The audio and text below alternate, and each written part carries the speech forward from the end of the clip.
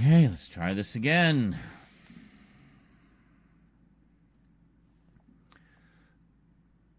Everything checks out on my end. So I don't know what is going on here. Let me see. Okay, let's try this again.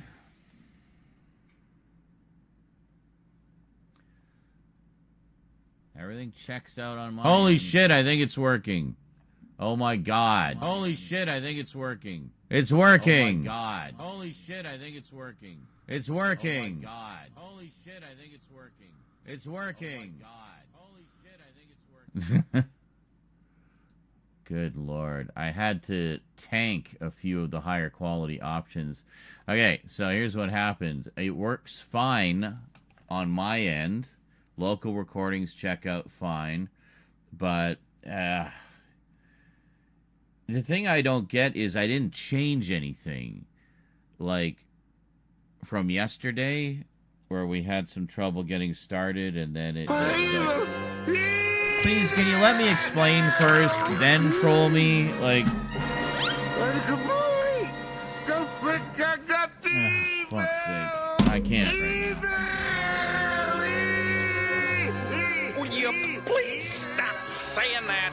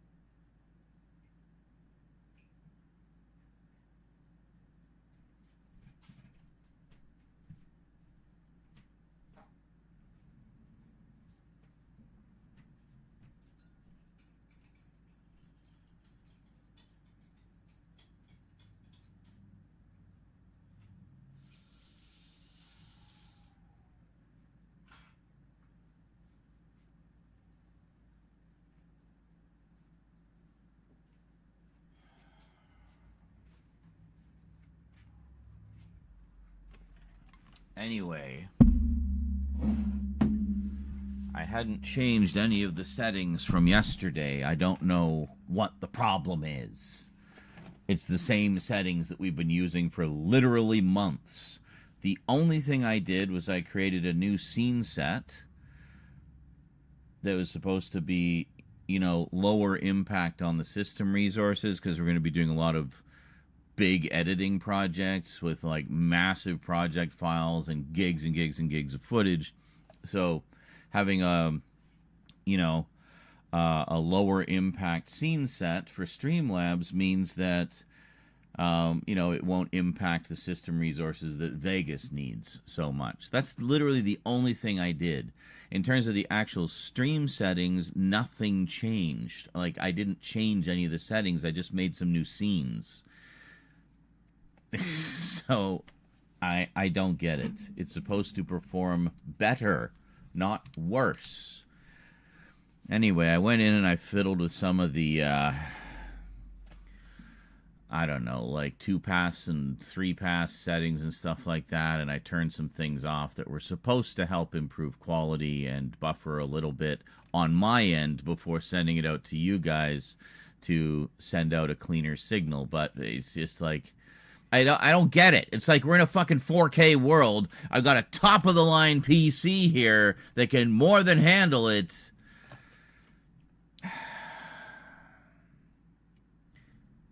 Can the rest of the fucking internet please catch up? Like, we've been in a 4K world. Yeah, apparently, yeah. It was, but yeah, when I'm coming out of like a techno rage thing like that, that's not the time to be trolling me. Like, just give me a minute to like just explain what happened to everybody. And then, you know, we get that out of the way. Troll all you like. But just, you know, let me just get that one thing out. Because I'm coming out of a very frustrating, angry place. And I just want to tell the damn story. You know, that's it. Anyway. Fucking technical problems. I hate them. They suck. Especially when it's like, again, just trying to battle the ADHD and be productive.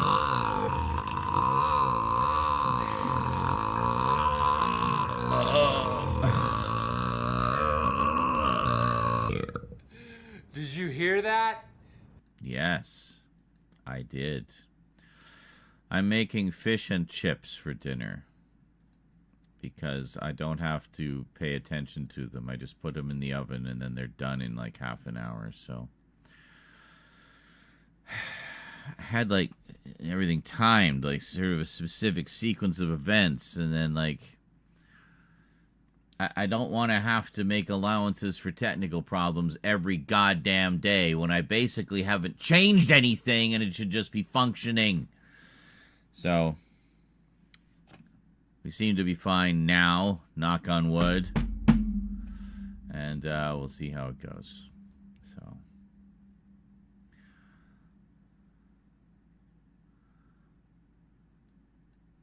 Want to have to make allowances for technical... Why did you come to the stream at the wrong time? I'm not raging at anybody in the room. I'm raging at the technical problems situation. You see. The situation. Well, let's get the links up for the 18th time. I'll just move over here. Anyway, we got the weeds.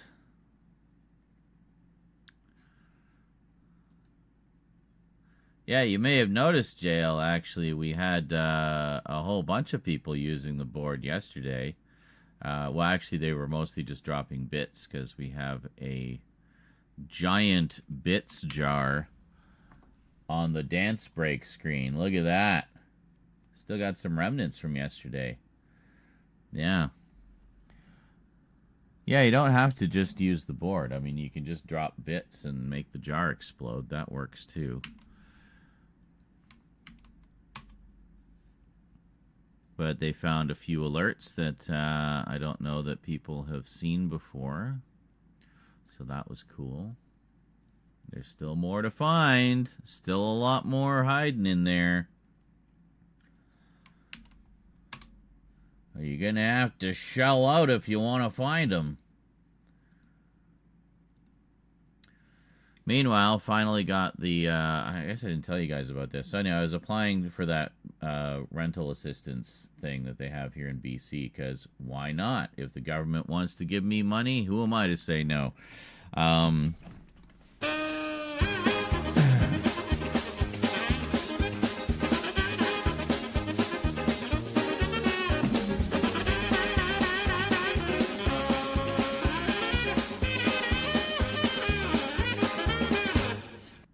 Thank you.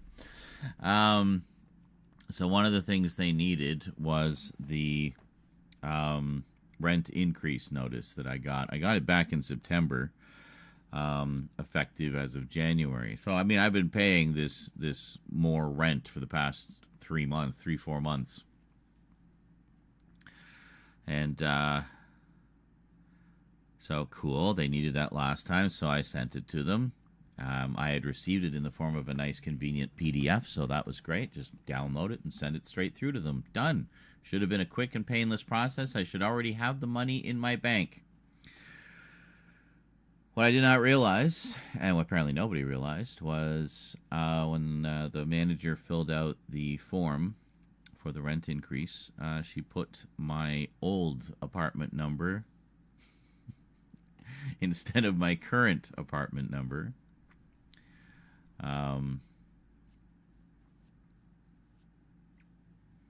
So they refused the application. So I needed to get it with the correct apartment number. So finally, after chasing them for a couple days, got the revised version and sent it through today. So hopefully, I wasn't wanting to wait on it because it's like if I get it done fast enough, I could have, the back pay from that in the bank by the end of the week, in theory.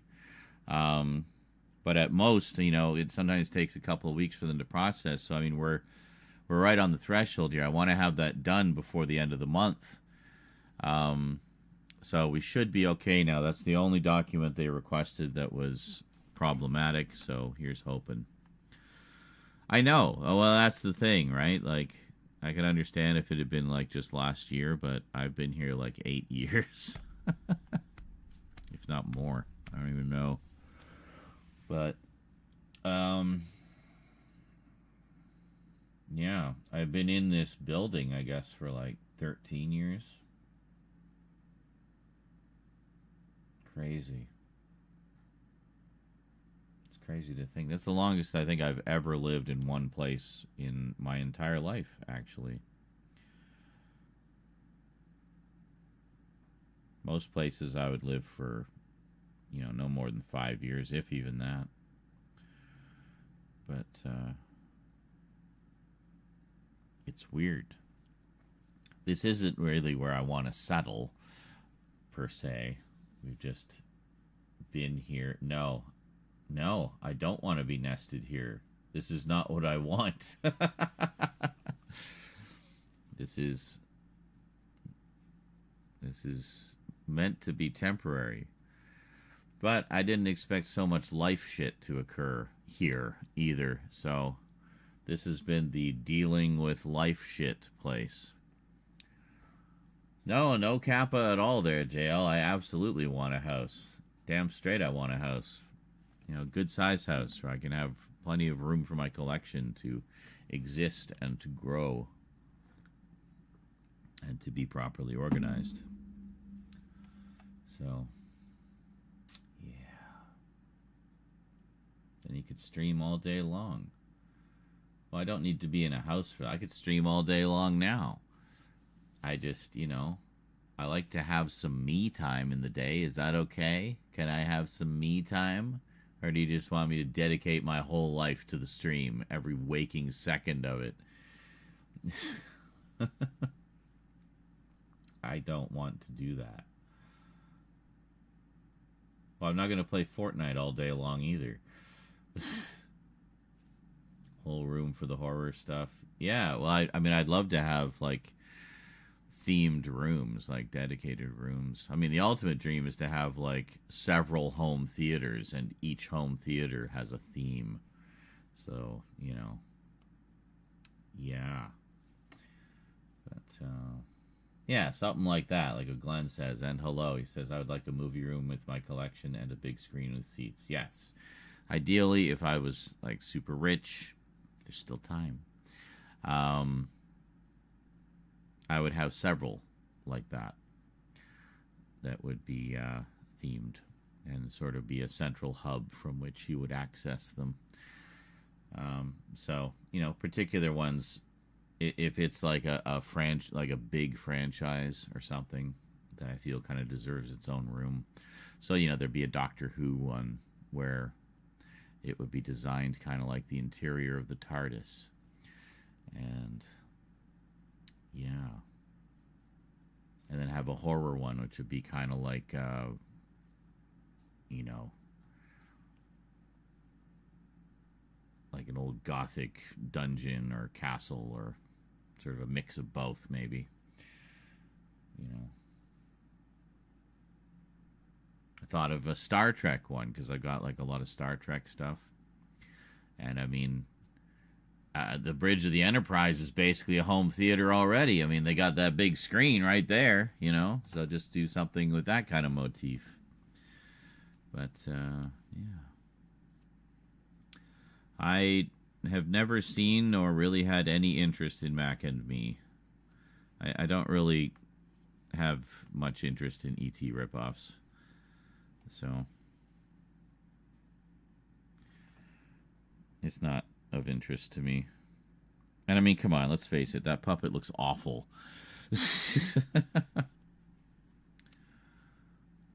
Or a command center, like Kevin Smith had in Live Free or Die Hard, like a command center basement kind of thing. Yeah. Yeah, something like that. I like what you've done with what you got. The setup looks nice. It probably looks better on camera. It's actually, it's very cramped, honestly. I don't have a lot of, I have to, I mean, you see whenever I set up for shooting, like it just, it's an obstacle course. Which is why I had to put everything away again after, just to keep the floor space clean. But, Jesus.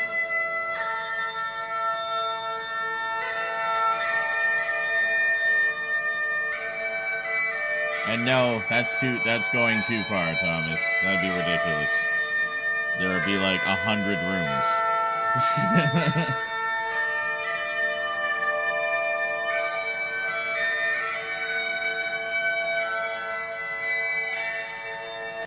Also, I don't have like enough from any one boutique label to justify giving it its own thing, you know. Yeah, no, that's too much. But then there would be just kind of a generic, basic, you know, home theater with stuff like that. I have not seen Ducking the Devil. Don't know that one. Oh, Daffy and sorry, I was thinking a movie.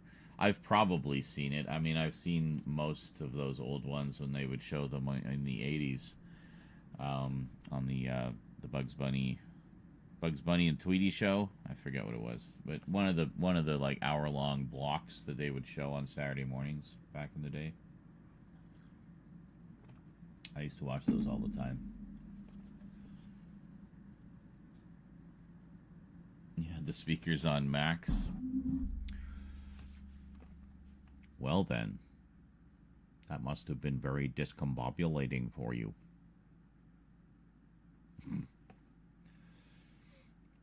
Taz may be docile to music, but he doesn't like bagpipes. Ah, that was the connection. Got you. He doesn't like bagpipes. Yeah, I have in one of the Platinum collections, it actually has the complete collection of all the original Tasmanian Devil cartoons. It has a bunch of them that are a bunch of things that are kind of themed by character. So it has like a section of all the Marvin the Martian ones, a section of all the Witch Hazel ones, all the Tortoise and Hare ones. It has a bunch of stuff like that. Looney Tunes Platinum Collection Volume 1. Yes, the like nice Digibook one. They did a whole bunch of excuse me, character themed collections where it just put all of them together. Speedy Gonzales, I think, got one, and what was it? That bandit guy that Speedy and I think Bugs dealt with a few times. Big tall guy with I'm thinking blue shirt, red hat, or no, blue shirt, black hat. Puffs his chest out. Has a pair of 6-shooters. I can't remember. Nasty Canasta. Thank you. Nasty Canasta. That's who it was. And Cecil Turtle, yeah. So I had a whole bunch of those on there. But that was great. I have to leave my speakers on max for your streams because the volume is very low. Is it, though? Because I show I'm almost in the red with all my sound. That's right, Beaky Buzzard and a flea. If I crank it any more, then we're in the red and we get noise. So I don't know what to tell you. I can't make it more louder without tanking the quality of the audio, basically. I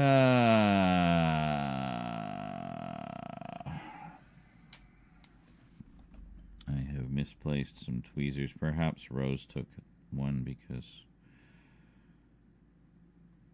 I couldn't find some of the tweezers, so I took the one from the bathroom, and then, yeah. Unbelievable. Oh, God. This guy says he's a Star Wars fan, but he doesn't even have the Ewok movies. Those are the best ones. How can you call yourself a real Star Wars fan if you don't have the original Ewok movies?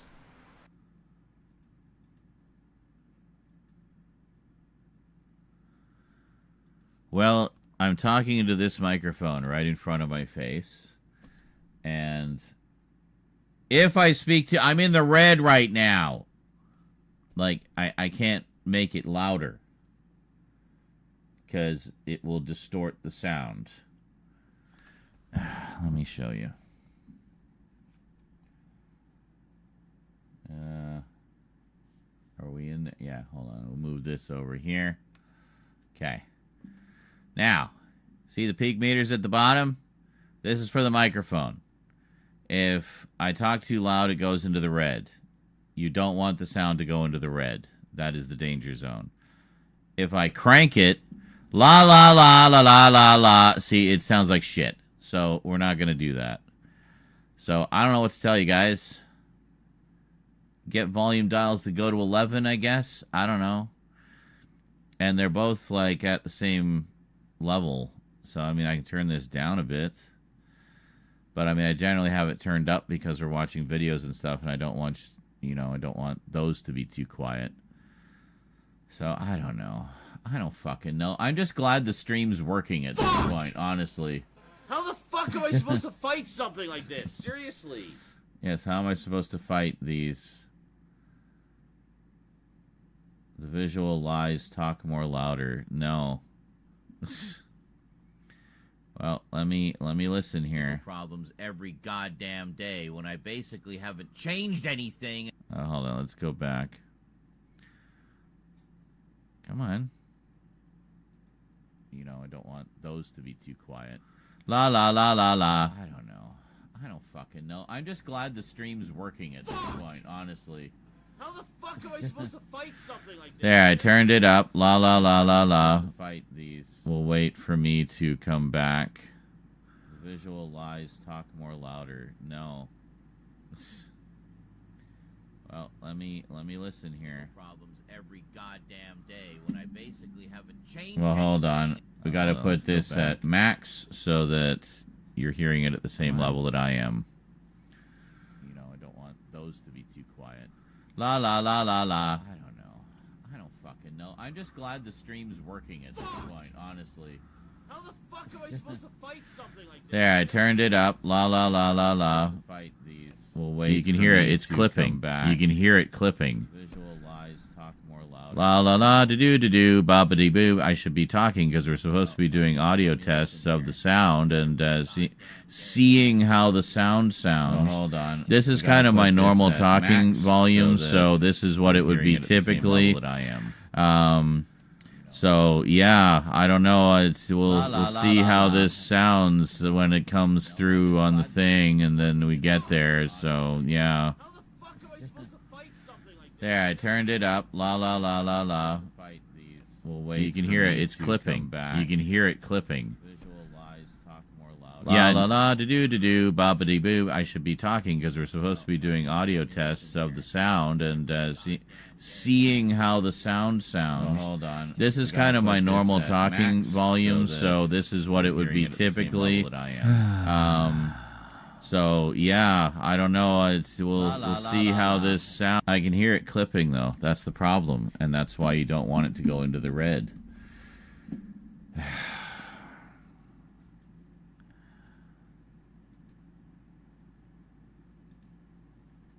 No. That is not what I wanted to go to at all. How was that even remotely volume controls? There. 85. Wah! I don't know why it like barely registers. It's like 85. If I put the actual microphone volume up too loud, then it gets really distorted. So, yeah, I don't know. Fuck it. Suffer. It's working. That's all that really matters at this stage. It's working. So, I'll turn the system sounds down a bit more. Come on. Come here. For fuck's sake, stop trying to guess where I want to put everything, Windows. Just let me put it where I want to put it. So anyway, cranked this. Turned this down. This is system audio. This is microphone. I don't know. I've never seemed to be able to find like the perfect spot for the sound. I don't know why. And I think it is partly Streamlabs' fault that peak meter isn't entirely accurate. Why did it shrink my chat window? All right. Are we all done with the technical problems now? Been battling with this for literally an hour. So, hopefully, we'll be okay. What are you I don't know what you're talking about, SWAT-DB. No offense, I consider Star Wars Holiday Special more popular than Incheon. Well, considering I've never even heard of Incheon, I would say yes. But I mean, the only reason it's more popular is because it's Star Wars and is notorious for its awfulness. But the Jerry Goldsmith score circulates healthier than the actual film. Sure.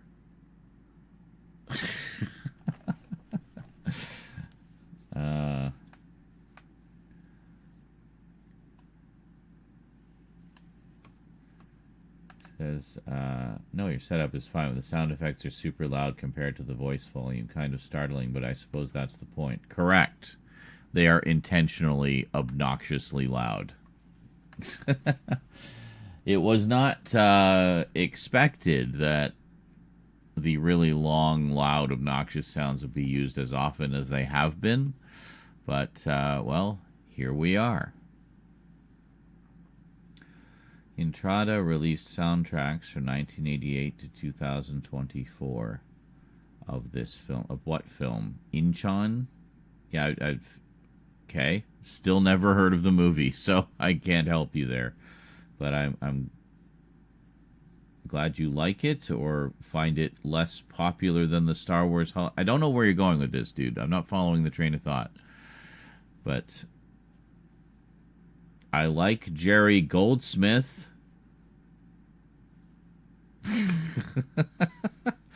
I'm not familiar with every single one of the 80 bajillion films that he scored, but I like Jerry Goldsmith. Did we do the links? Yeah, we did the links. Okay, I'm just going to go check out my food. I'll be right back. It's smelling good. I haven't had fish and chips in ages.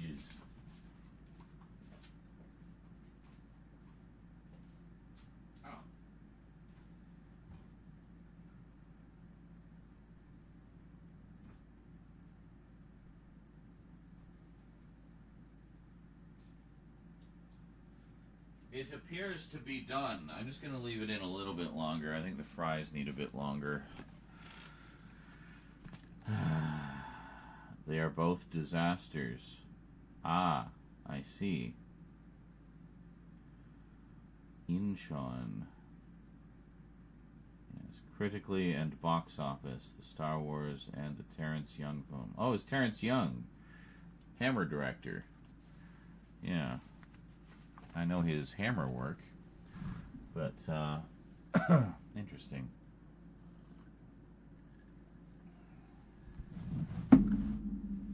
But yeah, I mean, a lot of films flopped at the box office. And I mean, to be fair, the Star Wars Holiday Special was not a film. It was a variety special on television, but, you know. But a lot of terrible movies by critical and box office standards are ones that I enjoy anyway. I find merit to them. What is this? I still can't donate to you. I don't know what I'm doing wrong, so I'll try to send you a super sticker. A what?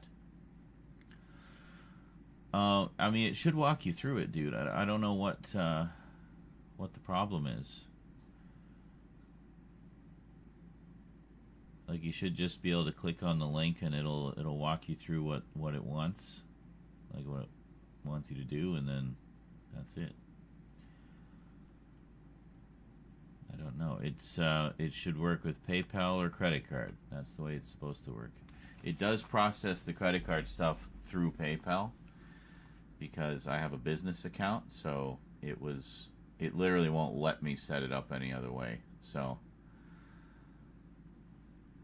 yeah, Incheon, like many films out there, have not released on home video. Okay. All we have is a censored TV presentation from the former TV channel name Good Life Network. I see. So, lost media insofar as it hasn't had a home media release, but presumably they still have the film masters in a vault somewhere. I don't know. Yeah, I'm just gonna take the fish out, but leave the fries in for a little longer.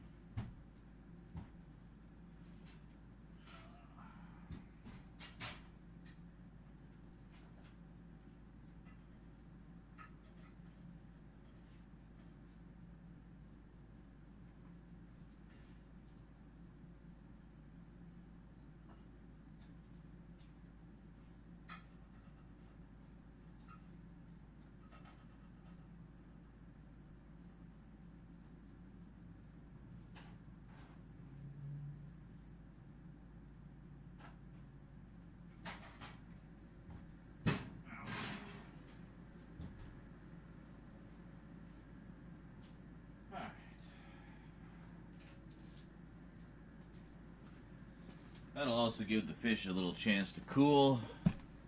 So fish is good, just waiting on the chips. Bruce Lee and other kung fu movies arrived. All the Bruce Lee ones have slipcovers, but none of the others do. I see. Well, that's the way it goes sometimes. I have plans to do a composer's original isolated score. I see. Okay then. Well, hope that goes well. The film was premiered May 4th, 1981, before MGM UA Entertainment distributed the short-lived general release in September 17th, 1982. Interesting. It's quite a delay. Is it like some kind of festival or limited engagement?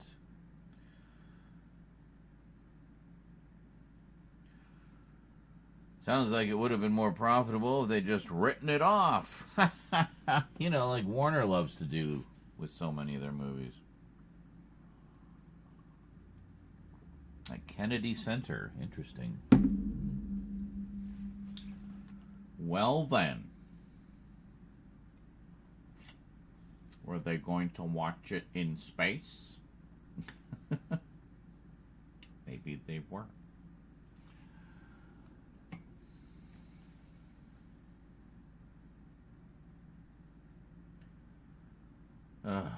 I'm just glad that the stream is functioning. Are there seriously only 3 people here? That can't be right. That cannot be right. Well, we got SWAT DB Overlord and Thomas over on Twitch. And I guess Glenn over on YouTube. Maybe there are only 3 people here. Where the fuck did everybody go? Anyway. I'm sure folks will dip in and out as we work on things. I'm going to go for a quick smoke. Let's get the clips going. The clips should be working now. What is it? The slip covers are really nice. Photos will be done later today. It's coming up to 4 a.m. I just couldn't get back to sleep, so came to the stream. Hey, no problem. I think all of us here enjoy a bit of insomnia from time to time. Where is the thing? Yeah. All right. Enjoy some clips. I will return shortly, possibly with fish and chips. Oh, yeah.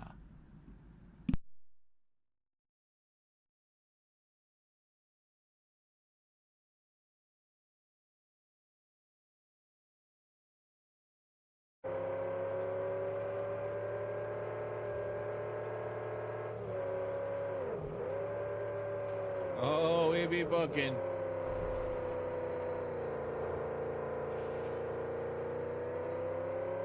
Some baddies over there, but we'll assume they have the good sense not to pursue us. We get even more speed. Oh, shit! Yep, right into a wall. Oh, we bounced to the top of the cliff. Perfect, that's exactly what I meant to do. So that I could then launch off of it again in epic fashion. Oh.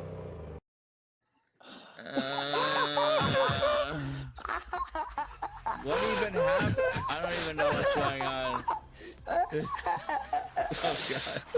What happened? Oh, my God. I have no idea either, guys. It's like, what is going on? Everybody's just lost their minds. I have no idea what's happening.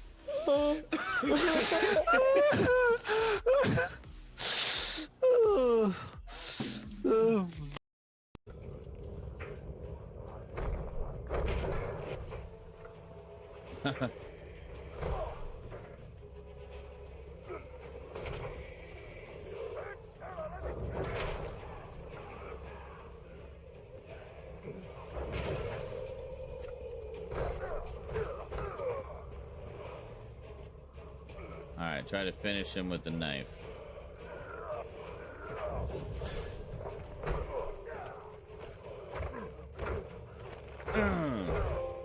Damn! There they are. Take down a top dog camp.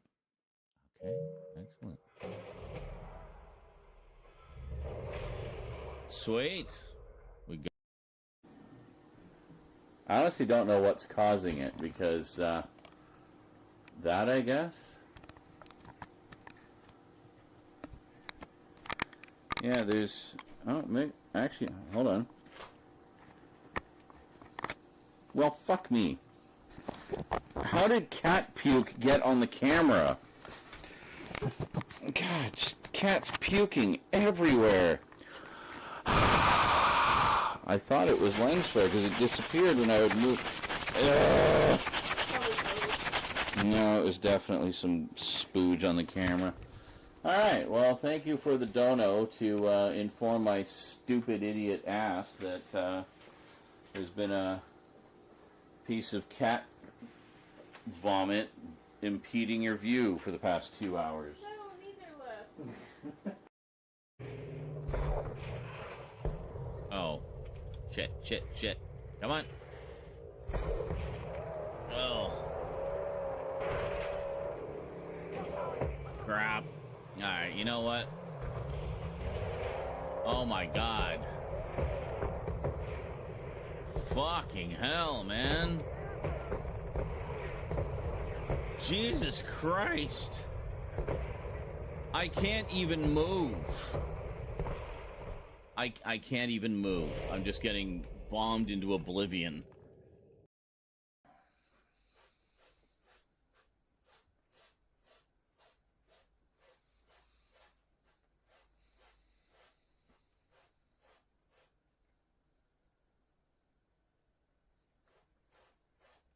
Church, knock it off, please.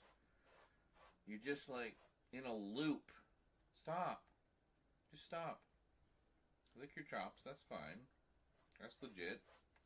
Licking the cone is stupid. It doesn't do anything! And then ebooks. Ebooks. Ebooks. Ebooks. No. I prefer physical books because I don't like having shelf space.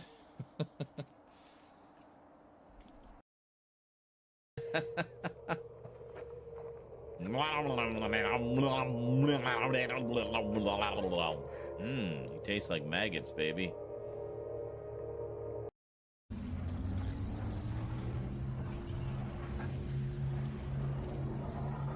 And I can drop down and grab some of that guy's loot. Come on. Yes! Proud daddy moment, folks.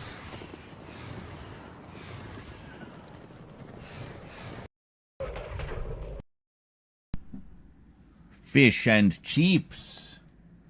Check it out.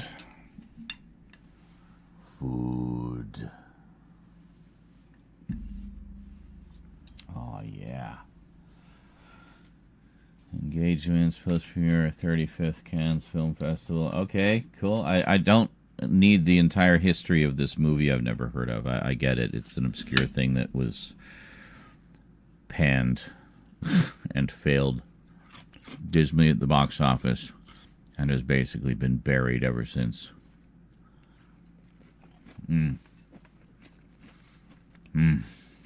Oh, yeah. This is what I needed. Ketchup, in case you're wondering.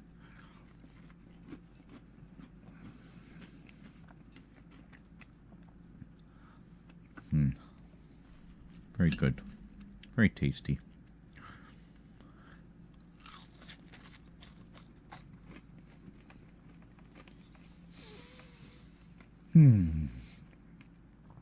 Running times. Okay, dude. I don't need all this information. It's cool.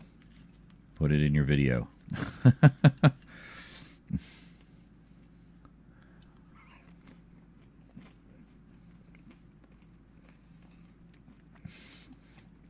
You rest your case? What? Oh, that you've presented all of your information. Okay, cool. Well,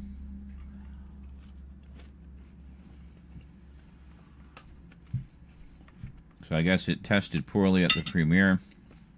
So they did some editing based on feedback. And it still sucked. And everyone hated it.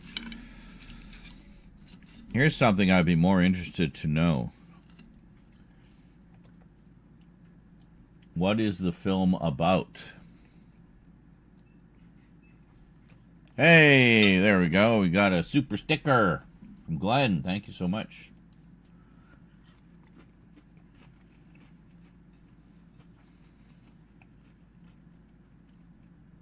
Literally a super sticker, which you can see. Little dude flying there. Can I make it bigger? No, not really. Anyway, thank you for that, Glenn. Appreciate that.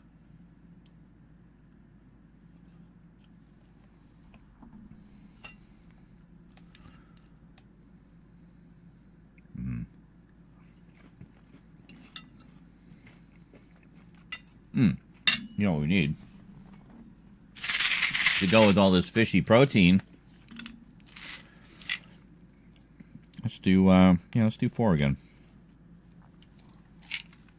4 seemed to put us in a good spot yesterday.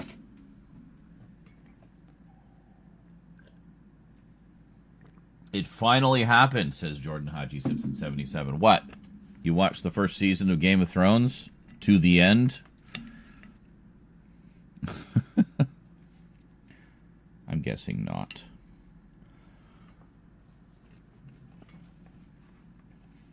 Oh, God. You found something worse than dystopia? Oh, no. Well, we have to know what it is. Dystopia, for those who don't know, was a miniseries on Netflix that was awful.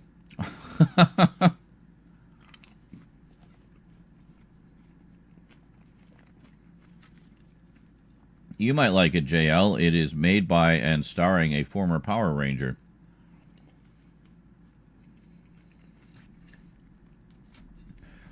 And features Michael Madsen collecting a paycheck with minimal effort required on his part.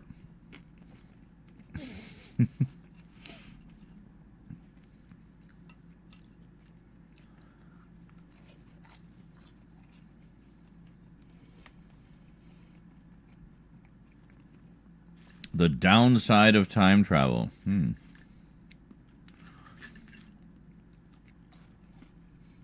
It's only 18 minutes. Wow.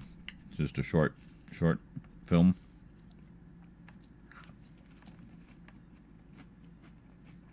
Two episodes. So is it 2 9-minute episodes or 2 18-minute episodes? So actually 36 minutes.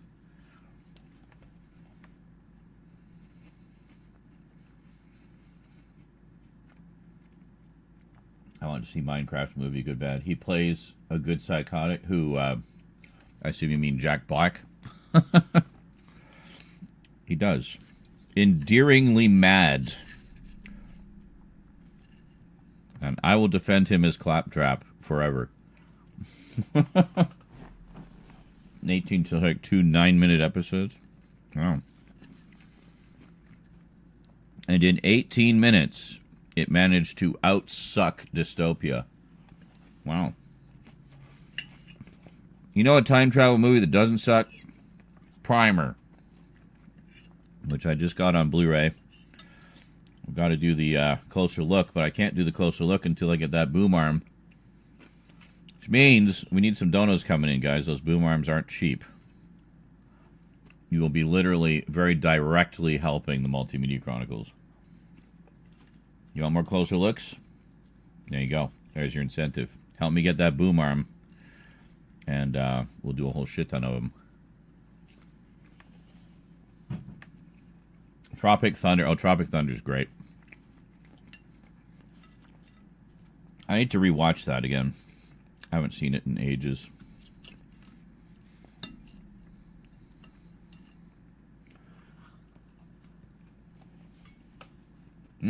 School of Rock. Classic.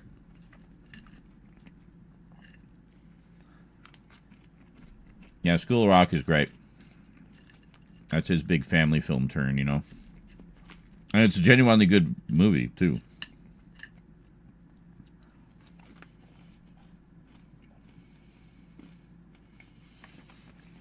The Time Machine. Yes, the original Time Machine is great, based on the H.G. Wells novel. I haven't seen that in ages. I love the design of the Time Machine, though. Very, like, steampunk.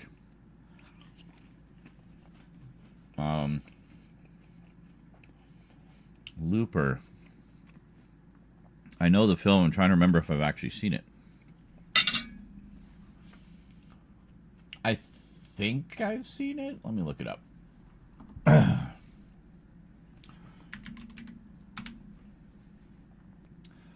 Another really good one that nobody ever talks about. Frequently asked questions about time travel. It's great. It's a British film.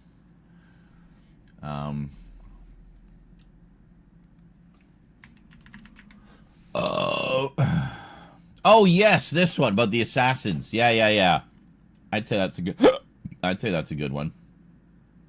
Yeah, I've definitely seen this one.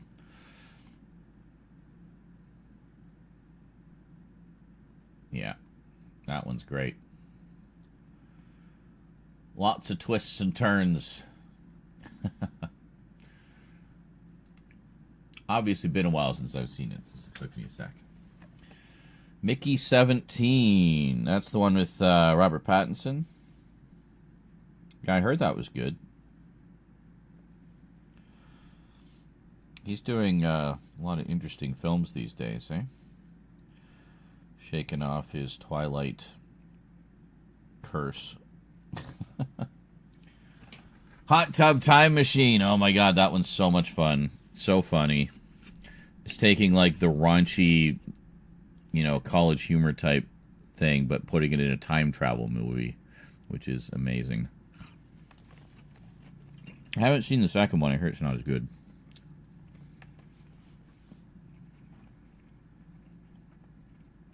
Oh, Bob Burns. Are you talking about the gorilla guy?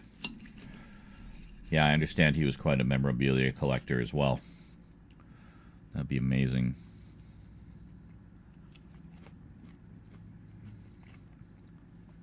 I always remember him as Tracy the Gorilla in the original Ghostbusters.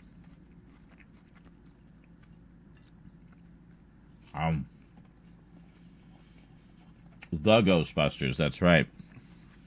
I think it's 2 words in that one. Ghostbusters. What's up, buddy? What?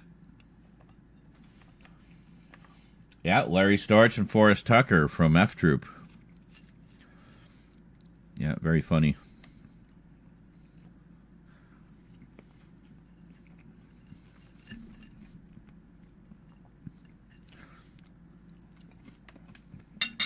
Oh, wait a minute. I think I know why Church is freaking out.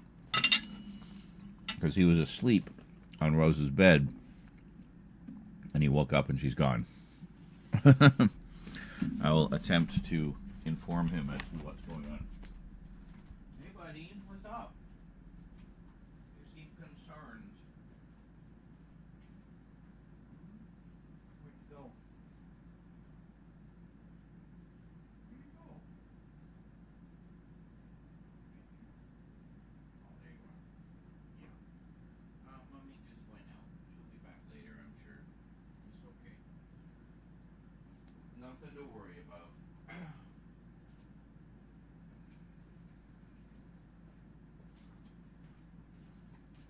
Well, I found him taking a dump.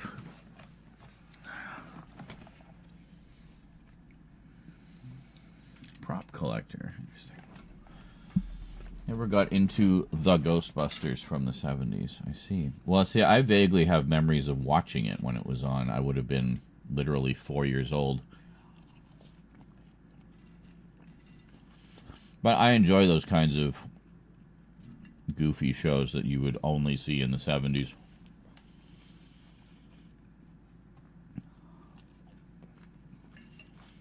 How much of it have you seen? I mean, there's not that many episodes. There's like, what, 15 episodes, I think? That DVD set that BCI put out goes for a pretty penny these days. I should actually rip those because I don't want to lose them. Also, some of the few Filmation stuff that was shot on video, like a lot of their live action stuff was, for which they actually still retain the original NTSC video masters. Oh, yeah, but to be fair, we watched one episode. You can't judge a show by one episode.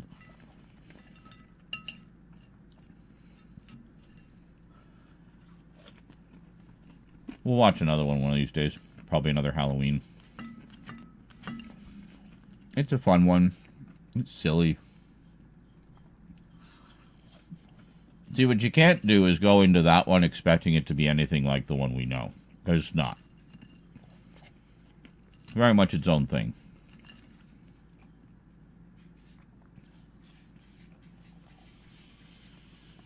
Yeah, it is impressive, especially since Hallmark went out of their way to destroy so many of the masters.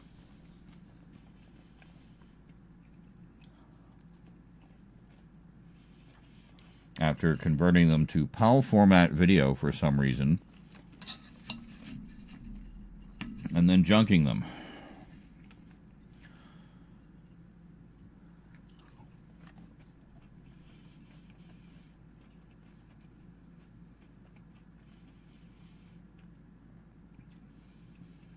Ha! Your film said the historian Leonard Maltin, yeah, the archivist Bob Burns, filmmaker Nick Redman. Interesting.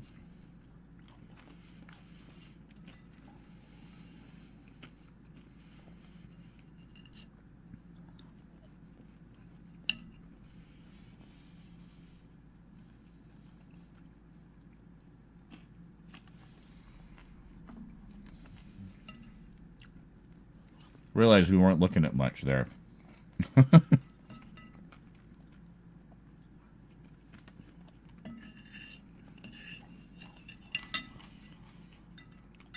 But yeah, it's very cool. You can definitely see the difference too. See, I remember watching Jason of Star Command when it was originally on. That was all shot on video. Which, sadly, they don't have the video masters. It's all deinterlaced now. Well, yeah, especially since like the stuff shot on video was NTSC. So, I mean, you gain nothing by putting it in PAL other than some PAL speed up. And I wouldn't call that a gain because it's, you know, it's not how it's supposed to be seen. And then all the other stuff was on film. 24 frames per second. So again, PAL speed up. So I don't know what the hell they were thinking. Like that was just such a stupid decision on their part. Very, like, not forward thinking at all.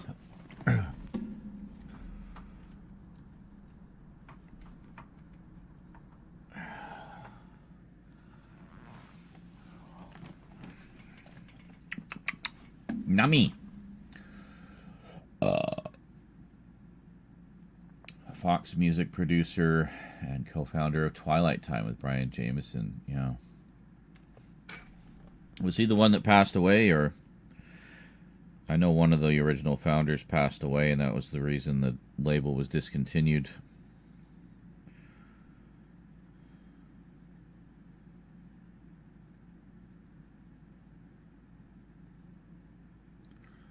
That was Nick, yeah. Yeah, I remember that. It was a shame. That was when that was right around the time I started to buy more stuff from them. Took advantage of some sales and yeah. Fortunately, a lot of the stuff that was in their library has since been re-released by other labels, so at least, you know, the movies are still available.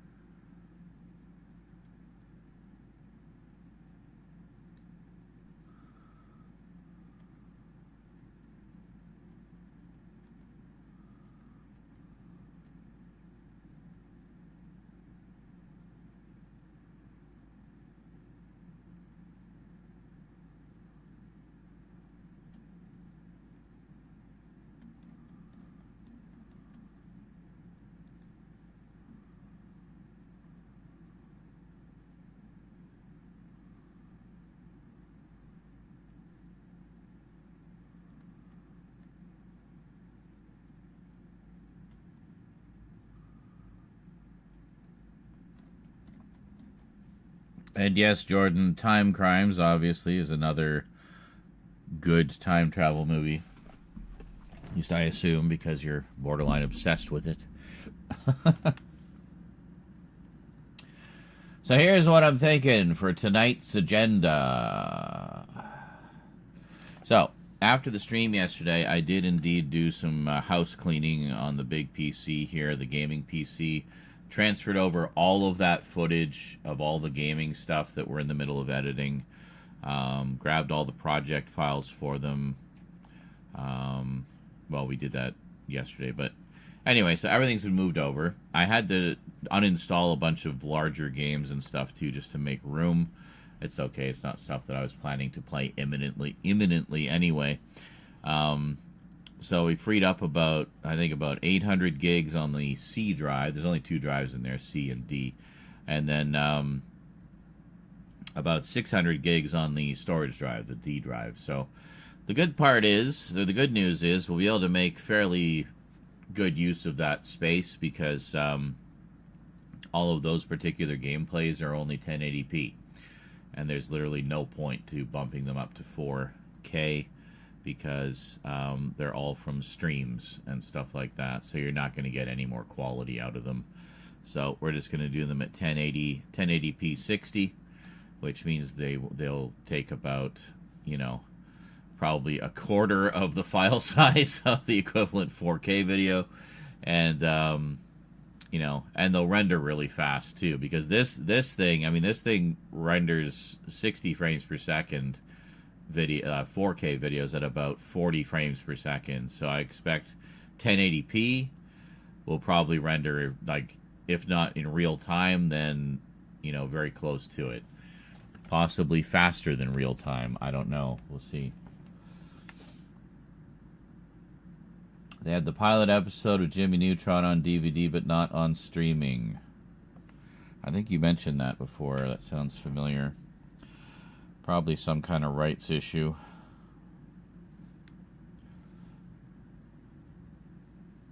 But I mean, if it's the pilot, isn't that like not technically a part of the series anyway? Because it's just like what they use to sell it. I thought Jimmy Neutron started with the movie. Because I remember the first time I remember hearing anything about Jimmy Neutron was... Yeah, that's what I thought. They did the movie and then they did the series. But the thing that was interesting about it to me at the time was it appeared that they were both done with the same 3D models. So there was no, like, difference in quality between them. So... Pilot episode is When Pants Attack. Gotcha. So that pilot probably got them greenlit for the movie then, maybe. I don't know. I don't know anything about the history of that show, other than the movie came out and then, yeah. Have you seen the audience's reaction to Steve saying chicken jockey? No. Although I understand it's become a huge meme, and even Jack Black himself has come out to say, like, hey, just calm down already. It's just Jack Black wearing a blue shirt. I know. The blue shirt of Steve.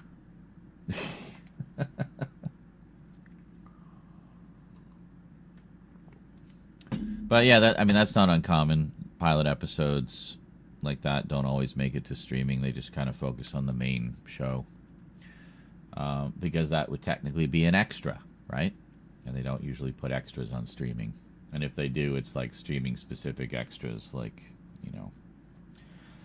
I don't know, some of the little roundtable discussions they did for, like, Stranger Things, for example, which are exclusive to the website. They're not on the Blu-rays. So, I guess in that case it's the other way around. They kept it on streaming and didn't put it on the physical releases. And they didn't finish the physical releases either. They did Blu-rays and 4Ks of the first 2 seasons and then stopped.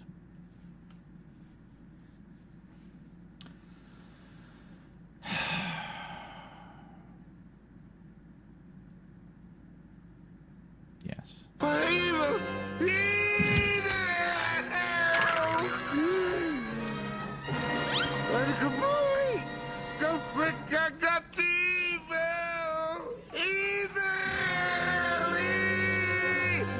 Will you please stop saying that?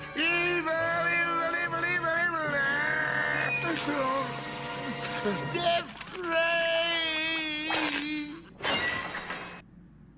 Yep.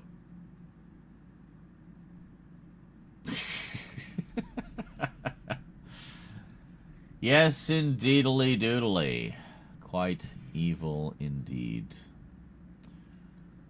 Denying us the content we are desirous of.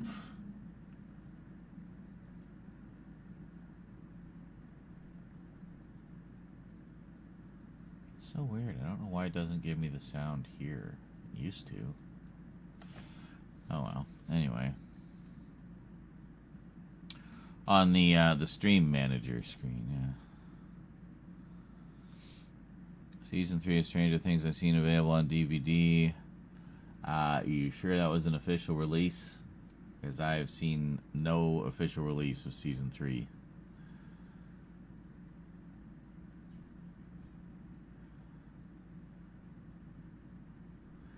Remember, a lot of bootleggers do sell things on Amazon.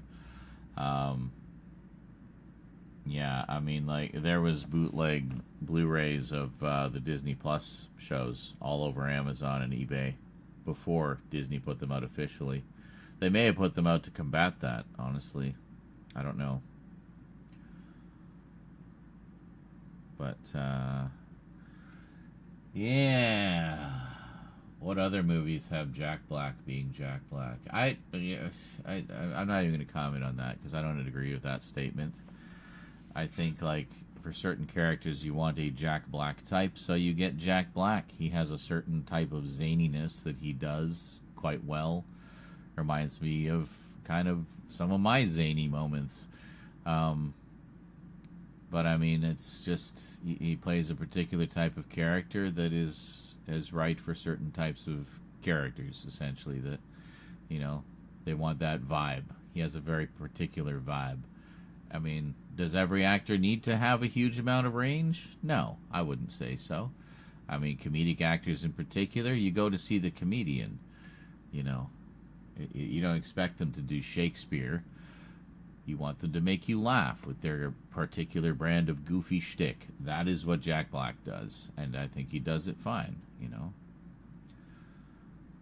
Was he in the... I've never seen the Neverending Story 3. I've only seen the first two, so... There you go. Home media investigation is my specialty since WB cartoons as a whole. Well, that's good. That could be very interesting to dive into.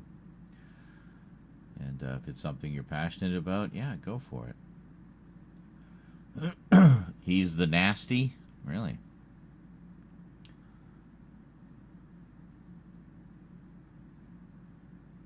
I wonder if that was before he did Tenacious D. Was he like a kid in that? No, he couldn't have. Well, no, yeah, I think he's around my age, actually, so whenever that came out, he would have been around my age. I actually saw Ryan Reynolds in one of his first roles recently. It was a TV series called The Odyssey, where a kid has a nasty fall and wakes up in a sort of dystopian parallel Earth where kids are running everything. And Ryan played like one of the sort of fascist bosses of one of the areas, and he was a pretty major a major villain actually for a good chunk of the latter part of the series, as I recall. But it was funny seeing him, like, A, so young, and B, playing the bad guy. You know? It's like, man, they didn't know what they had. But I would love to hear some behind the scenes stories about that. I bet he kept everybody in stitches. So he's in his 20s playing teenage. Well, I mean, that's kind of normal. We see that all the fucking time. I mean, look at the teenagers in the Friday the 13th movies. Half of them look like they've got, you know, they've been divorced 3 times and have a mortgage, you know, like, you just kind of go with the flow in that case. It's like, all right, yeah, they're totally teenagers. Or Revenge of the Nerds, like the most un-teenager-looking teenagers that ever teenagered. But you just kind of go with it. But just the facts, referring to Dragnet, yes. Picture and audio for streaming, digital and physical media. Just the facts. Yes. I actually just saw some of the original Dragnet for the first time ever very recently. I hadn't really watched much of it. It was the Color series that Jack Webb did with Harry Morgan.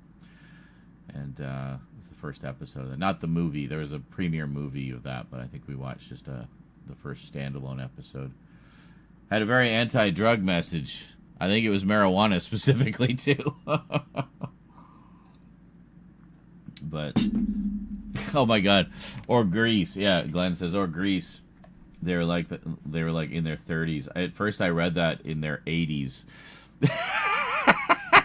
Oh, I hope I can work up the courage to ask Cecilia to the prom. Oh, it's just my emphysema. That's right. There was the radio show. Also, Jack Webb. That was very much his baby. But I've seen the movie that Dan Aykroyd and Tom Hanks did. I've seen that a few times. Theme music by The Art of Noise, one of my favorite groups in the 80s. It's like how every character that Ryan Reynolds plays is a PG version of Deadpool. Yeah. Did you ever see Once Upon a Deadpool, the PG-13 version of Deadpool 2? Or he did it like he basically recreated the Princess Bride, where he's, the granddad is played by Peter Falk, is talking to young Fred Savage, who's laid up in bed. And, so basically Deadpool kidnaps Fred Savage, like adult Fred Savage, and, duct tapes him to the bed, and then tells him the story of Deadpool 2 in Princess Bride fashion. It's very funny. Was Jack Webb in Get Smart? I don't think so, no. Generally, the stars that were being parodied didn't appear in the parodies back then. At least not in Get Smart. But some would show up as, to play a villain or something. Just to kind of be a bit of a sly wink, I guess. I remember Leonard Nimoy is actually in an early episode of Get Smart. Plays a Chaos agent. Yeah. But they generally, I think they tended to go for more comedic actors in that a lot of the time, rather than dramatic actors. They would have some dramatic actors for like the villains and stuff, but even the villains had to have a bit of zaniness to them. Siegfried, definitely the best one of the bunch. Love Siegfried. He's the perfect Moriarty to Get Smart. But seen Frog Goes to Dinner. That sounds really familiar. Frog Goes to Dinner. Composer Harry Manfredini has a guest role as a musician in a restaurant. A Mercer Mayer short film. Yeah, I know Mercer Mayer from What a Mess. Manfredini worked with him other than this one, just when Friday the 13th was mentioned. That's interesting because he's so well known for the Friday the 13th theme and scores. But it was... Yeah, by doing something, so comparatively family-friendly. And that would have been right in the middle of his Friday the 13th success, too, in 1985. Oh. You've never seen Get Smart? Oh, it's great. It's like, it was co-created and produced by Mel Brooks, if that tells you. But the whole thing is just basically a giant parody of like James Bond and the whole super spy genre, but it branches out and parodies a lot of other things that were popular at the time. Yeah, it's very good. Don Adams was like a master of physical comedy, and like it's just freaking hilarious sometimes. But yeah, I'll that's definitely one I'd like to screen. You know what I would love to do is it was Mel Brooks and Buck Henry, both madmen who vibed very well together creatively. But something I've always wanted to do, especially since I now have both Batman and Get Smart, is do something of a recreation of coming home from school. So every afternoon we take a Batman and Get Smart break at 4:30 and just watch that. So it would be an episode of Batman and then an episode of Get Smart every day, Monday through Friday. So, yeah. But I feel like I would very quickly become inconsistent of that. What was this? Duke Nukem 3D Episode 4 Mission 1 got me started with the intro. close to the end of the level with the doors. I don't remember. I don't think I got that far in Duke Nukem 3D. I mostly just played the shareware version, so I didn't get very far in it. Favorite Friday the 13th character, excluding Jason and Pamela. Oh, there's so many, honestly. I like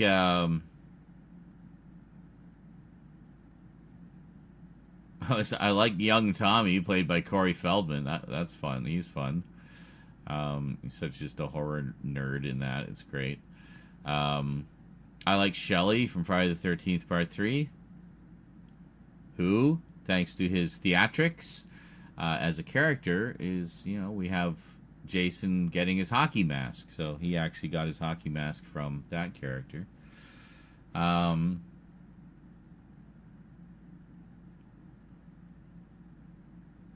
I don't know. I really like the hitchhiker girl. I forget her name. The hitchhiker girl in the first one, who is doesn't even make it to the camp. She just seemed so nice. I thought, oh yeah, she's final girl material, and then guess not.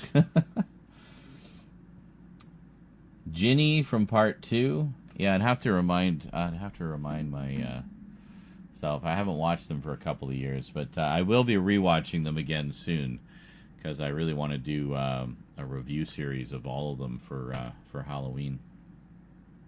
And yes, probably do the Halloween ones as well, which everyone's been waiting literally 10 years for now. Well, 9 technically, because the original was in 2016. I think 2016 was the last like really big Halloween I did. Maybe 2017 too. 2018 I tried, but that was when all the malarkey and kerfuffle and bullshit started. So it was kind of downhill from there. But well, it just means we got a lot of catching up to do. So no shortage of potential content for this Halloween. First victim of the killer in the original Friday the 13th. Yeah, I guess so, eh? Yeah. I like the Doom guy, the old man. You're doomed. Doomed. That place has a death curse. Yeah. But, yeah.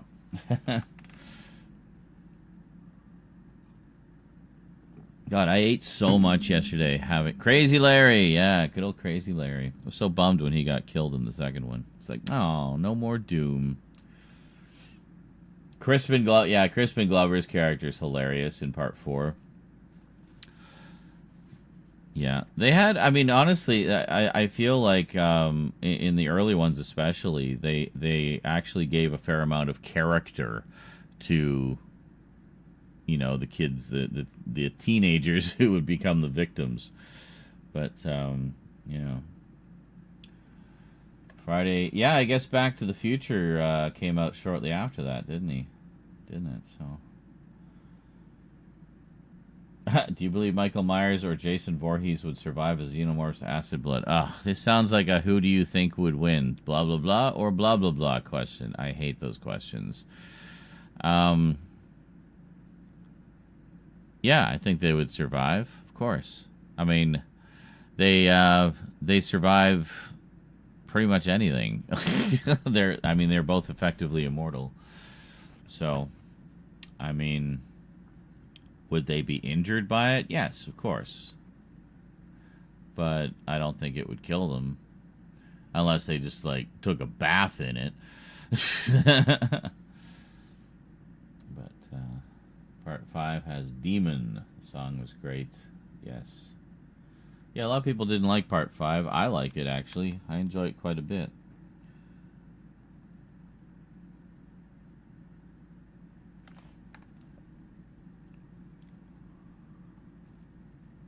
So, anyway, I was saying what the plan is for today. I was thinking do those insert shots from the Doors of Perception Sci-Fi Blu-ray update the other day. And then we got a few more pieces of that puzzle done. And then,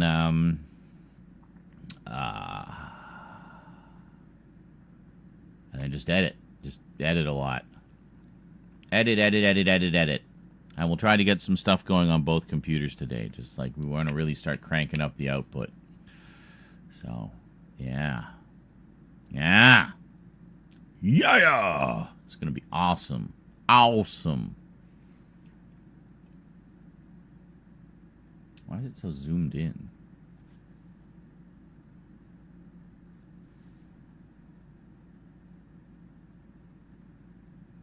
Is it just going to stay there now? How about if I stand up? Oh, was it in zoom mode before?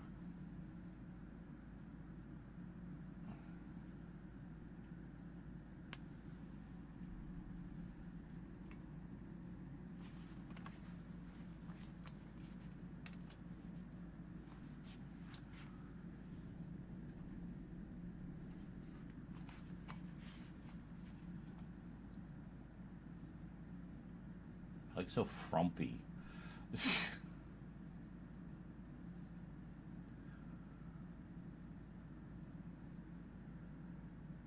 See, it hasn't moved, so I don't know which is zoom and which is zoom off.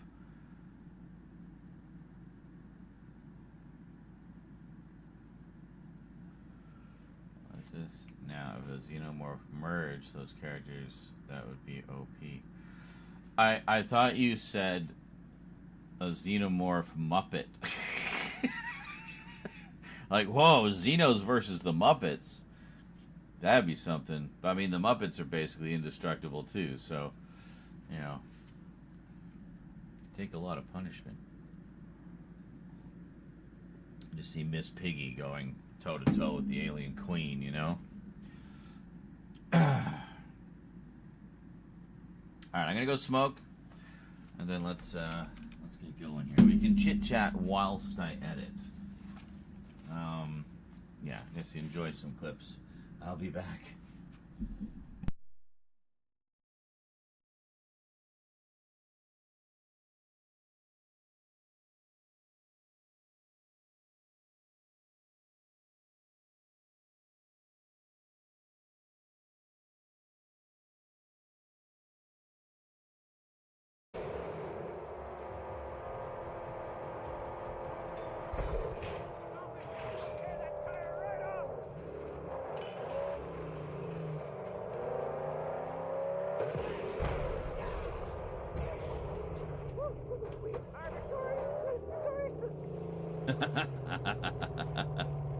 That was satisfying.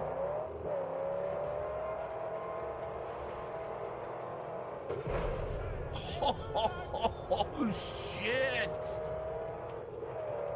Damn! That was spectacular. You got one? Oh, yeah! With 1 health! Oh my god, get some heals, get some heals. Holy shit. How did I do that? That was amazing. Oh, and so lucky where that storm ended. Shield, shield, right there.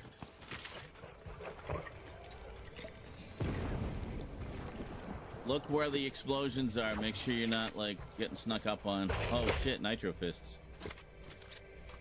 Rose might clutch this for us, folks. If you put your back to the storm, you can reboot me right now.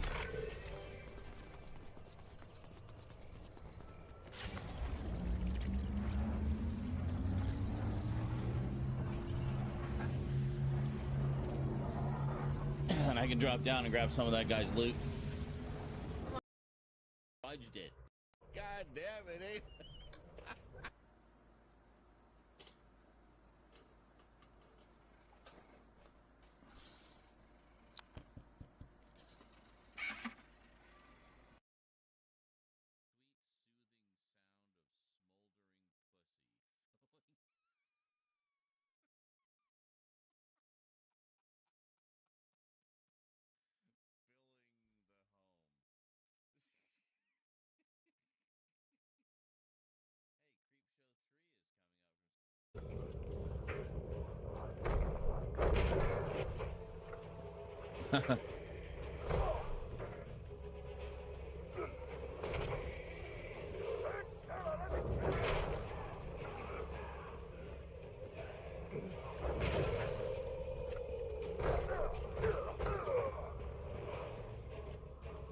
Alright, try to finish him with the knife.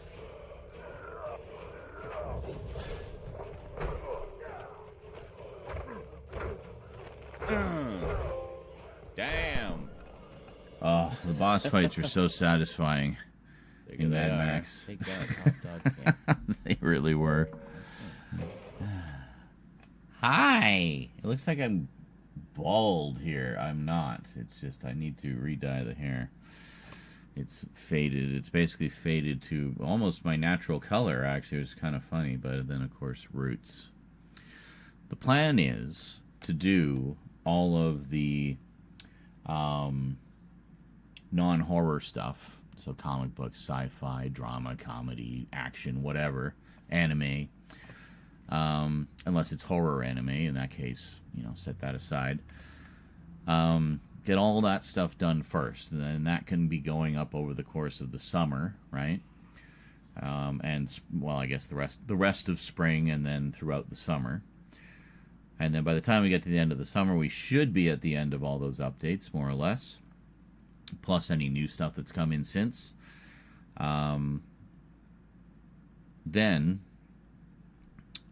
So basically filming all that now, doing it all now, so that it's good to go for the summer, right? So we have a few months in advance, right? And then that's when I'll re-dye the hair.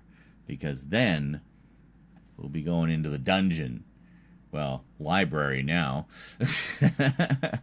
And doing all the horror updates and closer looks and stuff like that. Getting those all done. So when those are all up to date, we can start doing movie reviews. So, yeah. So I want to get all the updates and closer looks done, like, well in advance of Halloween season.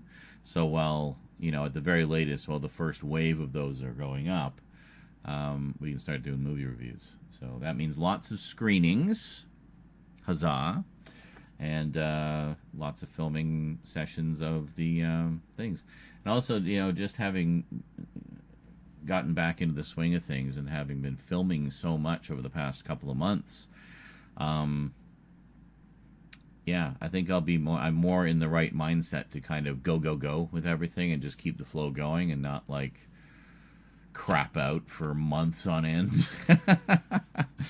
But the idea is also to have enough videos in reserve that if I do crap out for a month, the content doesn't die as a result. So, yes. And that's that. And thank you. Thank you for welcoming me back. And yes, that's very true, Freddy Fazbear says, every day is a spooky day for horror fans like me. True. True. Well, I definitely live my days spookily, even if I'm not watching horror movies that particular day. But, every day should be a little bit spooky. So, yeah, and everything's been moved over there. I ran the updates on Vegas earlier today. It occurred to me, I was like, oh shit, I got to update that Vegas as well, because it's also got Vegas 22 on it.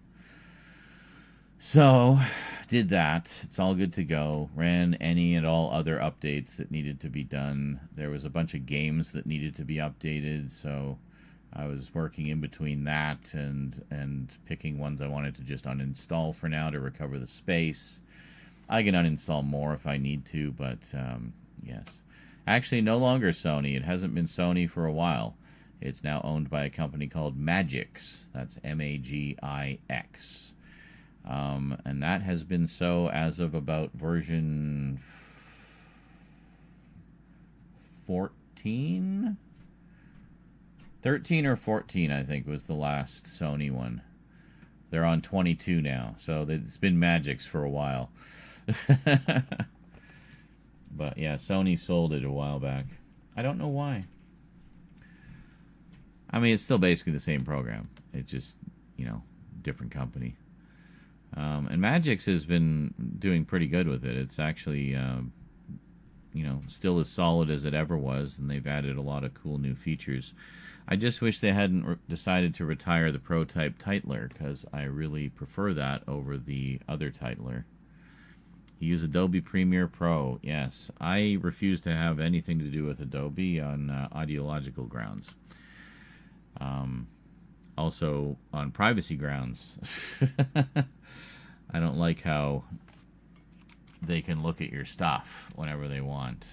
And, there was some big kerfuffle about having some kind of license to anything created on their software. No, why would I use Audition? I'll show you what I use. I use what Audition used to be when Centrillium created Cool Edit Pro. And that is it. This is what I use. I've been using this for literally... When did it come out? About...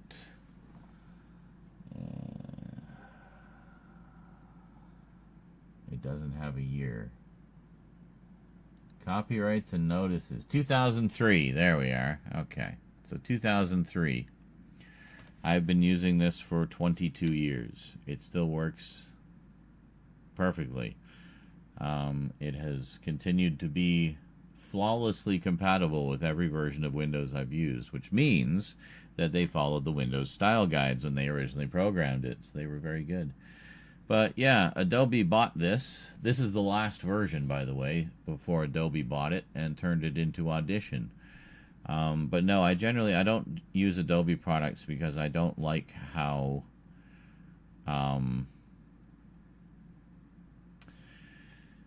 like everything wants to be integrated with each other. Like, it's hard to describe. I like Cool Edit because Cool Edit is a nice, fast, lightweight audio recording and editing program, and it does everything I need. Honestly, I don't do a lot of advanced stuff with audio. I do some fairly basic shit. Might add some reverb or something. But I like that. Yeah, I guess restrictive would be kind of a word that might apply. I don't like how proprietary everything is. Like, I did try Premiere a while ago, and I just found it was very non-intuitive, and I just got frustrated trying to deal with the learning curve of it. I feel like a good nonlinear editing program, you should be able to just fire it up and start doing some basic editing right from the moment go. And I felt like Adobe Premiere was just not conducive to that. Obviously, if you've used it for a while, you know how it works. You can get in that headspace, and it's not a problem. I just didn't have the patience for that. I wanted to get down to some editing. So I was going from ULEAD Video Studio, which was a very easy to use, intuitive, commercial grade, like consumer level rather, editing program. But it worked pretty well, and I learned a lot about nonlinear editing on that, using it as my main system for a long time. And then after that, I upgraded to Vegas Pro. And Vegas Pro I found lacked some of the, one-click functionality for effects and stuff. You had to fiddle with things a little more. But I quickly realized that, but it gives you a lot more direct control over everything. And the other thing was, I just found it really intuitive. Like, moving from ULEAD over to Vegas wasn't that big of a leap. The difference was Vegas has a much more robust layout and just lets you do more. Infinite video and audio tracks, for example. So, yeah, it seemed like a better, just an easier transition for me, and I've been using it ever since. So, Cool Edit, can it do FLAC? That's a good question. I don't know if FLAC even existed when it came out. I must have a FLAC something. Oh, wait a minute. I think Cyberpunk soundtrack has a FLAC version.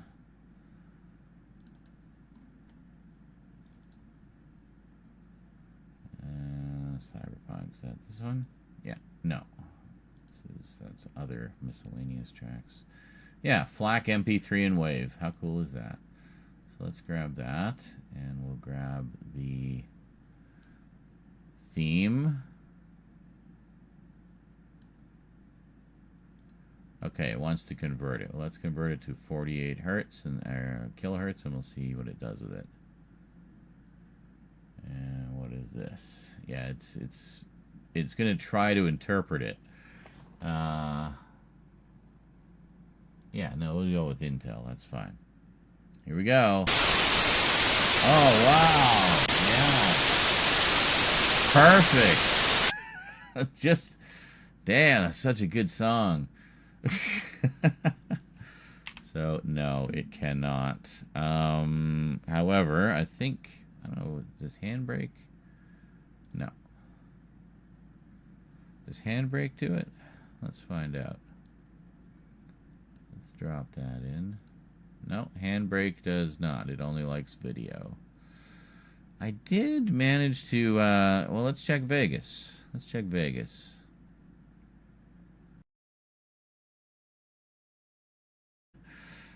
Oh, I bet that sounded great with your high volume setup there, eh, Glenn? Sorry about that.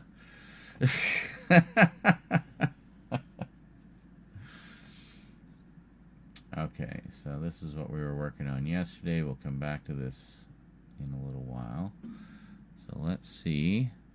Does Vegas recognize FLAC files? Bam! Look at that. Just drag and drop, baby. There it is.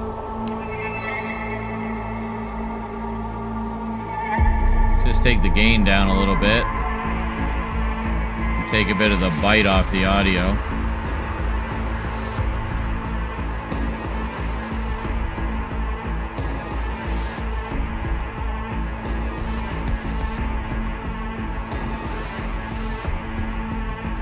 Hopefully this tune makes up for it.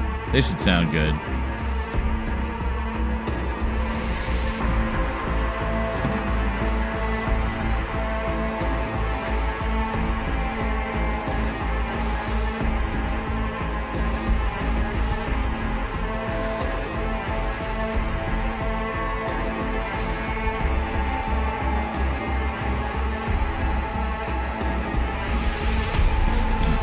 Oh, hey, my light's on.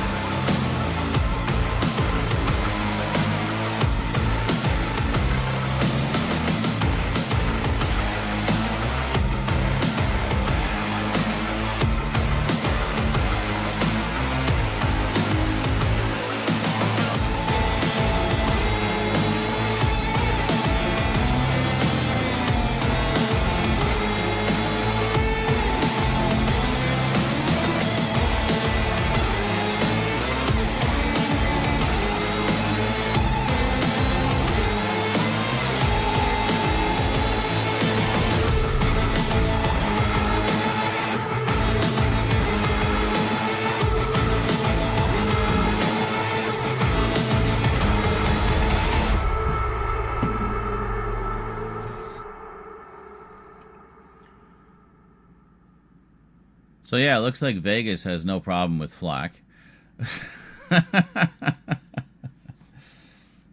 Nice editing tool selection. A lot of it is default, but if I bring if we bring in the project file we were working on,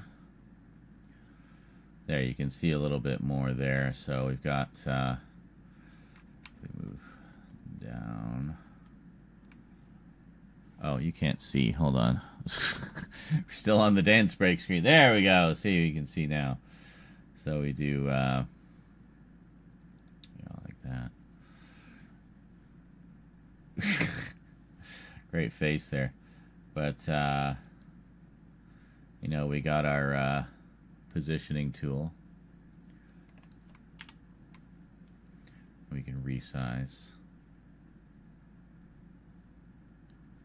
Drag it around wherever. This is how I used to do gameplays. I'd resize it and put my reaction cam up in the corner or whatever, you know.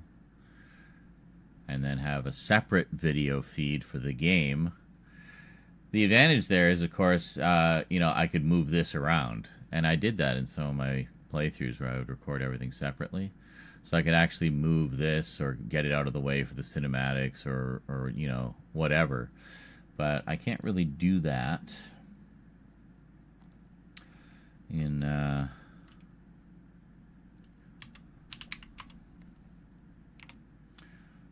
live stream so much, because you basically have to have the camera burned in. Actually, I think there is a way Streamlabs can record separately. I don't know how, though. I don't know. Where are we putting this? Yeah, just in the middle.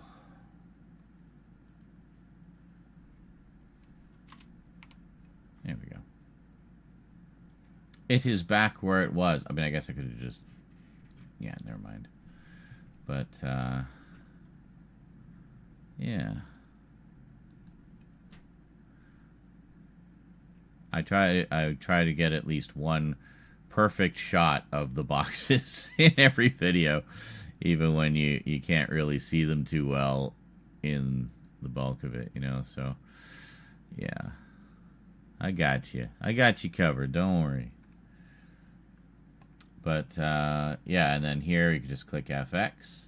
We want to apply some kind of effect to the entire track. So for example, something like film grain or film effects. Do film effects maybe. So we'll do that, and it'll bring up the controls for that. So let's see, we want some grain. Yeah, let's make it really grainy. And tint we don't need. Dust. Yeah, you know, we want a lot of dust. Let's put it around 20. And then flicker. Just a little bit. We don't need a lot of that. Hair. Oh yeah, make it hairy. Just like someone's beard just exploded into the projector.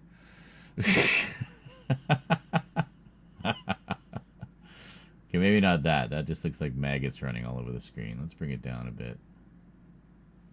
Yeah, that's not too bad. And then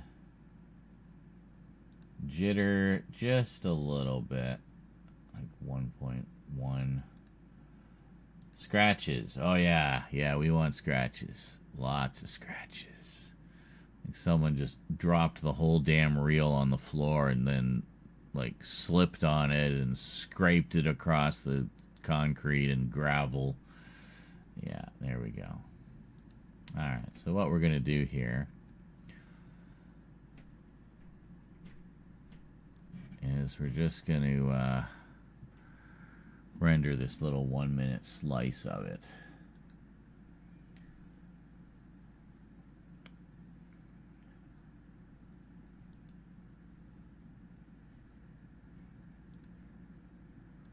Loop region only. I think we want this one, and we should have 4K YouTube, so that's all like maxed out settings. Let's see, we want to put this. We'll put this. Yeah, we'll just put it in temp render. That's fine. Where is it? Here it is.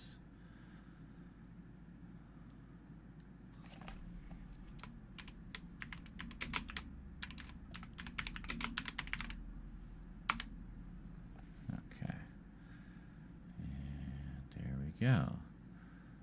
So let's go.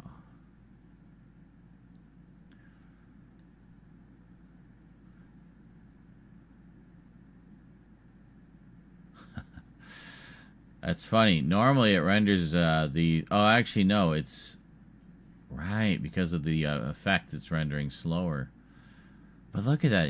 It's still averaging 15 frames per second with all those film effects, like all those particle effects and stuff. Like, we loaded it up with those particle effects.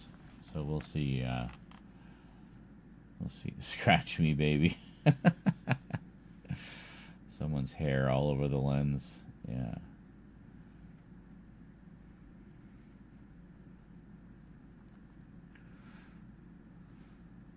So the density of these particles will be a test of the bit rate for sure. Well, the nice thing is, if I want to make it look like a grainy 70s or 80s grindhouse movie, then I can, you know, and I love that. That's one reason is I want to get past all these sort of basic ass updates and stuff, because the horror stuff is where I really like to get creative, like with the effects, and we got these new lights. I want to start properly playing around with them, and you know, we got so many new props over there that I can't wait to. I still haven't figured out how exactly I'm going to use them, but we'll have some fun with that. But yeah, the drive-in look, exactly. Yeah, that scratchy old print that's been through the projector 100 times and dropped on the floor 20 of those times. You know. If I really wanted to be industrious, I would like occasionally put a bad splice in there somewhere where it like cuts out a half a second or something. Hey, Travis. Oh, pretty good, pretty good. We've been just kind of shooting the shit while I've been getting things up and running here a little bit. But we're about to start working.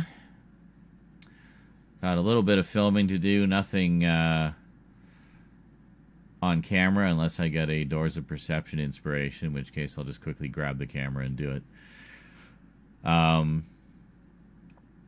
Just some insert shots from the, well, ironically, the Doors of Perception Blu-ray update we did the other day. So I can only add footage to that when I'm completely high out of my mind. That's right. I guess that's the rule. Even insert shots for Doors of Perception videos must be done while high.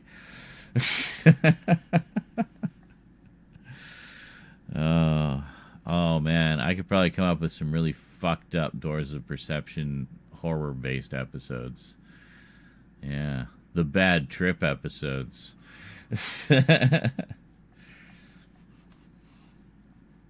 Yeah, this is going really fast. Like, this is actually pretty impressive. Only like 7% CPU usage, more like 2. Yeah, this is doing all the rendering through the GPU. So it actually isn't really impacting the CPU at all, as you can see. It's interesting. You really get an idea of the kind of performance this machine gives when you see this sort of rendering data in real time, you know. You see how much the GPU takes the load off the CPU? Look at that CPU usage. It's like barely even registering. That's crazy. But if I had this set on CPU, that'd be basically at 100% right now. That's the difference. So one of the ideas is to, oh, look at that. Like, it looks like oversaturated in a way. I didn't touch the saturation, by the way. That's just the film effect sort of created that.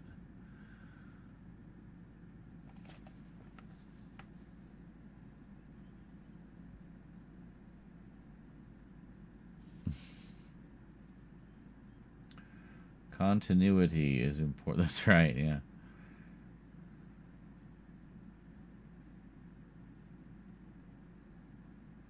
Oh, damn, Travis. I'm sorry to hear that, dude. Yeah, I mean, it's alright. You gotta take those mental health days, you know? It's important. Especially when things are chaotic in just your normal day-to-day life, you know? You gotta take care of you. Alright, let's take a look at this. And we'll see how it looks. Where the hell did I put it? Here? No. Here, I think. Yes. Temp, render, slow motion, the movie.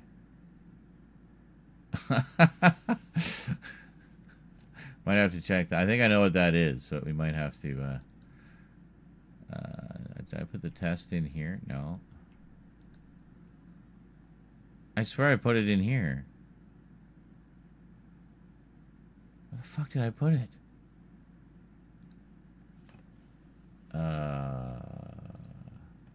Wait, it should still have the same directory. H temp render. Uh-huh. Isn't that where we are?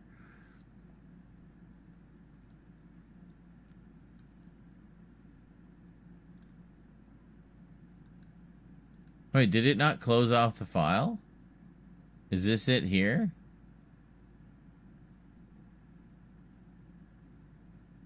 No, that's from December 26th, 2024.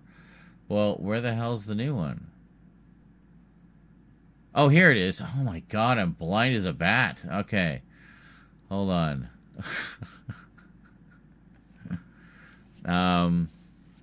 Yeah, we'll open it with VLC. It's always nice when you get the low numbers. I mean, it really doesn't mean anything. It's like all part of the same print run anyway.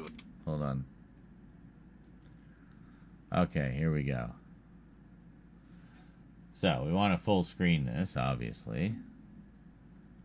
And there we go. So, I don't know how well this will come through, but you should kind of get the idea. It's always nice when you get the low numbers. I mean, it really doesn't mean anything. It's like all part of the same print run anyway. It's like, oh, mine came off the assembly line. Seeing better quality. You gonna play the fucking video? Hold on. Let's do it in Media Player Classic. It's always nice. Okay. There. Here we go. You get the low numbers. I mean, it really doesn't mean anything. It's like all part of the same print run anyway. It's like, oh, mine came off the assembly line a little before yours. Ooh. Anyway, it's just really cool to have this back in the collection and in, I'm guessing, better quality than it's ever been before.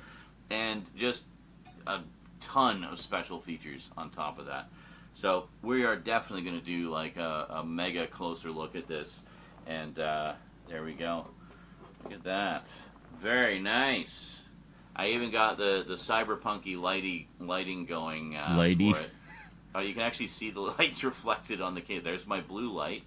There's my pink light. Wow, the detail is so fine. Like, I'm seeing the scratches, but I'm barely seeing anything white else. Light if you want to see them. Oh, a little better. bit. Yeah, I can see a little bit of the dust. Close your eyes. Ah. Okay, now you can see a little more clearly, so actually. Not moody anymore. Well, anyway, you got a bit of a better idea. Oh, it's green. I didn't even know what color. There we go. So that's the one we edited yesterday. All right, yeah. So I guess I feel like it looks way chonkier here. Like, I feel this is misrepresenting what we got. Like, it was really hard to see the effect there, but anyway. But you get the idea. You can do all kinds of fun stuff with it, and it's pretty easy to. It's more intuitive than Adobe. That was literally the whole point of all of this. So this, I've recently filled and updated my WordPad regarding WB cartoons in HD on Macs and not on physical HD. Very nice. The WB cartoons got purged on US and Canadian part on March 16th of 2025. Lucky I was able to update my document due to the fact I switched to the Latin American Brazil part of Max. Oh, yes. Thank God for VPNs, eh? Oh, yeah, I love it's green. It's true, because it was an unboxing, right? And I did the whole unboxing in that light, that colored light. So I literally hadn't seen any of them in their actual colors. Because, yeah, it was crazy. Because especially, like, that particular light, it, where is it here? Yeah, like, it just, it wipes it out. Like, you can't even tell what color it is, you know? So, anyway, we want to take this film effect off. Bam, back to normal. It's been DNR'd. Anyway, thank God. Oh, thank you for the Vegas and Cool Edit Pro demos. Yeah, it's really great. I mean, I've this has been kind of my main tools for a while. Like with Cool Edit Pro, I mean, it does a whole bunch of different things, like amplify. You get a whole bunch of delay effects, filters, noise reduction to just clean up audio. You can even do like brainwave synchronizers and stuff and white noise generators and things like that. It's pretty cool. Haha, I get it. And some kind of DirectX effects. I don't think these are VST plugins. Yes. Okay. I don't know what I just did, but I'm sure it was something cool. Yes. And that's pretty much it. I mean, then you get timing and pitch controls and stuff like that. And then beyond that, you can generate silence or various noise or tones. You can do different. You can analyze your waves different ways. Yeah, and just a bunch of other little things. But I mainly use it to just do basic recording and editing. I do all my voiceovers with it and stuff too. It's really quite handy, and it can save out in WAV and MP3. So there you go. But clearly does not know what to do with FLAC, but that's okay. Vegas understands FLAC, so we're good there. I knew something in my usual production chain understood FLAC, like for processing, not just for listening. But yeah. Version of Cool Edit is, I believe it's 2.1. Yeah, 2.1. Cool Edit Pro version 2.1 from Centrillium. Such a cool new agey name for a software company. Centrillium. So I guess what would have been the big Windows at the time? 2003. Would it have been XP? Oh no, it would have been Vista. Ugh.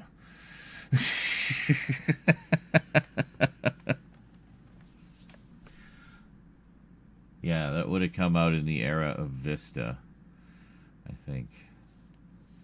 But then along came XP, and all was good and well with the world again. Yeah, the one I had, 2.1, was actually a patch that went on top of 2.0. So the one I have, when I need to reinstall it, I have to install 2.0 first, and then get that fully up and running, and then I have to install 2.1 on top of it before registering it, or I forget. It's like a specific process, but then it works. And it's worked perfectly since 2003, like literally since I got it. So pretty cool.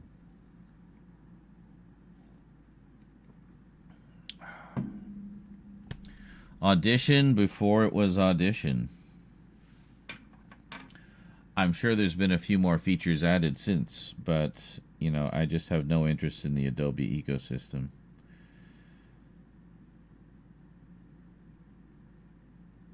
The funny thing is like, Vegas and Cool Edit can actually talk to each other. Like, how neat is that? So if we do this,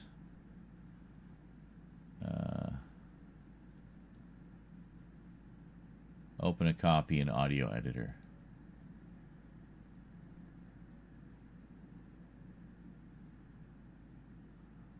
Okay. I just have to make sure they can, do I need it open first? Hold on a second.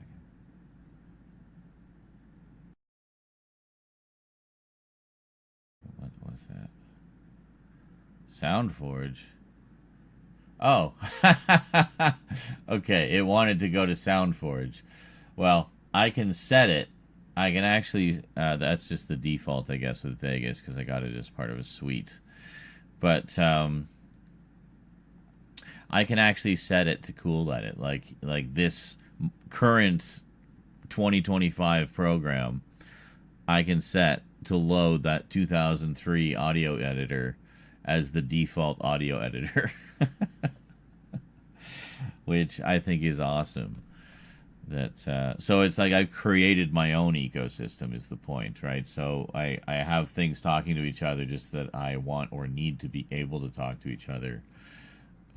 Like in this case, if I wanted to pull the audio out of that and do some editing and cool edit or some apply an effect or whatever, I could do that. I've done that many times before.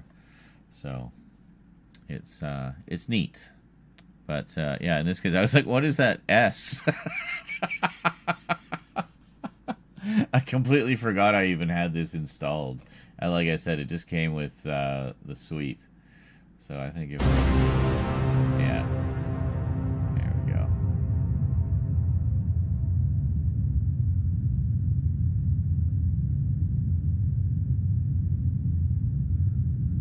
So what... I'm trying to understand what I'm looking at here. Why is there two sets of the wave?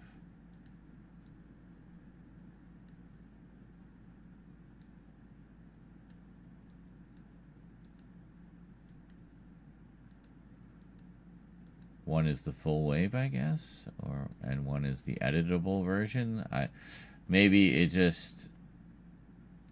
Oh, okay. So it kind of it just like to show you where you are. Okay, that's kind of neat. I've literally never used this program before, so can you tell? So it shows you where, but then if you... Yeah, that's what I thought. Yeah, so you slide... See what I mean? Look how intuitive that was. That's fucking magics. The magic of magics. Like, I just instantly knew what I was doing. And then we zoom out here, and there we go. How cool is that? Anyway, so it can go there if you want to just keep it within the Magix ecosystem, or you can tell it to go wherever the fuck you want. In my case, I set it to Cool Edit, and then we get it in Cool Edit. And that's it. What a lovely story. S for Sting, yeah. No, I might take a look at that SoundForge. I mean, I've got it. Might as well it's installed, so might as well see what it can do. It might have some other, like, more up-to-date effects options that we can play with, you know.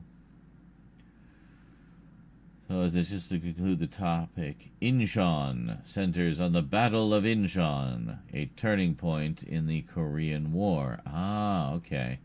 General MacArthur is played by Laurence Olivier, and the film is Rolling with Tanks, given by USSR. I beg the streaming session's pardon. That's quite all right. I did ask, I was actually going to scroll back and see if I'd missed it.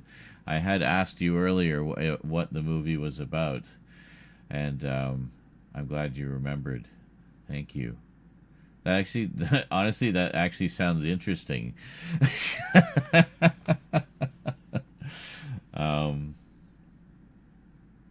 Yeah, crazy. I wonder if you said there's like a TV version out there. I'm guessing archive.org.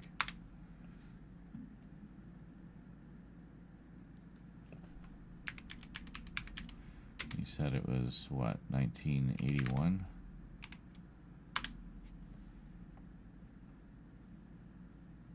Uh-huh. Great generals and their battles. Well, probably the story that it was based around. What about 82? Because that's when it got the wide release, right? Incheon. Well, we got the soundtrack. Good old Jerry Goldsmith. And that's it. Well, YouTube. Often find obscure movies on YouTube.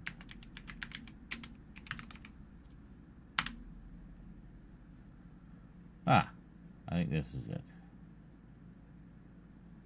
Okay. Oh, and here. There's actually a couple of channels that seem to have it.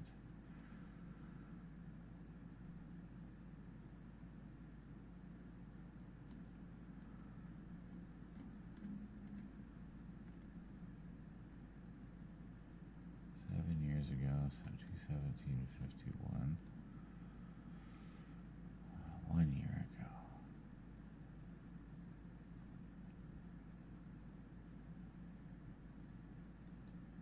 If every time you see an ad, you just wanna... I do find a certain irony when I see an ad for an ad blocker. Okay, 360p. Let's go back. I mean, come on, at least give us 480. Come on. Come on. 360p. Well, and the other guy probably just... Bandicam, really? Does this have the Bandicam as well?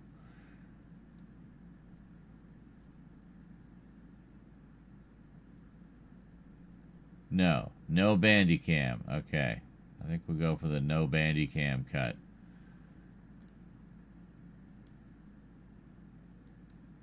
You have me suitably intrigued. I need to see this awful movie now.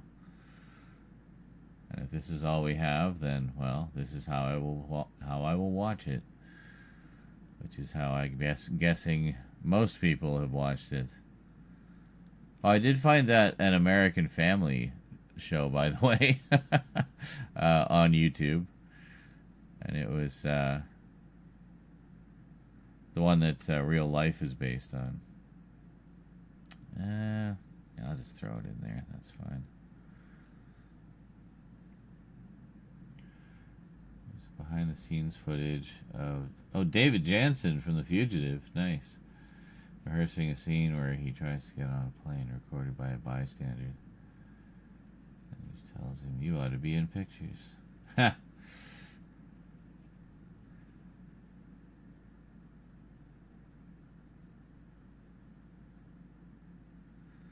So this goes pretty fast. Just gotta wait for the post-processing, and it wants me to do a survey about its post-processing. It's like, no, I don't want to. I just want it to be done.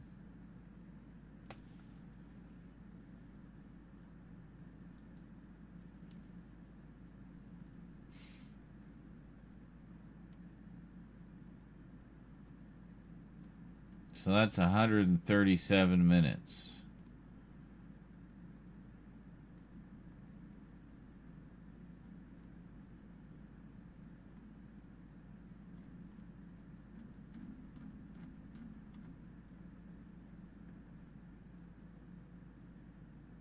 Yeah, 137 minutes. Notice the TV logo. Well, yeah. Hold on. Oh my god.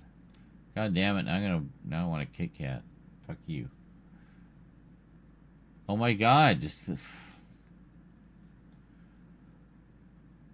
5 million merits, I swear.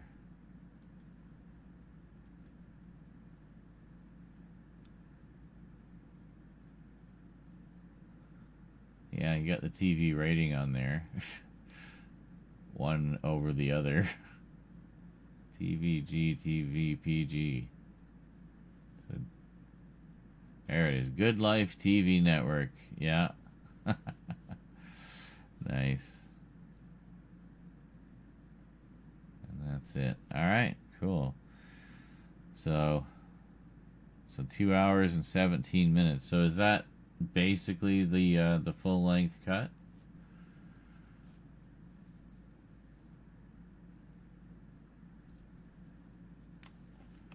pretty close, I would think.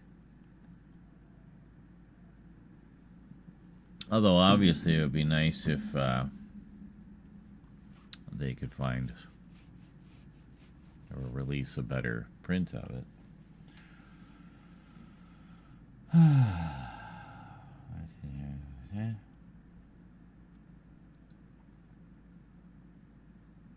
Toshiro Mifune, Jacqueline Bisset, Richard Roundtree. Wow.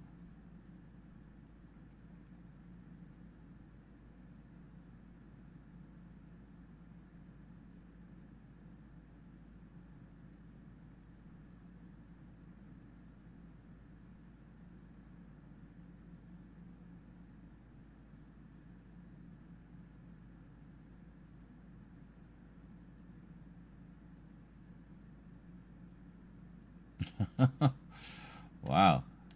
Just reading the story there. That's interesting.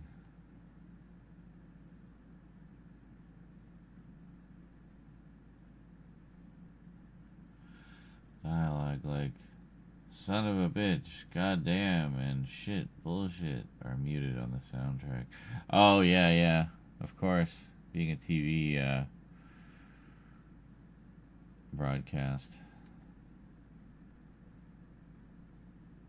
But we know what they really said. We can read lips.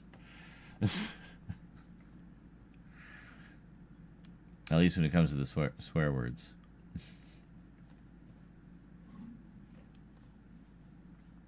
All right. Well, yeah, I'll totally watch that for like a bad movie night or something. That sounds great. Well, thank you for bringing that one to my attention. If I was a bit confused at first.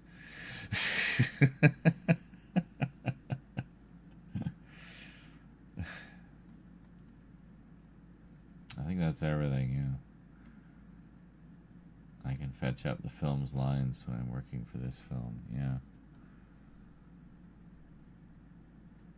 Yeah, it looks like a bunch. Yeah, they're all from the same source. That's it, eh? Just that one recording someone did.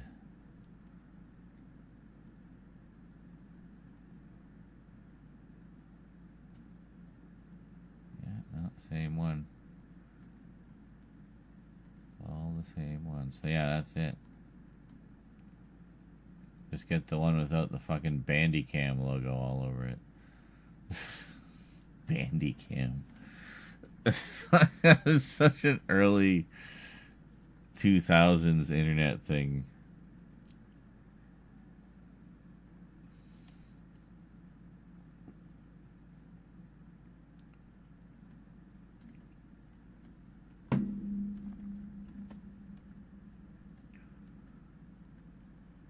All right. Well. Catch you later, Inchon.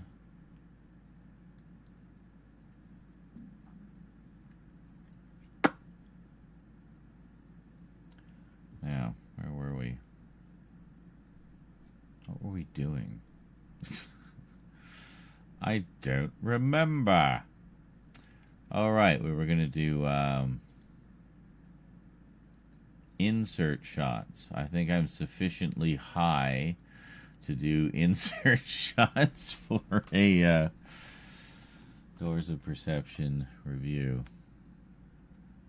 Oh, wait a second. Thomas, continuing your X-Files adventures. Says, I watched season 1, episode 16 of the X-Files. The image quality looked softer. I'm not sure why. It wasn't like it was an effects-heavy episode, so I don't know why the Blu-ray looked that way.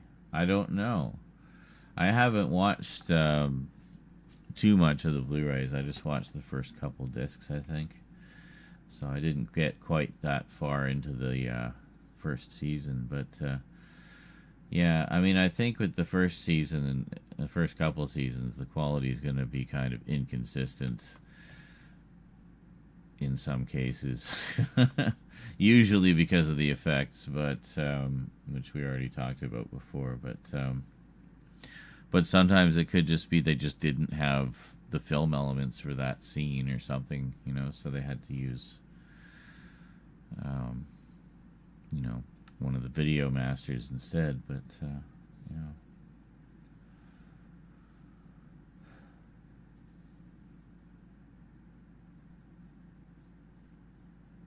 Yeah, vinegar syndrome. I mean, you know, it would get the absolute royal treatment with someone like vinegar syndrome. Final remarks.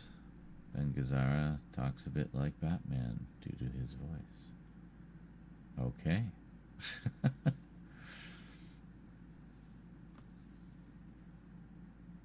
No, thank you.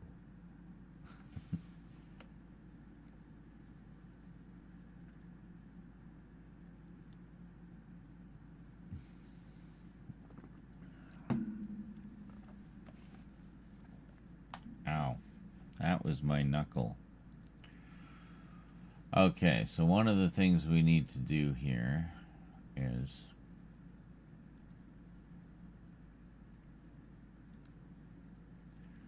switch back to CPU.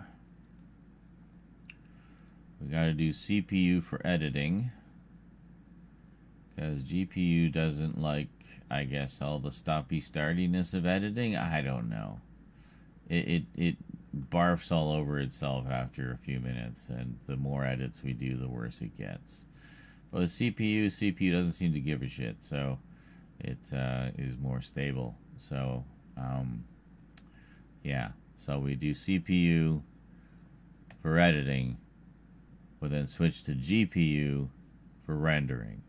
So that's as good as I can as far as good as I can do as far as splitting the load goes. But the GPU is being used for the stream, so I can I can do one without impacting the other, essentially. So yeah, we see Vinegar Syndrome release this film in 4K in a perfect, well, yeah, of course, with both cuts, and you know, include the a nice cleaned up version of the original television recording that's kept it alive for so long, and there's a lot they could do, a lot I'm sure they would do.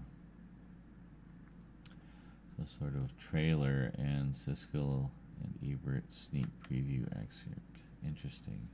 You've clearly gone down the rabbit hole with this one. I prefer uncensored. Oh, well, yes, of course, uncensored from the 35mm original camera negative. Yes.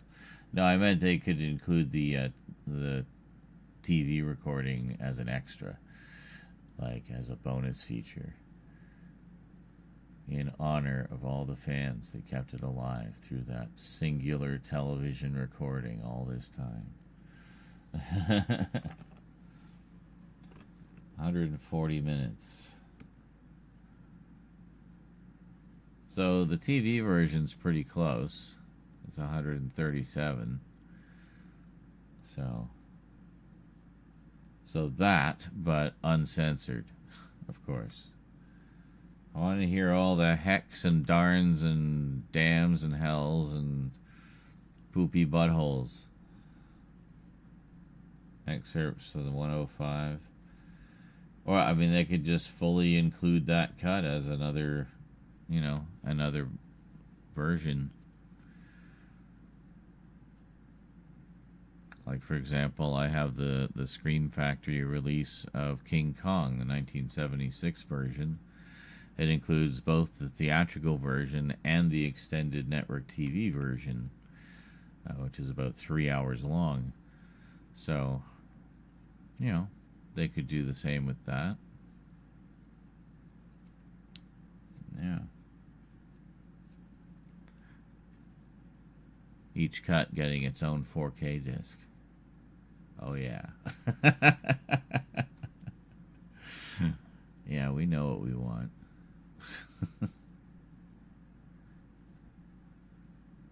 And that's how they would do it too, because that's just vinegar syndrome. They give everything the royal treatment.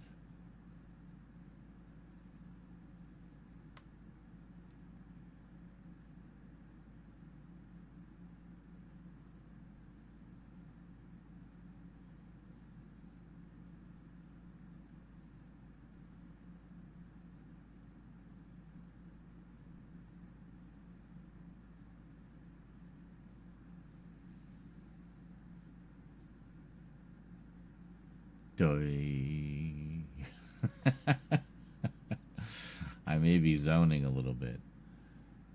TV 1080p, 1982, theatrical version, 4K. Well, that's what I mean. That's exactly what I was thinking. Have the TV version on like a third disc, which is a Blu-ray, you know, plus some featurettes or whatever on there. And then have 2 4K discs, one for the theatrical version and one for the, you know, the longer version.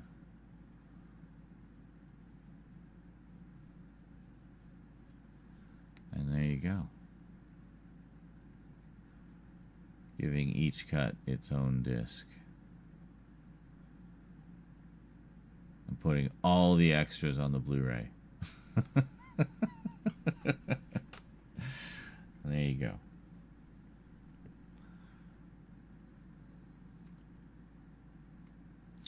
I mean, it wouldn't hurt to just fire him an email, make a suggestion, tell a little breakdown of the story. It might be something they'd be keen on, you know. Never hurts to ask, right? So, 140-minute premiere version. Yeah, there you go.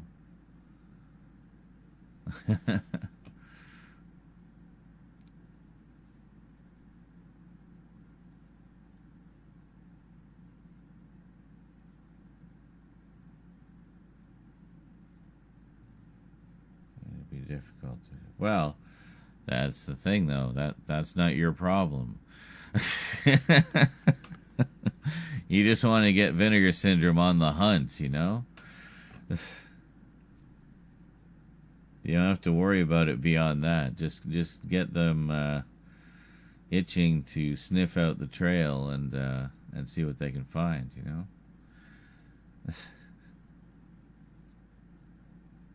It being a Mooney production? I don't know what that means. Weren't the Moonies like a cult? Were they into film production as well?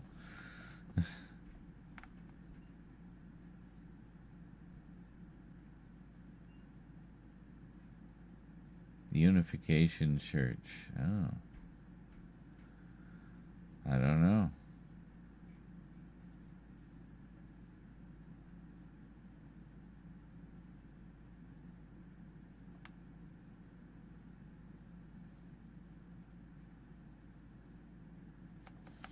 If anything, that would just make it more intriguing to vinegar syndrome, I would think.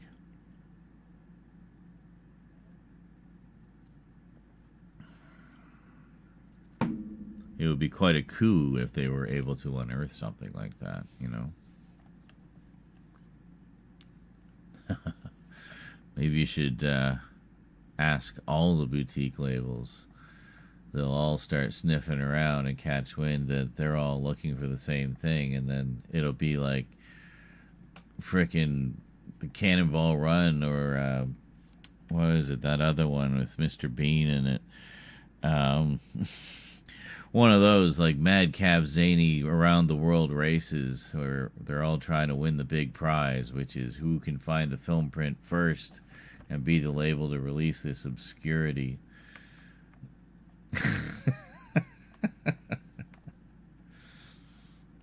Yeah.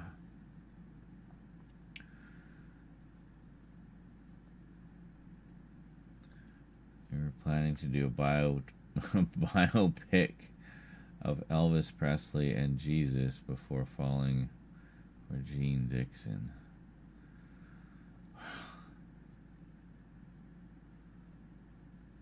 astrologer medium who communicated with the spirit of MacArthur. Holy shit, man. This thing has quite the rabbit hole.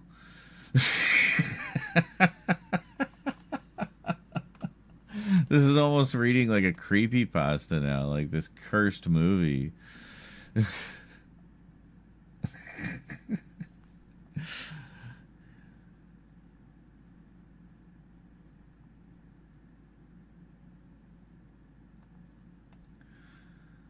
God.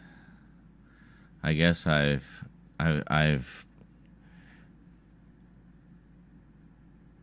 only helped to spread the curse because I brought the video to my computer. Oh no. We're doomed. Back in 1978, by the way. You just went back to 1978?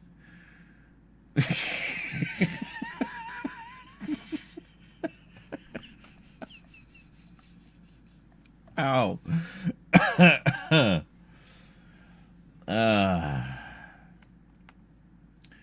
Be happy to save this stream. Well, yeah, I mean, the VODs are always available on YouTube, so.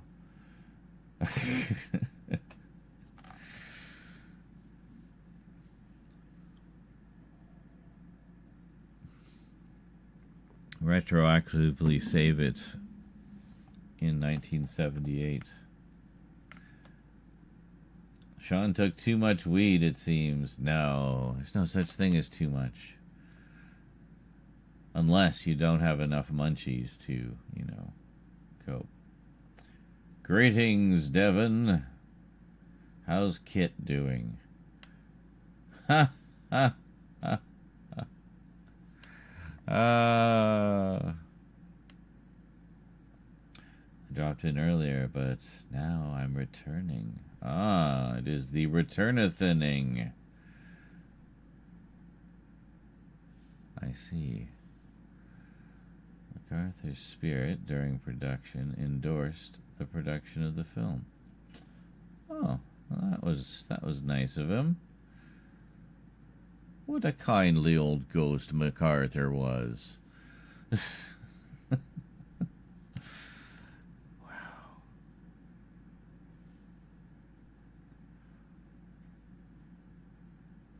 I've just been learning about this obscure film from SWAT DB Overlord here, and this just crazy rabbit hole.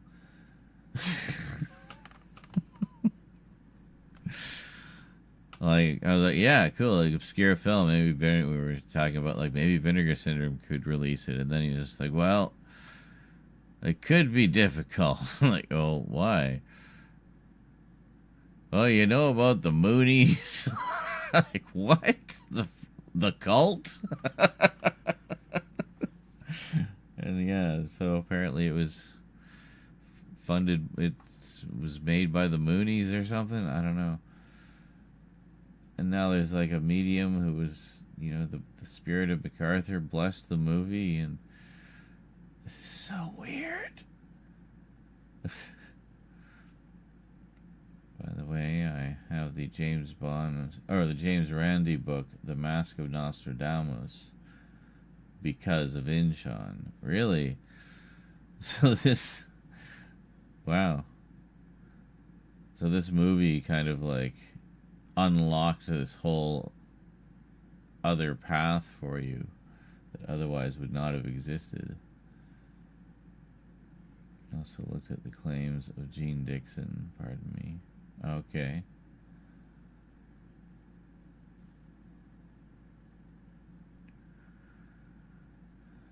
I haven't seen Randy mention Inchon, by the way.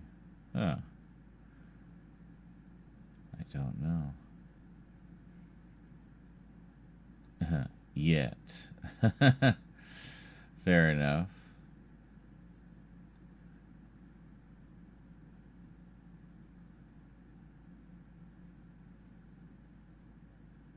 Some movie.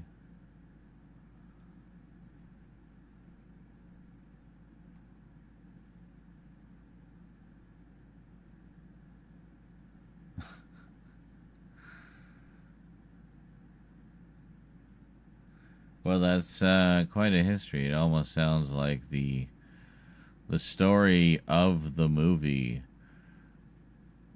is even more fascinating than the movie itself and all the mystique surrounding that. The story surrounding the movie. See, that could be a feature-length documentary included on that bonus Blu-ray. You know, just going all the way down the rabbit hole. Okay, let's see how deep this goes. That's crazy. I aim to be accurate in knowledge I find. Well, excellent, of course. Yeah, I mean, honestly, it sounds like the truth is pretty damn fascinating in this case. I don't think it requires any embellishment. Not that you would. Like playing Human versus Google. What is it? Nemonist Brad Williams also does that. Yeah. Human versus Google. God, and I hate how everything you put in Google now for search, the first thing you get is that fucking AI result. Like, I don't even look at them. I like just go, yeah, get me to the actual search results.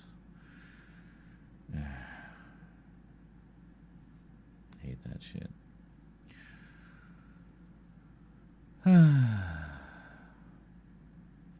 But, you know, it's good to make sure your facts are straight, for sure.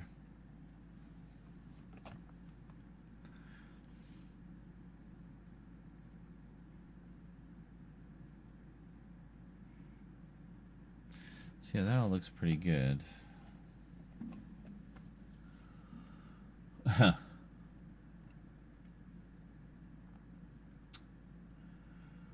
Incorrect movie database. Yeah, pretty much, eh? So, there was one thing here that kind of bugged me about this, and that was...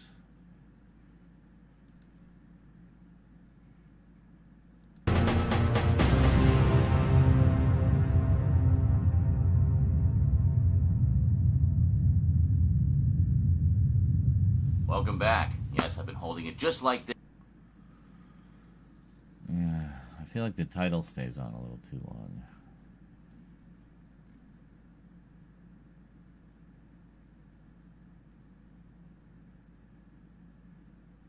Nah, I guess we can leave it. We'll leave it for those ones.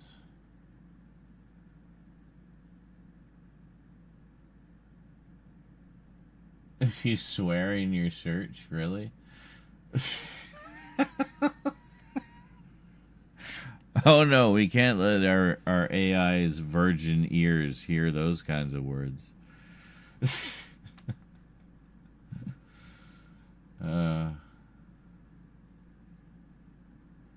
Of course, then you probably also get a bunch of porn in your results.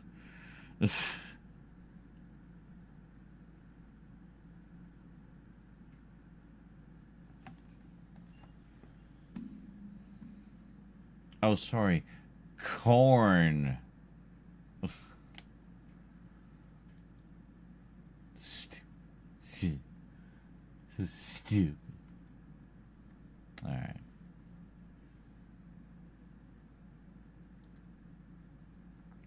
I don't even know what this one is. Oh, Umbrella box sets. Oh, there's more stuff from Umbrella. Okay. Greetings, everyone, and welcome. Greetings, everyone, and welcome to another. What is it? What are we doing? Line.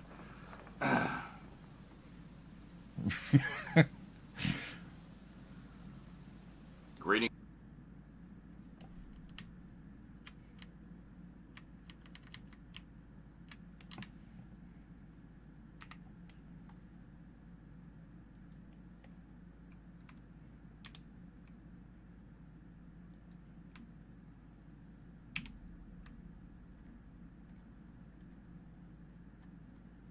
Oh, yes, we will do an outtakes video at some point. Oh, yes. Nothing but corn hub. That's right. Greetings, everyone, and welcome to... I was about to say another Timey-Wimey Tuesday update. I've been doing so many Doctor Who updates. Oh, my God.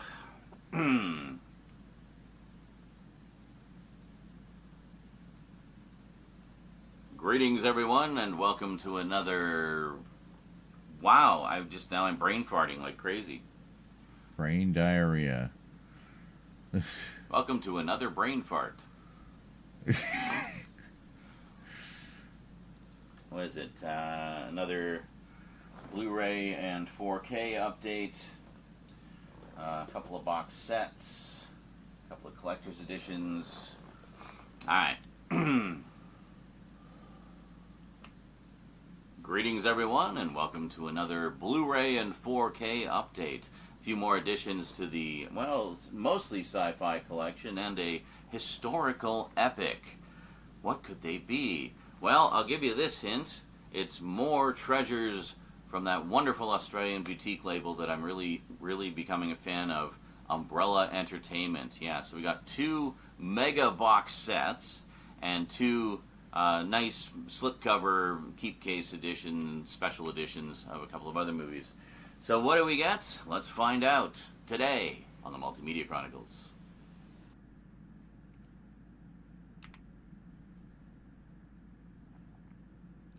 See, once you get the flow, it's good. Greetings, everyone, and welcome to another... Actually, we can just cut it right there. We got a nice chunk of bloopers there. Chunk of bloopers. Chunk of bloopers.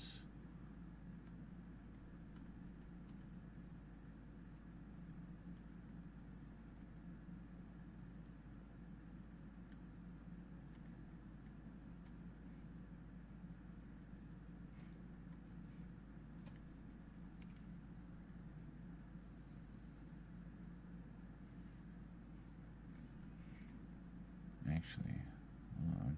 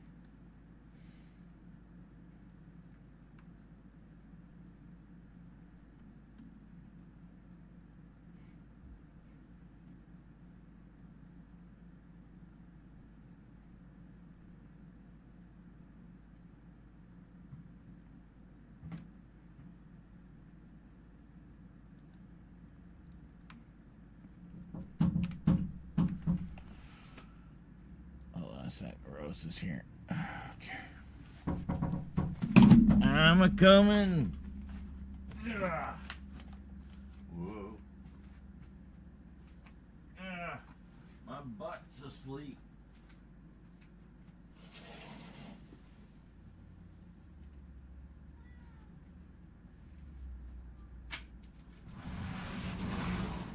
Best pizza I've ever had. I'm bearing pizza. Hello, church.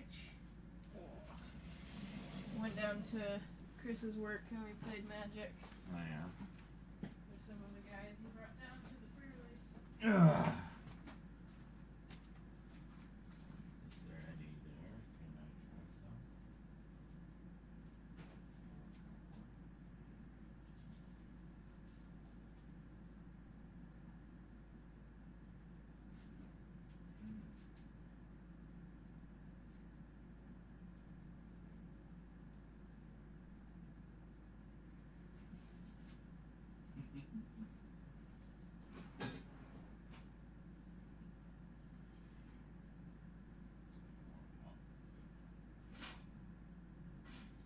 I don't care if they're probably good.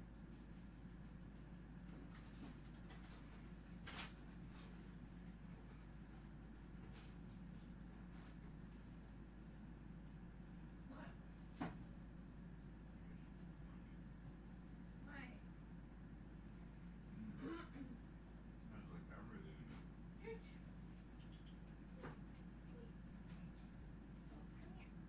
Stop running away.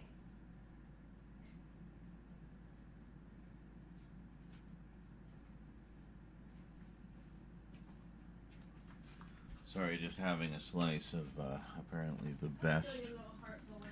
the best pizza Rose has ever tasted. It's quite good. His little heart's racing. Hi there.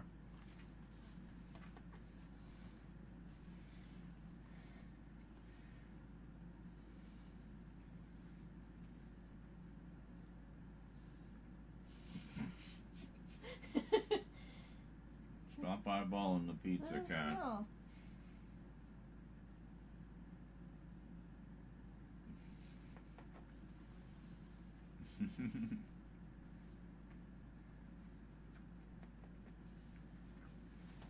Whoa. Oh, Alright. grab me by my collarbone. Why do you just like suddenly freak out? Hmm. Oh, that's the kitty. My butt's asleep. Why are you smelling me?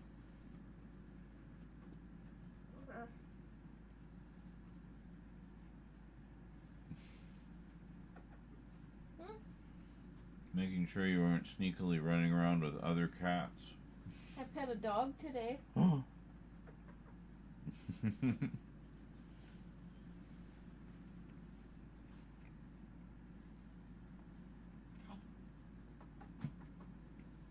Did I show you the photo of them this morning?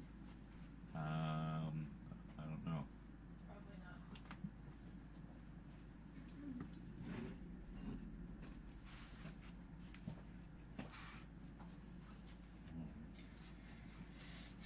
So I woke up this morning and this was the kitties loafed next to me, both of them.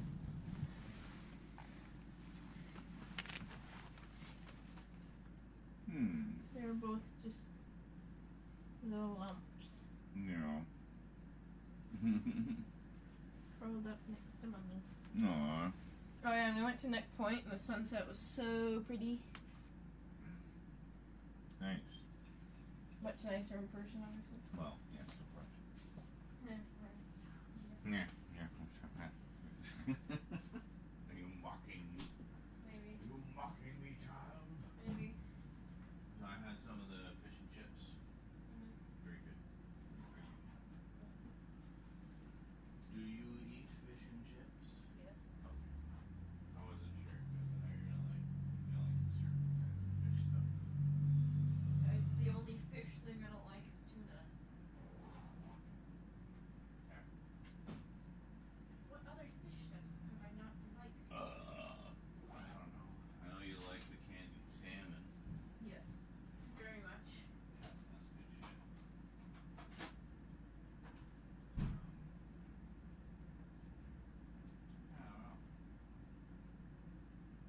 probably salmon like the canned salmon.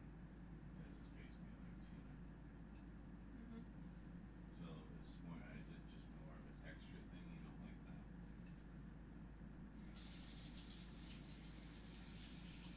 Yeah. No, tuna is just, it tastes like cat food to me. It's too mushy. Cat food. Well, I mean, Church loves it. when I make it, he always wants to lick the bowl, so.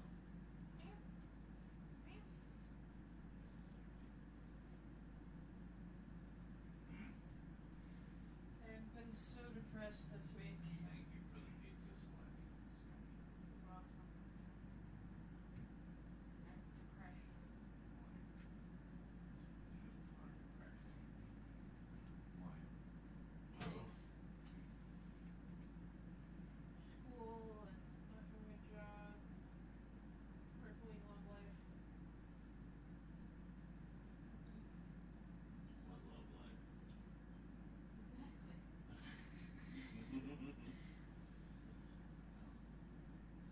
No, just exes.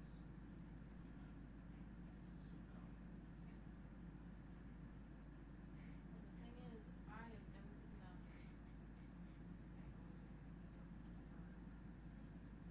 Which is not necessarily a good thing, but I'm. Hooray! But no, like it still hurts me just as much. Maybe a little less.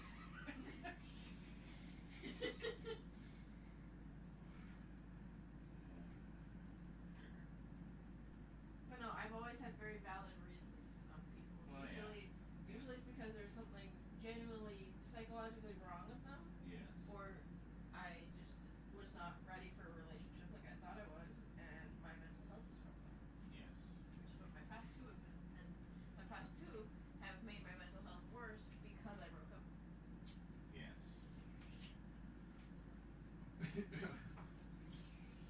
I need water. I've had a horrible dehydration. Hold it. Water gun. Got me a little like frozen strawberry thing.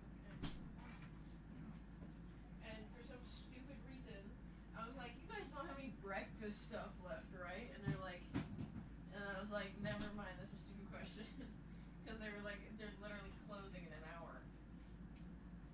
So you have one tiny little square of the sandwich. Yeah, that was this morning. Like I was hungry, but I didn't want a lot, so. I have like I feel nauseous most mornings. Like I want to have something for breakfast, but it's like no. But anyways, yeah. So I asked the lady. I was like, "So you guys probably don't have any breakfast stuff left, right?" And I was like, "Never mind. You're literally like closing." So that's a stupid question. Yeah. Because they do all day breakfast, but only sorry. But only as long as they have their breakfast stuff. Oh, right. So Oh, I retract the question. yeah. So I just got my little strawberry thing. Well, strawberry thing. Yeah.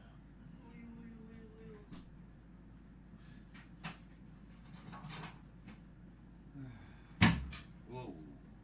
Dum. Sorry. Love you. Love you too, sweetie. Ah, that just made me want more food, so I got another piece of the sandwich. Yes. Oh, haven't seen Rose all day. Had to get caught up on everything. All the latest gossip. You what? Nothing.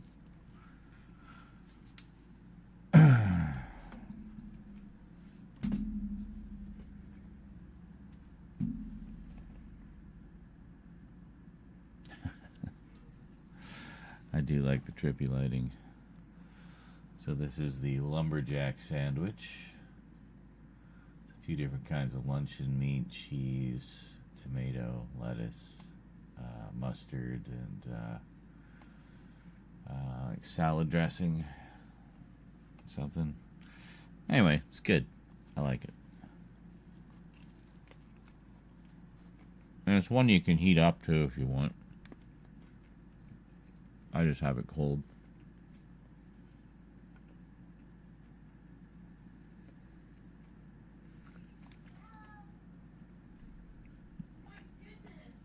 What's that about?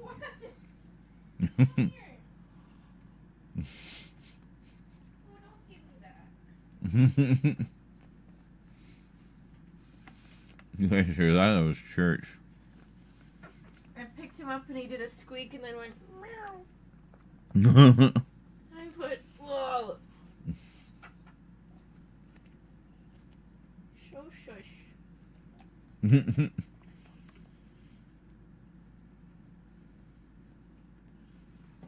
Well, That was me putting him down. yeah.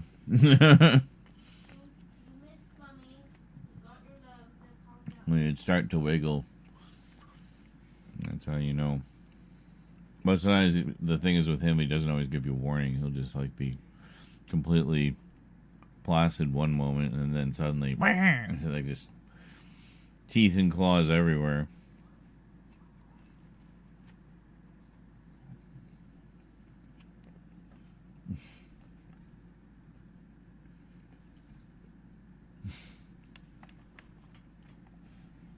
And yes, Travis says your bloopers video would be like 5 hours long. Quite probably. If I, well, I'd probably do a few. I wouldn't do a full 5-hour cut, but that would likely be the case. You know, I cut out the boring bits.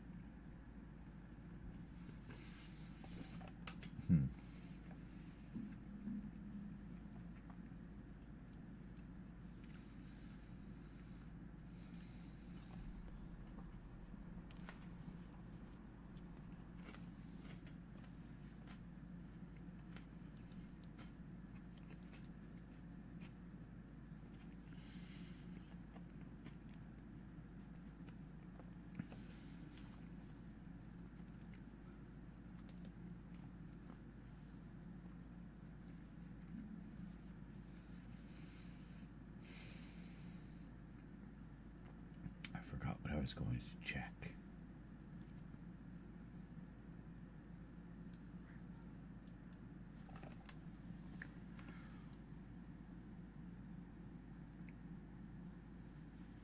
Did I just hear the cat complain again? And the cat complained the very next day. Yeah.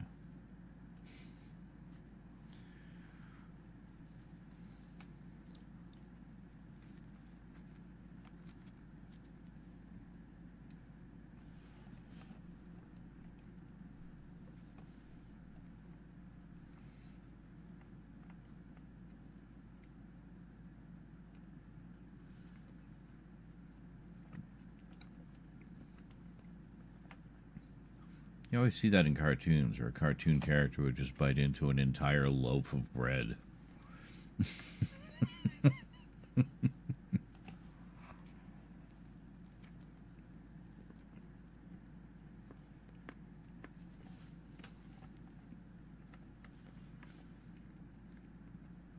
I kind of feel like I'm eating a Scooby-Doo sandwich when I eat these things.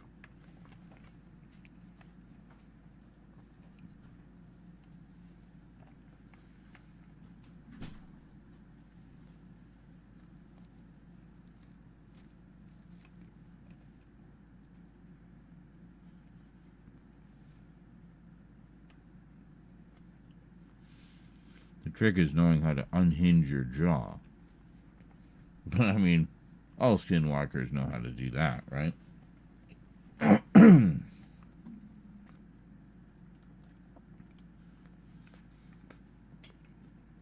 But I wouldn't know, because I am a very normal human.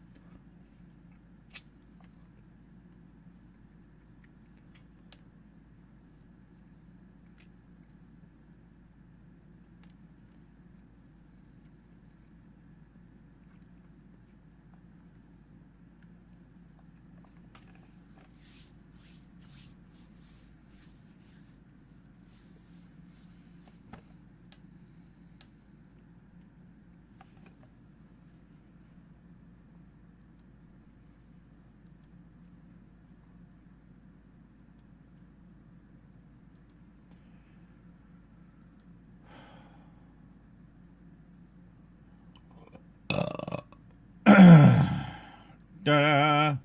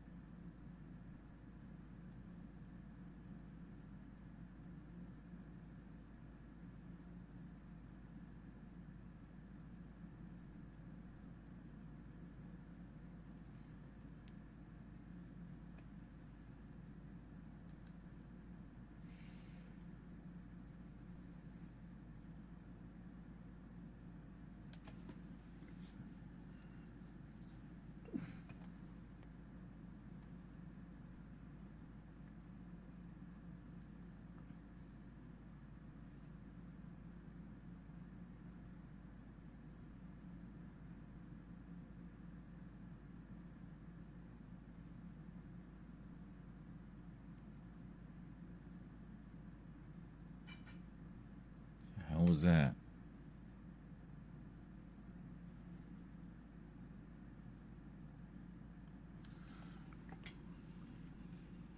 I heard something.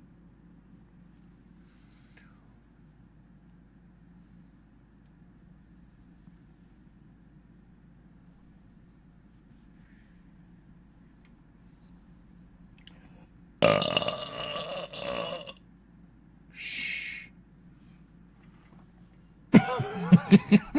I'll be back.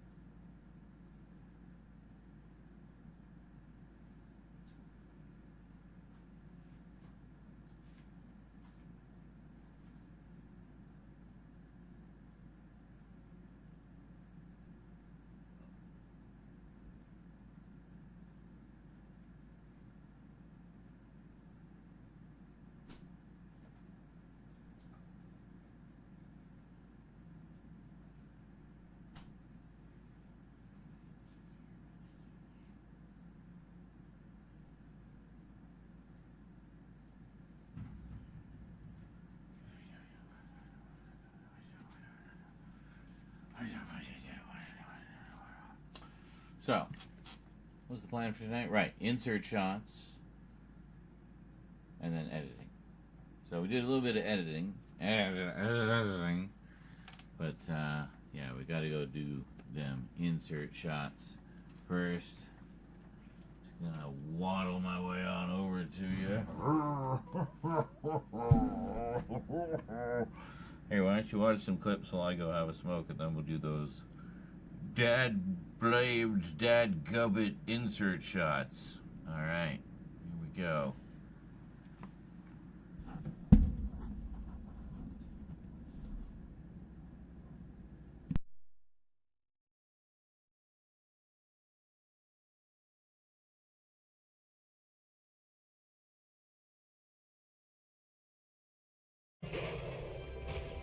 There. Alright, we got him. Hit him in the chest with the amplifier. I got it already, Dax. Thanks. What the hell? What is going on here? Okay. Take that, you big bag of That was bones. it. We needed one more hit, I guess. We're good. Alright. Lucky. Good. It's the power pod that old crusty nutjob told us about. Go grab it.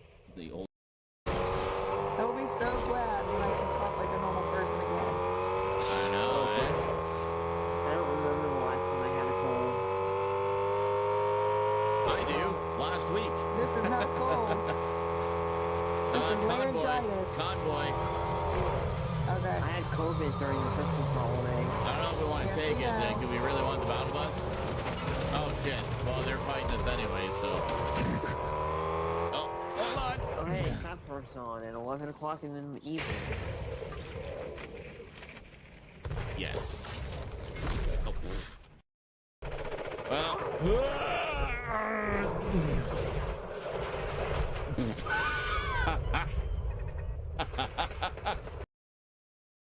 Stop. So eventually I just had to ban it entirely to make, and of course we can't take the car in. Can we? No, you can't fudge it. You just will not let you go in there. Man, this clip thing, Never mind. it's random. You can fudge it. But it sure loves this clip. The clip thingy loves Honestly, I fudge, didn't think that was gonna I work. guess. I thought, we'll try it. Clip thingy loves fudge.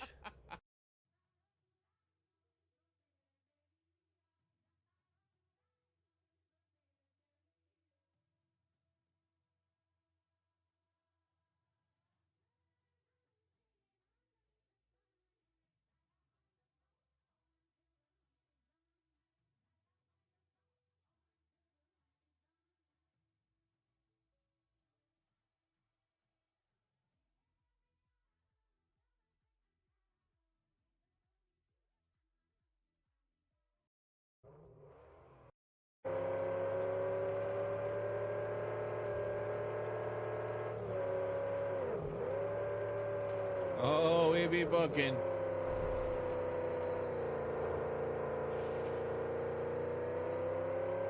Some baddies over there, but we'll assume they have the good sense not to pursue us.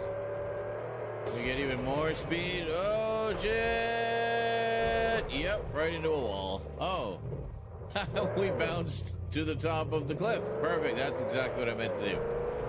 So that I could then launch off of it again in epic fashion. Oh.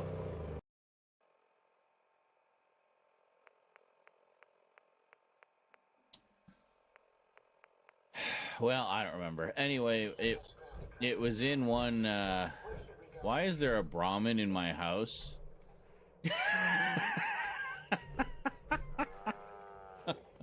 Yeah, just lay down right there. That's cool. Why are you in my house? Yeah, just make yourself calm. There's that Mountain Man. Mountain Man donated $5. I bet you can squeal like a pig. Wee ee ee. Wee ee ee ee. Wee ee ee. Wee ee ee. That's some excellent piggy squealing, Brian. Excellent. I think I know who Mountain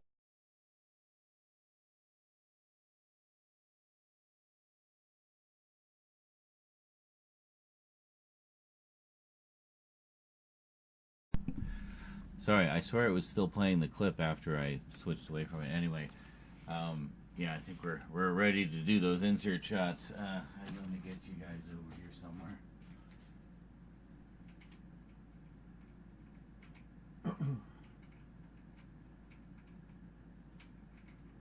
Let go of it already, Jesus.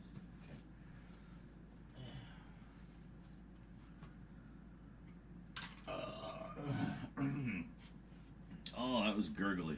Don't like the gurgly ones. Okay.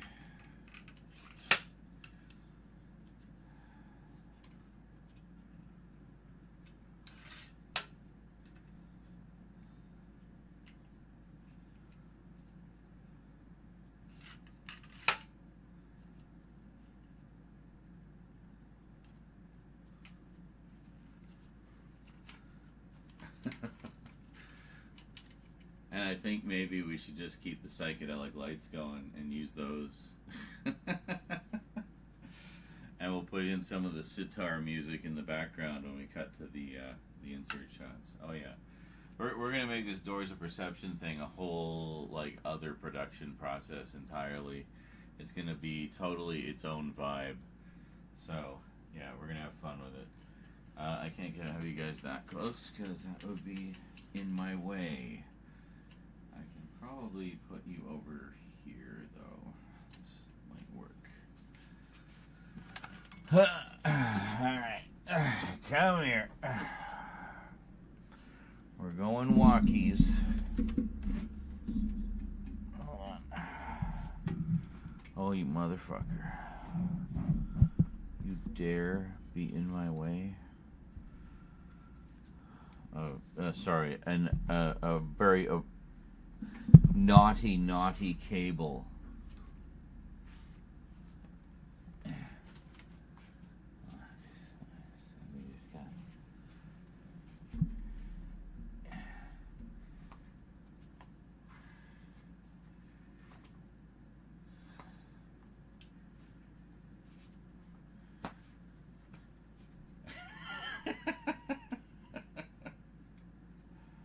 Hold on.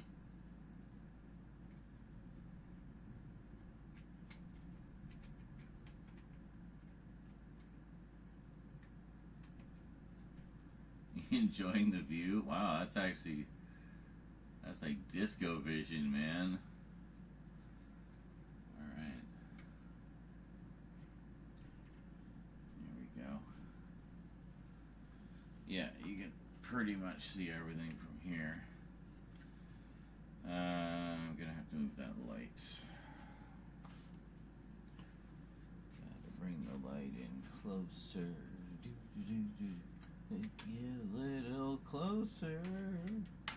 With Big Red.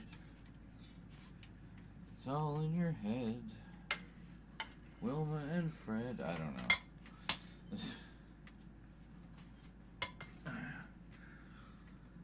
Just be glad you can't see what's going on. It would be very stressful for you, I'm sure.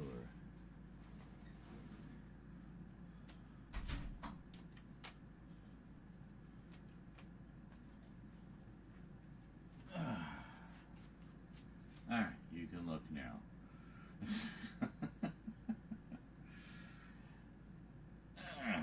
Alright, I think that's good.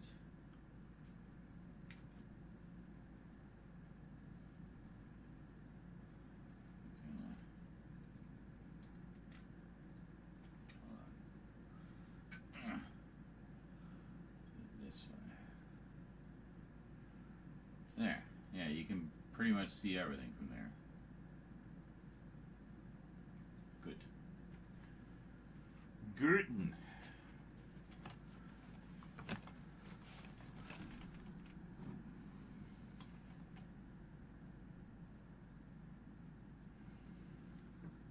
Oh no, I need the weed drink.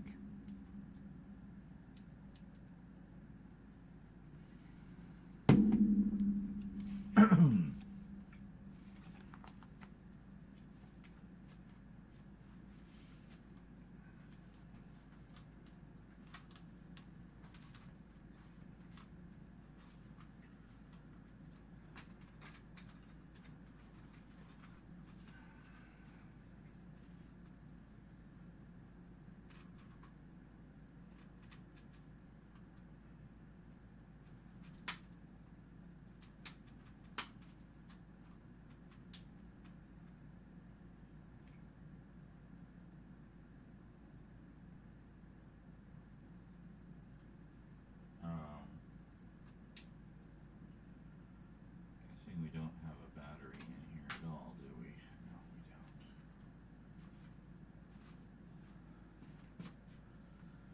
Shit, I forgot to switch over to the other battery.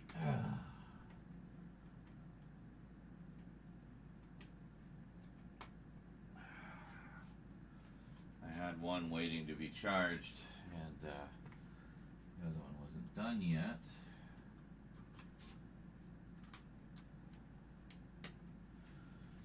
And I forgot to put the one on to charge. Hold on, I'm going to switch over to the camera audio here.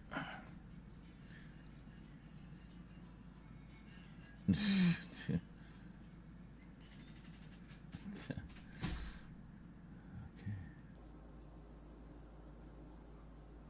I gotta say, I love Rose's taste in music.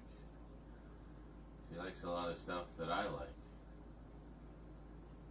I mean, I'm sure I influenced her to some degree, but, I mean, even independently of me, it's funny, she's discovered a lot of my old favorites.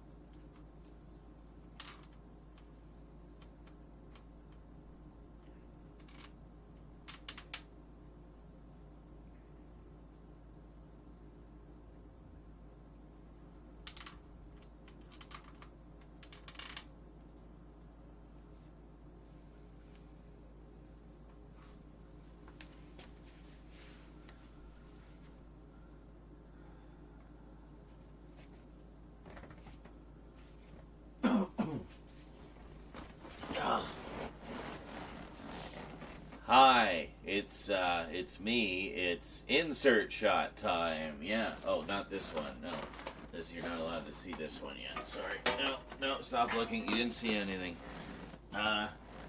Yeah. I figured in kind of keeping with the theme, I should probably not be sober when I do the insert shots. So, high as a kite. Let's do some insert shots. We're gonna make them real pretty.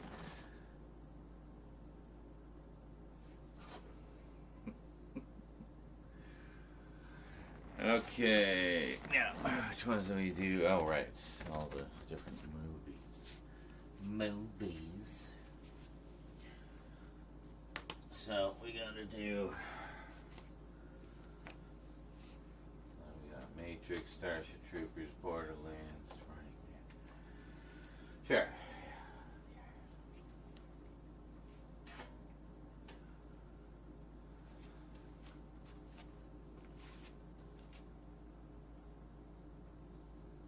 Still drinking?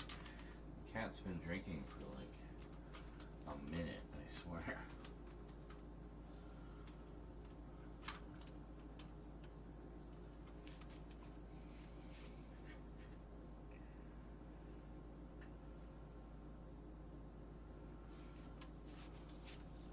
Yeah, actually I like that. Then we got kind of a split.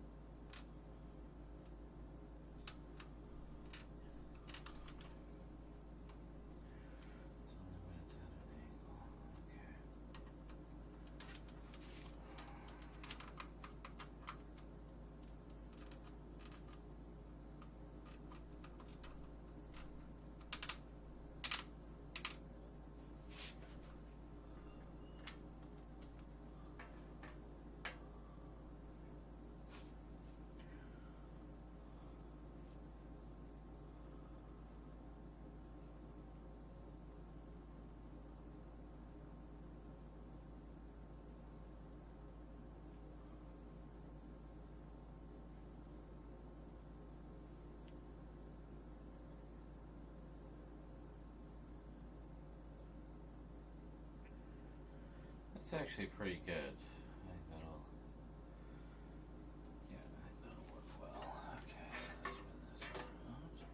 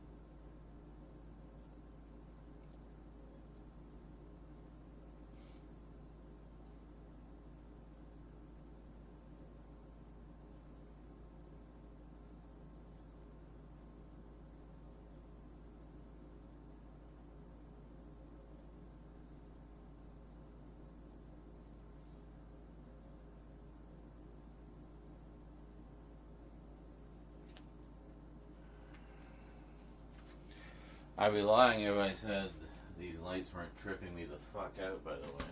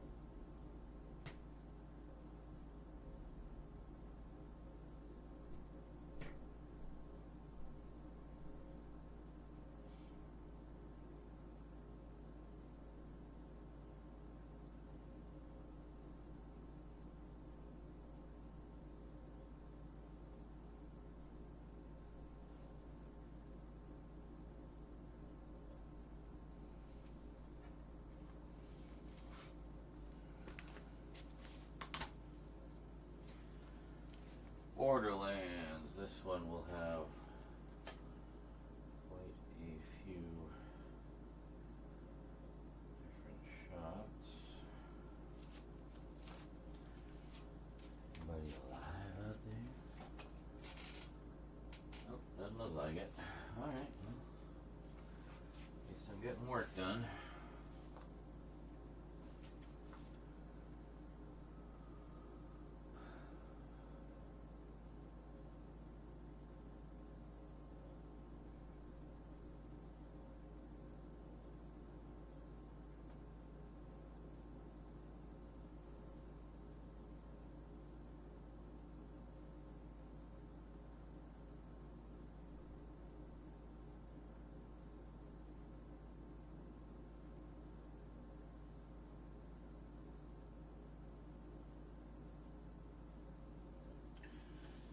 this case, the static shots are definitely not static because you have the constantly changing lights,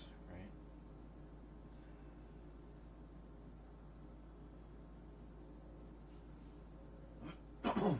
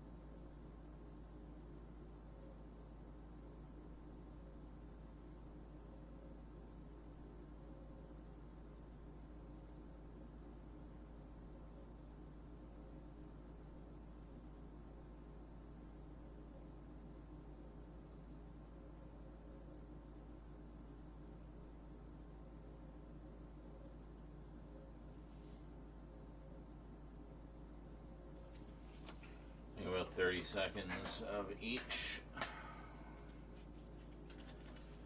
which is what I usually do.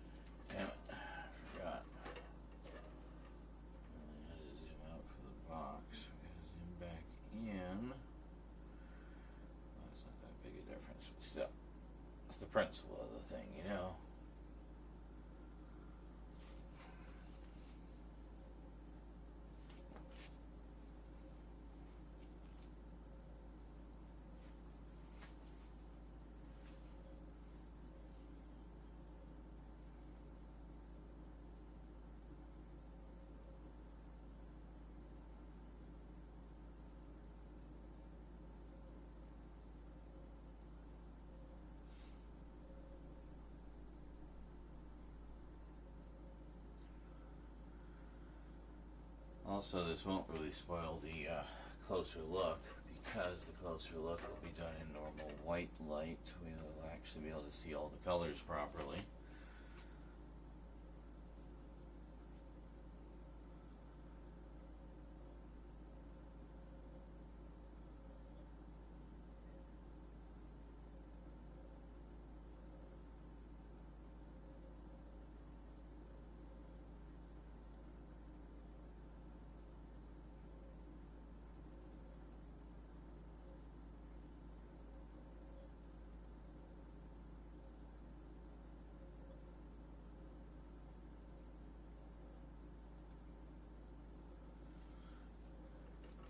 In fact, I should say that in the video.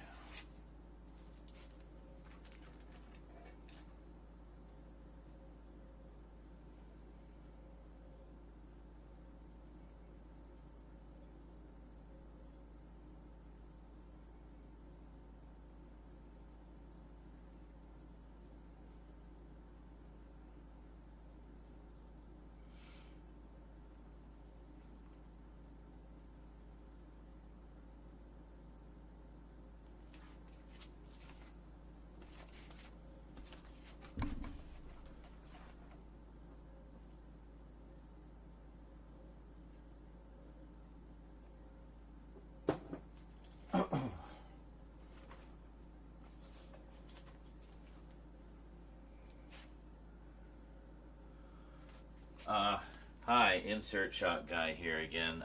Just wanted to say, if anyone's worried about these insert shots and close-ups possibly ruining the forthcoming inevitable closer look video of Daryl, yeah, don't worry about that. I don't know if you've noticed or not, but we're using a multitude of psychedelic colors here, whereas the closer look will be just normal white light. So, you know, I don't know if you were aware of this, but the cover doesn't actually pulsate and get all crazy like that in actuality. But, well, it doesn't. Anyway, you'll see the difference when we do the proper closer look.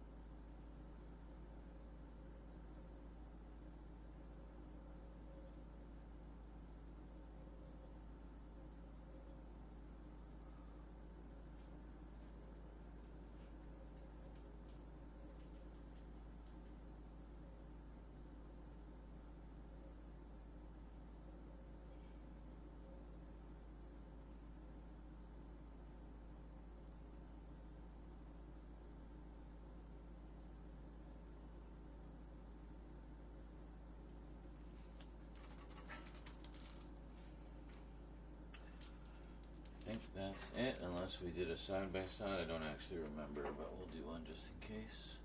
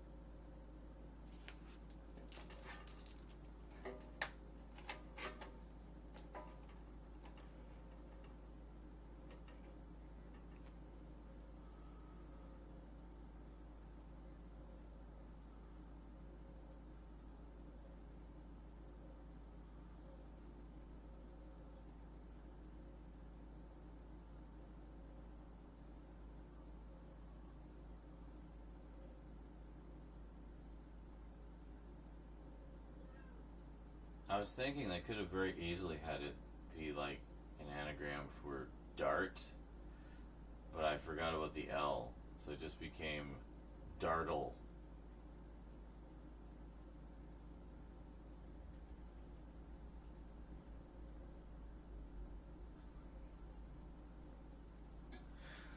And this is why we do every part of these videos high as a kite.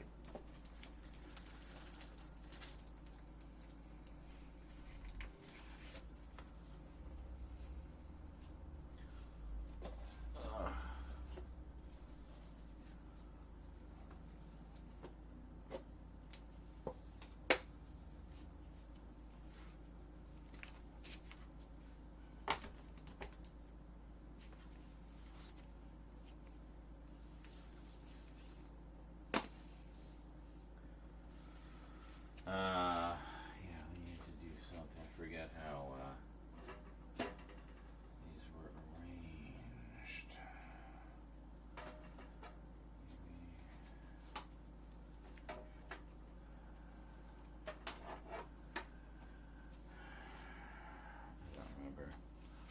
I don't remember. I'll have to check the footage to be sure. Oh. Hey, greetings, Funk. We're just doing some very nicely well-lit, easy-to-see insert shots for the Doors of Perception Blu-ray update that we filmed the other day.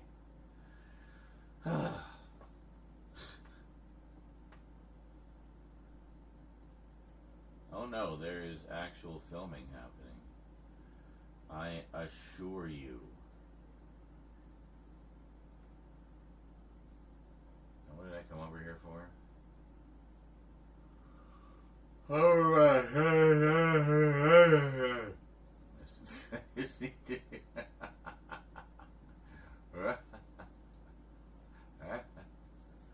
Okay. I just need to do something. Right, check the footage. Check the footage. Check. Updates.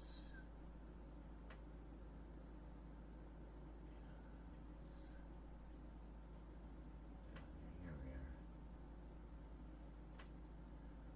Okay, what we'll do is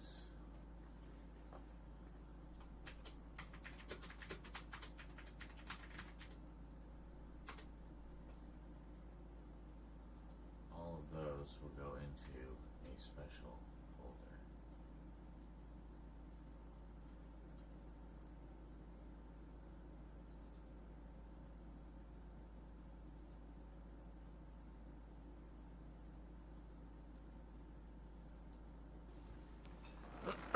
Sorry, camera only. Going to determine the Orlo and, there we go. Okay.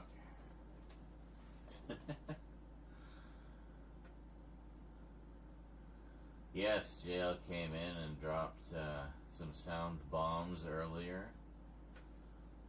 So Carlatin, second place with 20. And Thomas in third place with 14.3. JL, number one with 42.5. There you go. Very nice. 2,000 cents. Don't you mean thank you very much? I turned towards where the camera normally is. Very dramatic. Anyway, that's what I needed to know. That's what I needed to know. That's what I needed to know.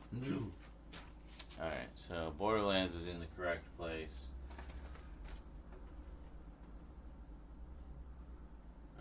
No.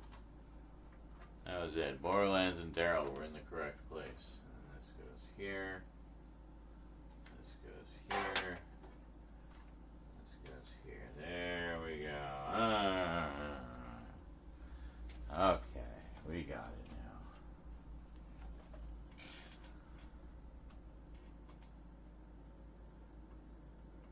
That was terrible. Thank you.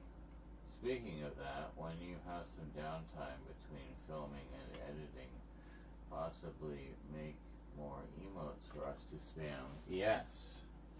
That is a fun activity that we will do for sure. Someday. Far away. Okay,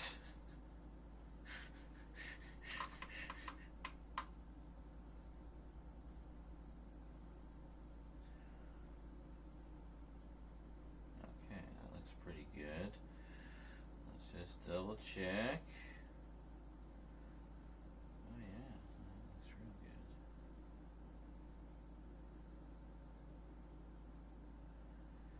It is hard to focus with the flashing lights.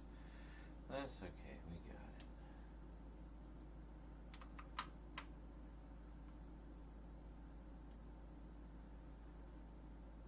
Good, we are leaving.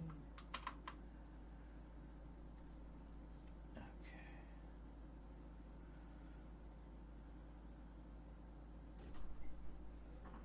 Hi, sweetie.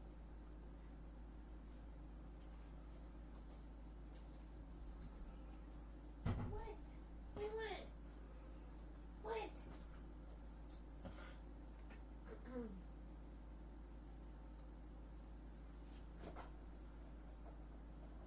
What do you want from me? What? I can't get you food quicker.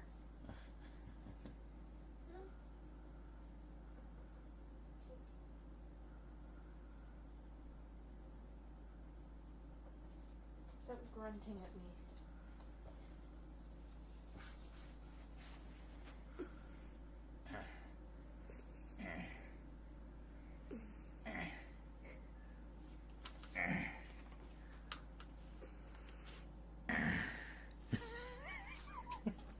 You know this little grunty, snorty cat? Are you a piggy? Are you a big old man grunting? Oh, sweetie.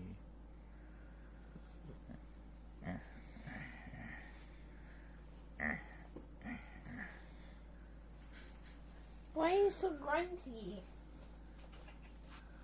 She's a grunty, silly kitty. Have I watched Borderlands? Wow, you've missed all my Borderlands talk. Short version, yes. Twice. I actually really enjoyed it. So, what can I say? I think people are dumb. You're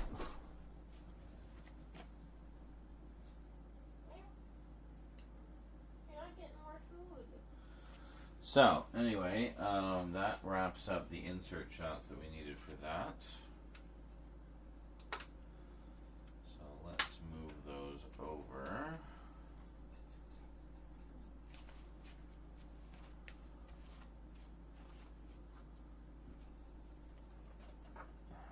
I just have to check that card first, too. Ugh.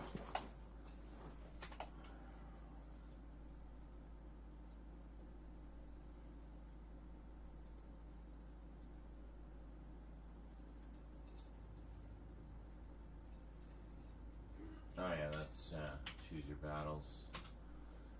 Okay, good. Oh, good ball. Look at that. Bits boss is mine.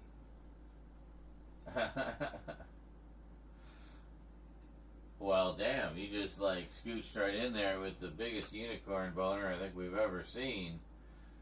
Just swanging that big old unicorn boner around. Damn. The gauntlet has been thrown. Oh yeah. Damn. Missed opportunity. That's okay. It's alright. If anything, it cleared it out. That must have cleared it. Yeah, pretty much cleared it out. Not much left. Just crumbs, rubble at the bottom.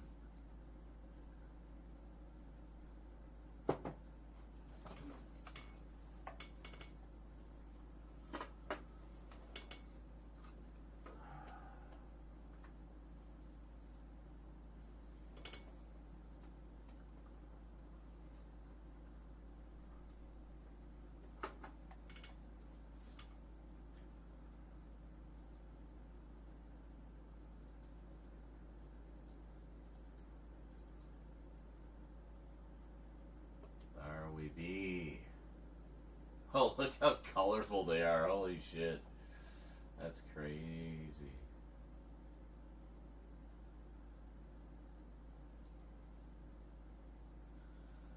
Now we're not going to put those into the regular insert shot folder. We are going to put these into the Doors of Perception folder. So like I said, it's kind of going to have its own production process. It's a little different.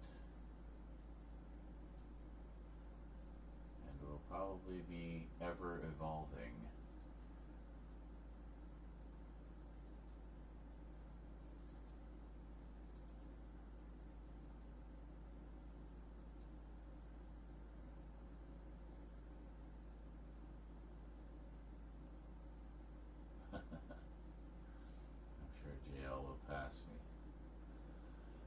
I'm not buying any more bits so you guys can fill her up and do it again. That's right. That was a rare moment for Latin. And of course I had to nuke the VOD because of other reasons. So that moment is lost forever. Never to be seen again. Except, it's right here.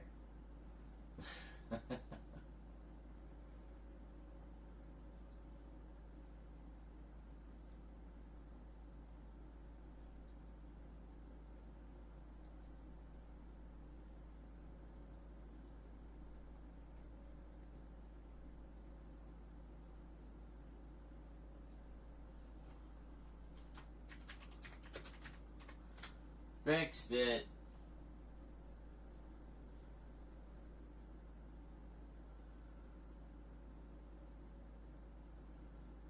Oh, 10K bits alert, some long ass overly produced work of cinema.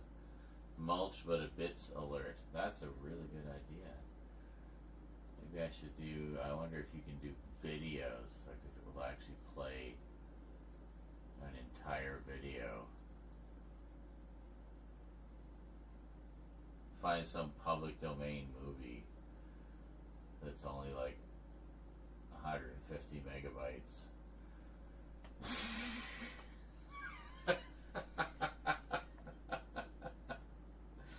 In like 144p, and then so it literally plays an entire movie.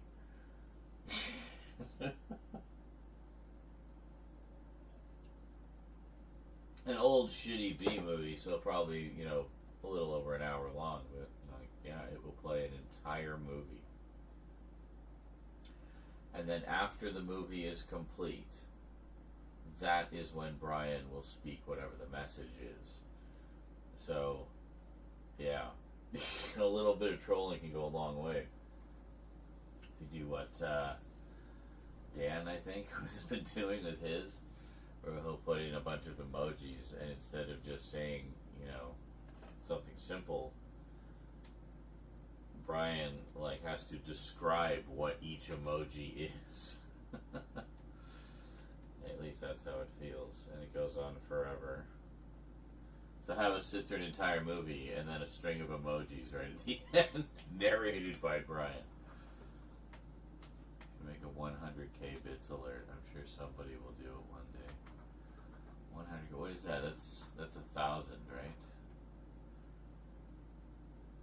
I think.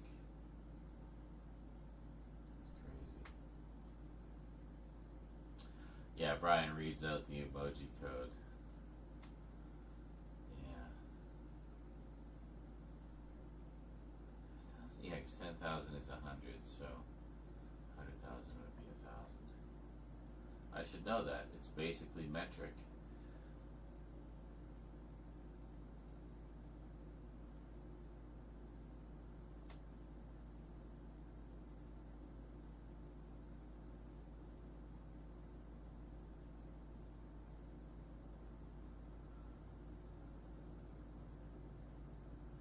All decimal points. Yeah. Decimal points. is a decimal? The clue is in the first three letters. Dec. Meaning 10. I did that dramatic turn to the camera again, and there was no camera there. So just imagine it. So yeah, decimal, base 10.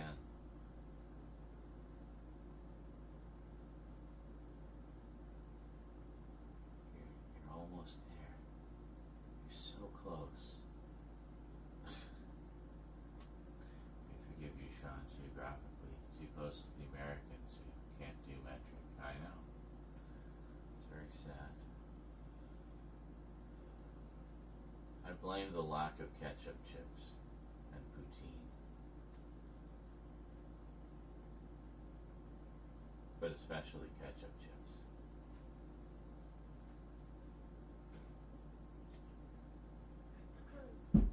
What the hell was that? Neighbor stumping around. Strumping and bumping.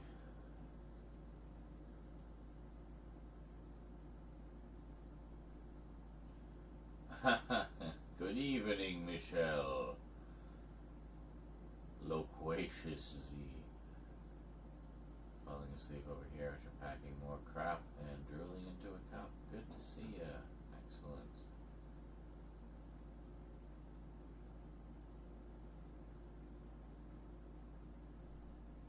We know you're really British.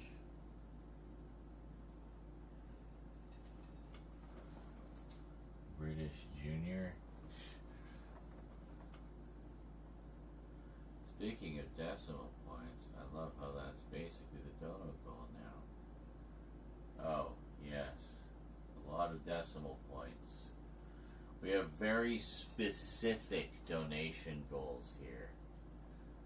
I think you heard the dramatic turn to the camera that time.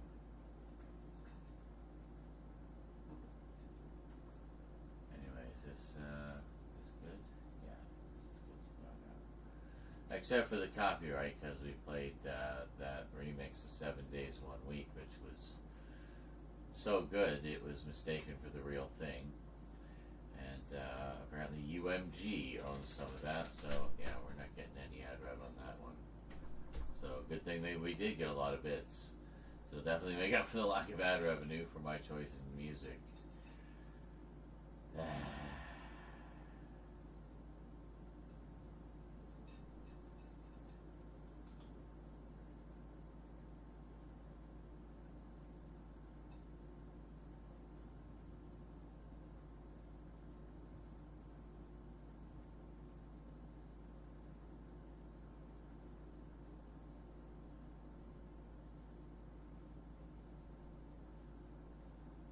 Look what I found.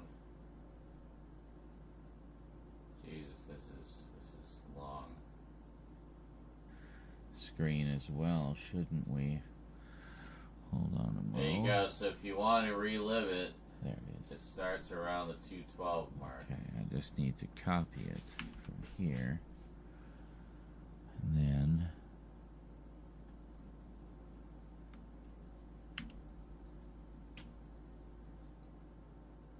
ha. In glorious here. 4K. And Yes, Well, I did this not one. want to lose that.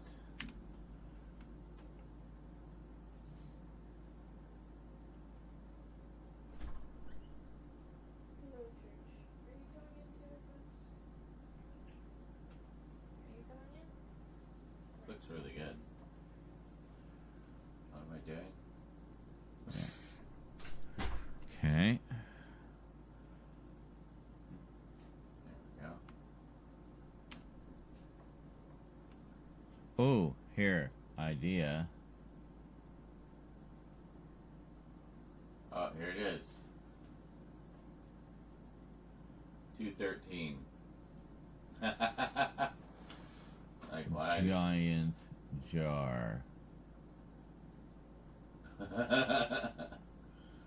Yes. So during dance breaks, you really want to get those bits going because they are huge. I mean, look at them.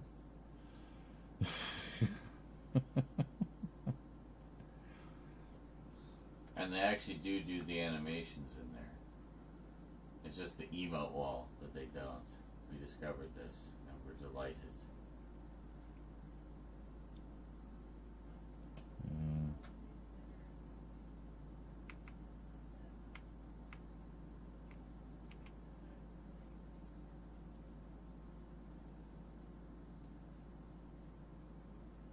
Center, horizontal. There we go. I was going to say, it's optional. There, look at that. So we just have a massive thing. And the jar, actually, no, hold on. Put the jar ahead of the camera. Yeah, so the jar is basically on top of everything. Oh, yeah, we got that weird double girl in there. And there we go. The only thing that's on. Whoop. No, hold on. If we move this down. Yeah, so then the only thing that is on top of the jar is the emote wall. So we get a lot of emotes. So we could have the jar exploding and emotes flying around. Be fucking awesome, man.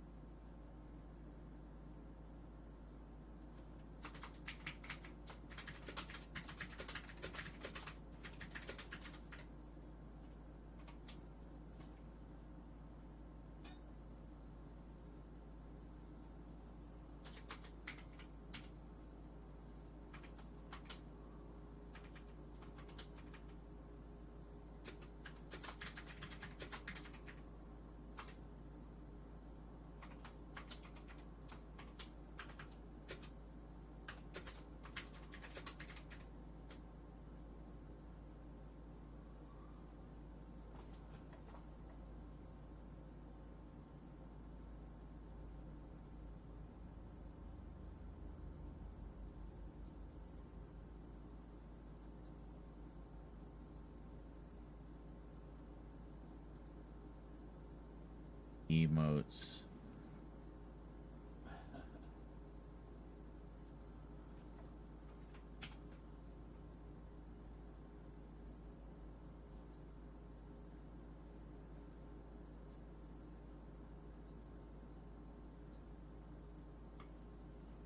There.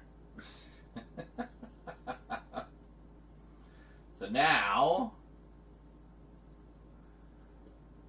we even have the chapter, normal jar, giant jar. So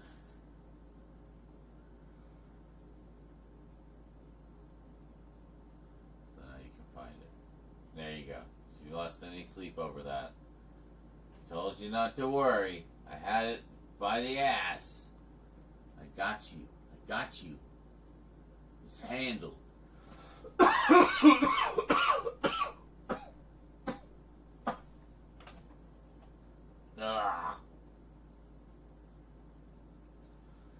You called Rose to see the bits, but she didn't stay long enough to see them drop into the jar. All unicorn bone really. Oh, that's right, yeah. But she came back and saw some of it later, but yeah.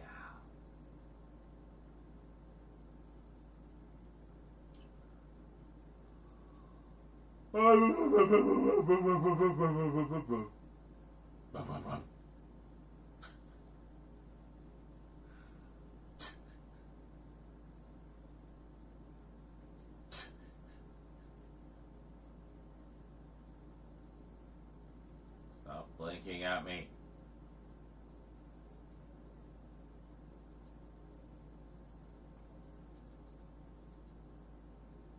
Look, old version, new version. Old version, new version. Old version, new version. version, new version, old version, new version. Starts to sound like virgin.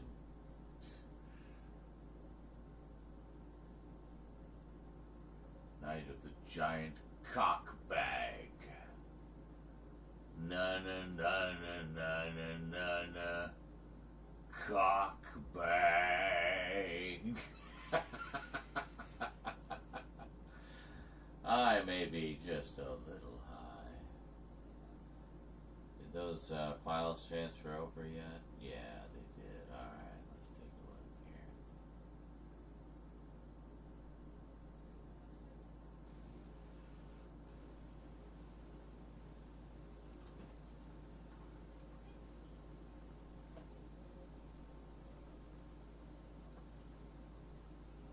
Oh no, this is the actual one. Hold on.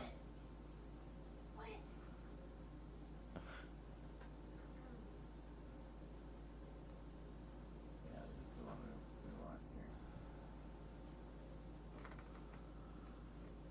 here. Hi, it's me. It's insert shot time. Yeah. Oh, not this one. No. You're not allowed to see this one yet. Sorry. No, stop looking. You didn't see anything. Yeah, I figured in kind of keeping with the theme, I should probably not be sober when I do the insert shots. So, high as a kite, let's do some insert shots. We're going to make them real pretty.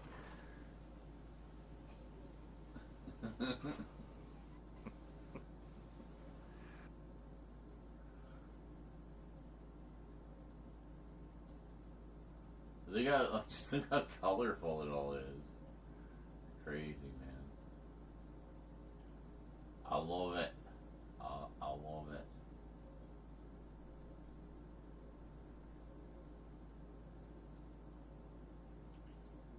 So how much footage do we have for what is essentially, at its core, a simple Blu-ray update? 83 minutes. Excellent.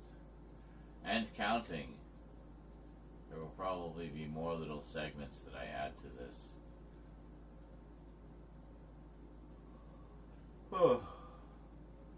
Get that slight difference in text. Slight difference? What? What are you talking?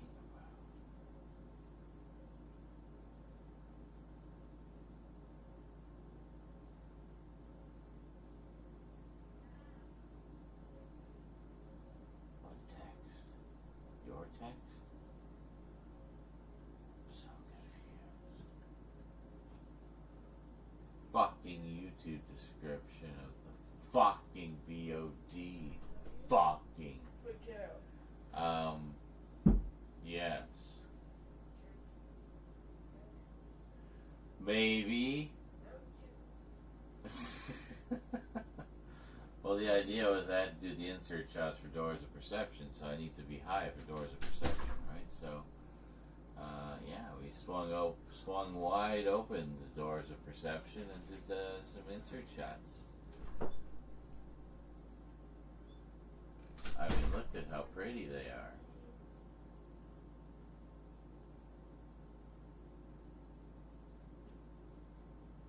Well, you gotta see, like, Borderlands. It has the metallic sheen as well, so like it's doubly affected by the lights. So trippy.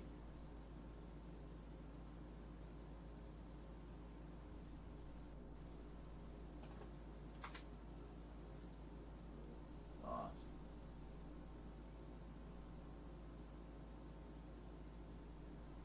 And Daryl.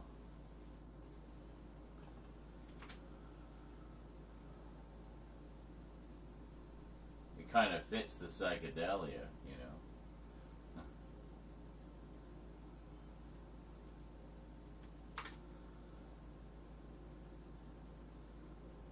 And I did make a little note about that. It's here. Maybe.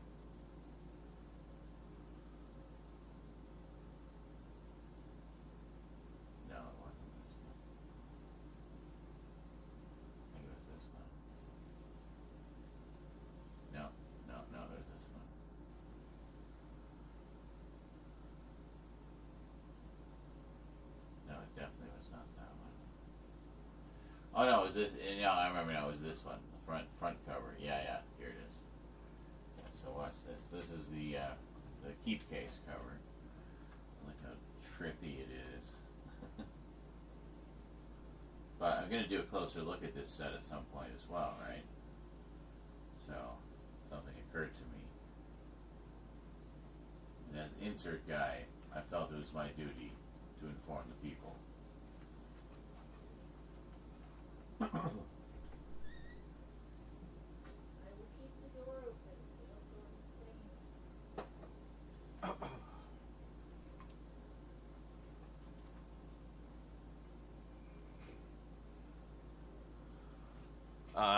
Hi, insert shot guy here again.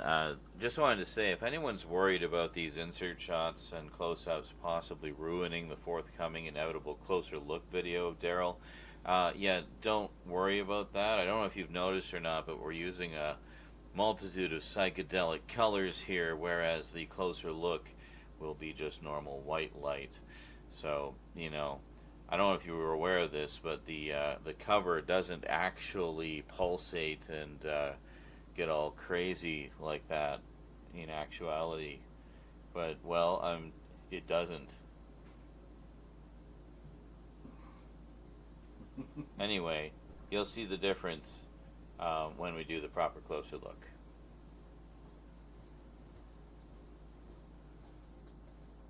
That more or less got the point across. It's like, yeah, in the closer look you'll actually be able to see everything properly. This is just kind of a fun little update. Alright, there was this cover too, which had a lot of yellow in it.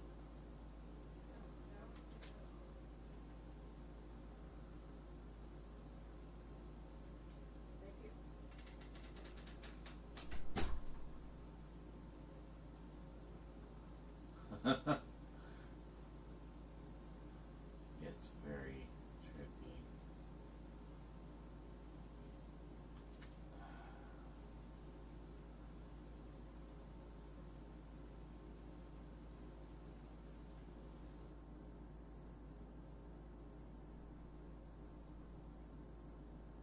Oh yeah, and then the back cover of the box. In the actual back cover, he's kind of like flesh tone, and then the sky is like red.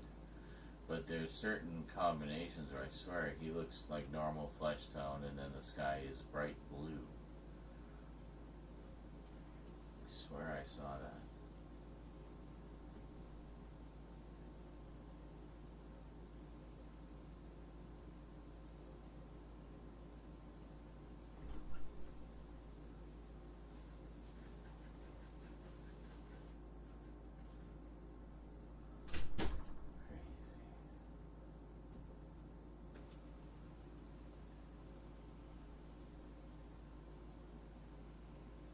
Around there, I think.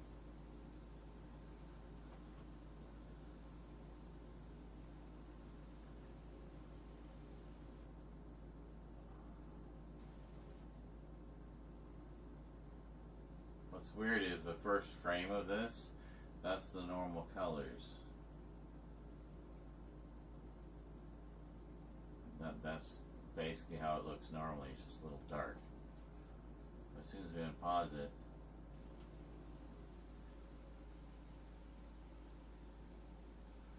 like in that one little instance, the lights took a break and it started up the second we started filming.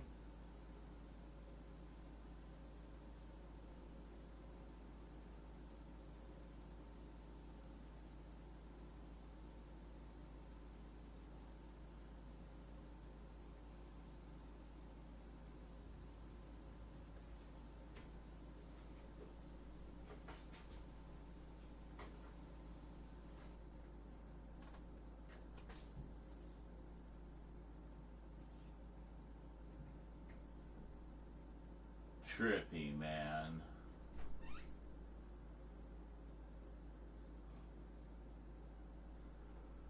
Triptacular. That's all for the Chuck Norris.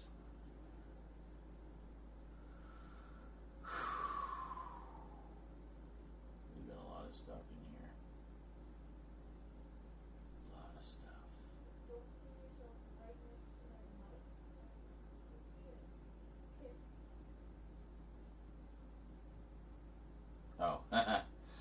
Thanks, Thomas. It's like going lurk mode. That shot is awesome, though.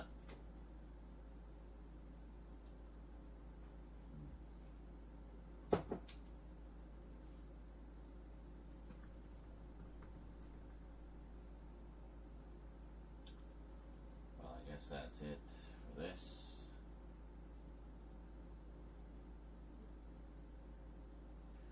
This is all from the other day.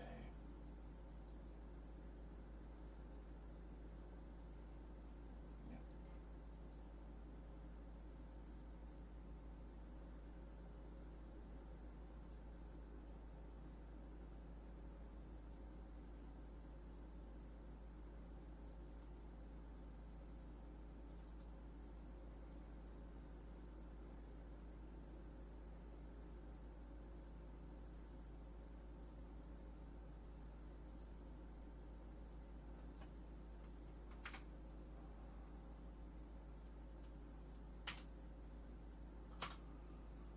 254 gigs there.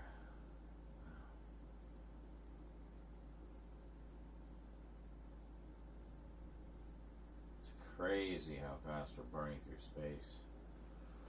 Man.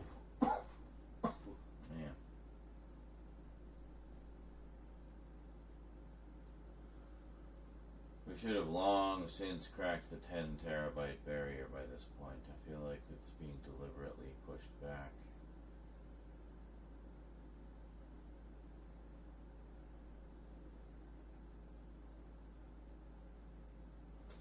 I just think how fast we went through the whole spectrum of gigabyte capacity. Feels like the terabyte era has not grown at the same rate.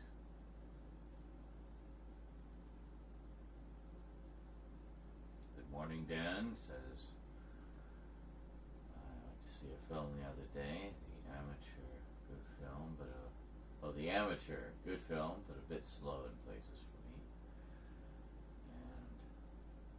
And Novocaine, which was a mental ride and a good choice for an opening song, considering the affliction the main character has. I see. Very cool. I bet the army have the 10 terabyte and more. Oh yeah, no doubt, eh? Always goes to the military first.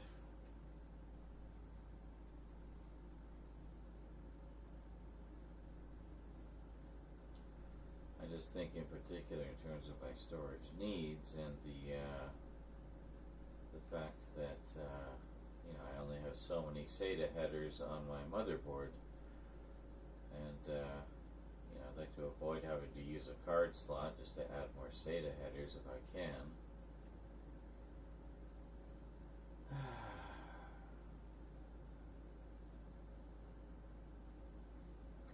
So you can only fit like a maximum of 6 drives in there, and the maximum size you can get is 8 terabytes,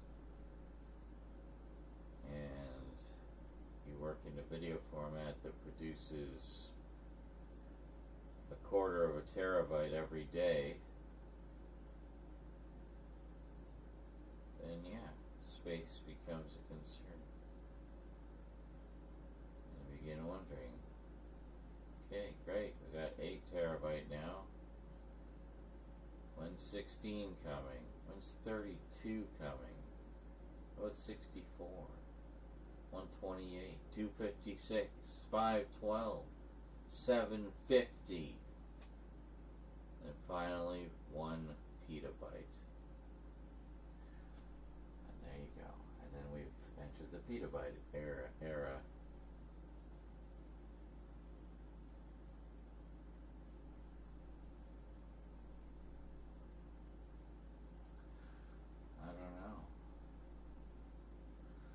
But with all this talk of quantum computing, and in particular with regards to storage, so quantum storage, that might change the game completely, and suddenly it won't even be about capacity so much anymore, because one quantum drive could give you so much capacity that you'd never need to buy another drive again.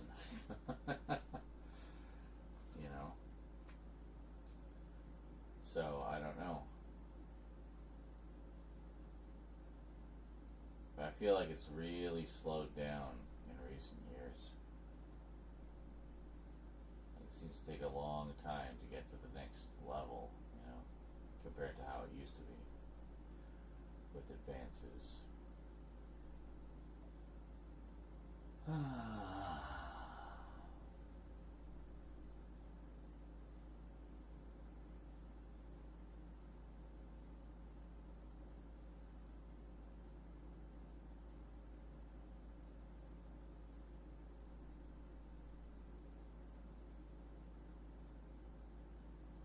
I know there was talk of holographic storage a while back.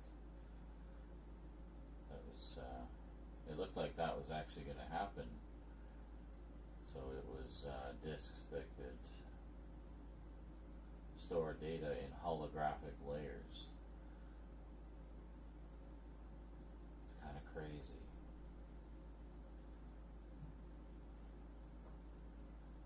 We're getting our research and development, prepare it to take even longer, I suppose. But I mean, wasn't it all Japan and China who were the real experts in electronics? We were just marketing it over here. Do we actually innovate anything, or is it all just Japan?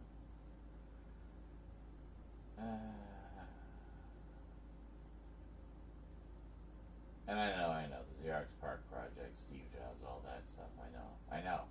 I'm just being facetious. But you know what I mean.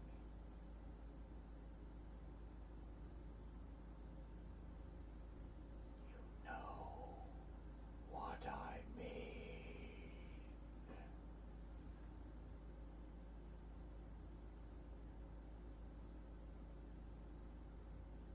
That's right. Broton.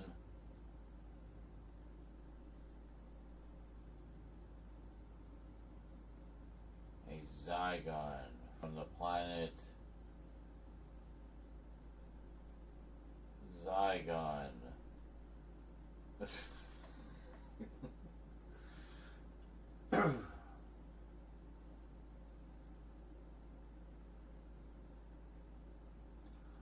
No, we had legitimate R&D here too, huh? But not anymore. That's all over now. Everything that could possibly be researched and developed has been researched and developed, and there is no further advancements to be had. So now it is time to go backwards with, abolishing with environmental protections and firing up the gas and coal industry like never before. Gas and oil and coal industries, yeah. Cool. Great. Wonderful. Already reaping the benefits of this brave new world.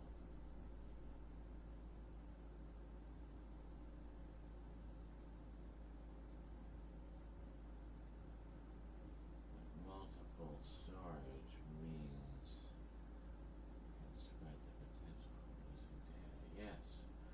But if you have, a potentially unlimited amount of storage on a single drive, why not just buy a second one? And that can be your backup.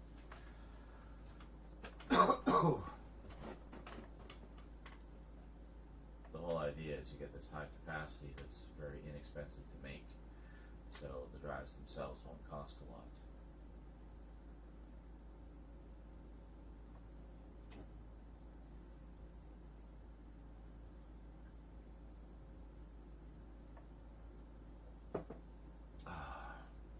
Also, I think by its very nature, it would be kind of have a lot of built-in redundancies to prevent data loss.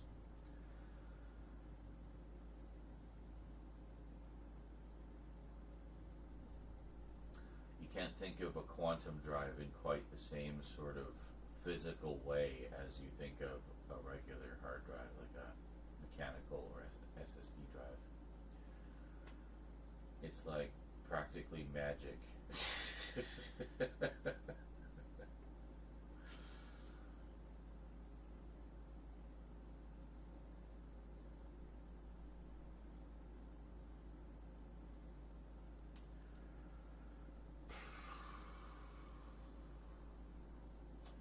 Do you know we're getting an old man Robin Hood film with Hugh Jackman as Robin Hood? I did not, but I will absolutely see that and add it to my Robin Hood collection.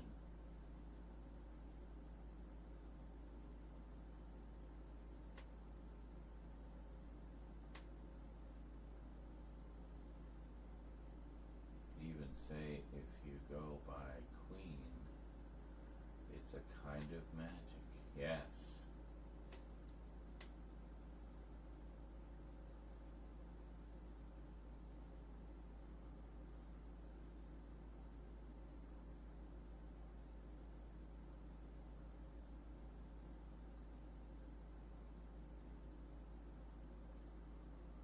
So strange to me that Ronald McDonald and all the McDonaldland lore has essentially just been shelved indefinitely. Oh, you can't market directly to kids. Well, they did all through my childhood and I turned out fine. Let kids have Ronald McDonald and friends, jeez. Bring back Playland.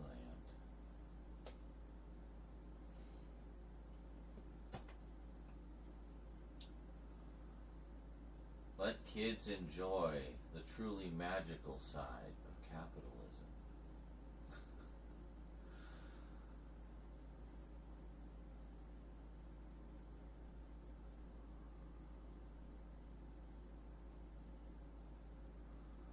I think I'm going to make some hot dogs and perhaps a coffee. I think these two things together might actually help me to wake up a bit.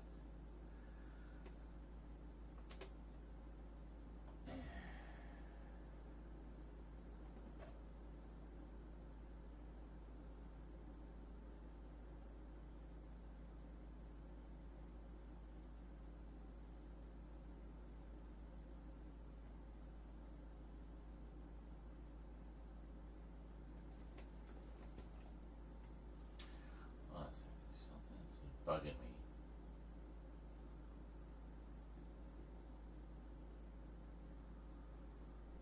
All that RGB.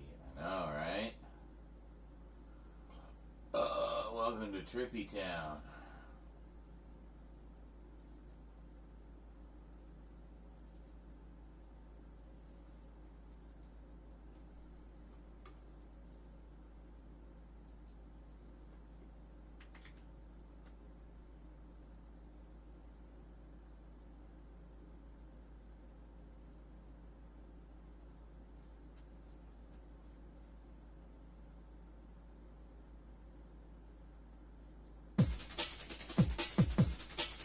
No, that's not it.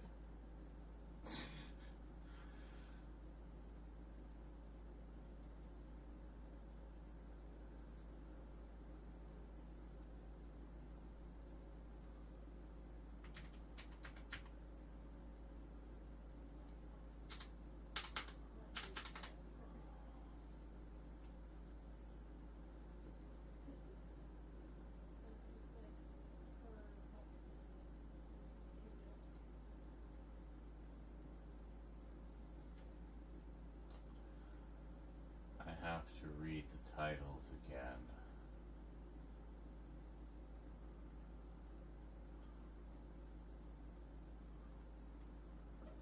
I'm reading the titles.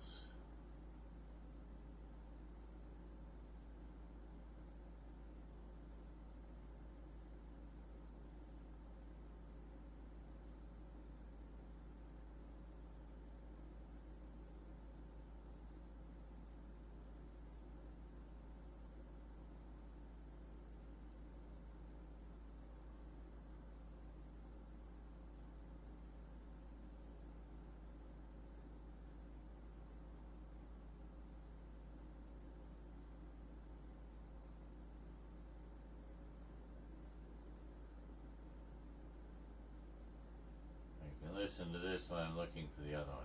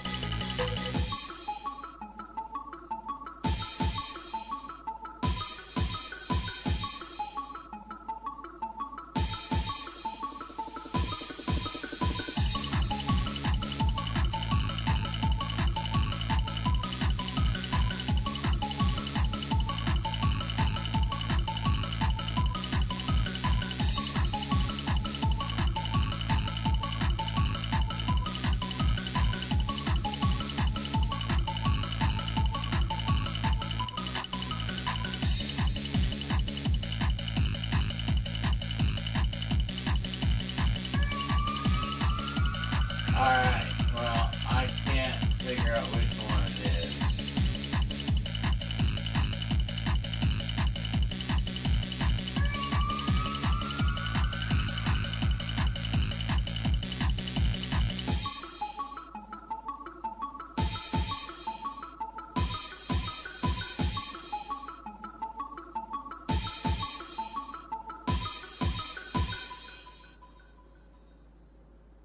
I know it's not any of these ones, so we'll start from here.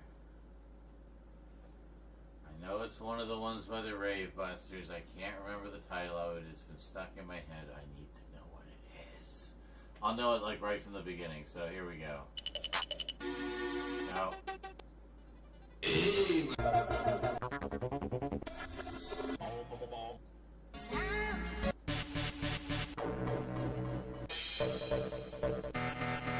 Sensory rape.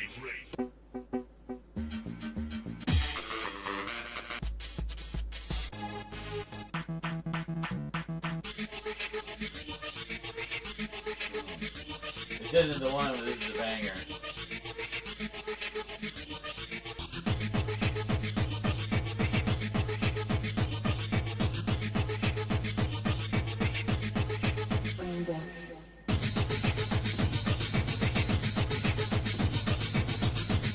Alright, hang on, we got that one.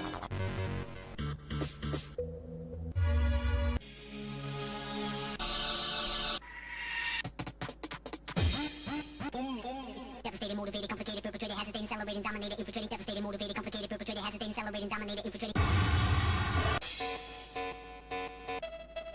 Just getting warm. Just getting warm. There's some disco fans in here tonight.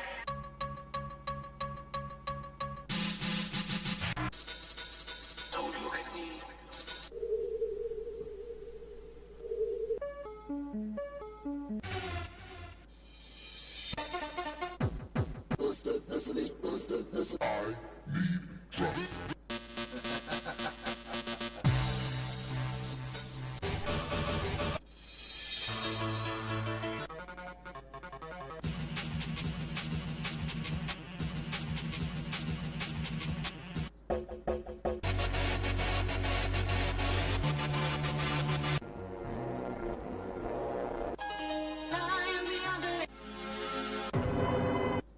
The eyes of the master. The eyes of the master. Here we go again.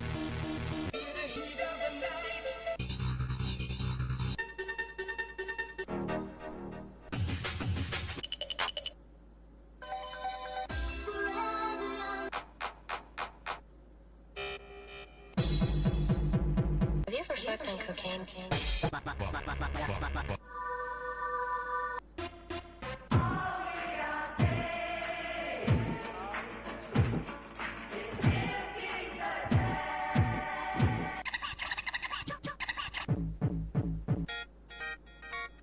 Is back.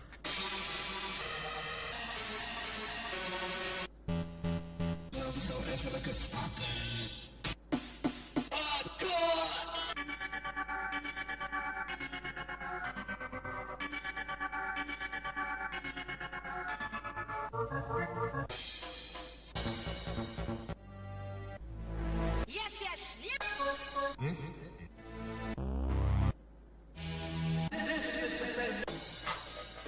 I like to move it, move it. I like to move.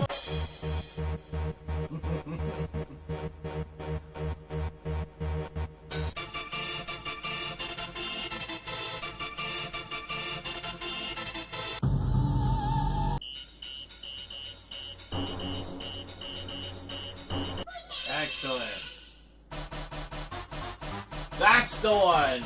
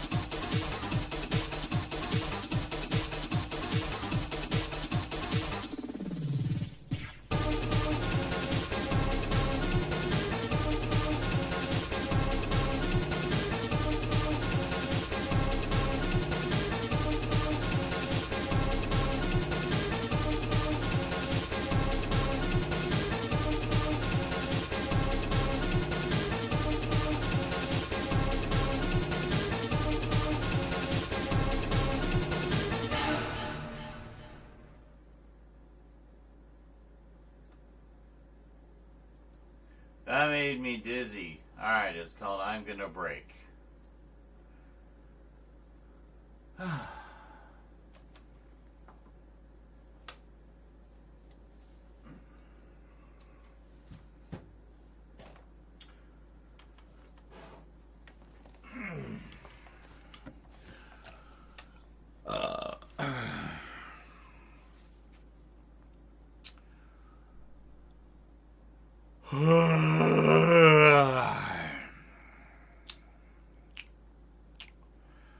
I'm glad we finally found it.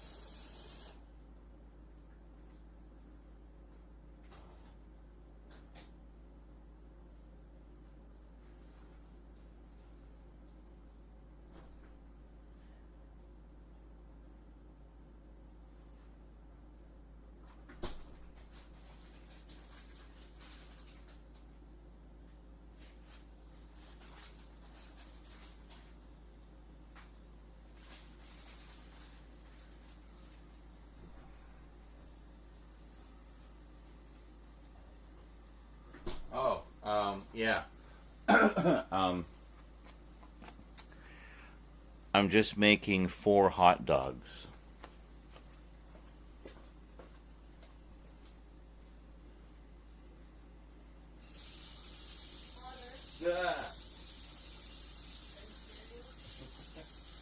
Thought you were asleep. What? Making 4 hot dogs? Yeah. You? Yeah. Okay, anyways, can you make me one? Do you want one? Oh, you're very awake. Just one? Alright. Thank you. You're welcome.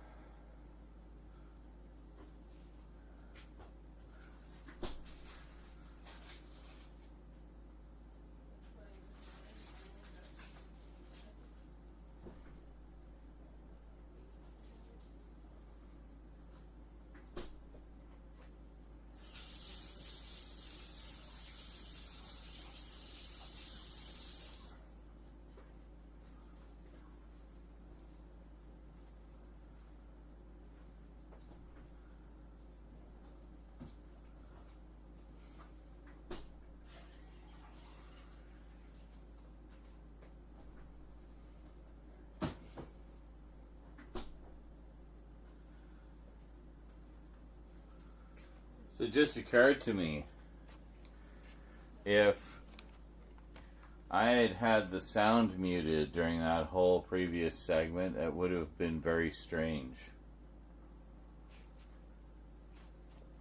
Just seeing me dancing in my seat like a maniac to nothing.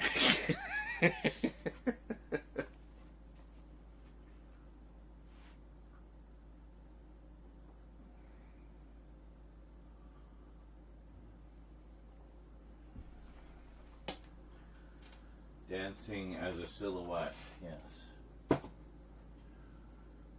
barely saw you. That's okay. As long as you could hear the music, that was the main thing, because I had been looking for that one for a while. The funny thing is, I used to use it quite frequently. Don't know why I blanked on the name. Must be all the weed.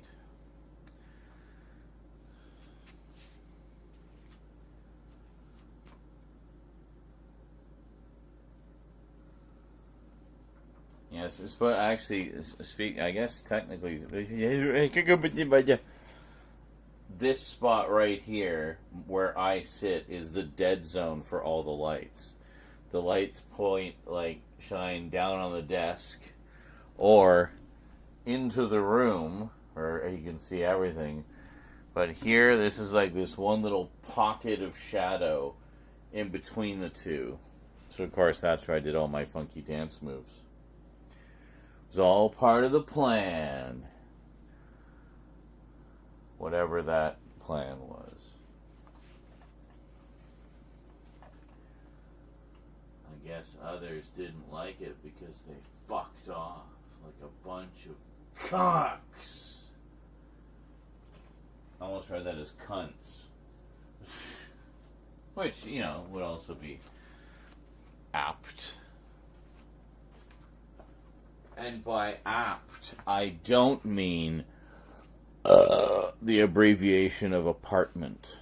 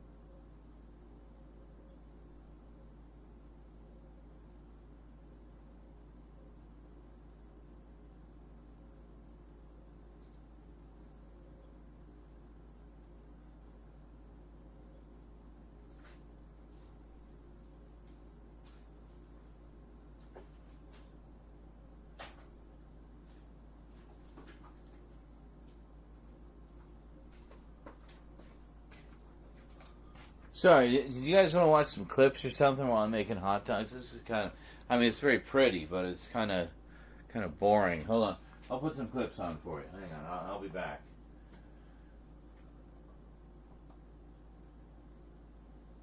They just take a minute to load. Just hang in there. They're coming.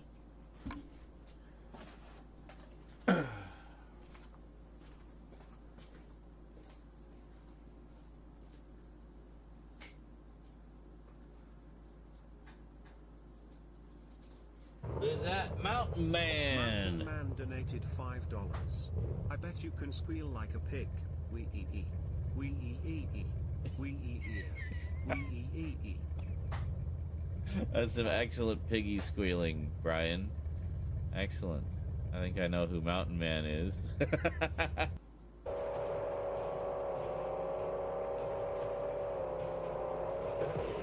Come on.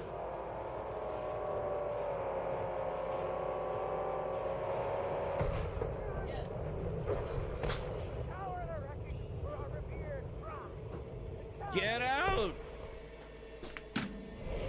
Are you fucking serious? You cannot be serious. I was pushing the button, but he wouldn't get out because we were in the middle of flipping through the air. Okay, an easy chair. Great. Did we get everything here? No, there's still scrap here. Well, what are we missing?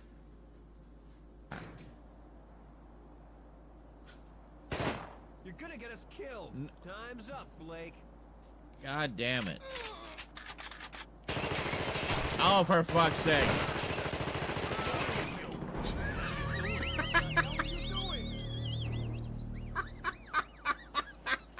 I was trying to give him the hypo.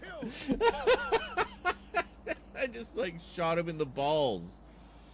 And for some reason he took offense at that.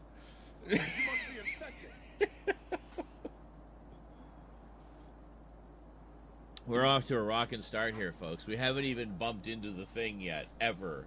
Not even once. Time's up, Blake. What? Oh, was I like still alive in the background even though the game was over? That's hilarious. You got one? Oh, yeah! With 1 health! Oh my god, get some heals, get some heals. Holy shit. How did I do that? That was amazing. I realized muting my mic didn't really do anything because you guys are listening through the camera.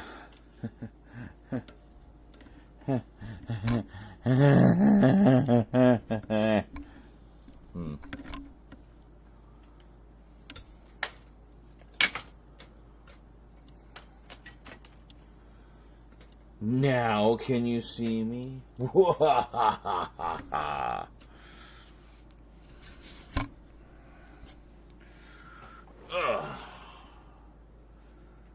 we go. What do you mean you barely heard anything?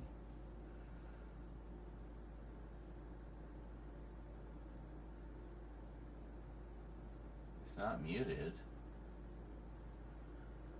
I'm so confused. Anyway, hot dogs.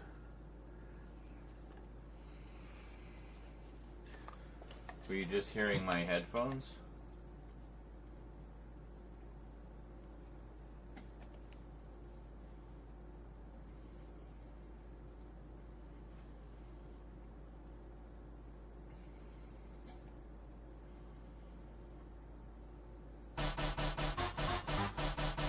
You can hear it. Barely hear that. It's almost in the red.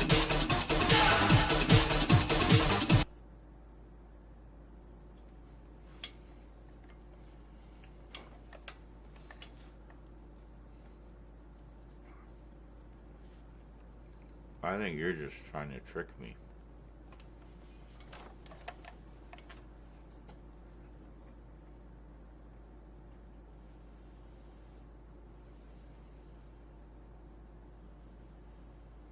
Well, I wasn't saying anything.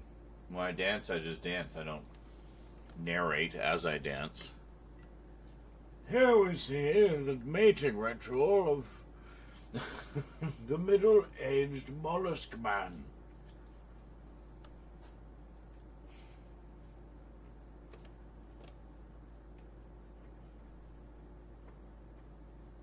He's practicing his mating dance, which he will never show to anyone. So what is the fucking point?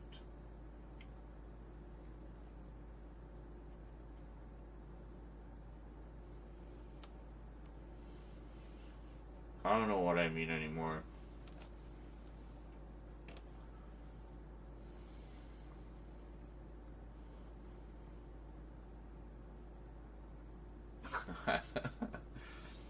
Are you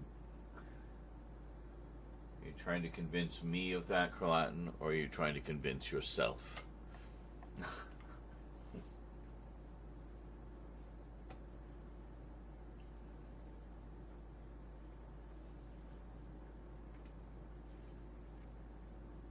I don't know, it's the middle of the night. It happens around this time, you know.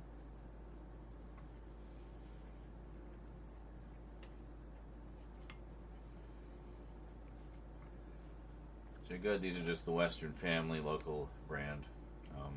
All beef. I like the all beef one.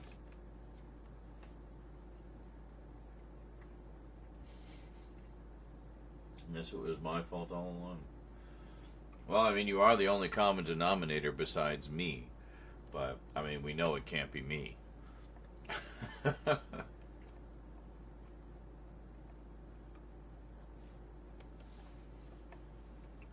I mean, except for the times when I'm being verbally abusive to the viewers.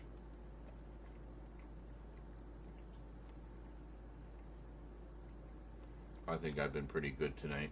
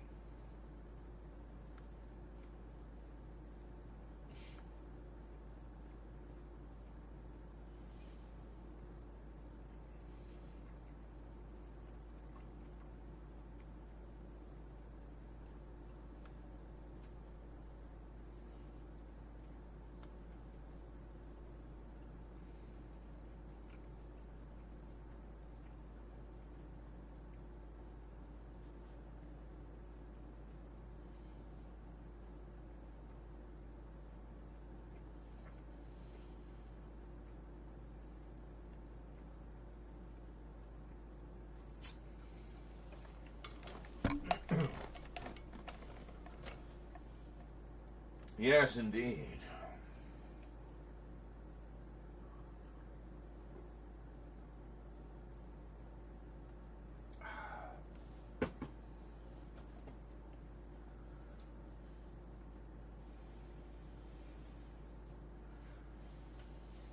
I had Dolly's pizza and it hit the spot. Dolly's, as in Parton. I didn't know she had a pizza chain. It had that down-home, country living flavor.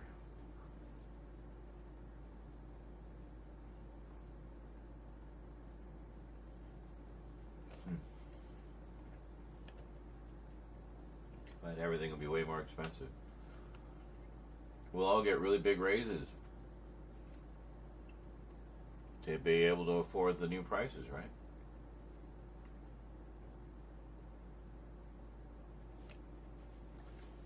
All beef hot dogs, want some?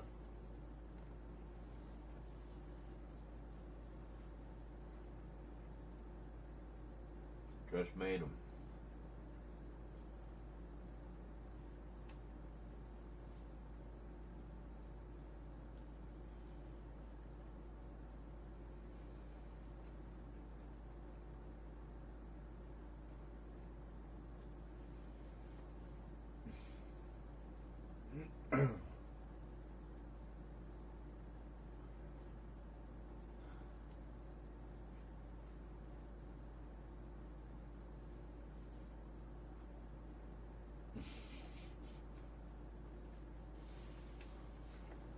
Mm. Well, you know, worth it though, right?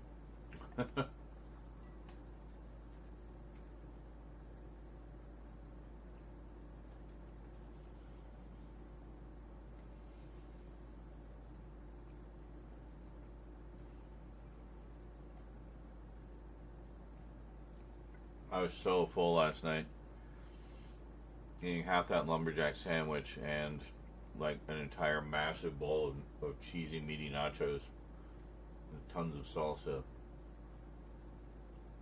Mm. It was good, but man, it did me in. Did me head in. Well, not my head, my tummy. Did my tummy in.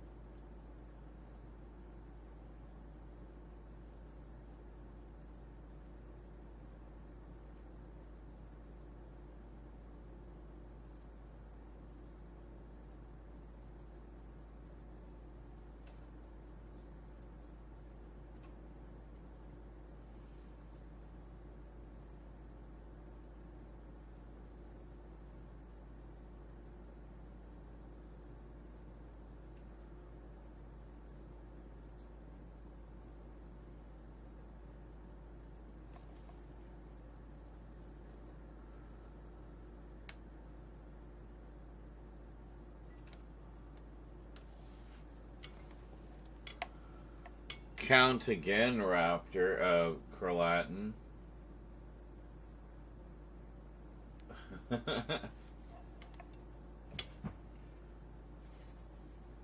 Last one.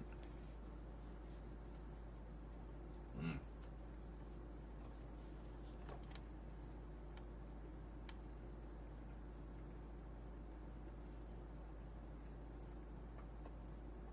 He did, but see, that's why we're going to make coffee after this.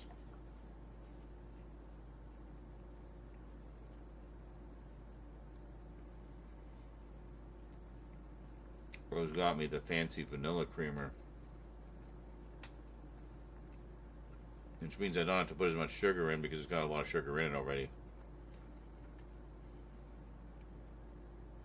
So it'll be like an energy drink.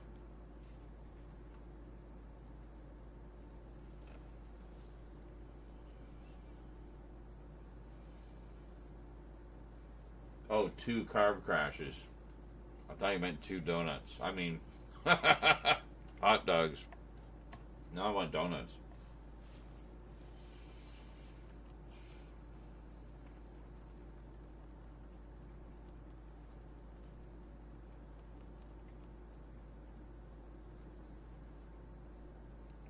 What did I eat before?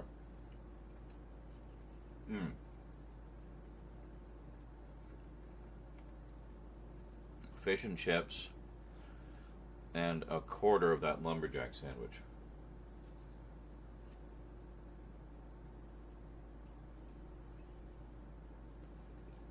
Damn fine piece of pie.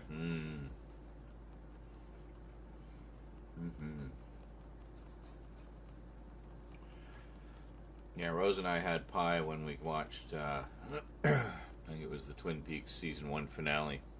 We gotta get back to that. Season 2 awaits. And then Season 3. And the movie. So much more to experience. But, we got, she found, it was a strawberry rhubarb pie. It was really good. We only got a half pie, basically 3 slices. And man, both Rose and I just wolfed it down. It was so good.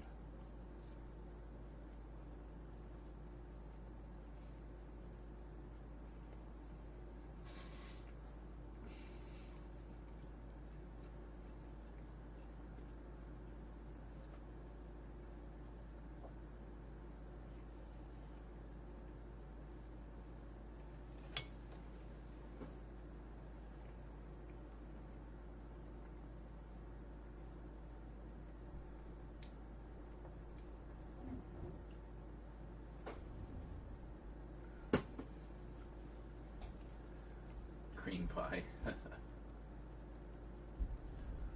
Both of them for me. What? Strawberry rhubarb and cream pie. You prefer banana cream, chocolate cream, coconut cream? Wasn't the coconut cream pie generally the choice of pie fighters? I feel like that was a standard go-to. Banana cream would be another one. But it seemed like coconut cream was a really popular one. Oh, we better take these 300 coconut cream pies to the governor's mansion for the big ball tonight. And you knew not a single one of those pies was going to get eaten. That was ammunition. Oh, unironically love lemon meringue pie. Yeah, Mom used to make a really good one.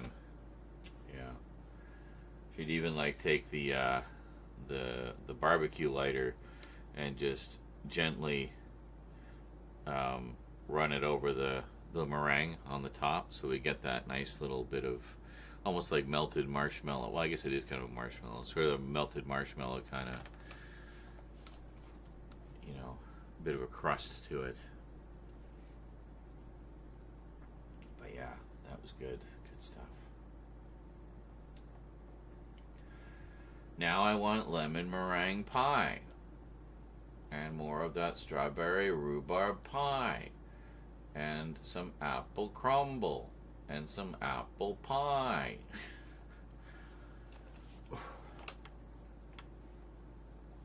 S'mores pie. My sister makes me my own every Thanksgiving. Well, damn. A pie of s'mores.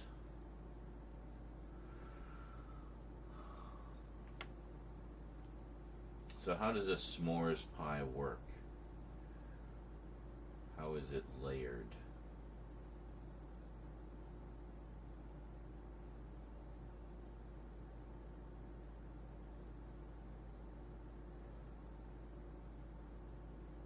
Or is it you just break up a bunch of s'mores and throw them in a pie crust and call it a day? Spray some whipped cream on it from the can. Perfect.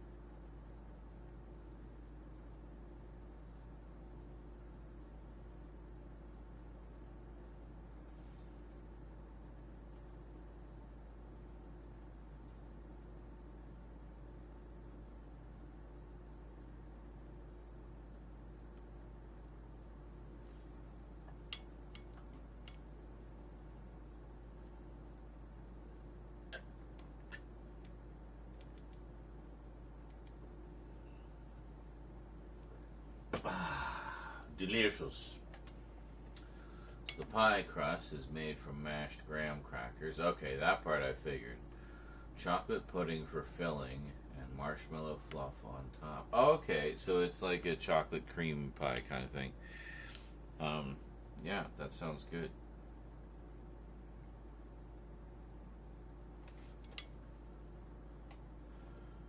Oh, that sounds really good. I would eat a whole pie of that.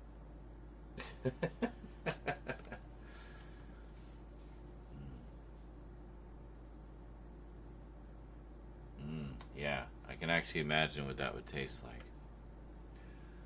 Yeah, that's good shit. I just generally love chocolate pudding when I was a kid too, so that is a flavor I know very well. Is a texture I know very well. And graham crust. Well, my mom used to use that for a few different things. In particular, her cheesecakes, she would use the graham crust.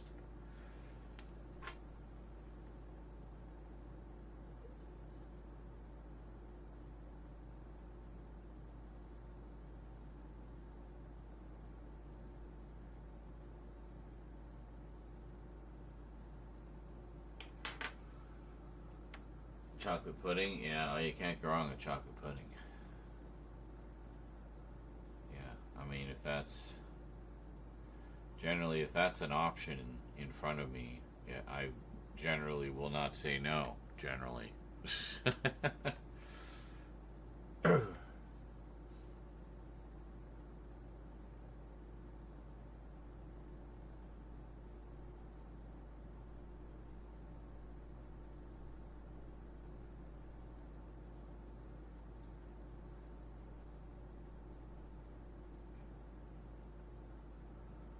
Of course, with the constant lights, I can't pretend to be frozen.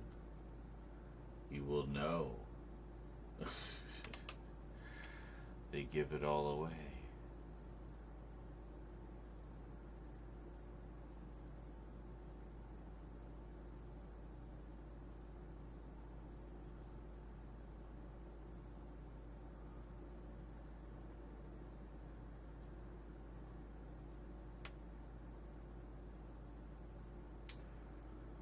Remember eating Dinosaur the Movie themed applesauce and chocolate and vanilla pudding. Really? Disney's Dinosaur. Yeah, I always thought the mouths were really weird in that.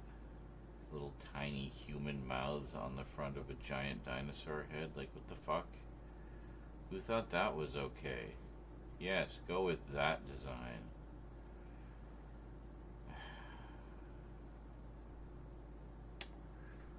That just unlocked a core memory. That would be amazing on 4K. Yes, those tiny mouths in greater clarity.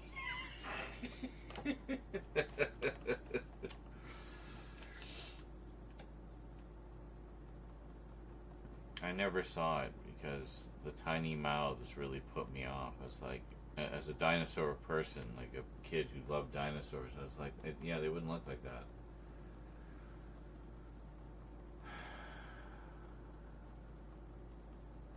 But dude,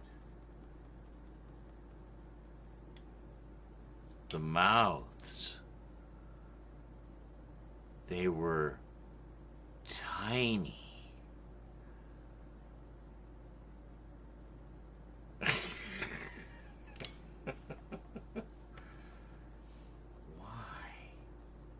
Why were they so small?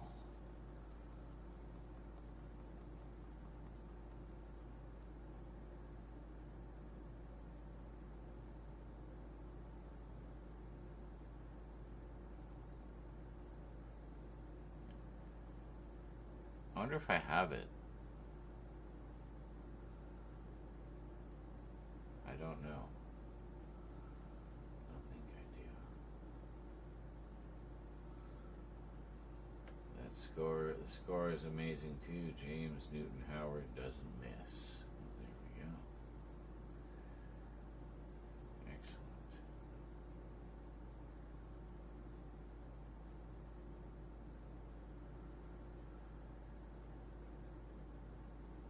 I am not saying that at all. I have seen Jim Henson's Dinosaurs.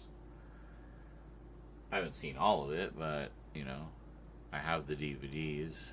I used to watch it periodically when it was originally on.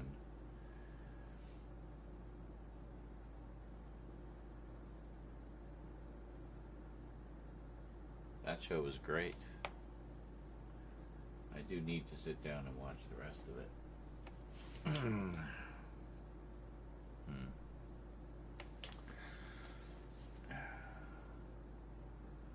What's the show you haven't seen? Dinosaur. The Disney movie. The CG Disney movie.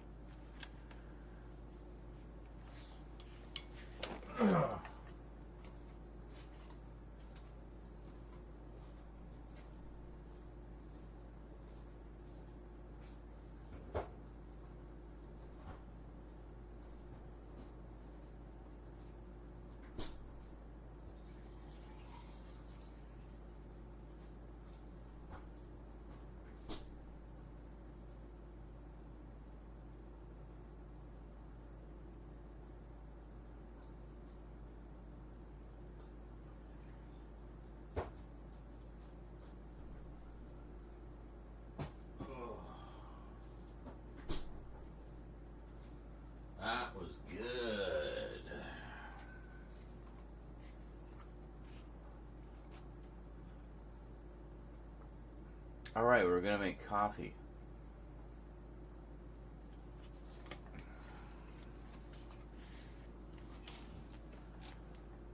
Oh, that monstrosity. Wow. So many uncultured fucks. It's actually so good. Alright. I'm willing to give it a look-see. I like dinosaurs. I just found the designs weird. But if it's got, you know, good story, good characters, I can excuse the, you know, abominable animation.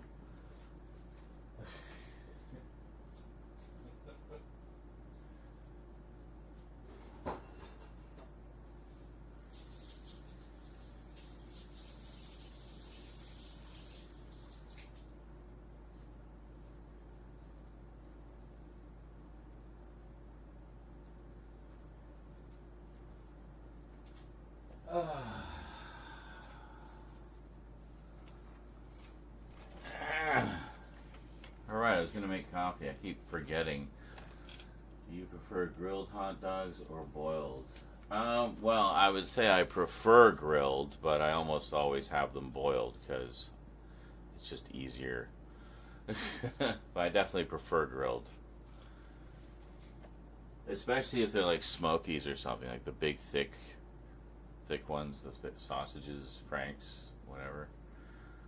But the kind you get at the hot dog stands, you know.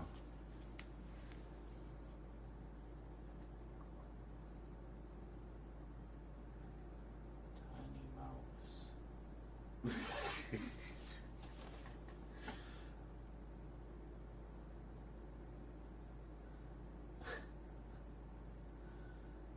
Coffee time. Coffee time. It's coffee time. Coffee time. Yeah. Thank you. Thank you very much. Don't forget to tip your waitress. Alright. They work hard. Keep them happy, they'll keep you loaded.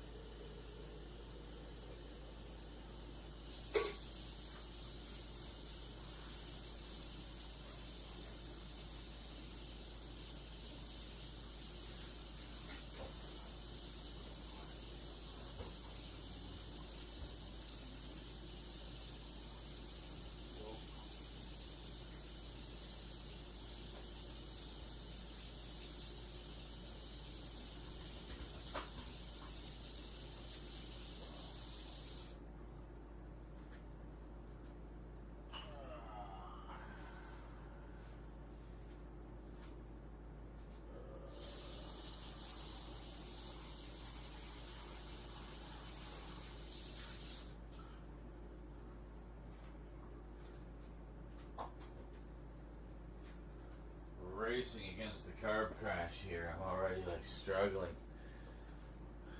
We gotta get. We'll get there. We just gotta get the coffee made. If we get the coffee made, we'll be golden. The smell alone will start to perk me up. So close. Almost there.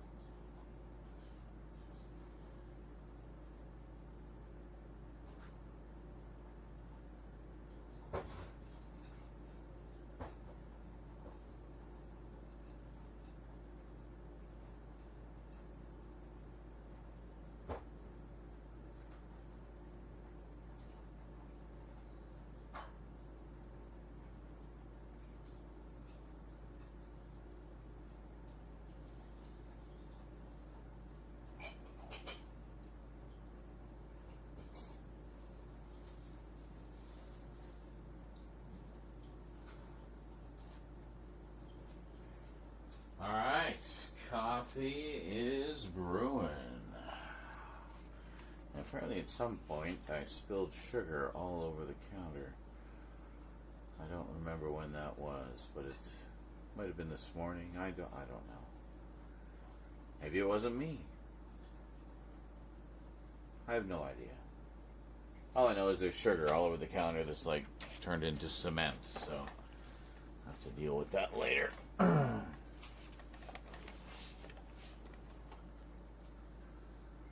Wowzers, Disney's Dinosaur turns 25 years old next month.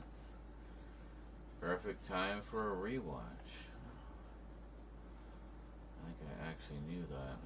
Maybe that's what kickstarted my brain to think of dinosaur pudding.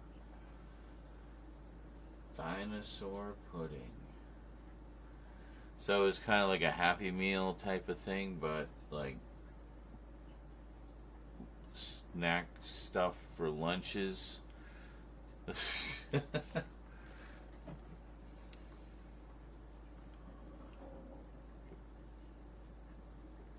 I wonder what actual name brand thing was being rebranded as Dinosaur. And if that actual name brand thing still exists, so you could actually have that dinosaur pudding again.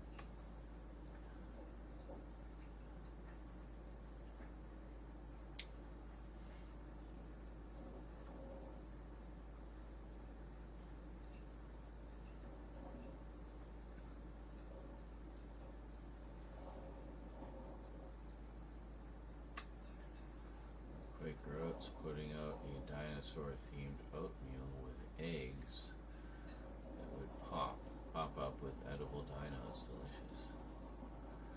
I think, don't they still have that? I swear they have Quaker Oats Dino Eggs oatmeal. Like, obviously rebranded to a generic brand, but I'm pretty sure they still have that, just not with the dinosaur branding specifically. In and out because I'm battling my internet connection. I see.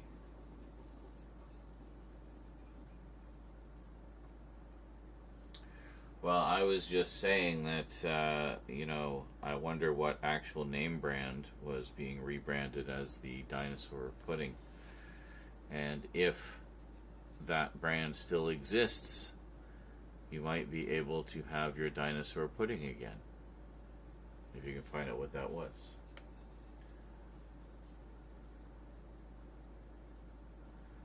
So if it was like, they were using Jell-O, like Jell-O brand pudding, but just putting a dinosaur, images on it,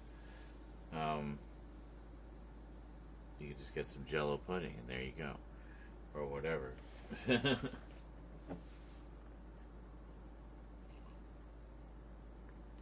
So, the only way to find out, really, logically, is to try every single type of chocolate pudding you can get your hands on until you find one that tastes pretty much how you remember it. And then you'll just assume that that was the one. And you found it. And then you can just order it by the crate.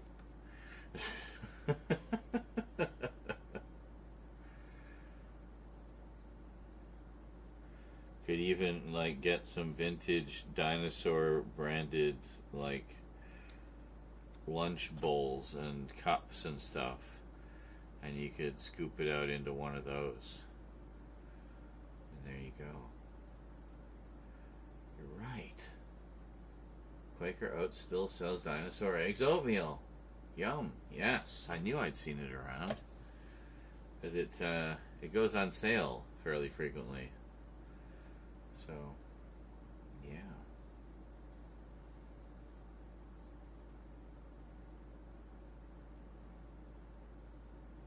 And just so you know, it's Quaker Oats, not Quacker Oats. I'm pretty sure their mascot is, a Quaker. Rather than a duck.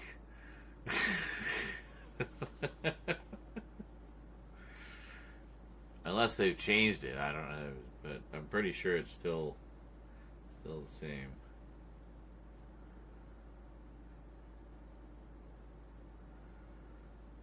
aboard the duck, it's Quacker Oats. Well, yes, that would be true. Quacker Oats.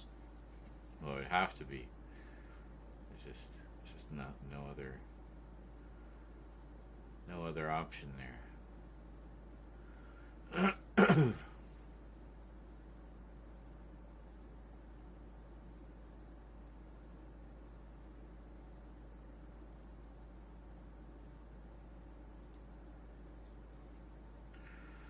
Do not quote the old magic to me, young one. I was there when it was written.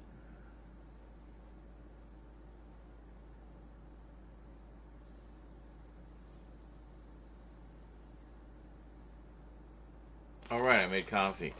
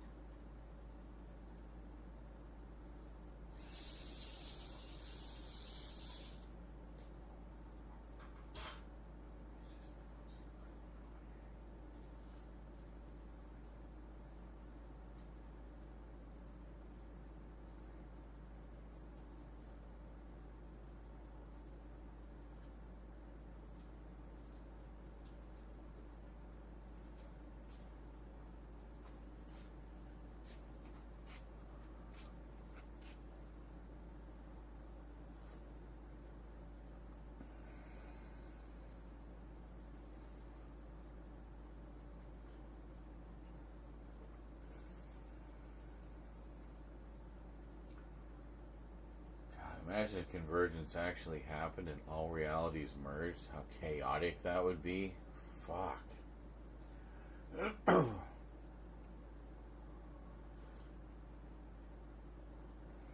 feel like everything would just implode. Immediately.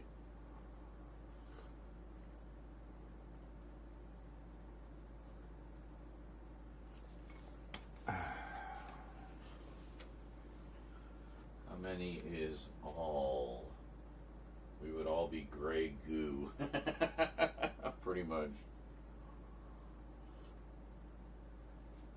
But I guess the idea is that all the variants of, say, you merge into one person, but with memories of all of the other realities, I guess. I don't know. So instead of there being a million variants, there's just one.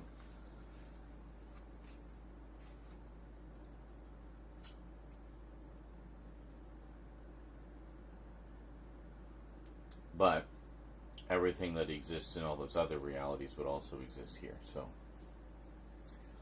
that's where you'd run into trouble.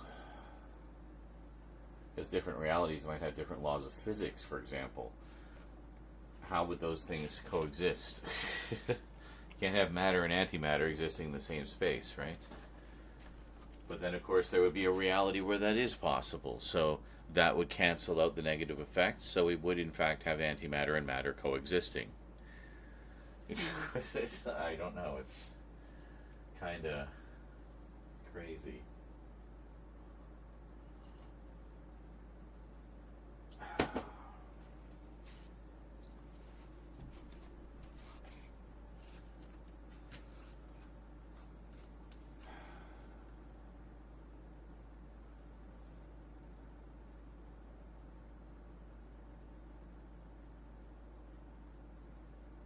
So would there be like a prime consciousness in all of that noise? Or would it just be kind of a higher level of consciousness where we're able to just filter through all of that and understand it? And make sense of it and see it all as aspects of the whole view.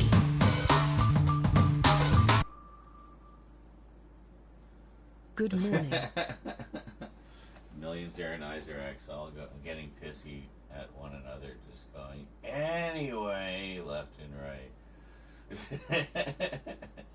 And good morning, Duncan. That's 75 months. That is the same number of months as there were issues of ROM Space Knight. Lasted 75 issues. And what a 75 issues they were. It's so funny you're coming in, which usually means tea time. And I have coffee.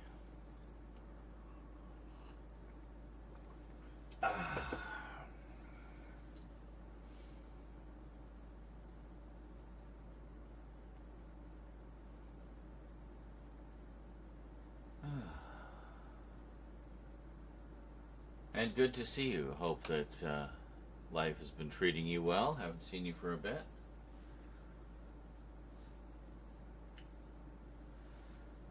We've been working hard on actually getting a lot of filming done. Lots of new Multimedia Chronicles episodes on the way. And just starting on the editing. The day off, going to the hospital for my eye checkup. Also getting a camcorder in the post. Very nice. An upgrade from my tape-based HD camcorder. Nice. So you're going like flash card based or SD card based rather. Yeah. I went SD card as of my previous camera, the 1080p one. And never look back, honestly, because it's just so much easier and faster and simpler to transfer the footage over to the computer for editing. I just have a card reader, and yeah, it saves time, and well, of course, you know, all the high def formats are digital only anyway, so I know they did have HDV, which was the high def version. I'm not sure what the resolution was on that, but that was the only sort of tape based high def camera format I can recall.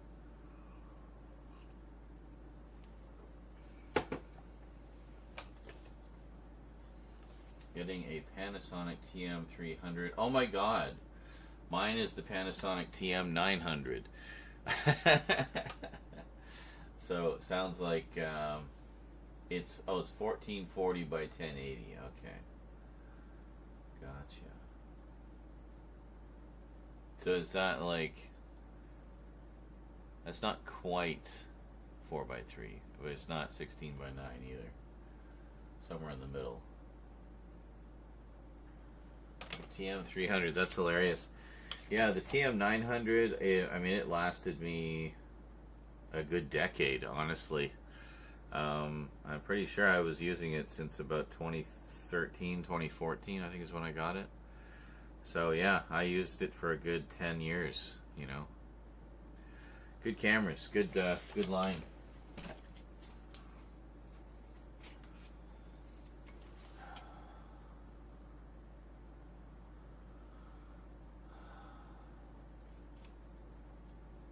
Alright, why don't you enjoy some clips, and I'm going to go have a smoke, and then we'll come back and see about maybe getting something going on here.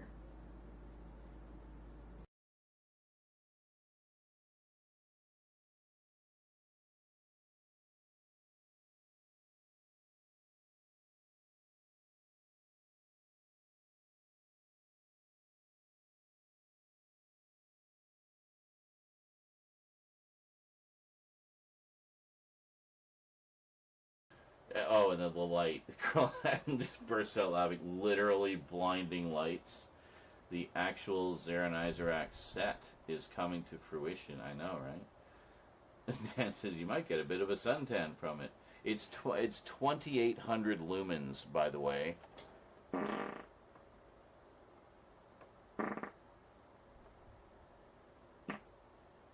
That's a lot of lumens. I honestly don't know what's causing it, because that, I guess. Yeah, there's... Oh, maybe, actually, hold on. Well, fuck me. How did cat puke get on the camera? God, just cats puking everywhere. I thought it was lens flare because it disappeared when I would move. No, it was definitely some spooge on the camera. Alright, well, thank you for the dono to inform my stupid idiot ass that there's been a piece of cat vomit impeding your view for the past 2 hours. I don't need their left. We're being raided.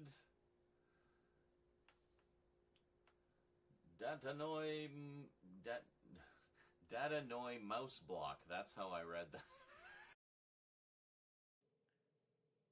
That's right. Samson said there's nothing that'll turn on a woman more than telling her that she tastes like maggots after making out with her. Oh, I know. Well, I mean, it's a sign that you recognize her affluence, that she is, wealthy to the point where she can dine on maggots as much as she wants. She's living the good life. It's a compliment. It's a status symbol to tell a woman she tastes like maggots.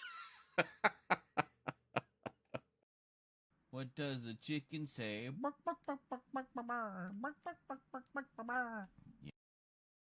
welcome. I was just making sure that went to him. I owe you. I owe you.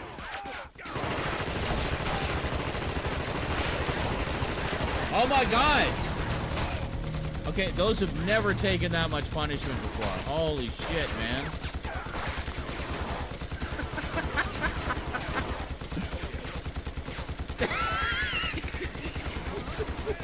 I owe ya.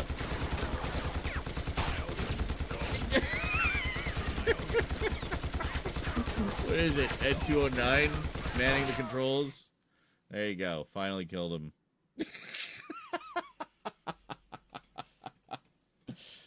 Oh my god. Okay.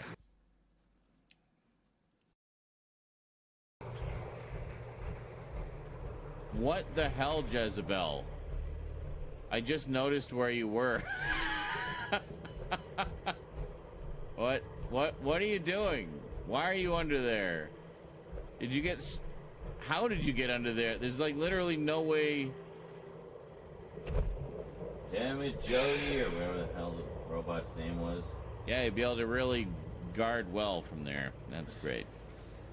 Where are we here? Canon HV is HD Mini DV. Oh, well, there you go. So HDV.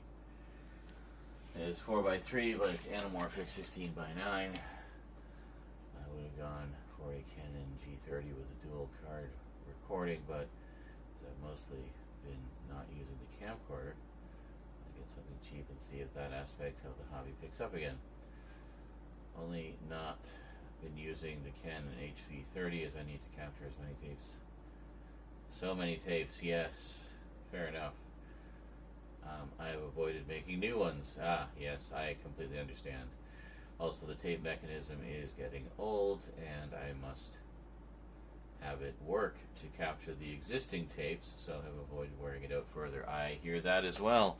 That's kind of the state of my 3 DV camcorders. They are in various states of malfunctioning, but enough that between the 3 of them I can capture what I need to capture for now. So I want to get that done while I can. My DSLR does HD videos, but a big problem is that it has a mono mic and no jack for an external mic. Oh, that's a pain.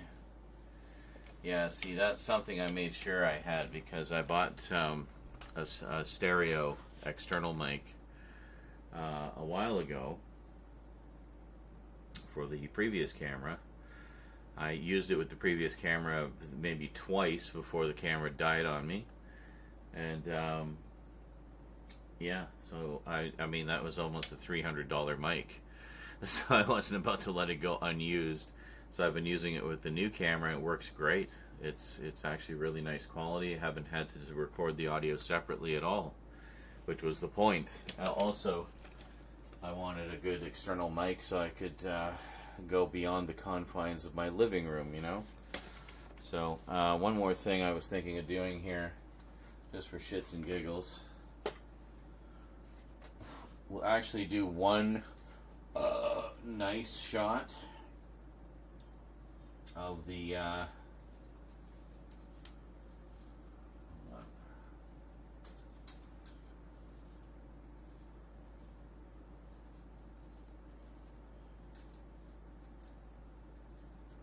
I'm actually undoing it here. Hold on.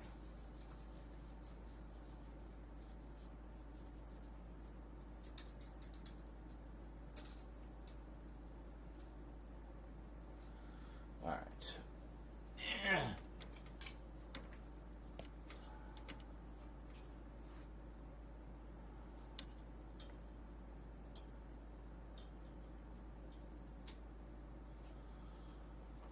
Okay. So just bring you guys over here for a sec.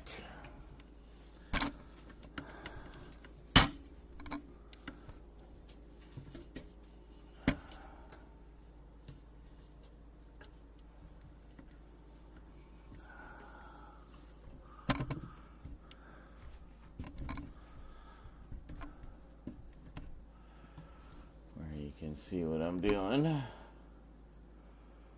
Angle it down a bit so you don't get so much of the light in your face. So it's going to be a little bright.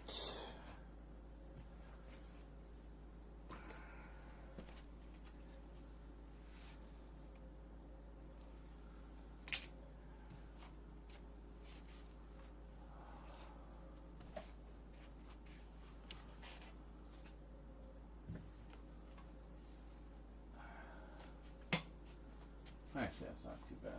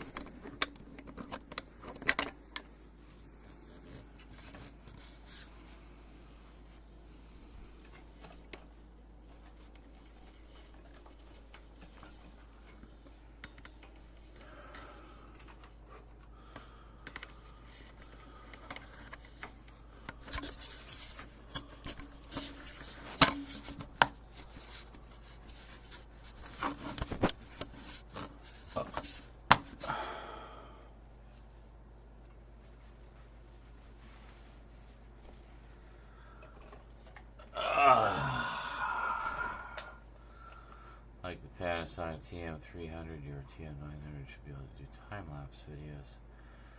I'm eager to play with that, as I've had nothing that can do that before.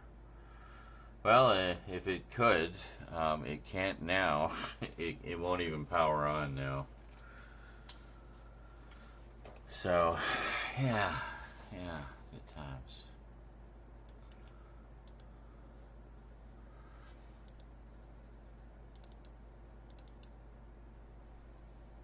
Okay.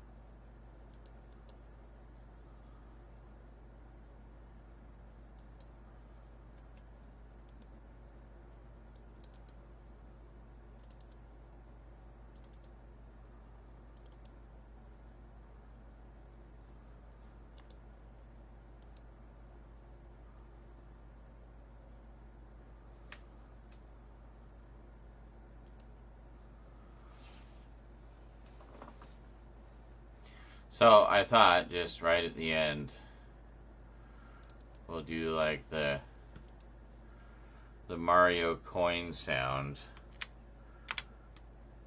and it will be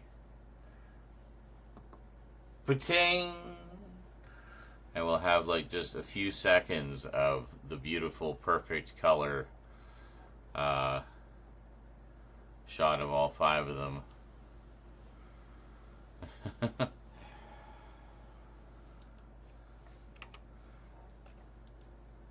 Coming in from this.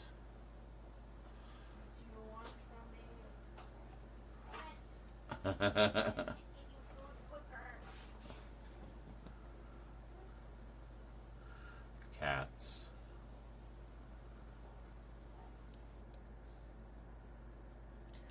So go from that to pa-ting.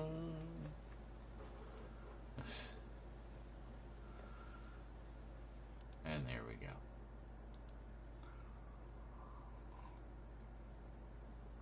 Oh, that's right. You were finally able to watch it in 4K, and you thought you'd have to compromise with the Blu-ray. But you recovered either way because it has both. That's great. Yeah, they still have it in stock. Actually, there's quite a few left. Thomas Wright grabbed one the other day. Actually, the same day I filmed this update. So yeah, I basically did. I just did a sci-fi update, and funny enough, all 5 of them are 4K. So this was an upgrade. This was new. This was new. This was new. This probably would have been an upgrade, but I never got around to buying the Blu-ray, so at least I don't think I did. Anyway, got it on 4K. So, there we go.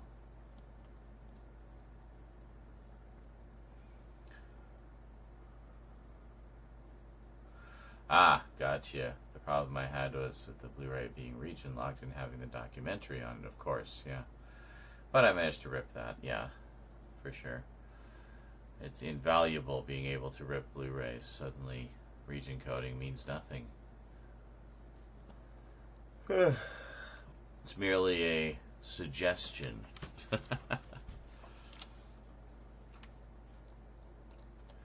Okay, so this is another umbrella one.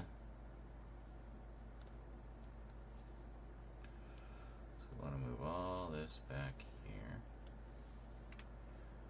There we go.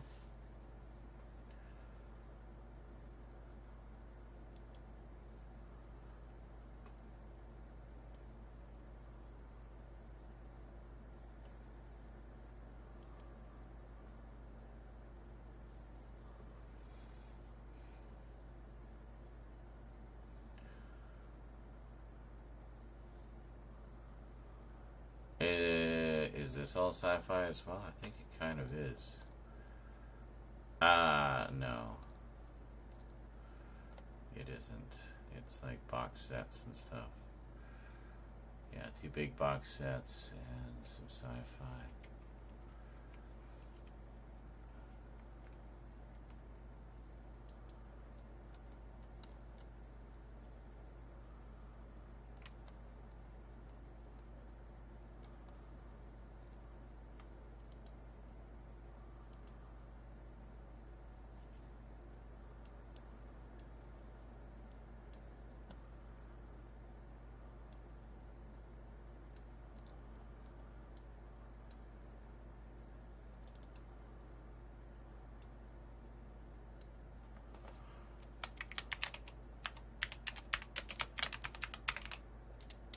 Wow.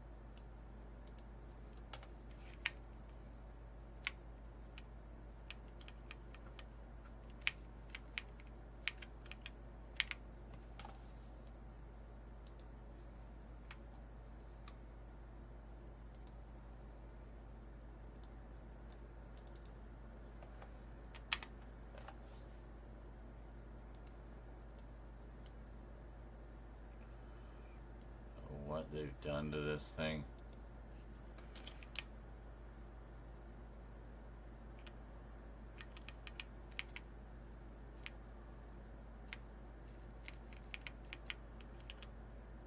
Put you there.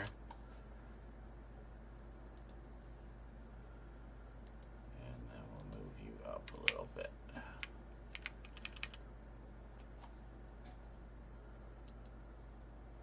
Sure.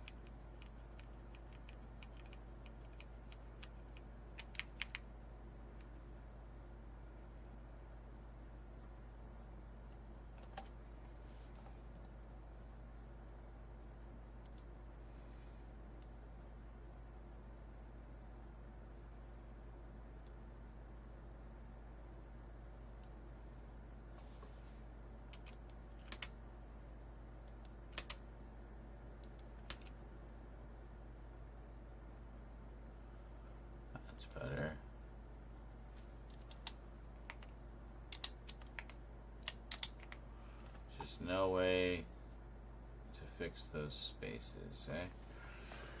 Unless, no.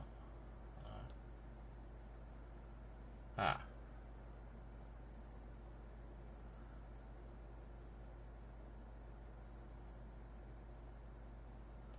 There we go.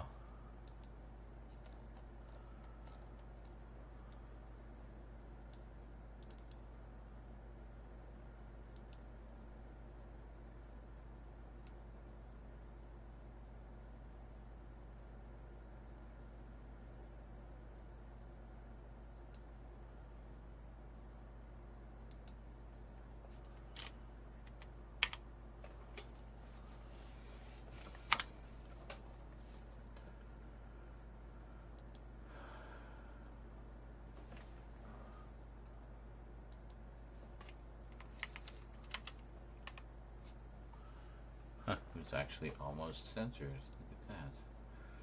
It's amazing.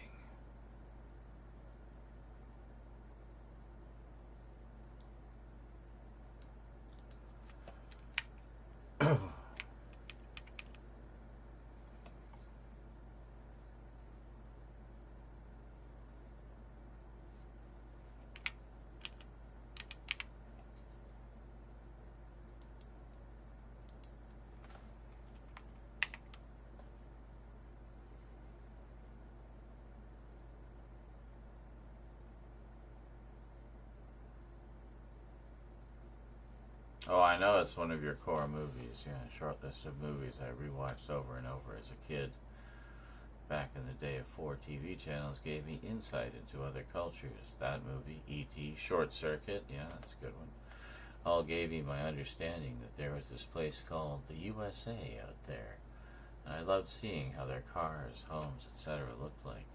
As a kid, I was fascinated with other houses. It's probably similar to my fascination with Britain and the UK and the old country out there, all the old castles and old architecture that you just don't see here.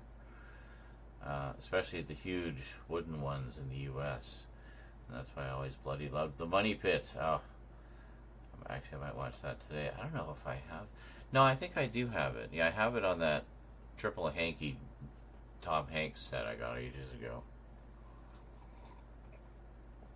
I do not have it on Blu-ray though. Well, yeah, the Money Pit is great. That's an all-timer.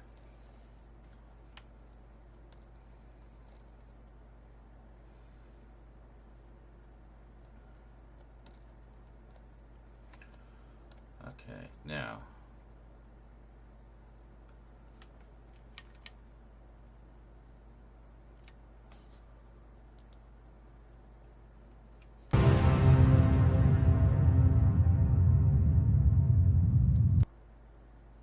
See, that seems too long to me. How long are we going there?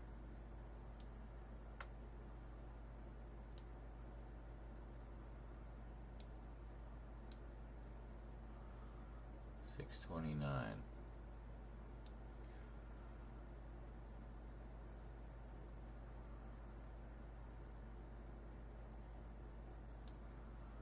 I mean, honestly, I kind of feel like 5 is enough.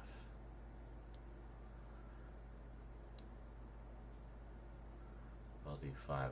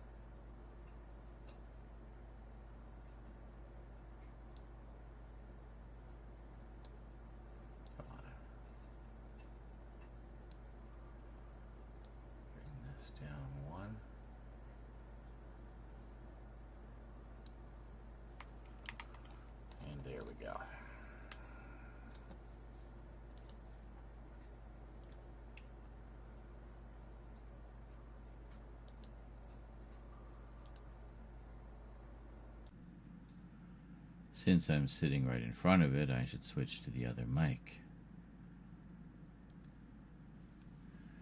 You can hear my mutterings a little better.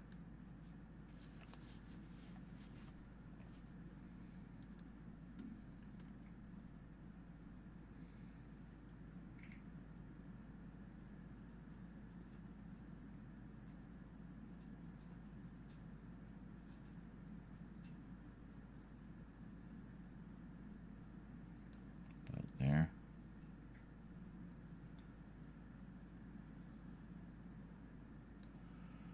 Want a little bit of overlap with the fade and the greeting.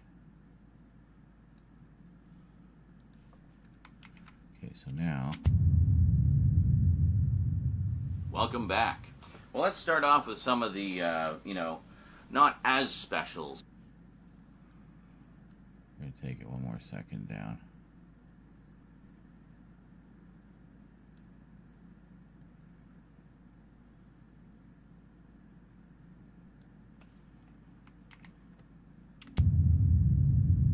Welcome back. That's better. Well, let's start off with some of the, not as special editions, but still pretty special.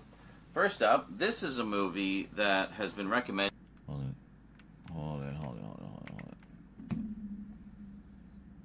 Need to check something before we get too into it here.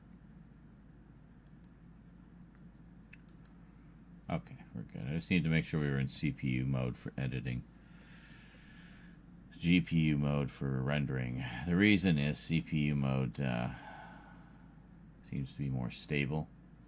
GPU mode tends to crash during editing. It's fine for rendering, but editing is tetchy. So, yeah. Anyway. Jordan Haji Simpson, who is a longtime viewer of the Multimedia Chronicles, often comes to the live streams, and we're pretty good friends on Facebook and swap memes all the time. But it's become kind of a running joke because he's a huge fan of time travel movies, as am I, and this is one of his all-time favorites. The running joke has been, anytime he's waffling about what to watch that day, about half the time he just puts Time Crimes on again. Did I say with the movie? No. Half the time he just puts this movie on again. About what to watch that day. About half the time what to watch that day.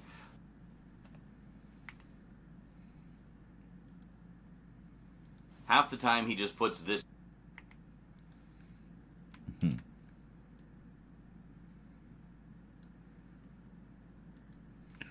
Blowing the movie before I've even shown it.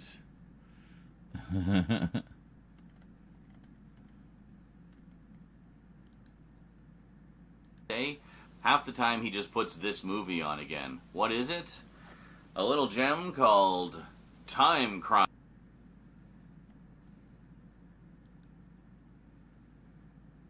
Time.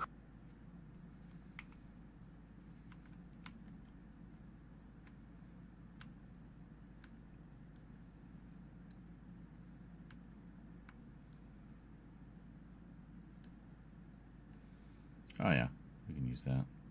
Time Crimes. Yeah, so if you're familiar with stuff like, I guess, Time Cop and things like that, you'll be, fairly keyed into what the premise is here. So it's, let's see, what is it here? A man on the run from a reigns. A naked woman, unconscious. Let's see, what is it here? A man on the run from a relentless killer.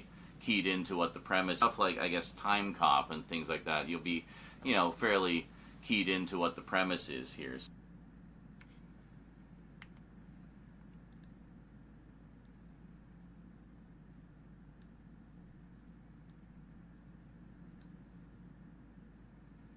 Yeah, it's fine.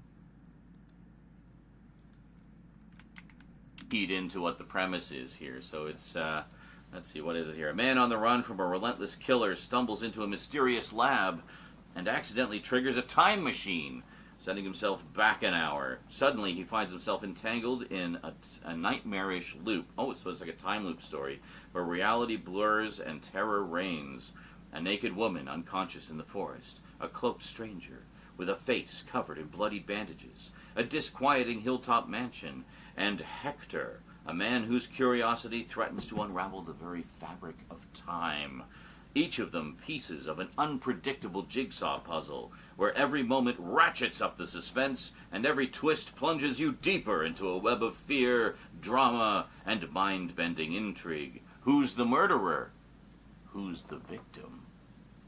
Well, I mean, that sounds amazing. It says, in time crimes, nothing is as it seems. Prepare for a heart-pounding journey where time is both a trap and the only key to survival. Dive into this riveting tale and question everything you think you know about causality as you deeper into a web of Hector, a man whose curiosity threatens to unravel the very fabric of time.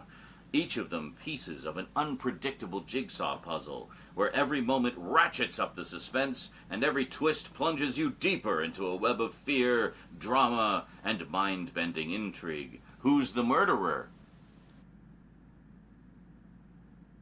Who's the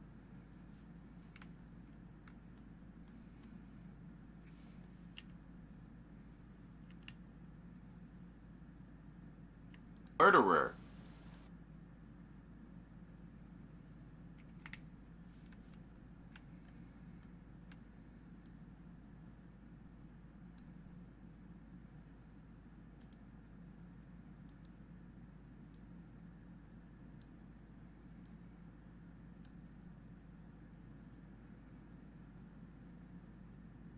Who's the victim?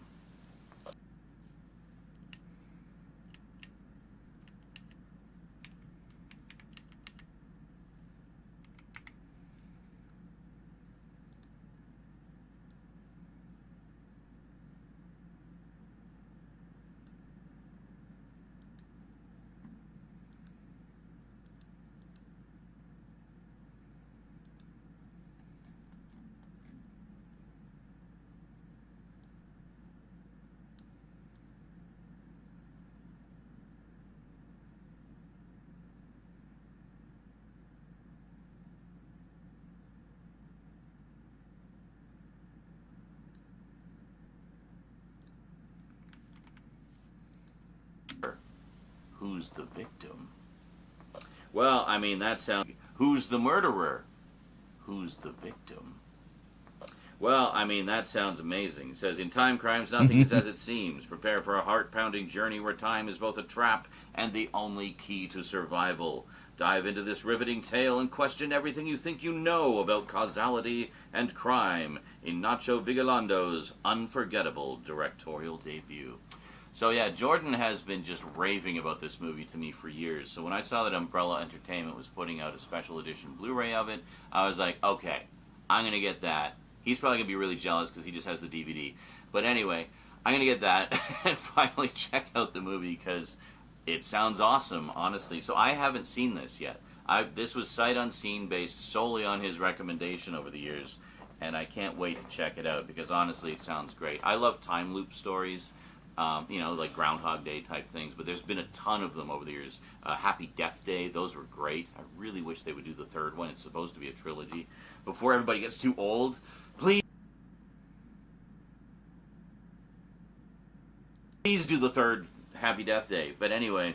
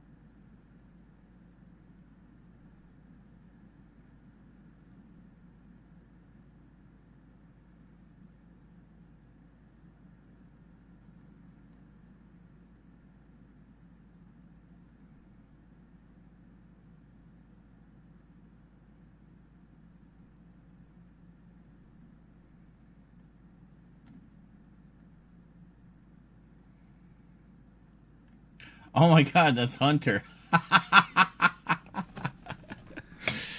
Our very own Hunter Bolding got quoted in Fangoria. Well, how did I miss this bit of news? Check it out.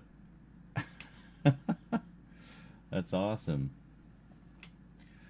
Unfortunately, his Twitter page, not his other page, but I think he, well, that's easy to find. I'm gonna put that right into the video. Hunter Bolding. I'm pretty sure he echoed it on Blue Sky.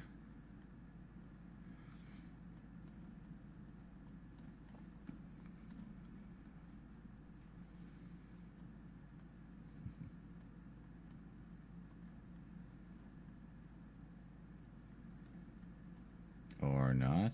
God damn it.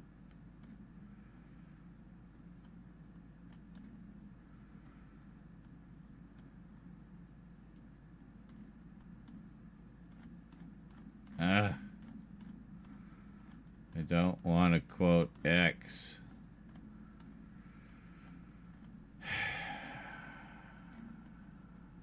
Oh no, here it is.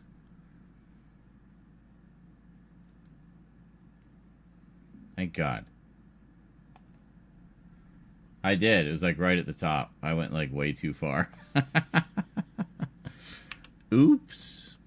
Alright, so we're going to grab these.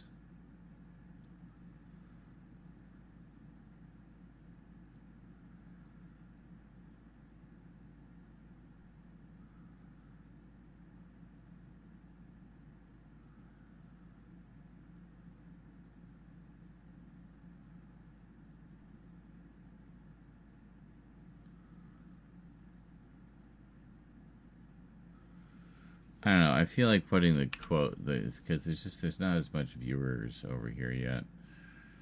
I feel like that would be. We'll just put that there. We'll just cut it there. Okay. And then we'll just grab the images as well. But we'll make sure Hunter's name and username is very visible.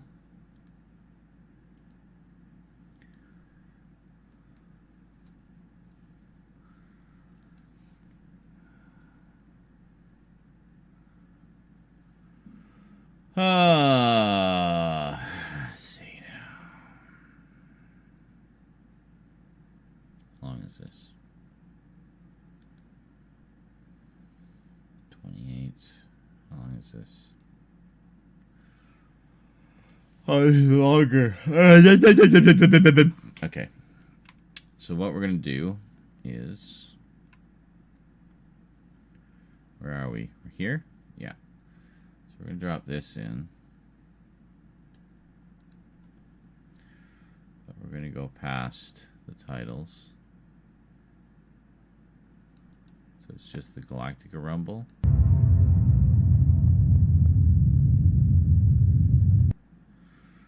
Like from there.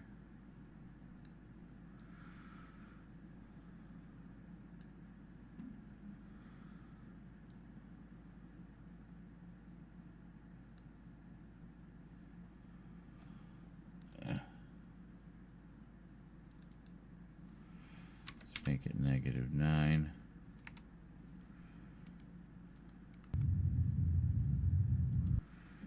And we need some music.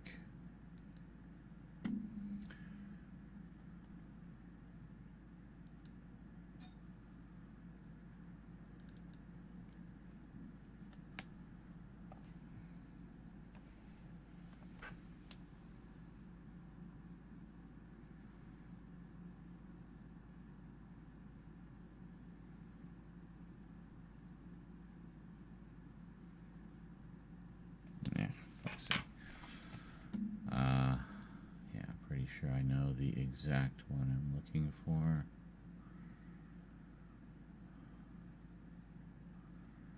Yeah, Night Alone. I don't even need to listen to it. I know it's exactly the one I want. Take the wave because it's easier.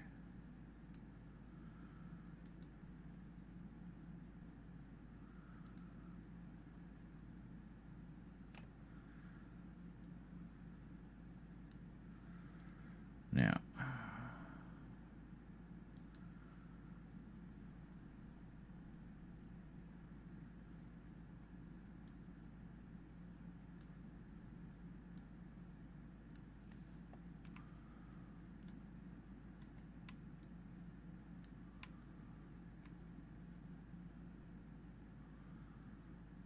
okay.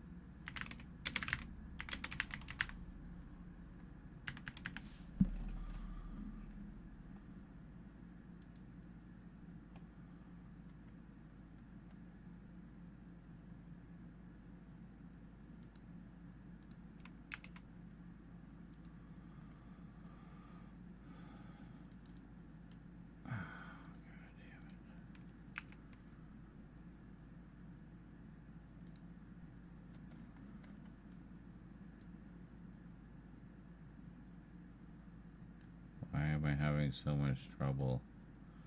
Oh my god, here. There. Oh my god. Oh my god. Oh my god. Oh my god. No, no, no. Hold on.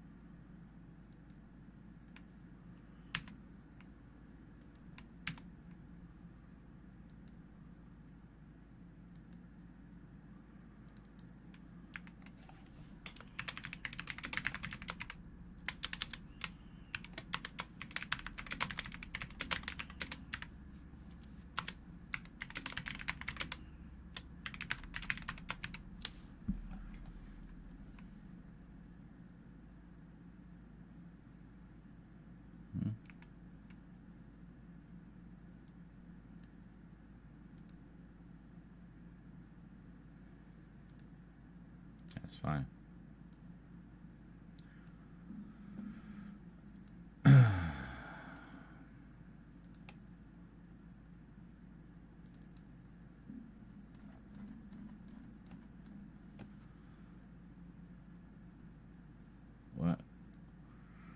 Oh, it's over here. Here it is.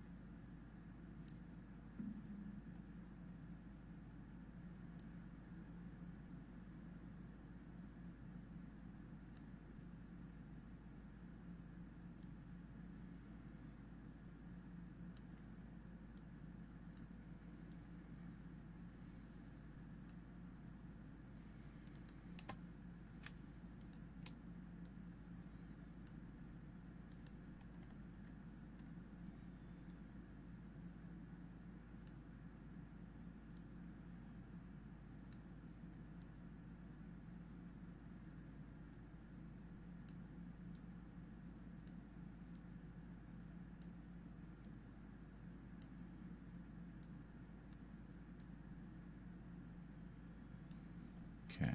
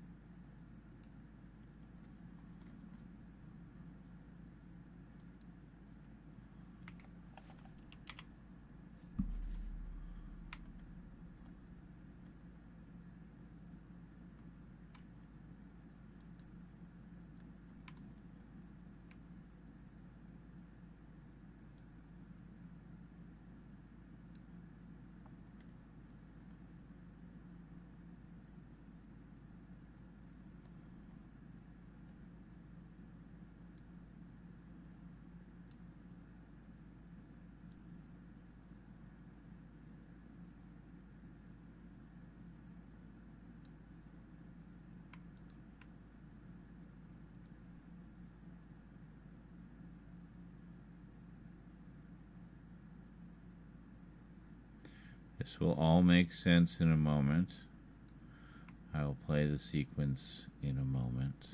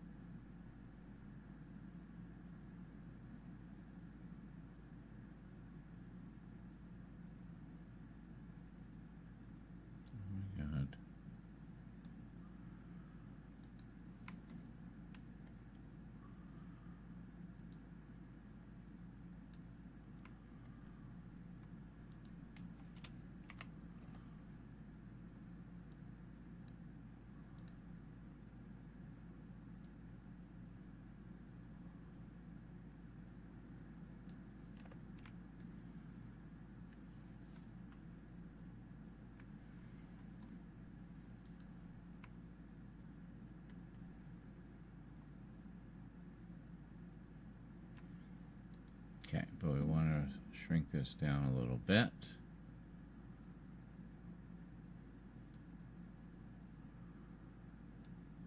There we go. All right. Happy Death Day. But anyway.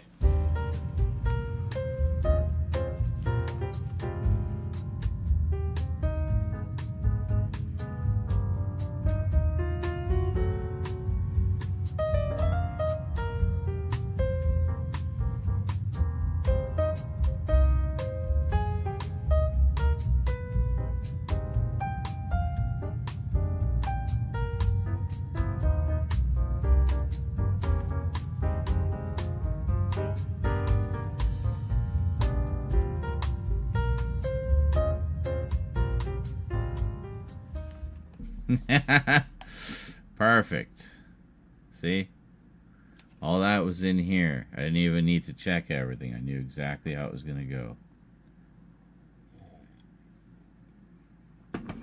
I guess so. I guess Hunter is famous. I'm going to have to mention that to him.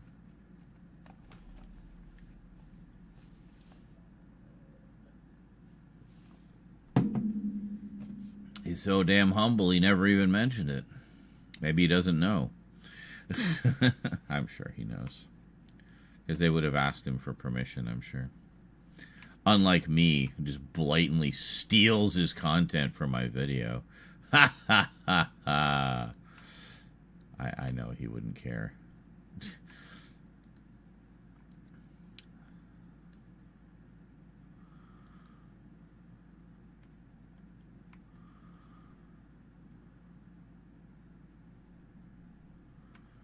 Yeah.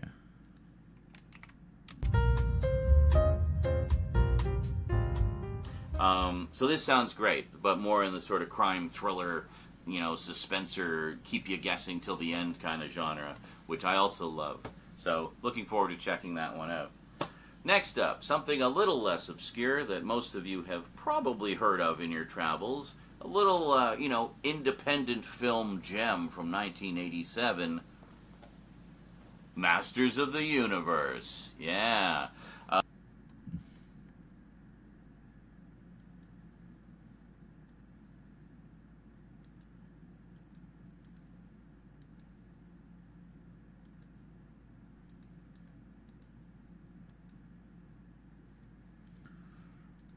Yeah, hold on.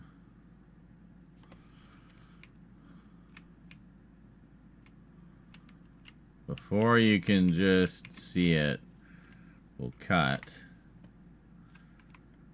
to the close-up. Where is it? Hold on. I think it's this one.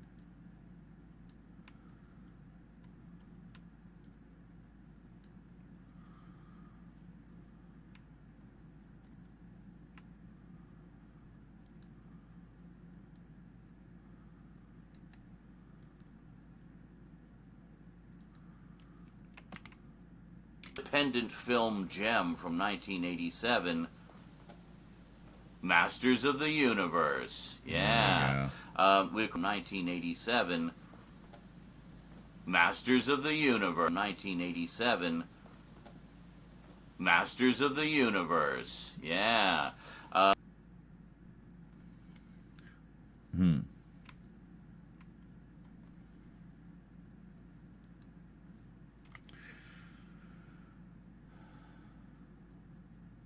Hey, I remember the C64 game. Was that... I thought that was based more on the cartoon, though.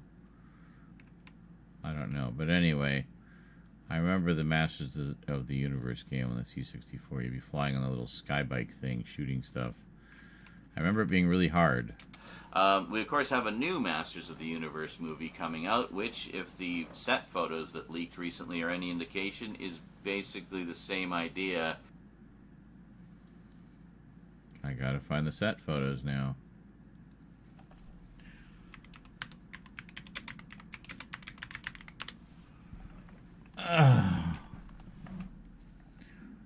What?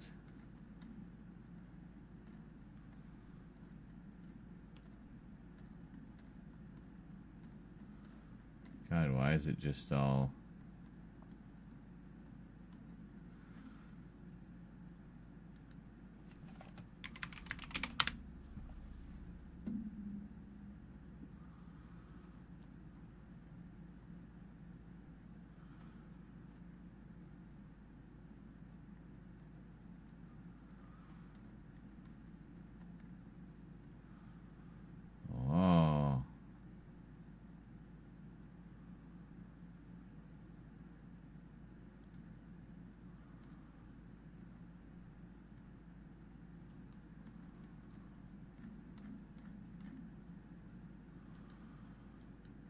I almost wonder if those set photos were a troll. I mean, by the actual movie people.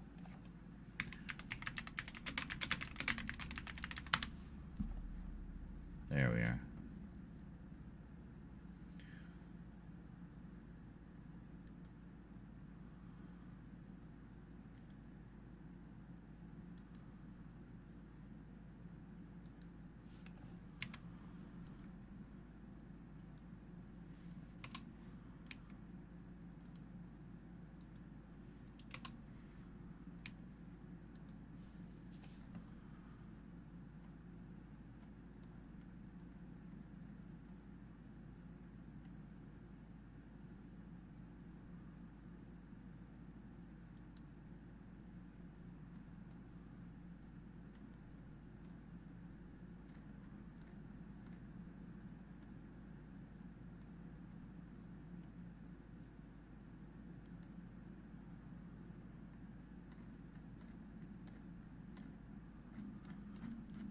It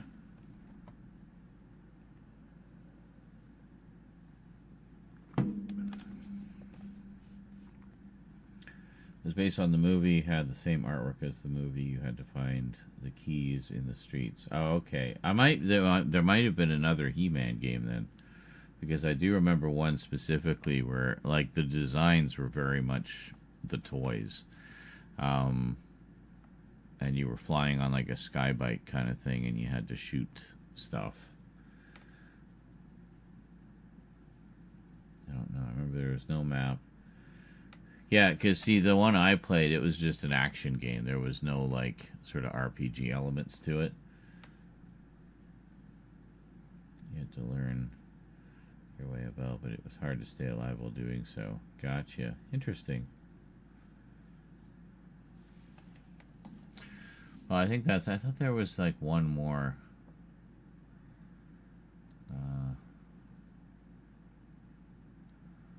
Nicholas Galitzine.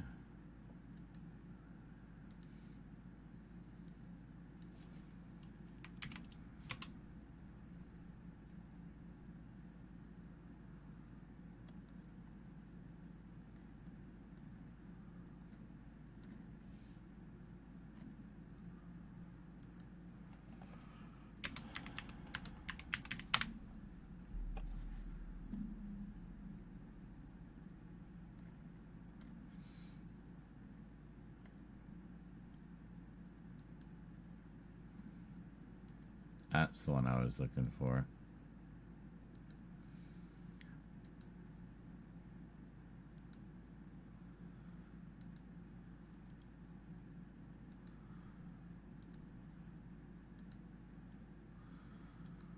Even with the pink shirt.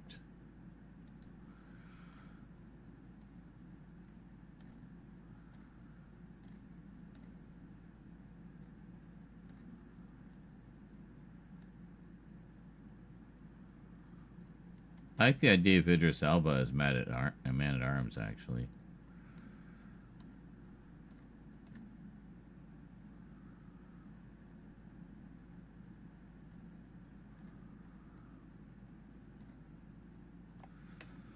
Alright.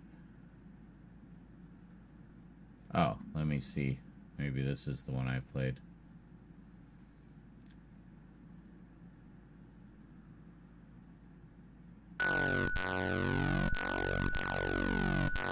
That's definitely the cartoon.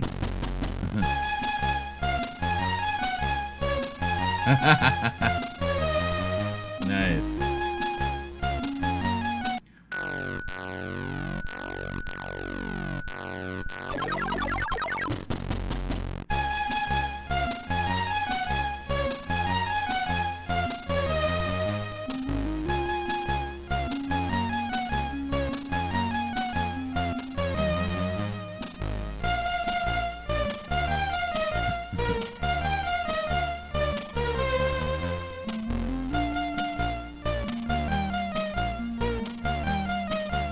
The lag on those controls, eh?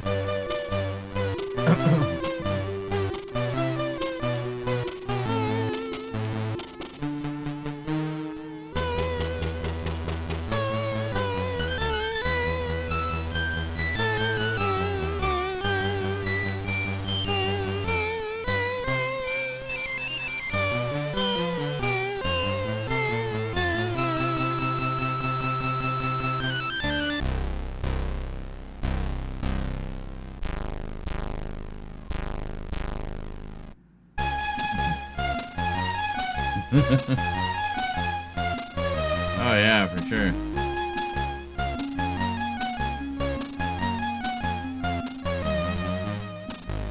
Goddamn respawning enemies. Yeah, and that would kill you through the floor. I know that trick.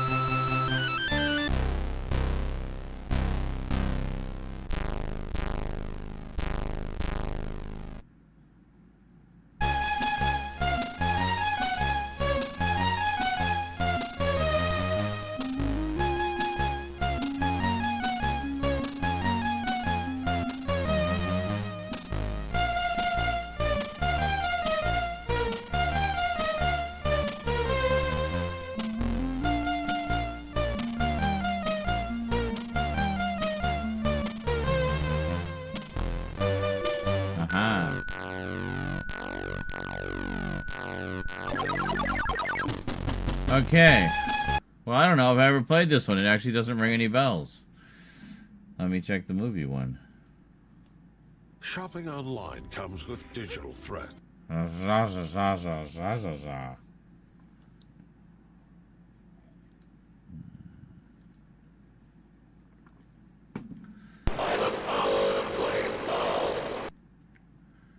was a sample from the cartoon.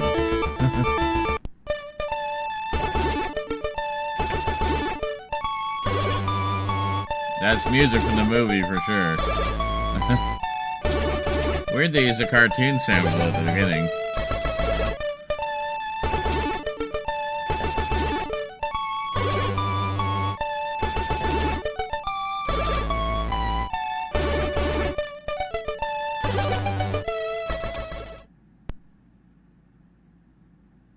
Bounce, bounce, bounce, bounce, bounce.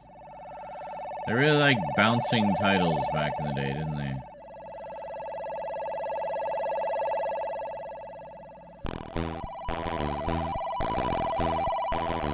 Yeah, I know. We want to see. Okay, yeah, I see what you mean. Very Zelda-like, yeah.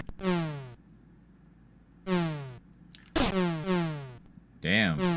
Like even just walking around the map, you're getting attacked constantly, yeah?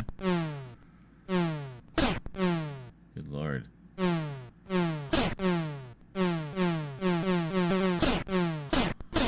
So you just have to figure out how to get around. You discovered a chord. Okay, you gotta get the chords. To get the tones, I guess. Yeah. Okay. That's cool. I think I remember the one I was thinking of, though. And it wasn't actually He-Man. It was Thundercats.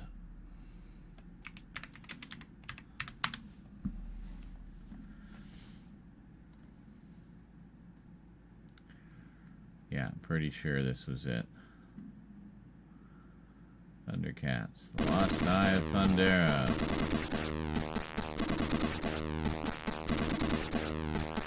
So I'm pretty sure there's a flying and shooting part in this one.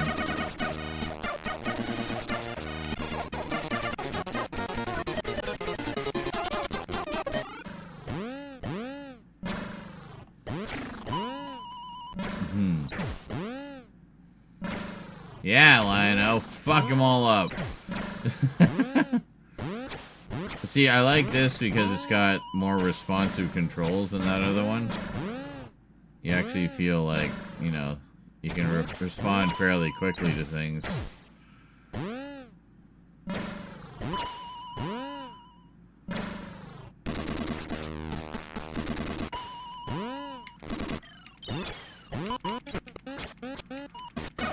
Okay, so he's running around, killing everything with his sword. Ah, here, this might be the part I was thinking of, yeah. Jesus, I don't remember it being so crazy.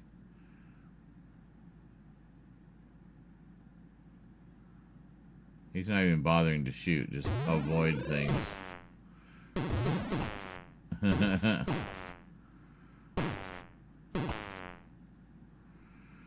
God damn, I'm getting Battletoads flashbacks here.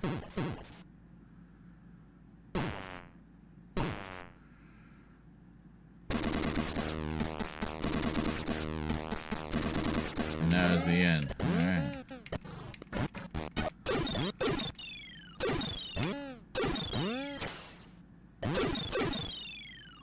Yeah, I mean, this is pretty good. I would play that now. I swear there was another one, though. I'm not seeing anything that's exactly the way I remembered it, unless my memory has betrayed me.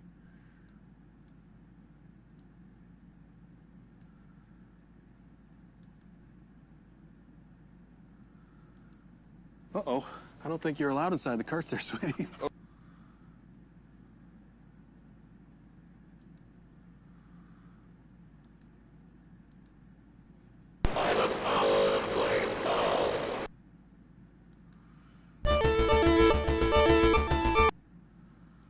Hold on. Let me just see if...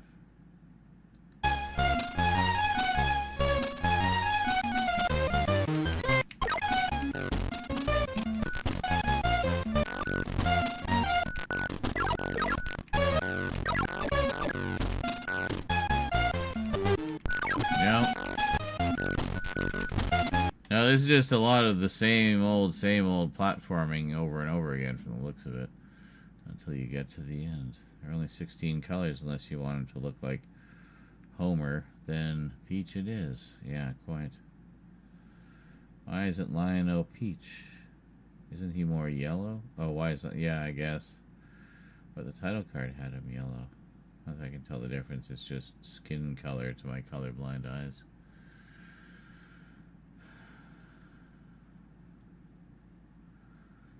Had him yellow there, but also that's probably not as many colors as the gameplay. Yeah, it's not as, that's like probably 4 colors.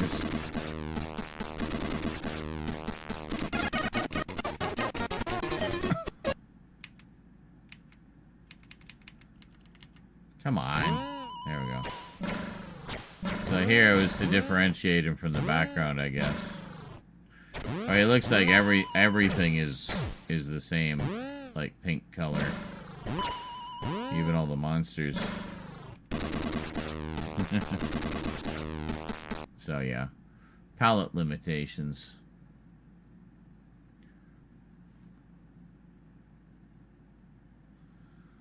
For sprite colors, yeah, that I don't know, or if they're limited to what the background colors are, or something like that. Something.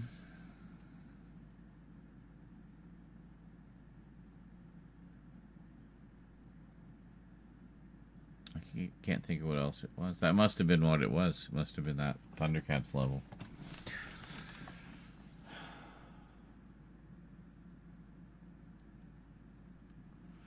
And the other one I can think of is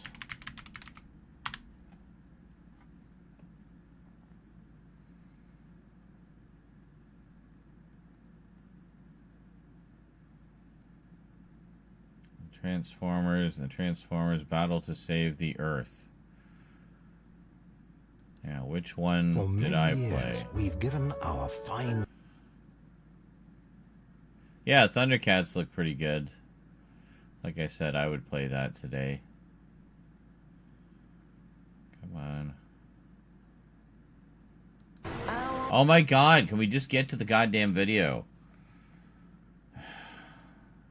Like, I hate all this unskippable shit, you know? Many millions of years ago, there was life on the planet Cybertron, but not life as we know it today. Wow. The intelligent robots that could think and feel inhabited the cities. They were called Autobots and Decepticons. Voiceover. The brutal Decepticons were driven by a single goal: total domination. They set out to destroy the peace-loving Autobots as a war between the forces of good and evil raged devastated the planet, draining its once rich sources of energy. The Autobots and Decepticons left Cybertron in search of energy, carrying their battle into space. Locked in mortal combat, they spiraled down into Earth's gravity field and crashed. All remained quiet as they lay dormant for millions of years. 4 million years later, an Earth tremor reactivated the ship. The robots were repaired in the form of modern machinery. Decepticons became fighter planes, and Autobots became cars and trucks. The battle for control of the Earth has raged ever since. That's quite an elaborate intro. Now the Decepticons have formulated a new plan to steal Earth's energy and destroy the Autobots. Jesus, it just keeps going. This map has been intercepted along with word that the Decepticons are building a giant that threatens Earth. You will deploy each of 8 Autobots to try to stop the evil Decepticons. The future of the Earth is in your hands. Good luck.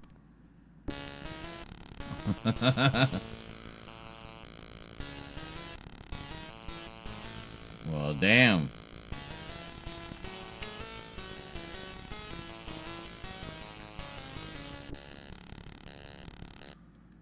See, I don't know if this is the one I played or not. I don't remember that intro.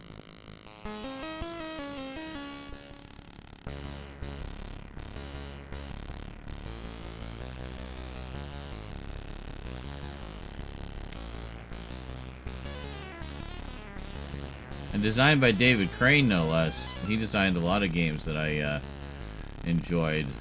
He was the creator of Pitfall, and one of my favorites, Dino Eggs.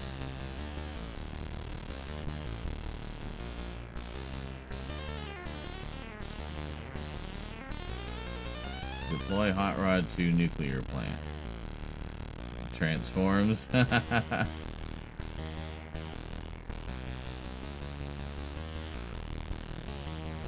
great.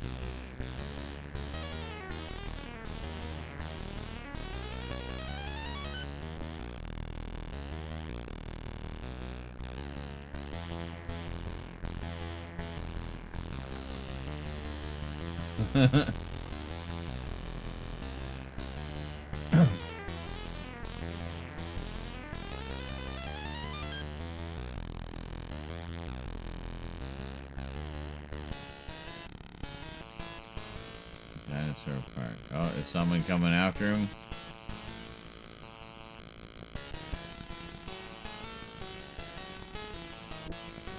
Tanker Dock. Bumblebee.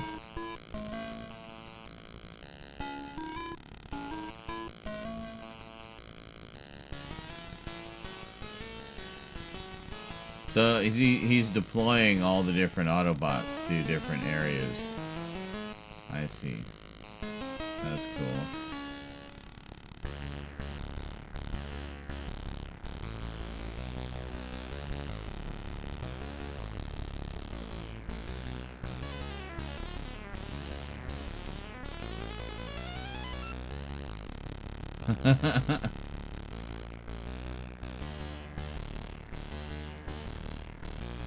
You're just a shiver.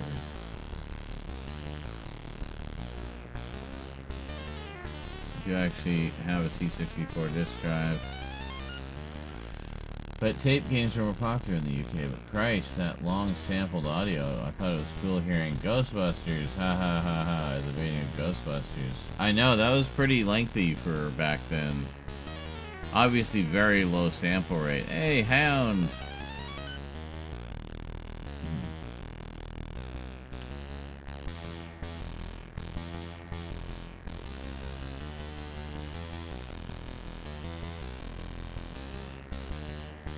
Uh-oh. Bumblebee under attack. We got Rodimus. Uh-oh.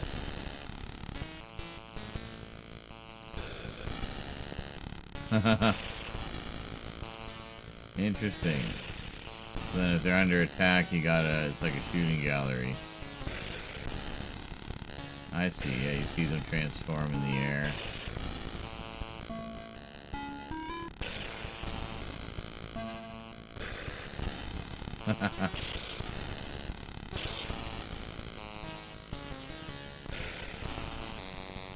That's cool.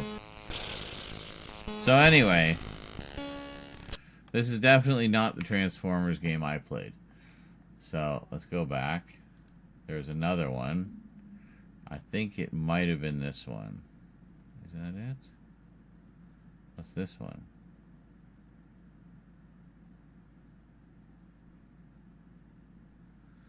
Oh, maybe. I don't know. Well, let's try this one.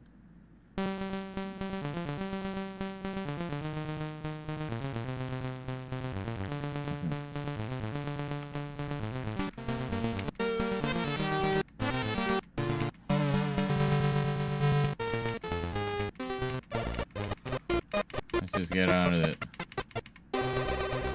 Very pretty title page, though. Oh my fucking god. Have a little nap. It's the best. Jesus.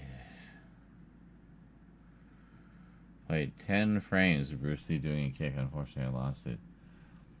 It was on one of my discs. I have no idea where I initially got it from. Probably something on one of my cousins. Yeah.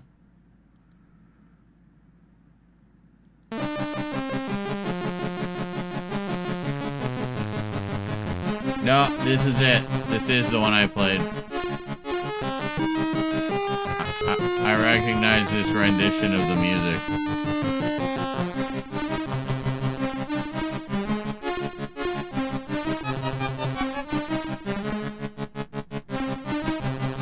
See, this is a more straight up action game, right? You transform to fly around.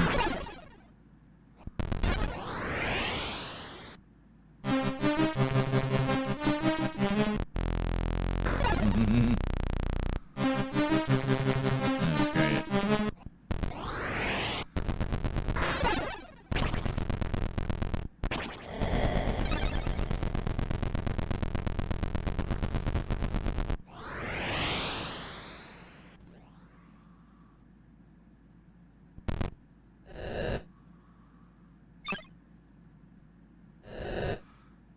Bring another Mirage. Bring Mirage in.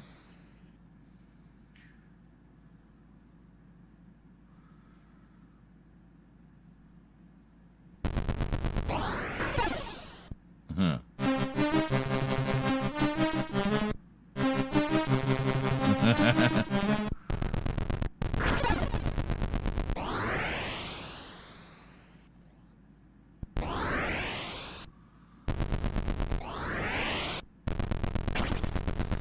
I'm sure I did not get very far in this.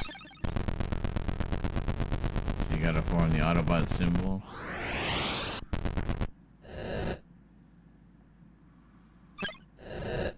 Produce the sound effects, yeah.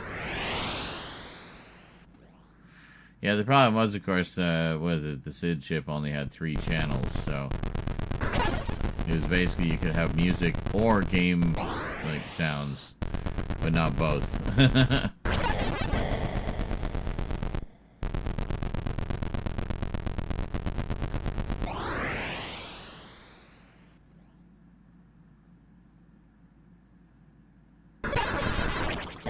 Shit, that was Soundwave, I think. Aha.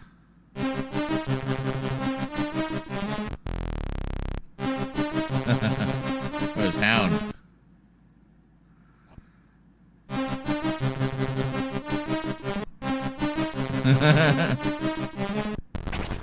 It's like they give you a little blast of the music when you transform. I like that.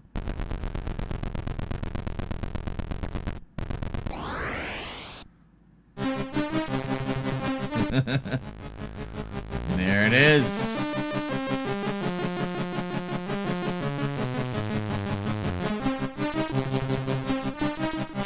That's the original version of the theme, too. Generation 1, Season 1.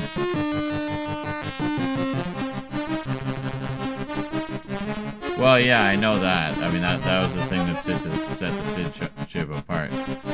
I mean, it's the same idea as with Amiga music modules. You could have whatever sounds you wanted in there, in each channel. It's just all about how much you could cram in there. But yeah, it was 3 channels, regardless of what you can do with them.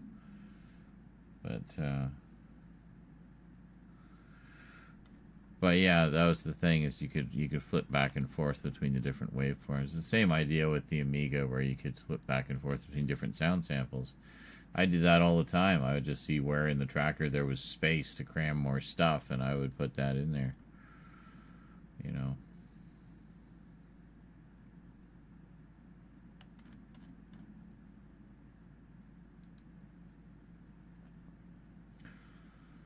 Yes.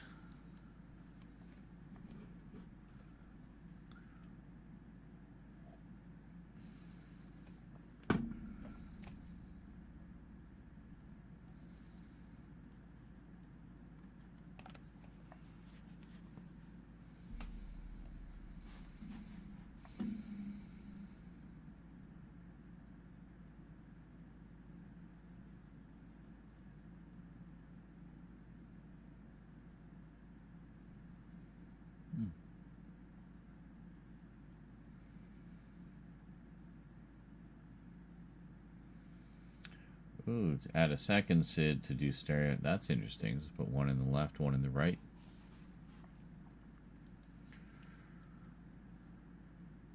Gotta love creative uses of hardware. Alright, where were we here? Right, Bastards of the Universe. That's right, we were looking for the, yeah, the shots.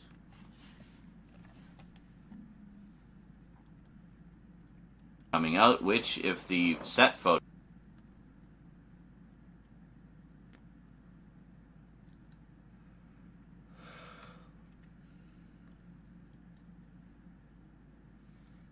that leaked recently are any indication, is basically the same idea, where He-Man goes to Earth again. Great. That's what we want. That again.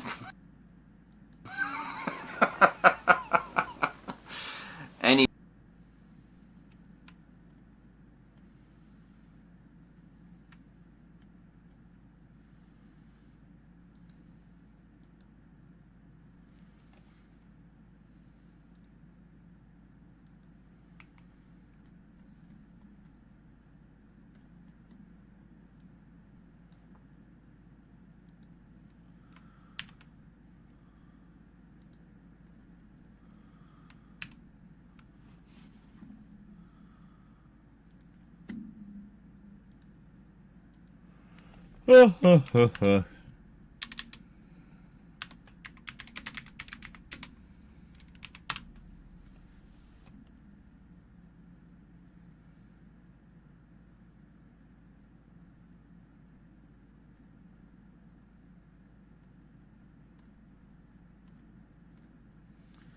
This is the original.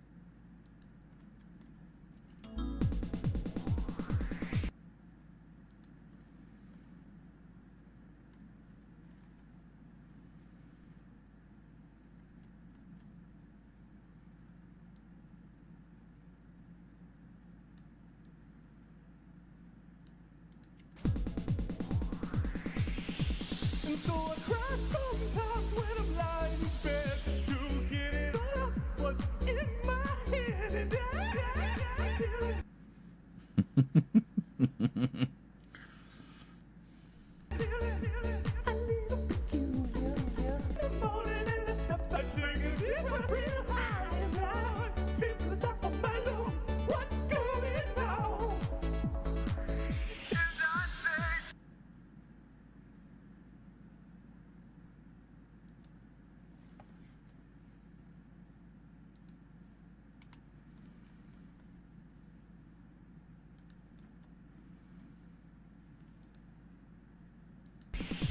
And so I cry. And so I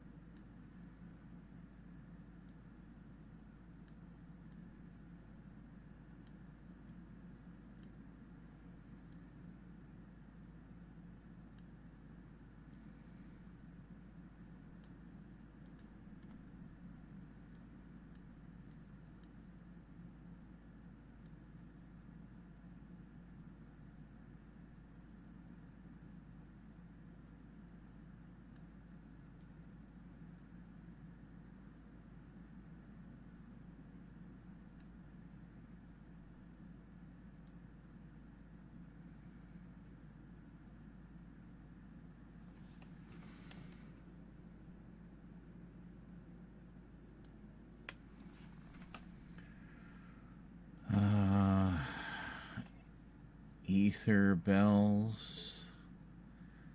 I think that's what it is. What am I talking about? You'll understand in a moment.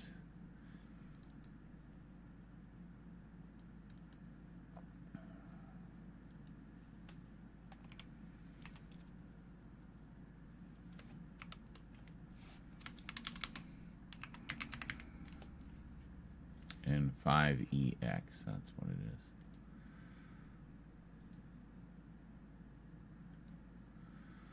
I'm pretty sure that's the one.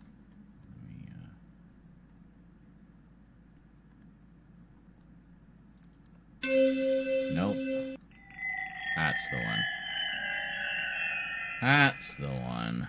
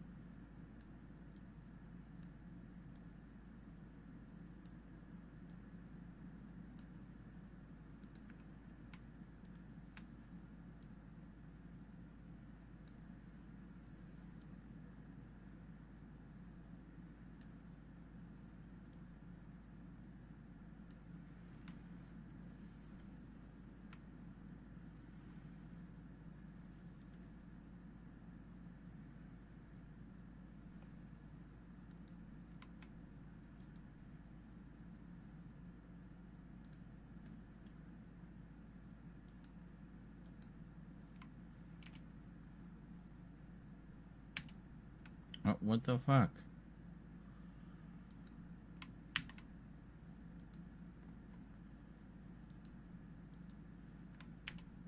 There.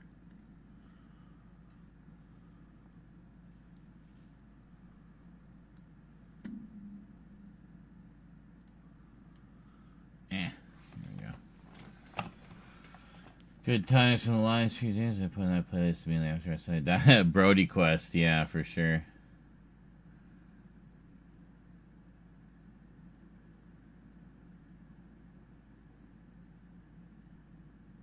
That's good.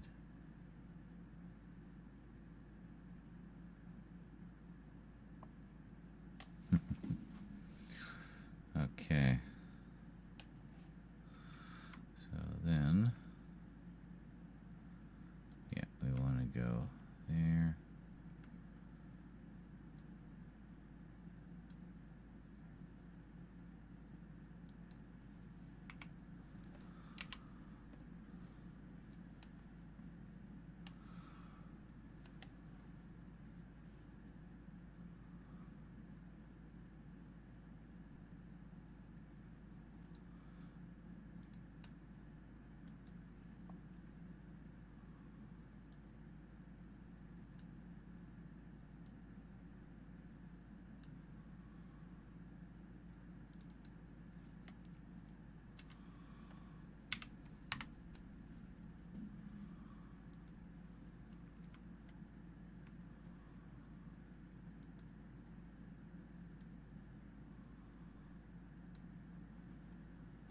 Alright, let's see how all this flows.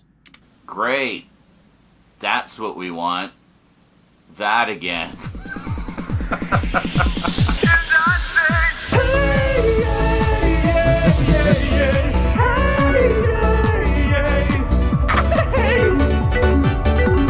What's going on? And I say, hey, yeah, yeah, yeah, yeah. Hey, yeah, yeah. I say, hey, what's going on? And he tries.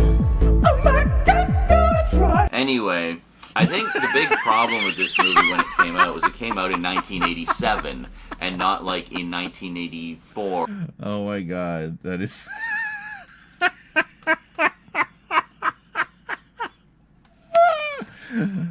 Brilliant. No notes. We're keeping that in. That's perfect. That is exactly what I wanted it to be. Didn't realize how much you bought. Oh, yeah, you've been going nuts. I don't even have Discord open right now, dude.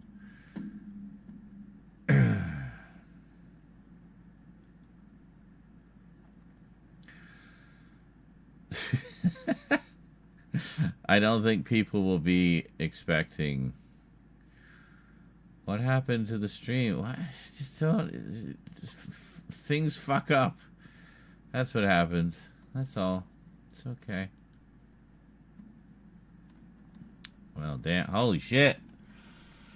Let's see. How many of these did I get? Street Fighter. I actually did get a different release of that. But same movies. House, of course. House the Collection. Yeah, I have the non-limited edition of that. The Thing. Pumpkinhead. The Howling. I have the Scream Factory edition of that. The Thing. I don't have Basket Case. Another edition of The Thing. Or is that the... Oh, no, that's the remake. Alien Collection. Pumpkinhead 2.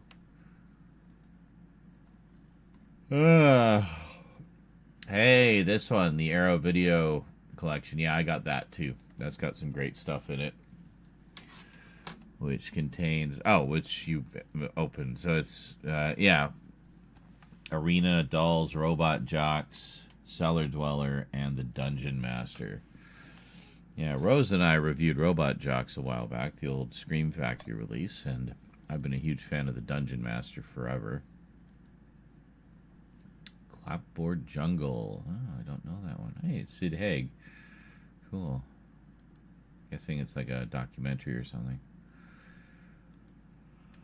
And then the Bruce Lee collection. Oh, look at that. Big Boss, Game of Death, Fist of Fury, Way of the Dragon.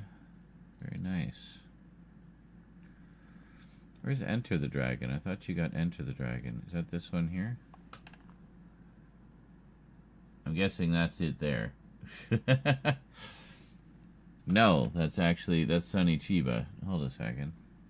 Maybe you already had Enter the Dragon. But, yeah, no, that looks awesome.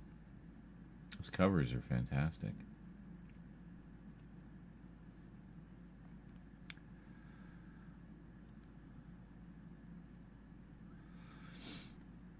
I'm just going to change this a little bit so it has a little bit more of a lead-in. And, yeah, actually, no, I think I'm going to leave it where it is. Because it just gets more and more ridiculous. But I'm going to do one little change here. I'm going to do it as a more subtle fade-in. Where the hell is it? Fade...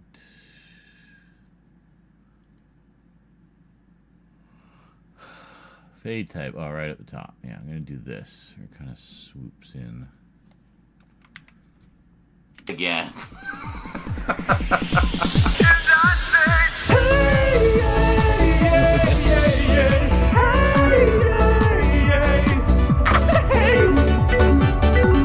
What's going on? And I say, hey, yeah,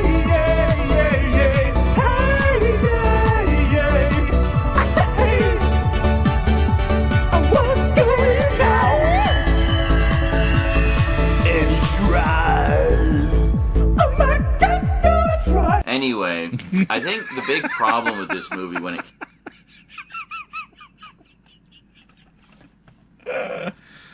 That's incredible. I love it.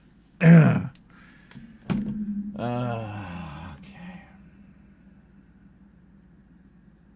Oh, Enter is on the way. Watch it on TV while I wait for the Blu-ray. Gotcha.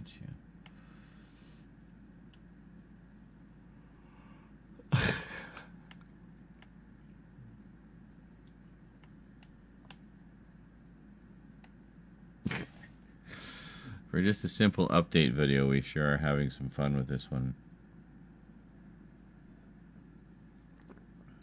When have I ever been known to do things simply?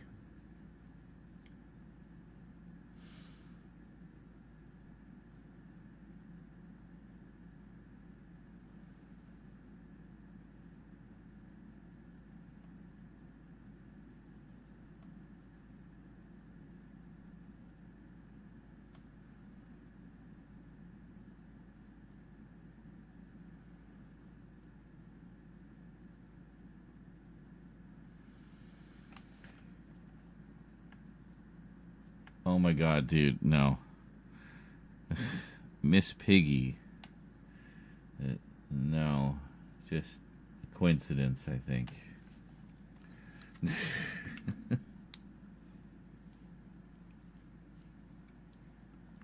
You need to just hear the whole song. It's just kind of a vibe. Vocal style.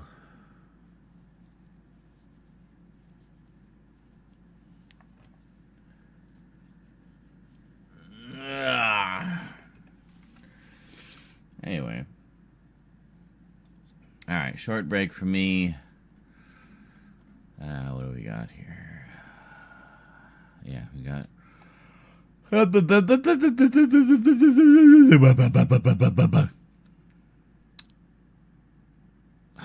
need to find what that penthouse was.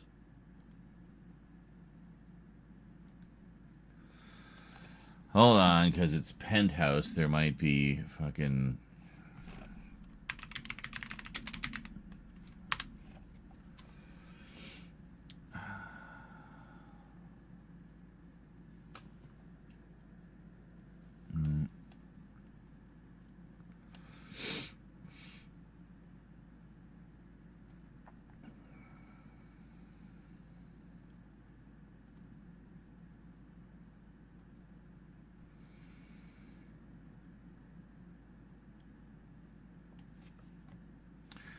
Wait a minute.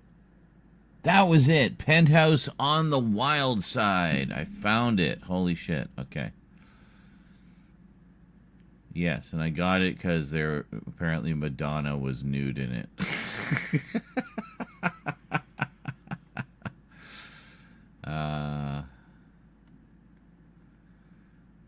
Yeah, that is it. I recognize the cover.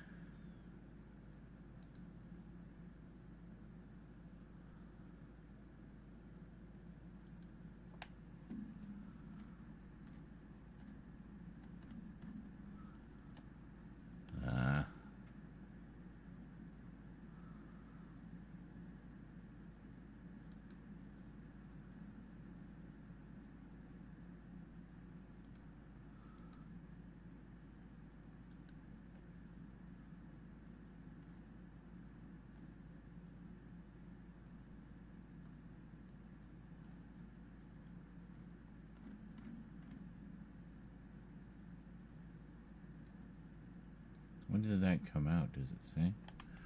1989. Not 1198. 1989. I bet there's probably a rip of this out there. I'd be curious to see it again after all these years.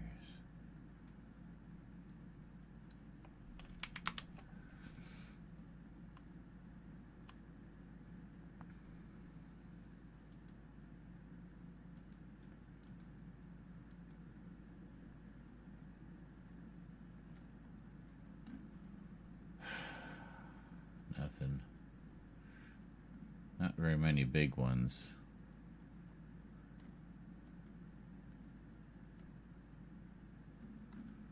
Well, I did find an ad.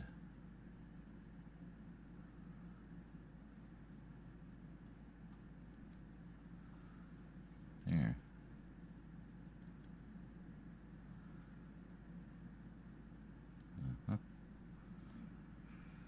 Just because I remember it, I mention it on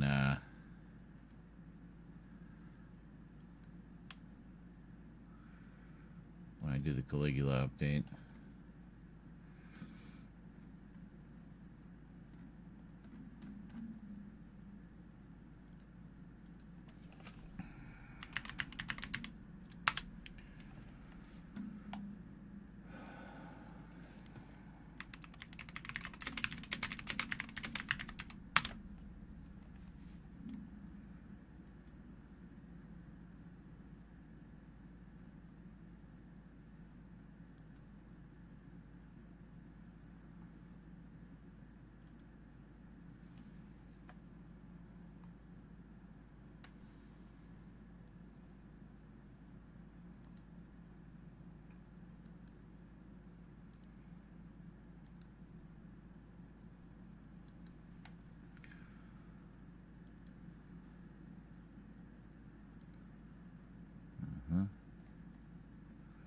Yeah, definitely glad I'm not showing you this.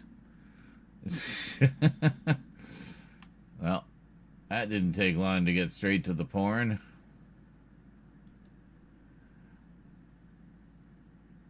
The thing is, I remember the actual video being pretty tame. You know.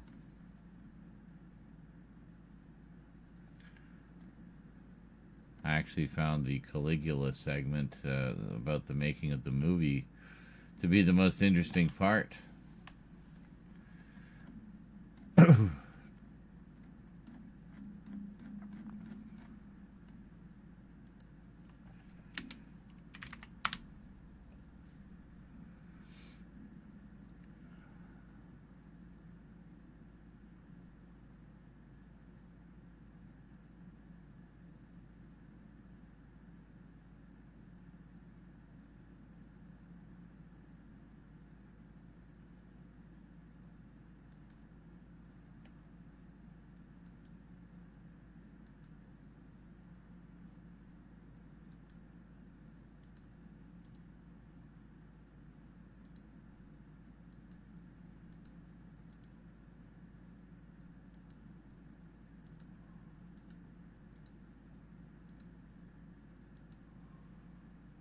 Huh?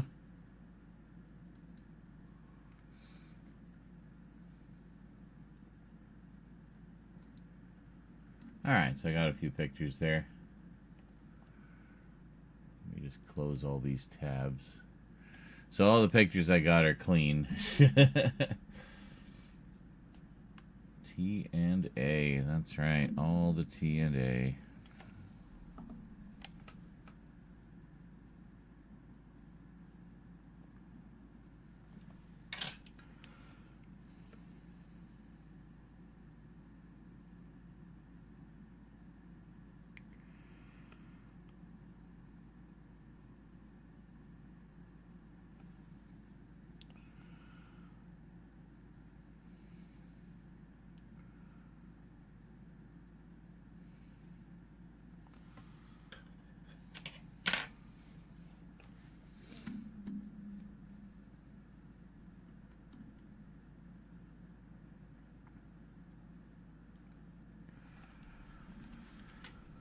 Okay, that's good. Anyway, I think the big problem with this movie when it came out was it came out in 1987 and not like in 1984 or 85 when He-Man was at maximum popularity and the studio would have happily pumped more money into it.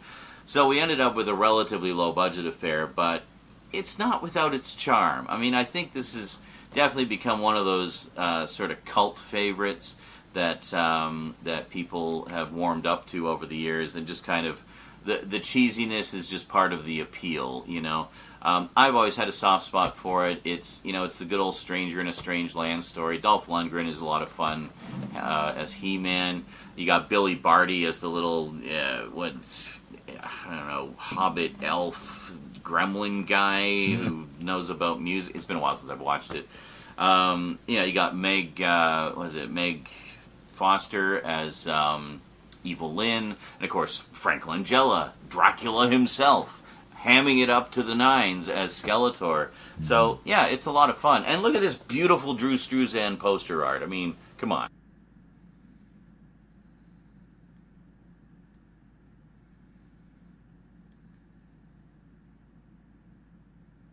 And look at this.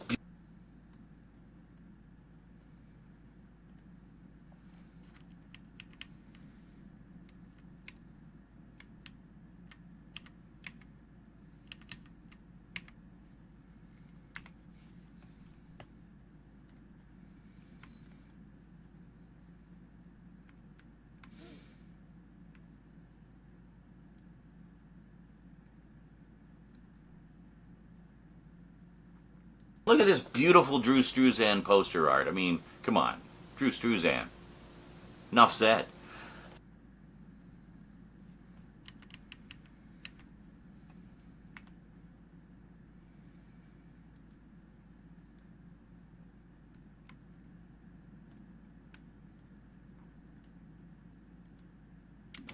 Enough said. So, yeah, so this is a very nice edition.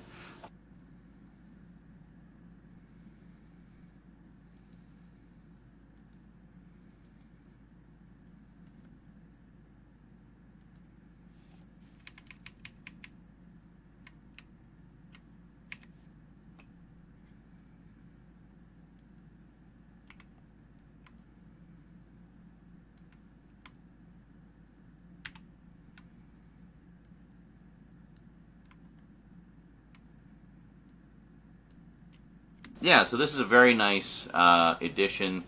Just quickly go over the special features.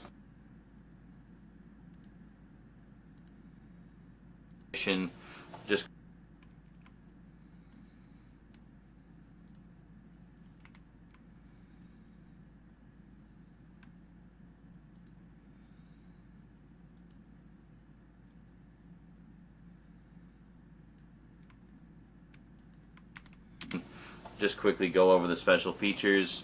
Oh yeah, I forgot. It's actually directed by Gary Goddard, who is I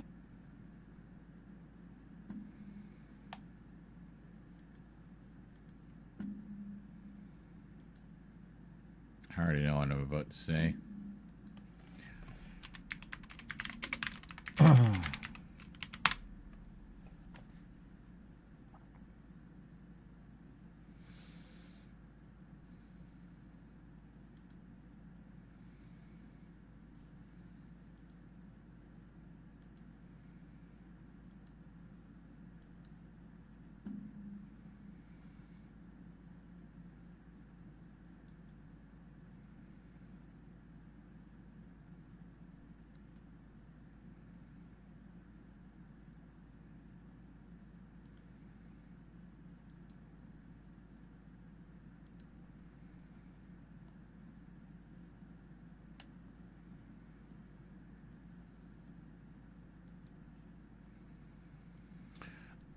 This is also a Drew Struzan piece.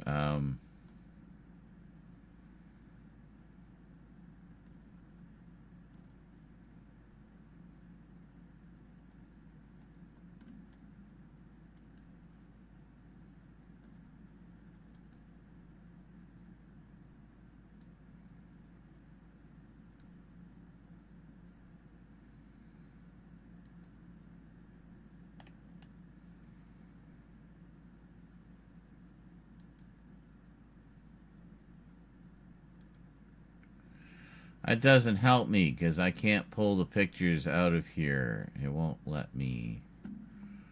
But I can pull them out of the search. Fuck's sake.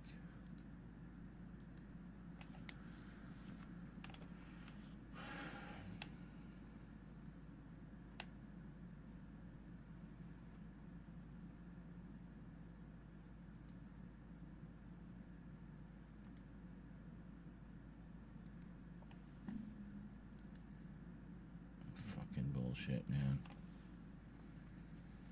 Well, it's basically useless.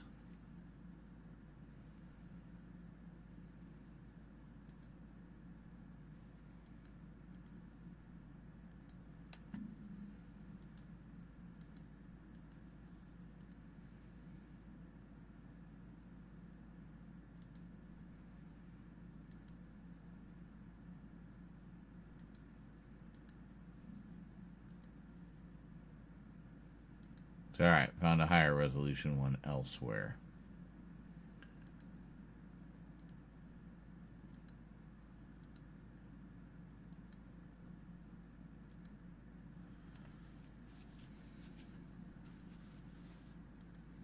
What was the other one?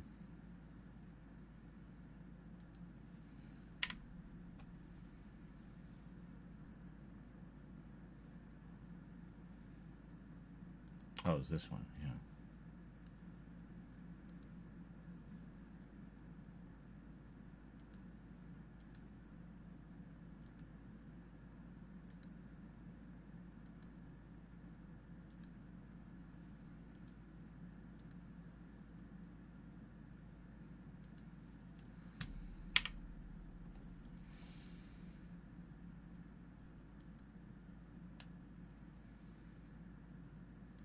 Someone I'm not unfamiliar with, because Gary Goddard was one of the executive producers on Captain Power.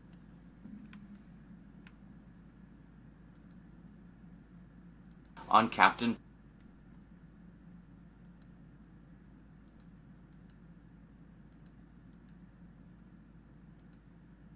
Power and the Soldiers of the Future, which, as many of you will know, is one of my all-time favorite TV shows of all time.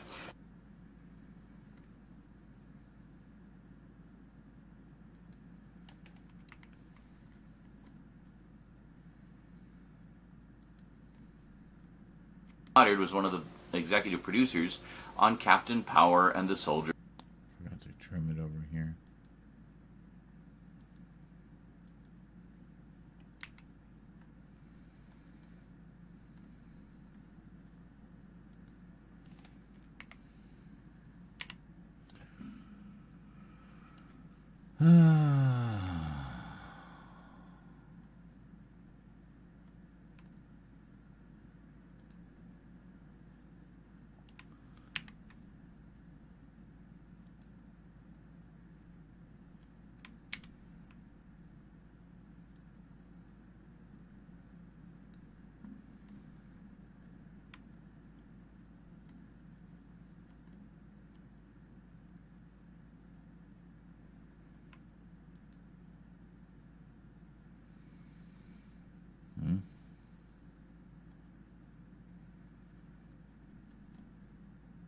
As many of you will know, is one of my all-time favorites. Oh, right. Hold on. Okay, we gotta, yeah. Yeah. Okay.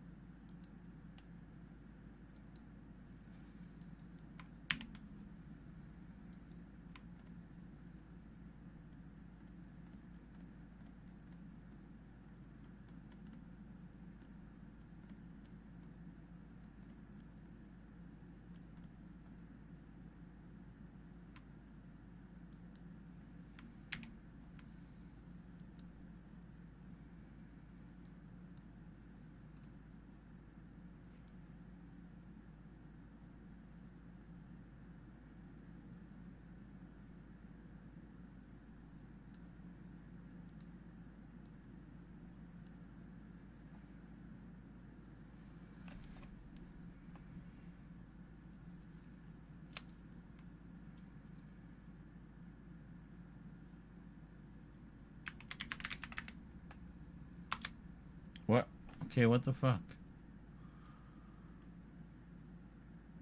Oh, I see why. Ugh, I'm an idiot.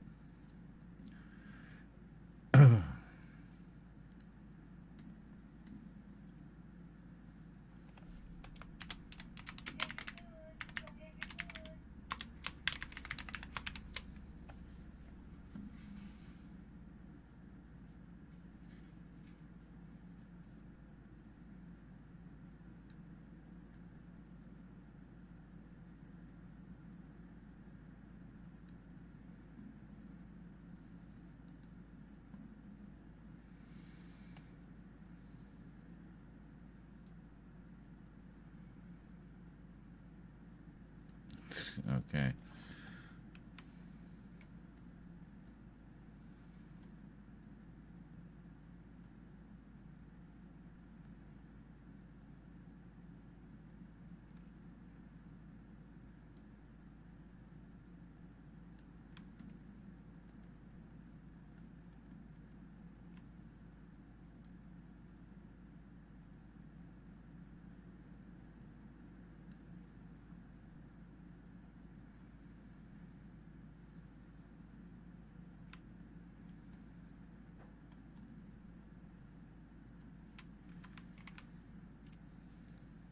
Executive producers on Captain Power and the Soldiers of the Future, which, as many of you will know, is one of my all-time favorite TV shows of all time, which hardly anybody's heard of. Anyway, what do we got? Hold on a second.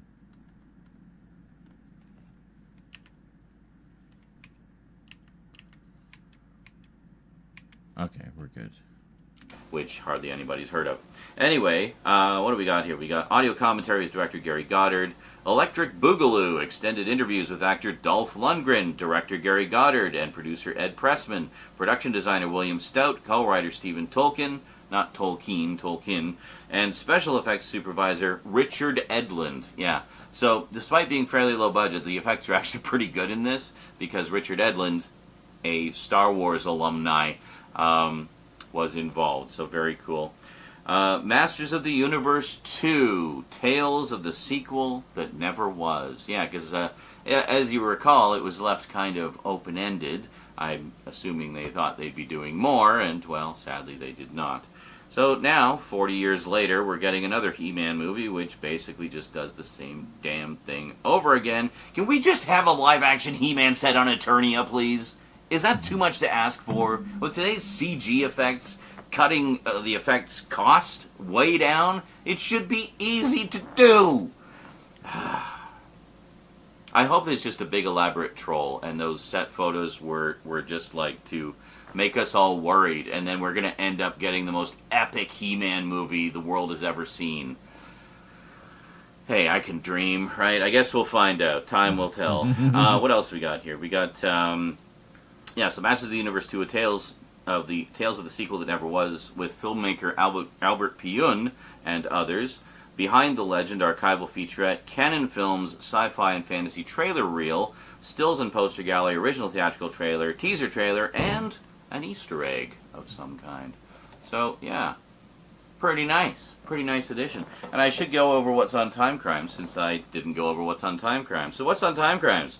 We've got audio commentary with director Nacho Vigalondo, interview with director Nacho Vigalondo, alternate chronological cut. Oh, that's interesting. Kind of like Memento, how Memento had like the alternate, how Memento was all in reverse, and then they had a chronological cut that reversed it, so it was all in order. So, yeah, interesting. So I don't know if this is like that, or if it's more twisty-turny, and it's like kind of puts everything into chronological order. So anyway, either way, that sounds awesome. Really cool.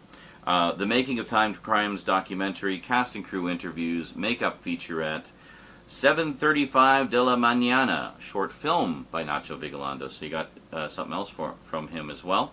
And Time Crimes internet game documentary, and the original trailer. I should mention these are both limited editions.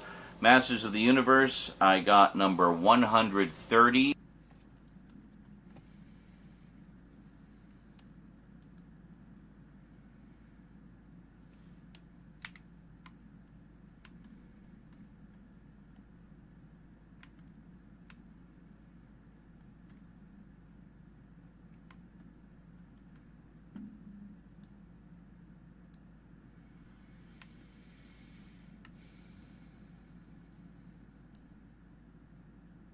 130.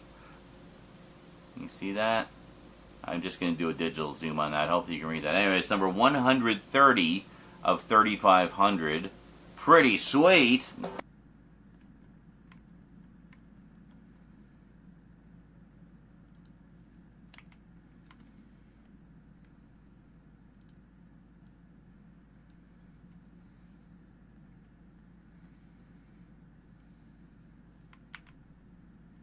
Needless to say, that was a pre-order. This was also a pre-order. We got number 313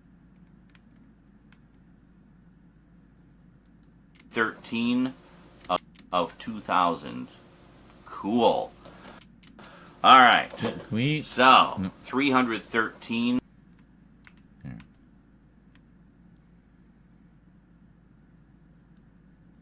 313 of 2,000. Cool.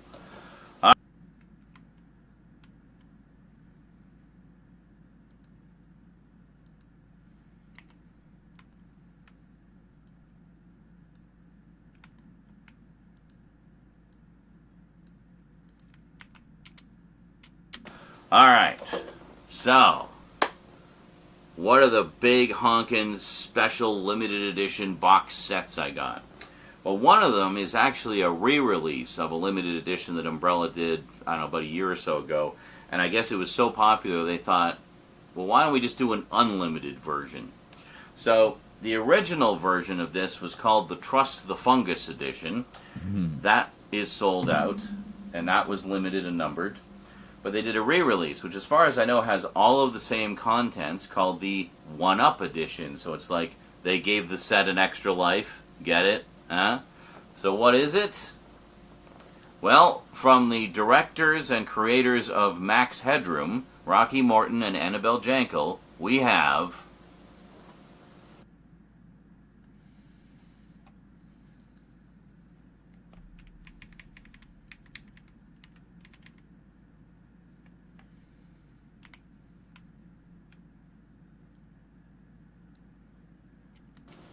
the Super Mario Brothers movie. Yes.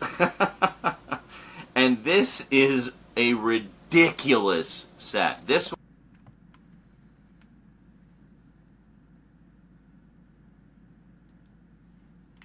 It's a pretty amazing set, I gotta say. set. This one I have only ever had on VHS, and only because a viewer sent it to me.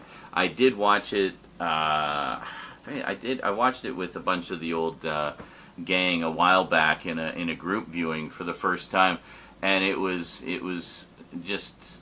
hilarious because we were riffing it like crazy, but it was not what I was expecting going in. But there is actually a pretty huge fan following for this movie.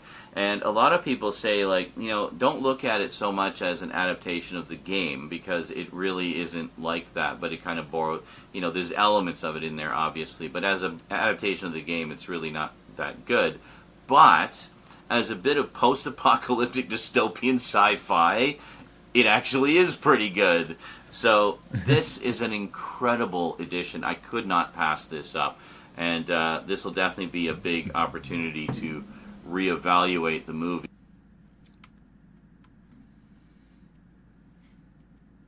A big opportunity to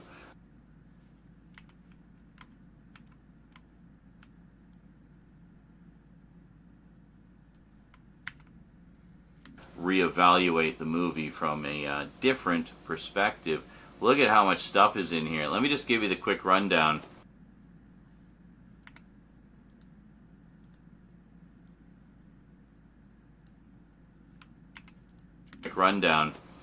So, I'm not going to go through all the special features because, needless to say, we're going to open this puppy up and do a proper closer look, and we're going to do all of that in one fell swoop. But for now, here's what's in the box. Just a little sneak peek for you.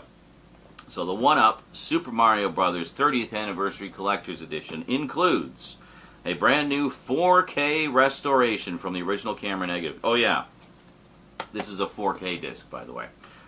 So very cool. And then we have... I'm just going to take a short break. But this is turning out to be a pretty entertaining update, I think. That's good. That's good. I mean, most people would just throw some film it, call it a day, throw some titles on it, done. And that's honestly how I used to do these. But I thought, well, let's just we have the means. Let's just make them a little more special, a little more creative. I don't know. Anyway, enjoy some clips. I'll be back shortly.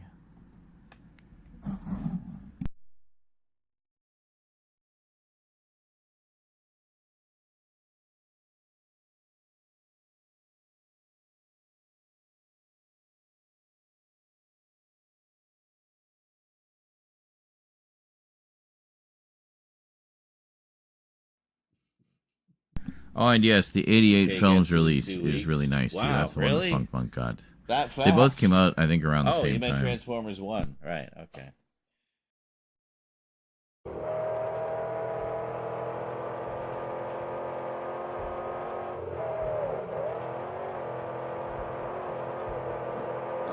right, here we go.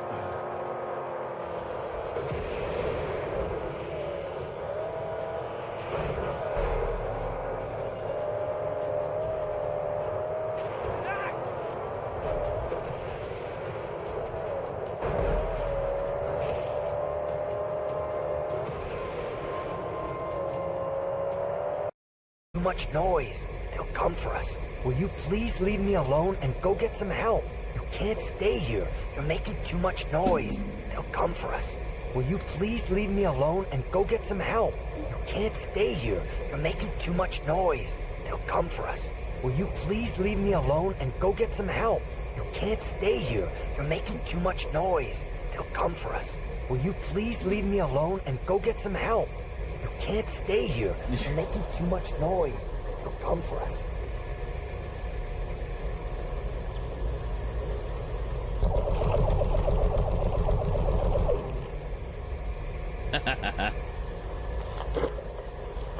Oh, I was gonna save my game before I did that.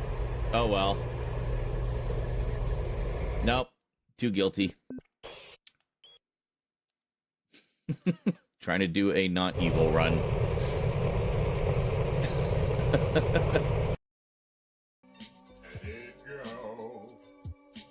it go, let it go. Thank you, Ray Romano, for that lovely rendition of Let It Go.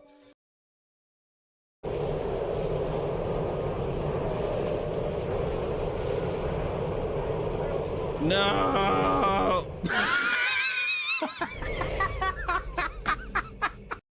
You're welcome. I was just making sure that went to him. I owe you. I owe you.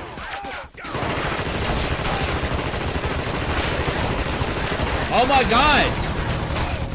Okay, those have never taken that much punishment before. Holy shit, man.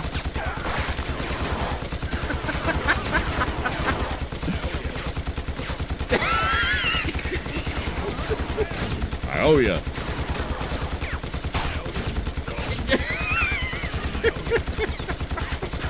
What is it? Ed 209 manning the controls. There you go. Finally killed him.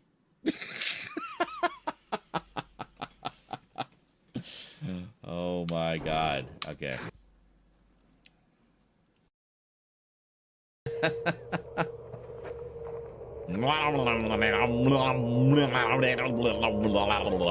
You taste like maggots, baby. What does the chicken say?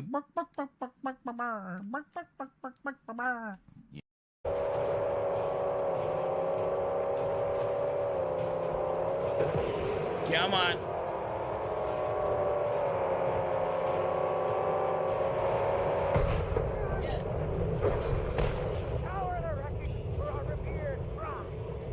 Get out! Are you fucking serious? You cannot be serious. I was pushing the button, but he wouldn't get out because we were in the middle of flipping through the air. You can see them. You can see them all on Twitch right now. They will have. I call a good day? One that ends without an Shut up. Like right in my ear. You know what I call a good day? One that ends without an empty stomach. Yeah, just go away. I'm talking to the people. Now I forgot what I was saying. Where are they? He's up underneath the bridge. Alright. Oh, there he is. Yeah. Yeah. On the arch.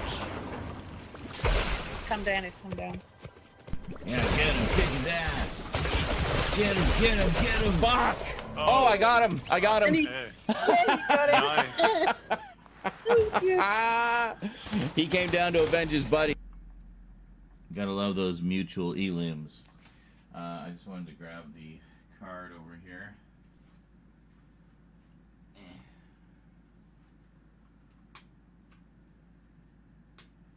We already grabbed it. Did I already get that clip? I guess I must have. I need water. I'll be back.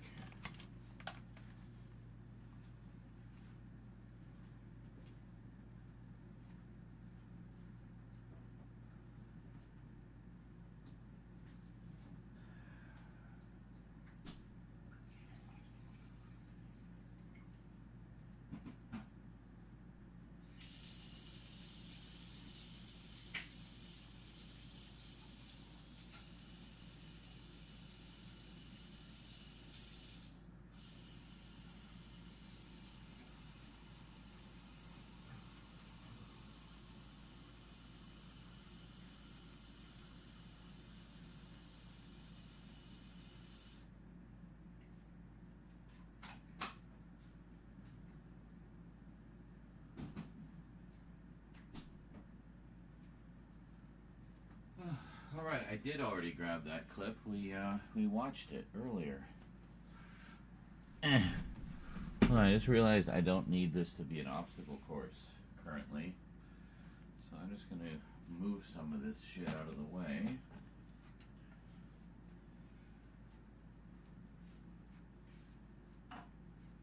Put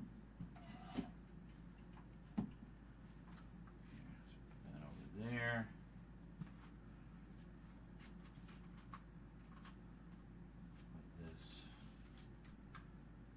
Oh, I need to do some kind of dumbnail. Right.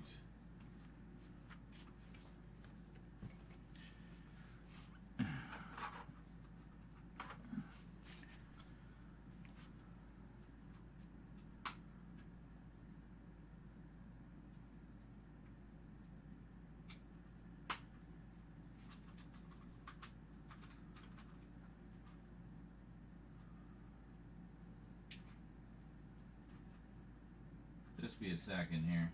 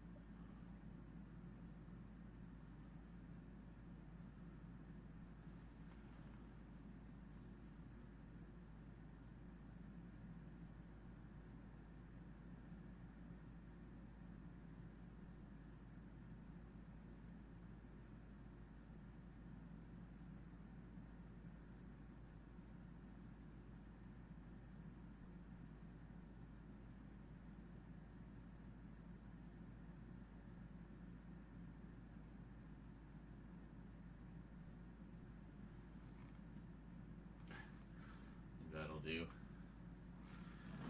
I'm sure we can grab a still out of that somewhere.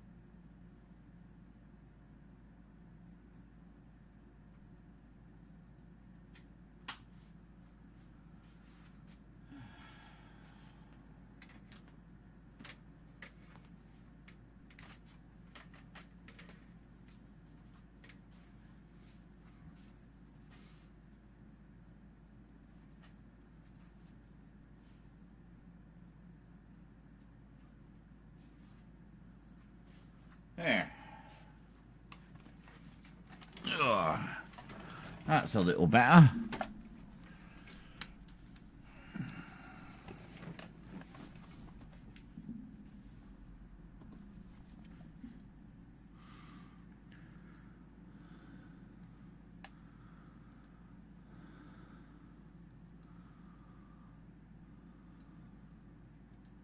No, I clicked the wrong thing. Just calm down.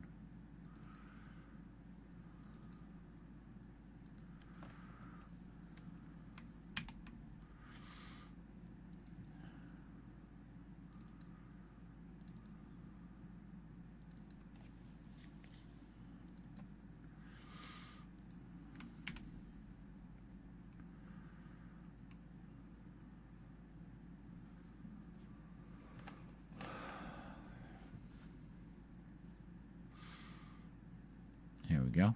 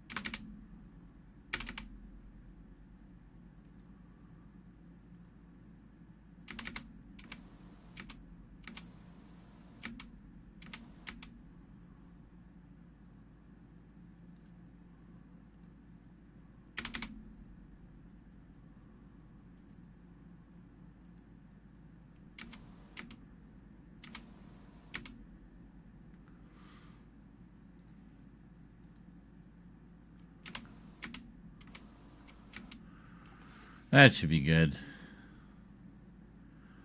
We should have plenty to choose from out of that.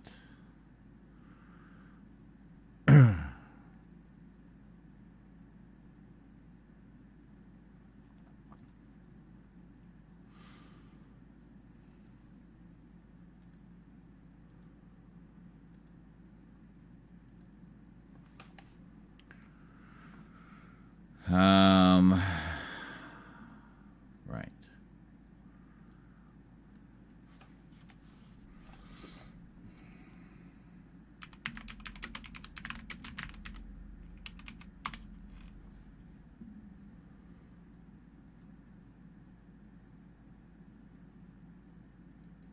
Sorry to ruin your groove. Isn't that the worst? What if...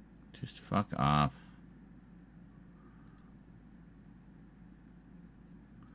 For a fucking 5-second video, like, seriously. Perfect. That's what I wanted.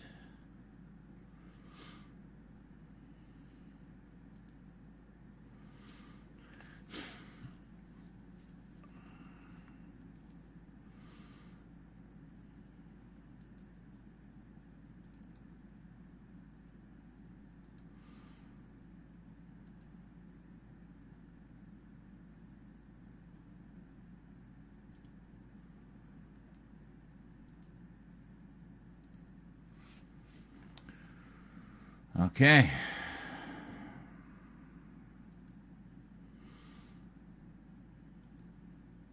Of a 480-page hardbound book, including a host of production materials, interviews, and artwork.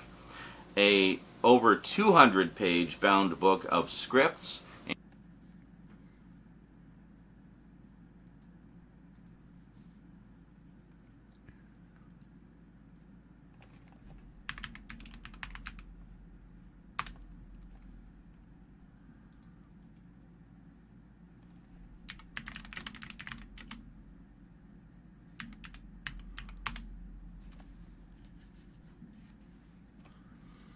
Okay, no. Shop. Search the shop. Thank you.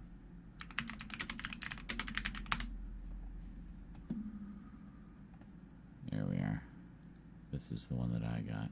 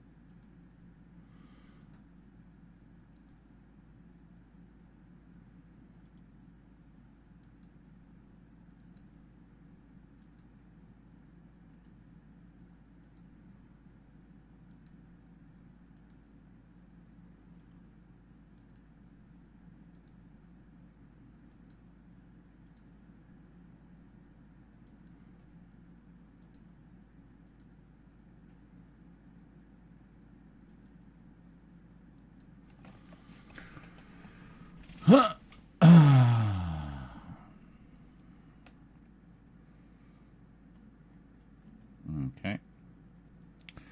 So what we're going to do is we got all these pictures. Here's what's in the box. Just a little sneak peek for you. So the one-up super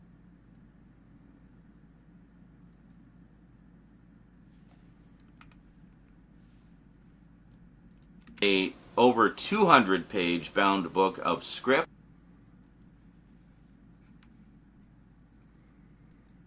Okay. So we're going to do the basics here, and then we'll adjust the timing for my...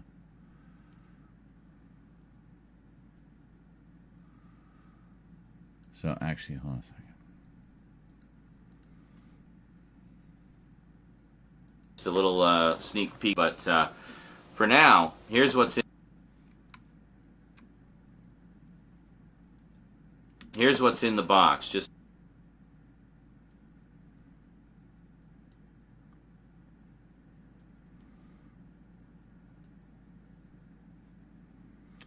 okay. So here's what's in the box. What are we doing? This. Is it this one? Must be this one. Yeah. Okay, so let's bring this down just so we can adjust everything. So here's what's in the box, saith I. So we'll start with this one.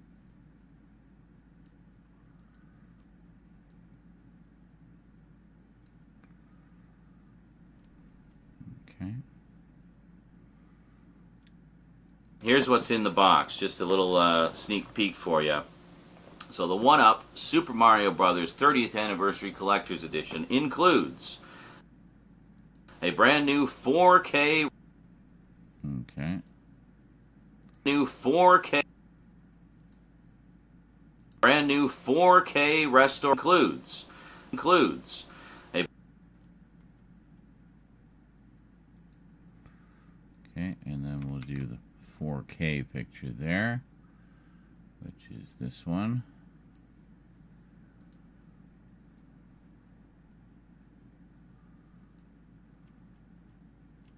A brand new 4K restoration from the original camera negative. Oh yeah, this is a.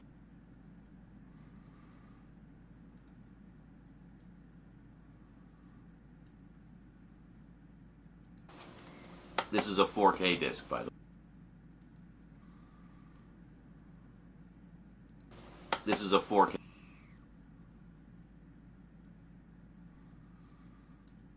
Okay. So we're going to cut there. Oh, hold on. Okay.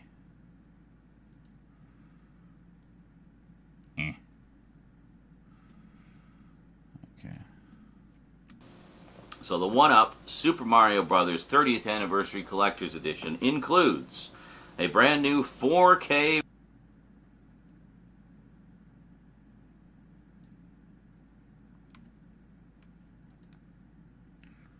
peek for you. So the 1-Up Super Mario Bros. 30th Anniversary Collector's Edition includes. So the 1-Up Super Mario Bros. 30th Anniversary Collector's. So the 1-Up Super Mario. So the 1-Up Super Mario Bros. 30th.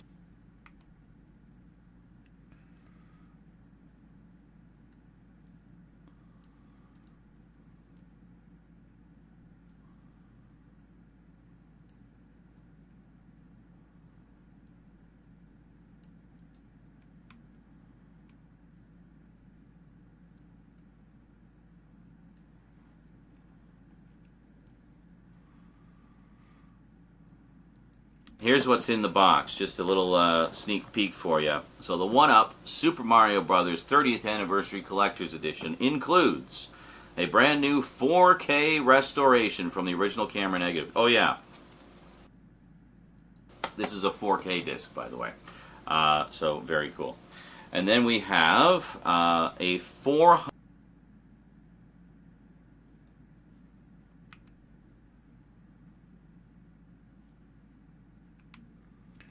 This is the behind the scenes book, right? Yeah.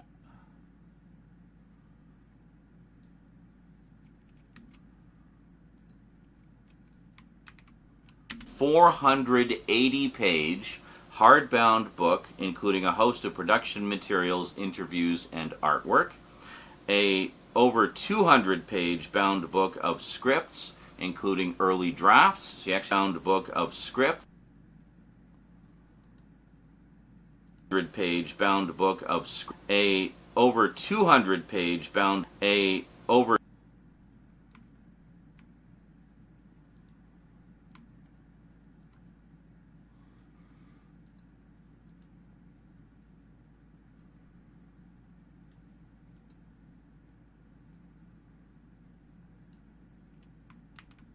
over 200-page bound book of scripts, including early drafts. So you actually get to read the original script and some of the changes it went through.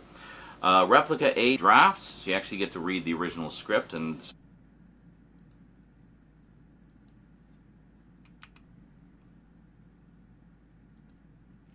to production materials, interviews, and artwork. A over 200-page bound book of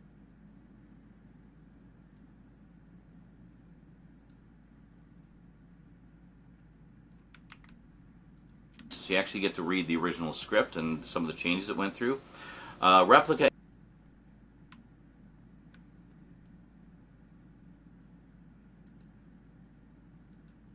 A6 1993.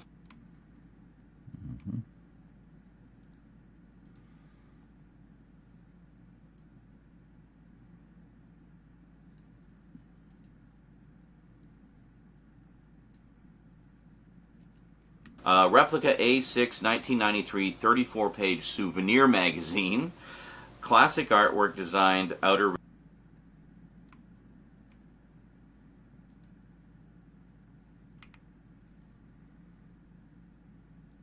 Classic artwork designed outer rigid slipcase.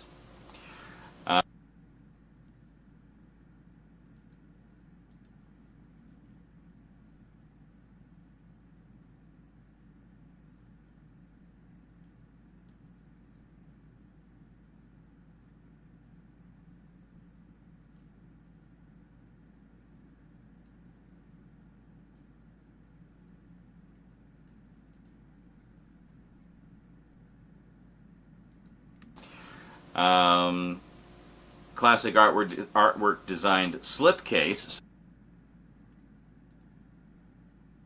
Classic artwork designed slipcase. So the actual disc itself also has its own slipcover in the box. You got 8 replica lobby cards. Okay.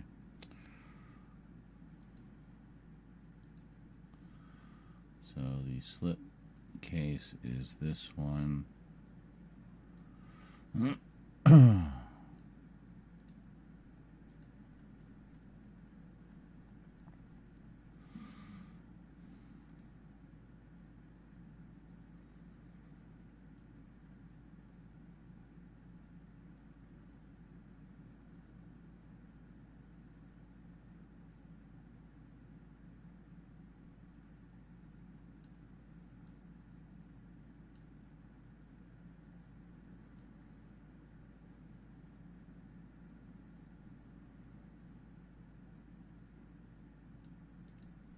Classic artwork designed slipcase. So the actual disc itself also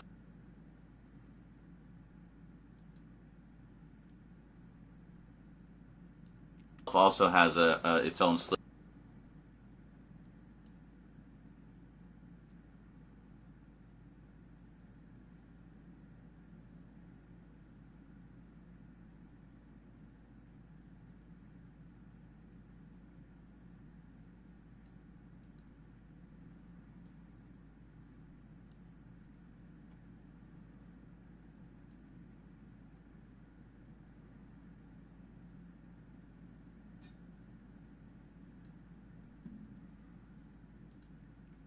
So the actual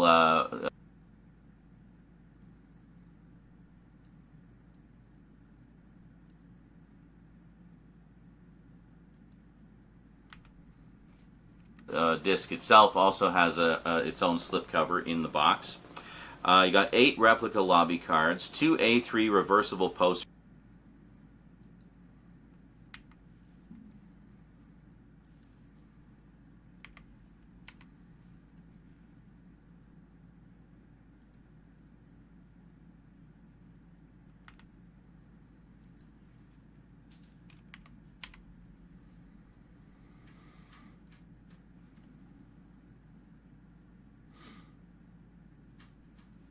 $480-page hard. Yeah, I think we've actually got the timing.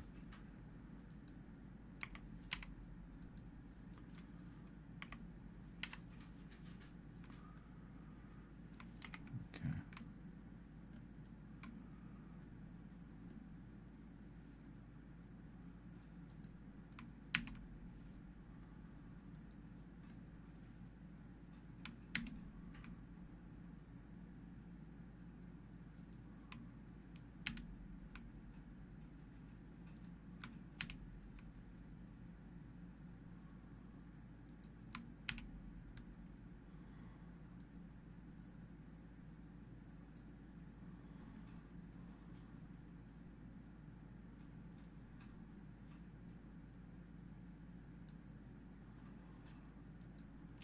Disc itself also has its...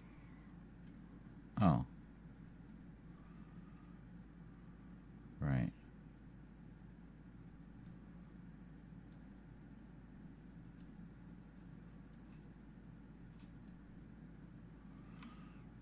Okay.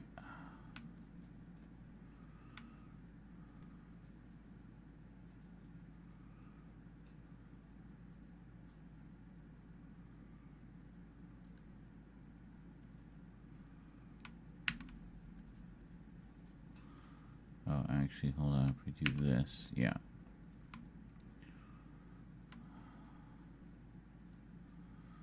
I'll just move it up so we can see a little more clearly. Yeah, so here.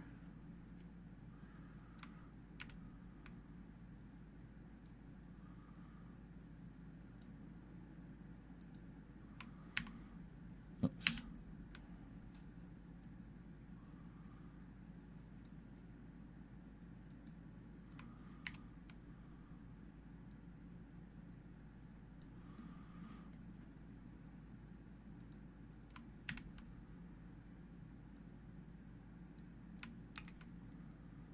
Okay.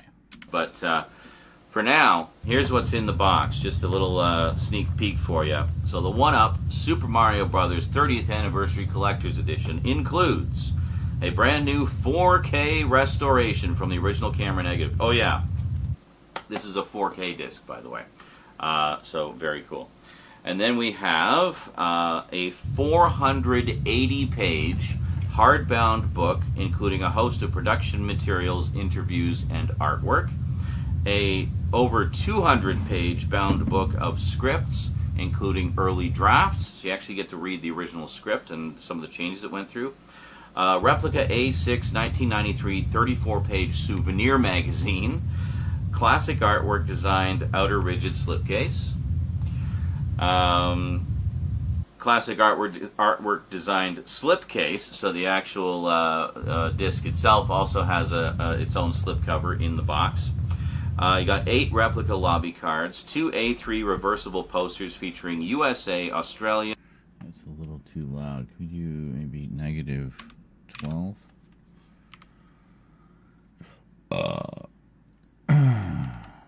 But for now, here's what's in the box. Just a little sneak peek for you. So.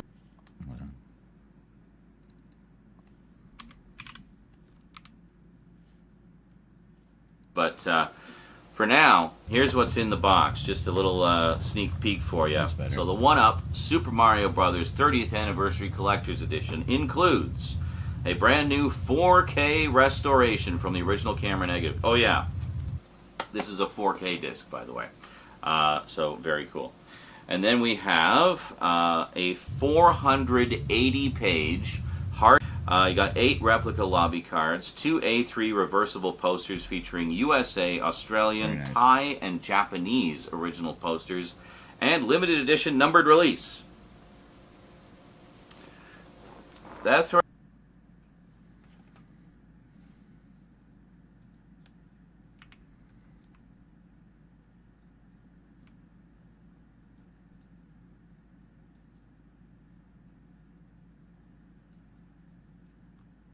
That's where the number's supposed to be. You see a number there? It's nothing of nothing.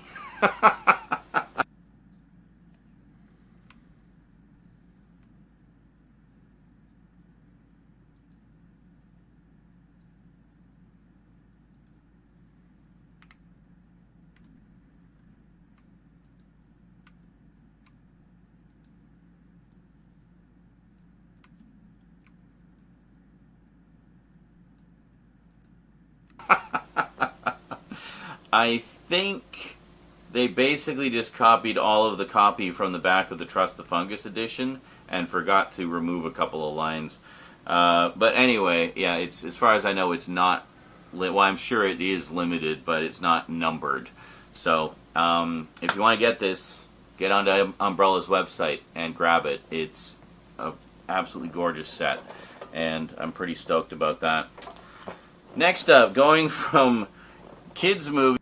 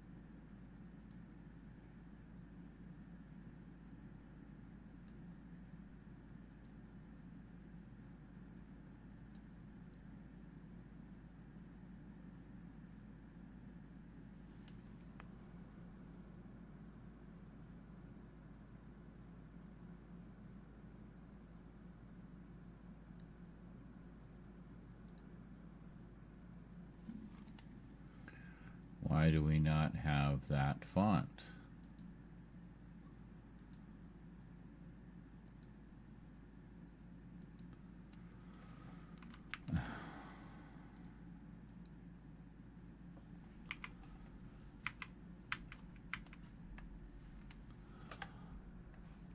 Oh, so Poplar. Yeah, that might be good actually.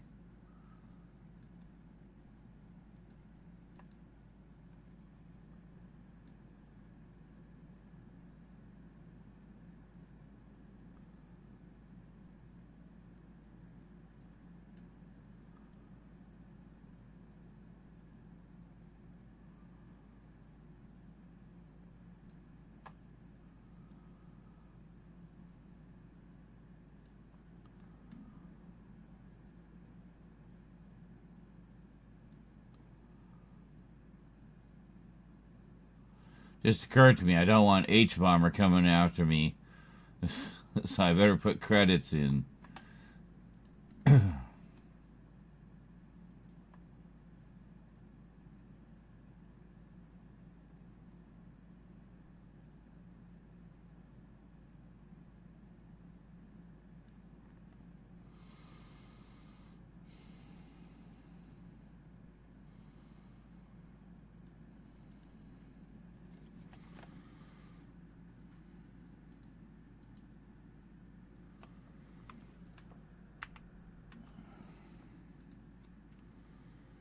Is basically the same idea, where He-Man goes to Earth again.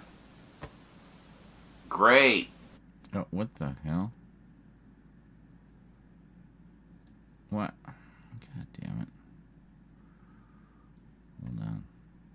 Do that. Okay. That's what we want. That again.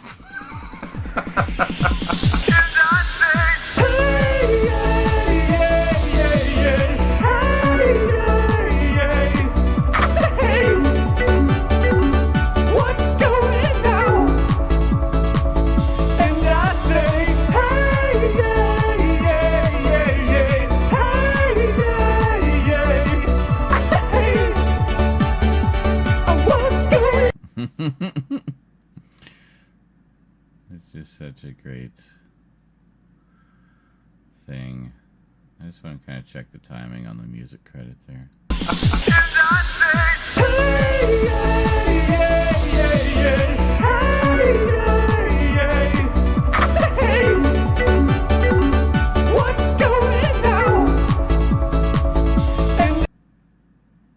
We can even just shorten it to the beginning.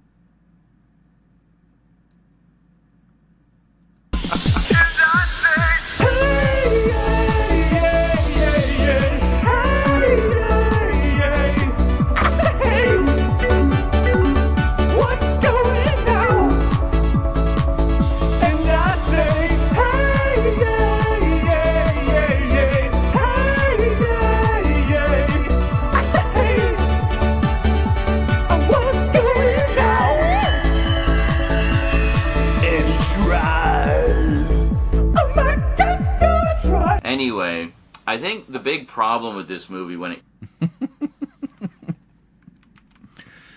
That's good. I'm quite happy with that. Alright, so where are we here? We're over here. Super Mario. Yeah, we're way down here. Okay, there we go.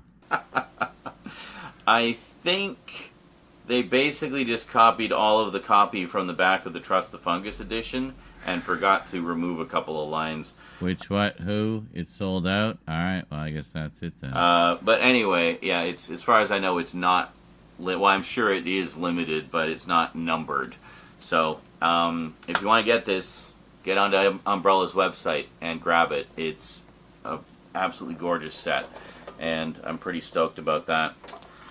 Next up, going from kids' movies and thrillers to borderline porn, we have one that I should give a little bit of background here. The first time I ever heard about this movie, well, I guess I heard about it when it was in theaters. I remember seeing the newspaper ads when I was a kid, but I was a kid. I obviously couldn't see it and really had no interest in that kind of stuff anyway. I was all about Star Wars and cartoons.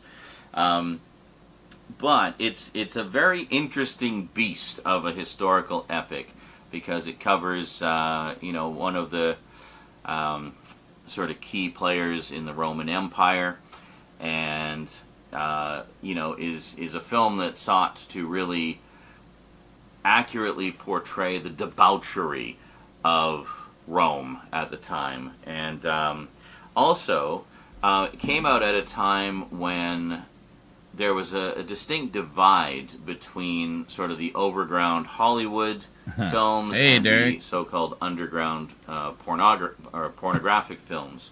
And it was an attempt to kind of bring those two worlds together in some way, but in a classy way, just like depicting sex normally, like as it is, essentially, but wrapped up in something with a really deep and interesting story with lots of characters and A-list stars. What else could I be talking about but the most notorious historical film ever made, Caligula? I first heard about this, well, the newspaper ads, but later, in my, young and promiscuous 20s, I picked up a VHS tape from Penthouse Home Video called, I think it was Wet and Wild or something. It was very,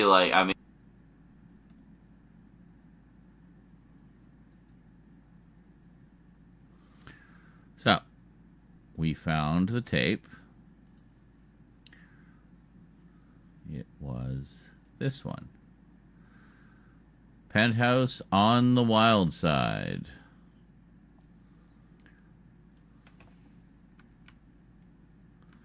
Except this is the UK edition, and this is an ad for it. Now, the cover that we had was much the same. And I tried to find it. Sorry, just in case porn comes up, I have to trying to find the original VHS that I had.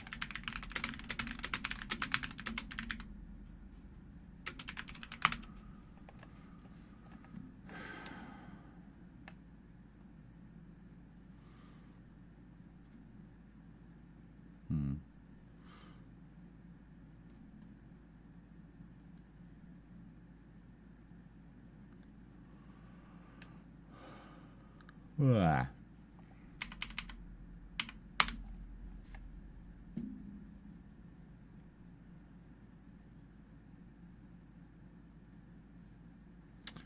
Just can't find it.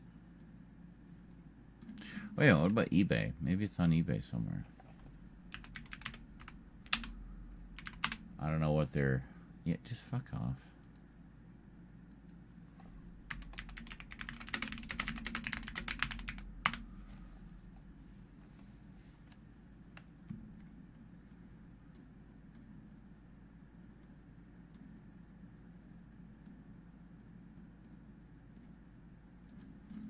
There's some old issues of Penthouse magazine.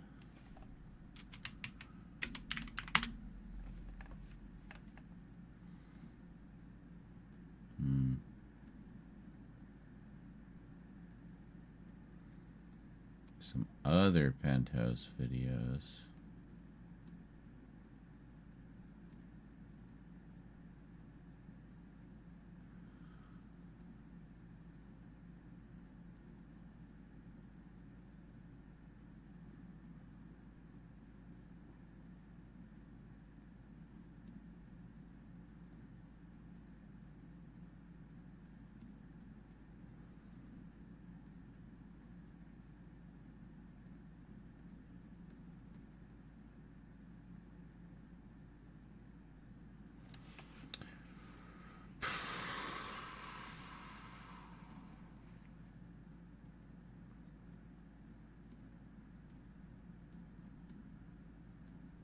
Just nothing.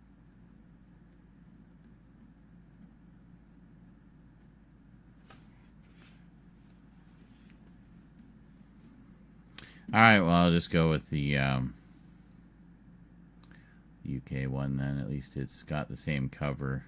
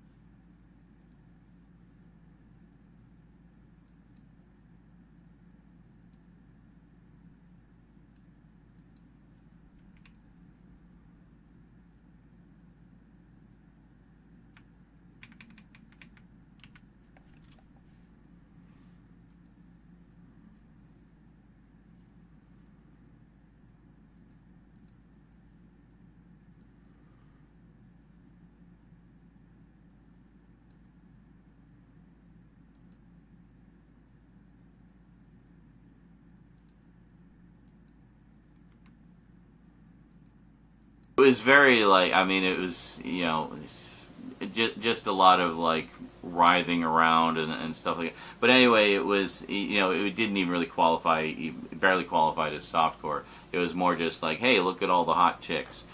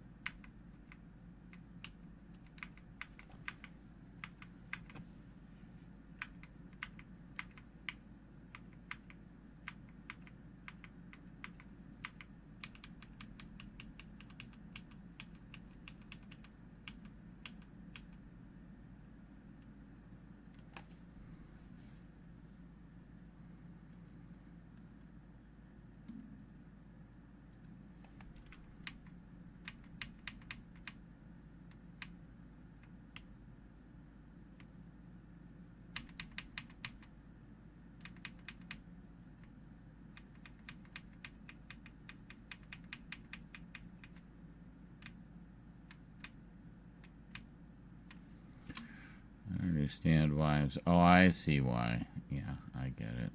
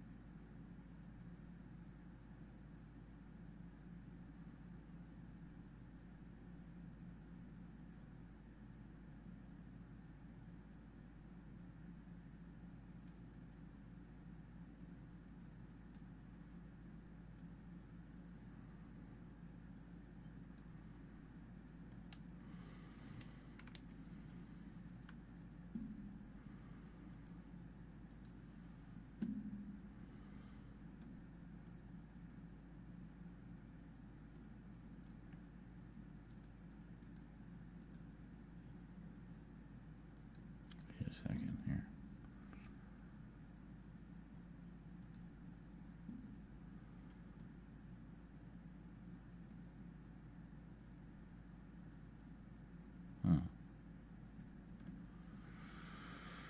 Thought I had some other pictures.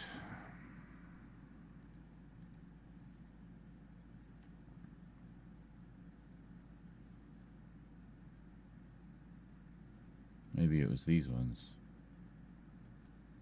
whatever reason they didn't save. That's fine.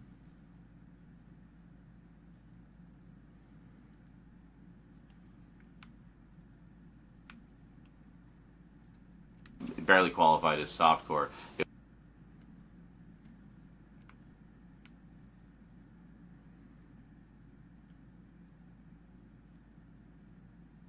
barely qualified as soft.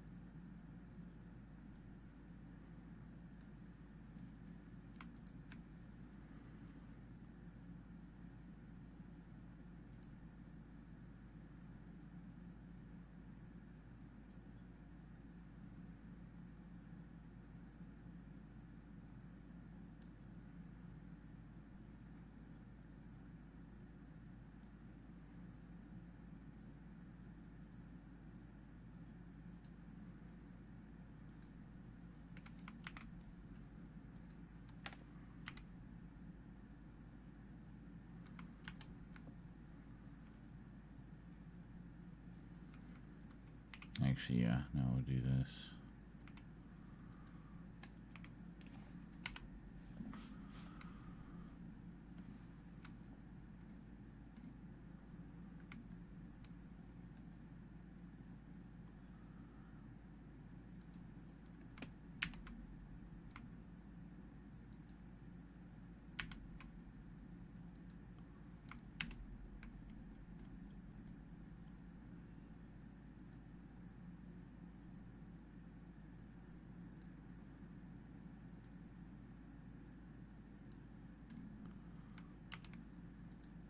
Something.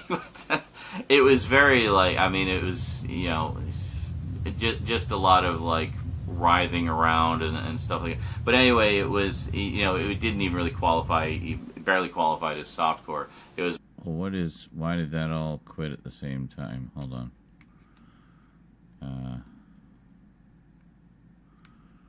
Yeah. I feel like that all didn't quite end at the same, or did it? It barely qualified as softcore. It was more just. Wait a minute. It barely qualified as softcore. It was more.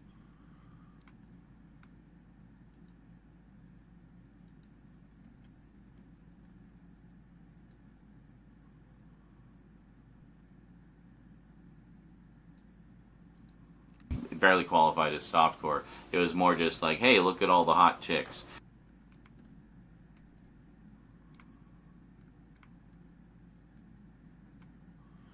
Oh, I see why.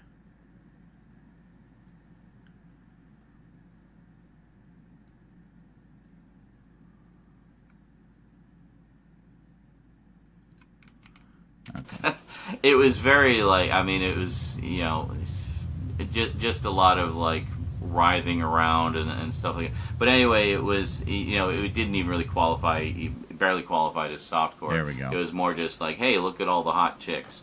But as an extra on there, yes, it had extras. They had like an archival behind-the-scenes featurette about Caligula. And I actually found that more interesting than the rest of the video. So I, was it Wet and Wild? There was I think it was Playboy did one called Wet and Wild. I can't remember, but anyway, it was some kind of Penthouse video along the same lines. Just basically look at all the hot chicks and boobies. But, you know, what every 20-year-old hot-blooded male wants to see. But anyway, so it had this featurette about Caligula at the end, and I'm sure that that's probably on here somewhere in the extras too. But it was really fascinating to me. So for a long time, it made me interested in wanting to see the movie, but it was kind of hard to get. Like, there were some VHS releases. I did see some Laserdisc releases kicking around. Also, I found out at the time there were multiple cuts of the movie. So at the time, I think there were mainly two. There was like the theatrical cut and then like an unrated cut that had more of the, I guess, sex scenes and stuff in it. So yeah, anyway, I guess it's a big anniversary for Caligula right now, because there's a couple of companies that put out special editions of this. Unobstructed View put out their own edition as well, which initially was the one I was going to try to get, but they had some issues with my payment method or something and just refused to help me resolve it, so I canceled the order, and I was like, well, is anybody else putting out Caligula? And I found out about this Umbrella edition. Okay, the Unobstructed View version has two cuts. interesting story with lots of characters and A-list stars. What else could I be talking about but the most notorious historical film ever made? Forgot to do this part.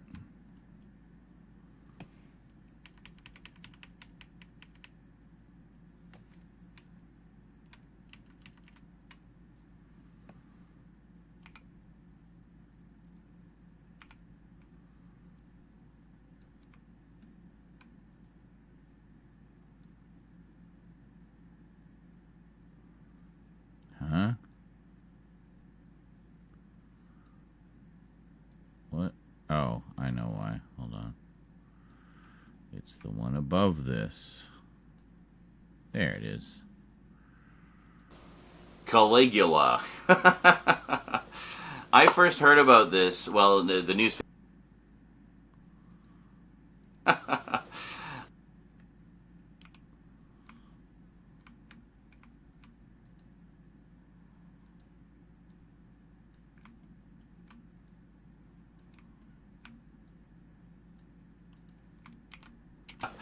I first heard about this, well, the newspaper ads, but I first heard about this, well, the newspaper ads, but later.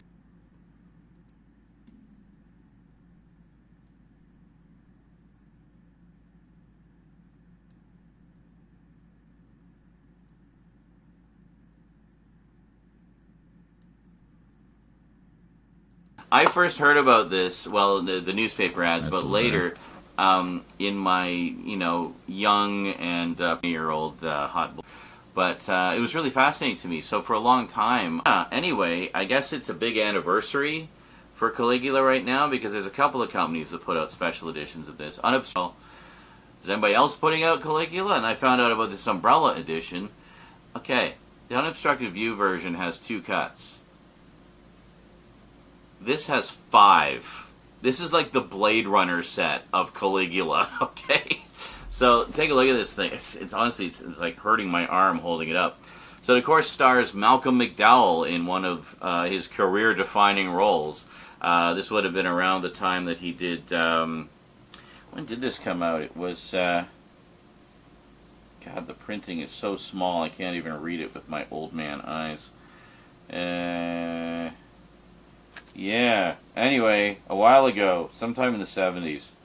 But anyway, 79, I think. Yeah, I think it was 1979. Yeah, so it has Malcolm McDowell, Peter O'Toole, Helen Mirren, like A-list actors, and more. I can't even remember all the ones that are in this. So here's what's in it. So first off, you can just see how loaded this.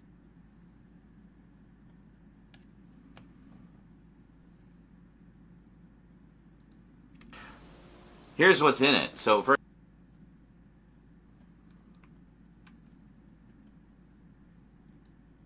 first off, you can just see how loaded this set is. It's freaking gorgeous. So first off, you can just see.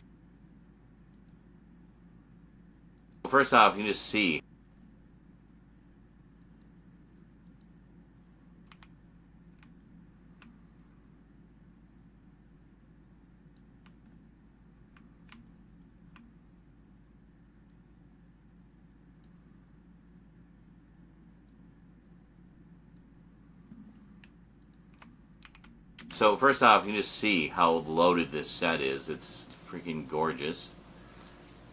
Definitely the one to get.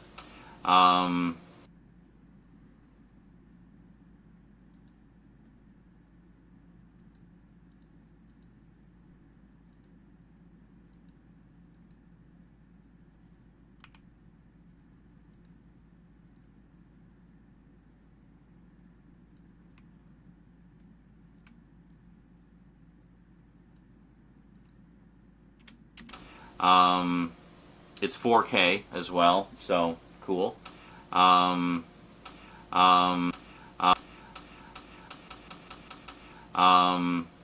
like 4K as well, so cool. High def boobies. So we got a brand.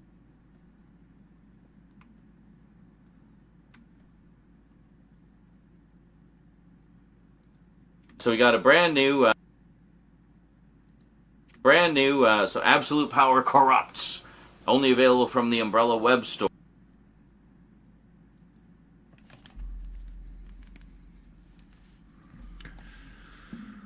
I guess we gotta grab all the Caligula pictures too, don't we? I think it's the Ultimate Power Edition, Absolute Power Edition.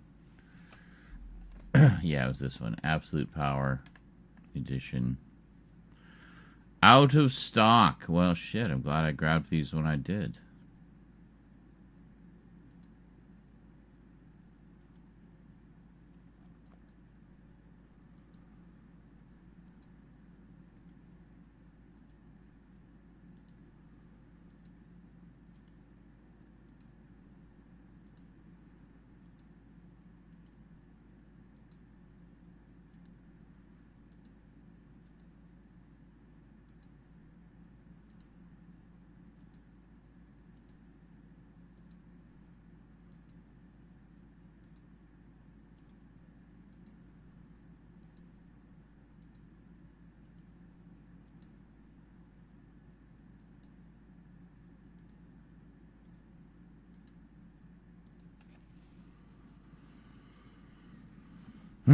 Almost at the end of this one. Holy shit balls, Batman. Alright, so where are we putting this? There, I think. So let's bring this down. Let's also bring this down.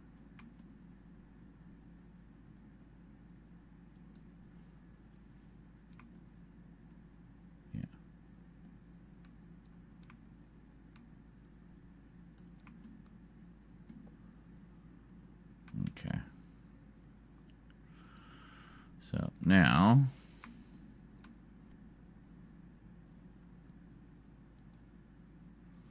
Def boobies. So we got a brand new, so Absolute.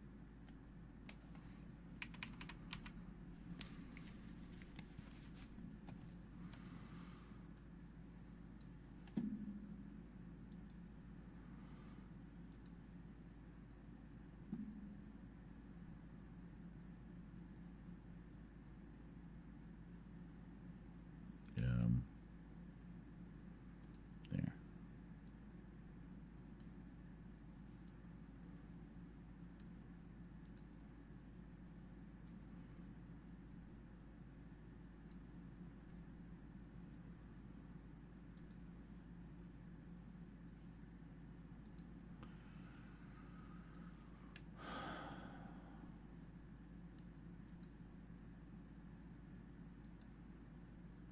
Brand new, so Absolute Power Corrupts.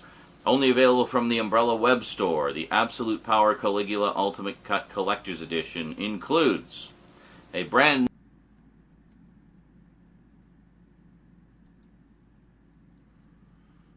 Okay, so we'll do this, but hold on, I think we'll cut out a little piece of it here.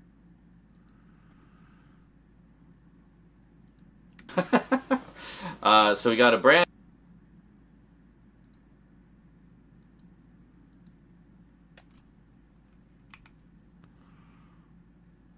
So Absolute Power Corrupts. Only available Absolute Power Corrupts.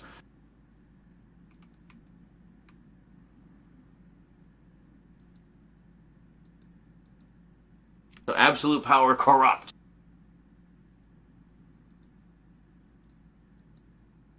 Absolute Power Corrupt. Absolute Power. Perfect.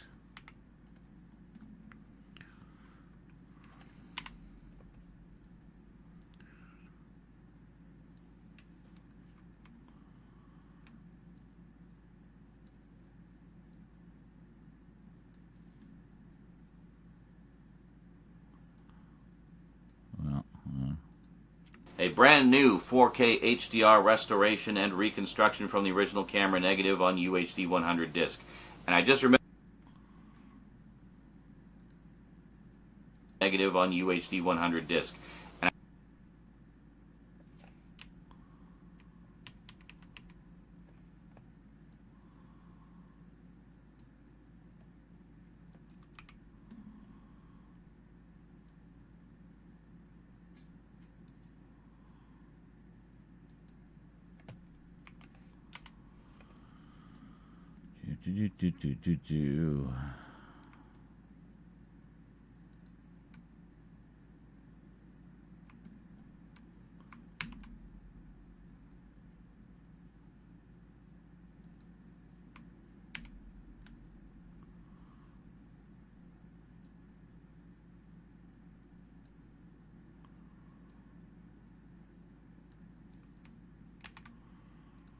Boobies. Absolute Power Corrupts. Only available from the Umbrella web store. The Absolute Power Caligula Ultimate Cut Collector's Edition includes a brand new 4K HDR restoration and reconstruction from the original camera negative on UHD 100 disc. And I just remembered I didn't tell you what's on this. We'll get to that in a minute. A total of... What are you talking about? I did tell you. We went through everything. A total of 5 different cuts across one... I don't know why I said that, because we literally just covered it.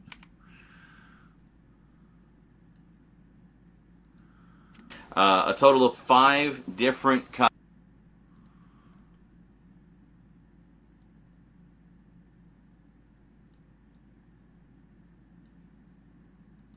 Total of 5 different cuts across.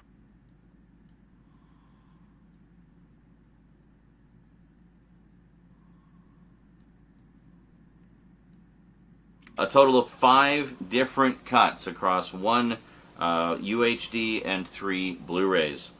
Over 200-page hardback.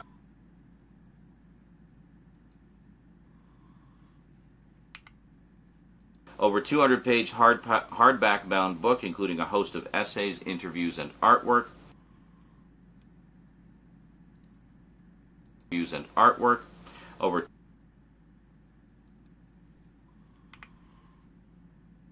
Over 200-page bound book with 2 Gore Vidal screenplays and the novelization. Partial reprint of the May 1980 Penthouse.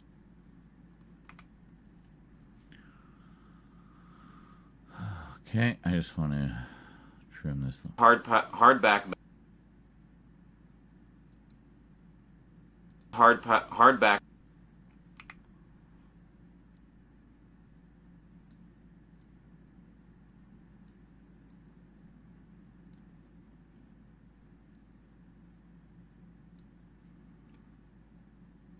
Page hardback bound book, including a host of essays. Page hardback bound book, including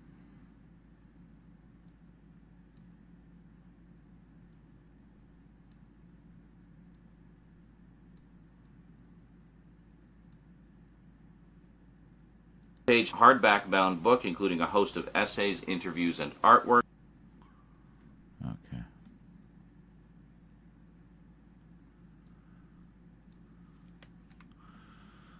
So, we want the book. Is that this one? Yeah.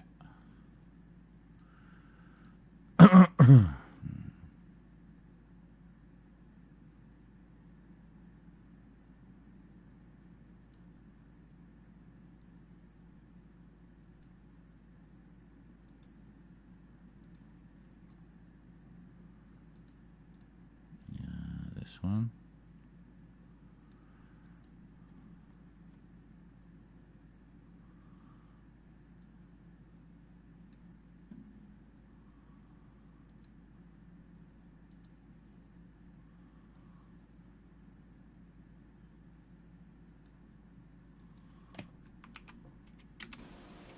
Partial reprint of the May 1980 Penthouse Special Caligula issue. I'm guessing just the Caligula related parts. Custom out.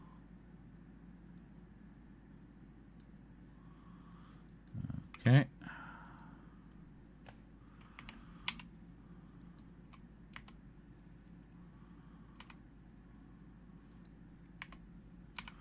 This is actually very similar to how we'd be doing the insert shots. We're just kind of doing it a little differently here. Over 200-page hardback-bound book, including Okay.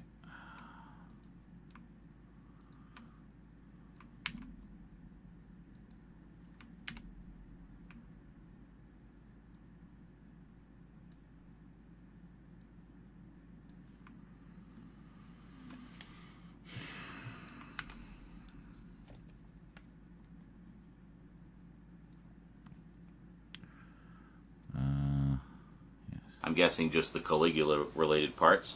Custom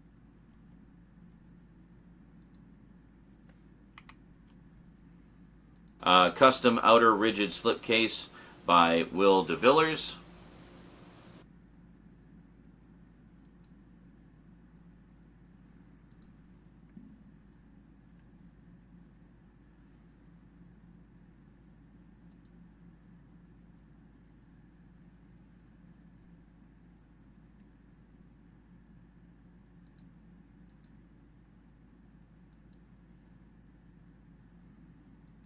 Custom outer rigid slipcase by Will DeVillers, like so.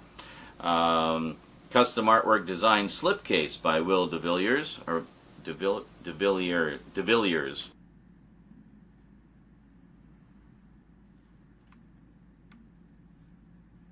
Just gotta determine which. Custom artwork design slipcase by Will DeVilliers, or DeVilliers, which I guess would be this one here, which we'll look at in the closer look.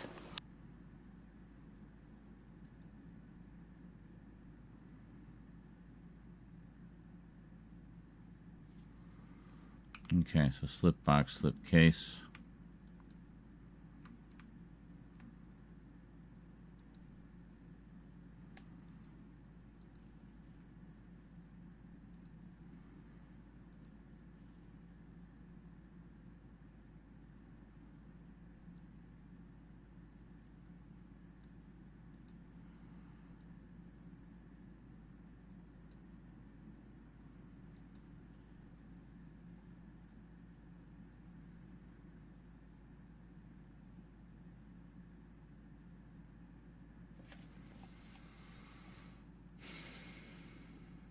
Is there no back shot of that one?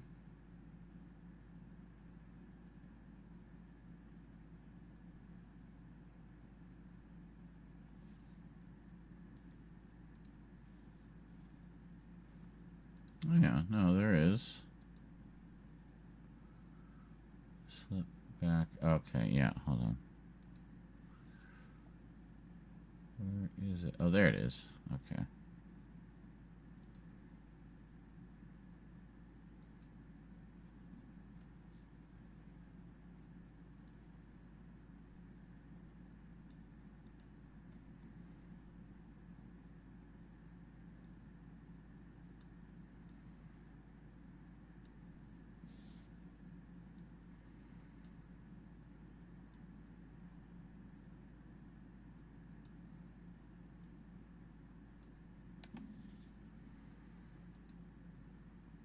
Custom artwork design slipcase by Will DeVilliers, or DeVilliers, which I guess would be this one.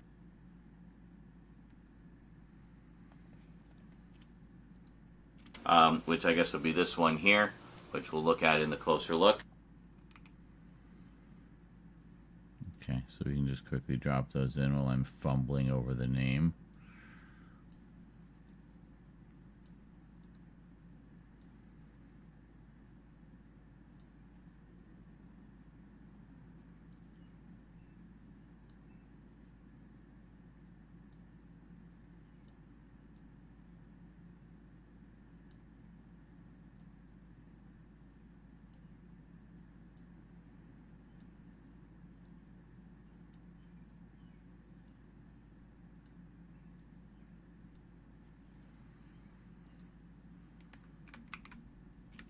Which I guess would be this one here, which we'll look at in the closer look.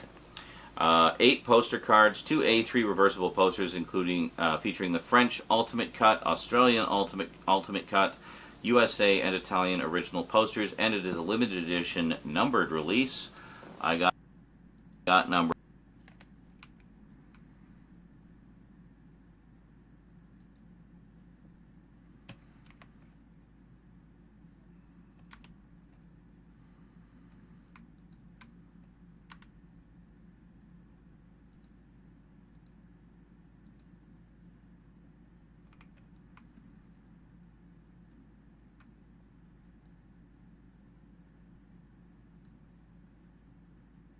number 1018 of 5,000.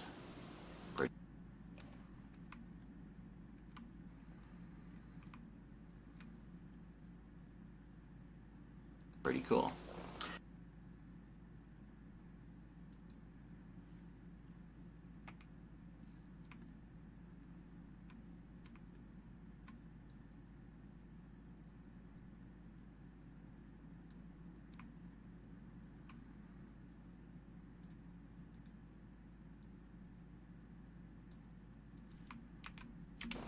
Now, Super Mario Brothers, I went through all that stuff, but there's one other thing I wanted to mention here. Actually, I did tell you what was on it, but there's one other thing I wanted to mention. There's one other thing I wanted to mention here. Actually, all that stuff, but there's one other thing I wanted to mention here. Actually, I did tell you what was on it, but there's one other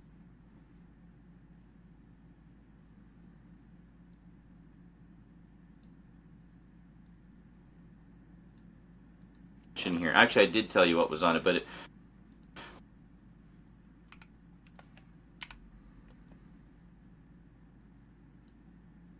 that stuff. There's one other thing I wanted to mention because there's a Blu-ray. Yeah, one of the Blu-rays features the work print. Never before seen, fully restored in high def. I think that one's a Blu-ray, not a 4K. And the work print, I don't see the running time here. Yeah, it doesn't specify the work print. But I remember hearing about that. The work print has like literally about a half an hour of additional footage. So it actually brings the running time up to over 2 hours. So you get the most epic length version of Super Mario Brothers the world has ever seen. I know there's some fan pages out there that have just been scouring the earth for stuff about Super Mario Brothers, and I think they actually recovered a lot of material that was used in this set. So big thanks to the super fans for helping to make this possible. And yeah, and big thanks to Umbrella for not being dicks about my payment so I could actually get Caligula finally. It's like the world was just stacked against me with that movie. I don't know why. Just let me see the Dirty Rome movie, please. Anyway, some pretty cool additions to the collection. We're going to do closer looks at these two box sets for sure. And yeah, very cool. Big thanks to the super fans for helping to make this possible. And yeah, and big thanks to Umbrella for not being dicks about my payment so I could actually get colors the world has ever seen. Additional footage so it actually has ever seen. I know there's some fan pages out there that have just been scouring the earth for stuff about Super Mario Brothers, and I think they actually fans for helping to make this possible. And yeah, and big thanks to Umbrella Caligula finally. It's like the world was just stacked against me with that movie. I don't know why. Rome movie, please. Anyway, some pretty cool additions to the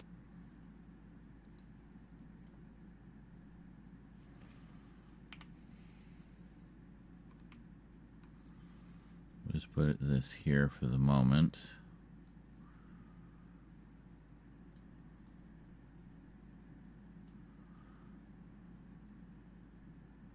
Some pretty cool additions to the collection. We're going to do closer looks at the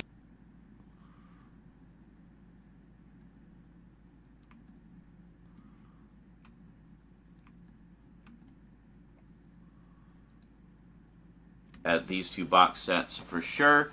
And yeah, very cool. Anyway, that is it. These two box sets for sure.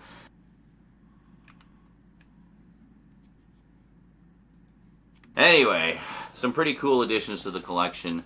We're going to do closer looks at these.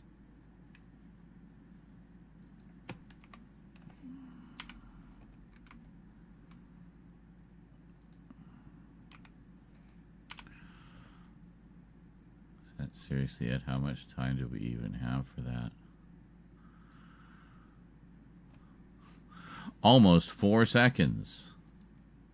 Anyway, some pretty cool additions to the collection. We're going to do closer looks at these two box sets for sure. And, yeah, very cool. Anyway, that is it from me to you for now. Hope you enjoyed. I will see you next time. All right, I guess Until that's it. then, thanks for watching, and sayonara.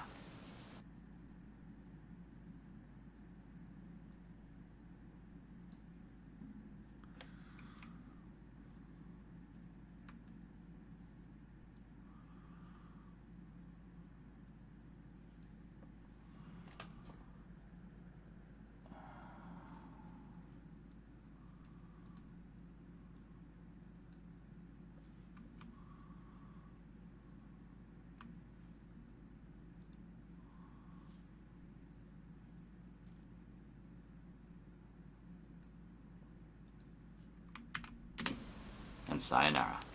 All right, here we go. We got one in the can. Holy shit, that only took forever. That's a good one, though. A lot of fun, fun bits in there. Quite lengthy, too.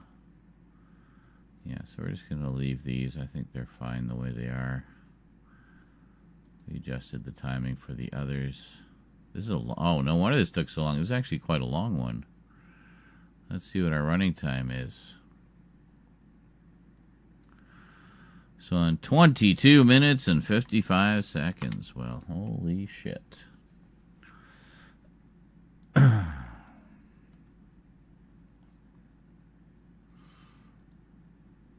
need a picture of Max Headroom.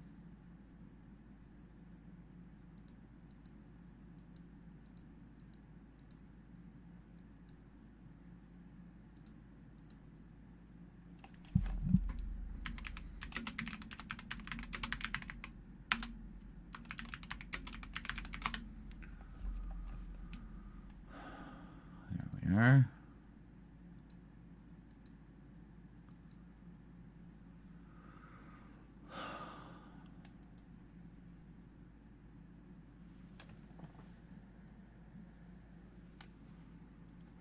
Max Headroom video ad. Awesome. We'll grab that.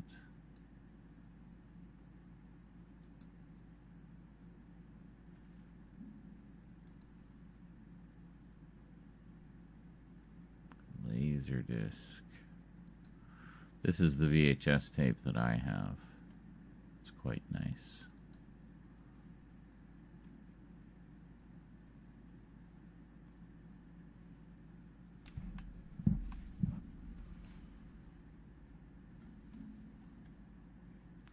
I mean, I guess we can go with the movie poster. That's fine.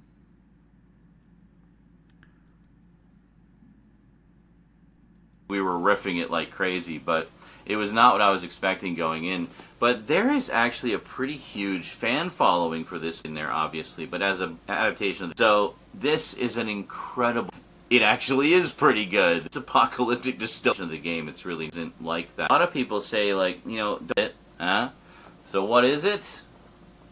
Well, from the directors and creators of Max Headroom, Rocky Morton and Annabelle Jankel, we have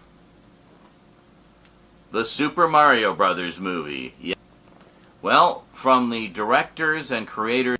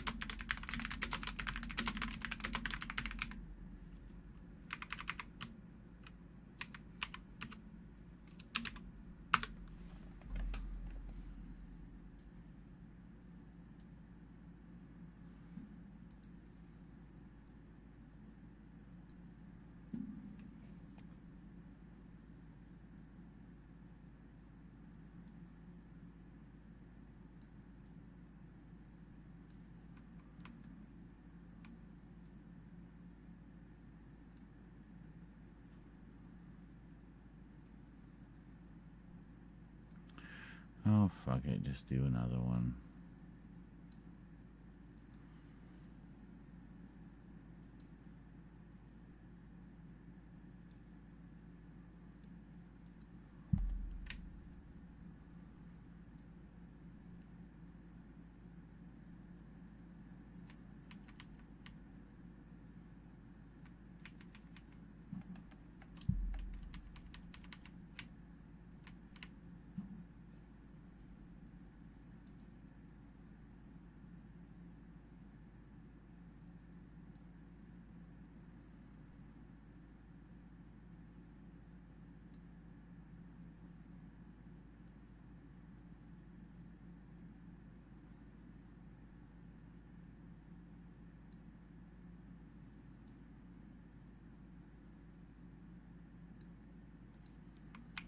And creators of Max Headroom, Rocky Morton and Annabelle Jankel, we have the Super Mario Brothers movie. Yeah. Alright, good. Just had to get Max in there. Well, no wonder that took so long. It was like a 22-minute some odd video, so yeah. Excellent. Looks like this next one's a little shorter. And a lot of these I'm not going to be doing insert shots for. I'm just going to be... Well, actually, the box sets, I might do the same thing where I pull a picture of them, you know. Of the contents.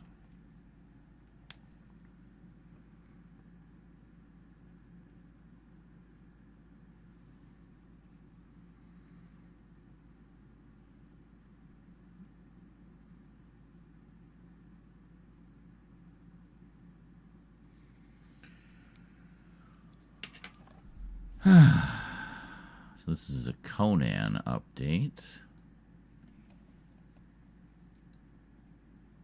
There.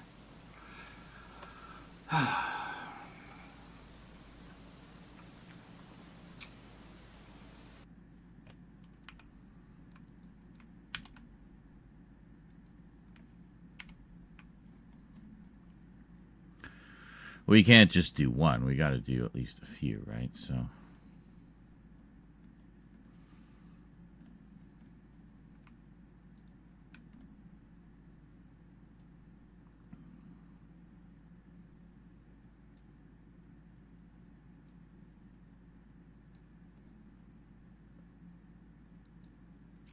Greetings, everyone, and welcome to another 4K and Blu-ray update.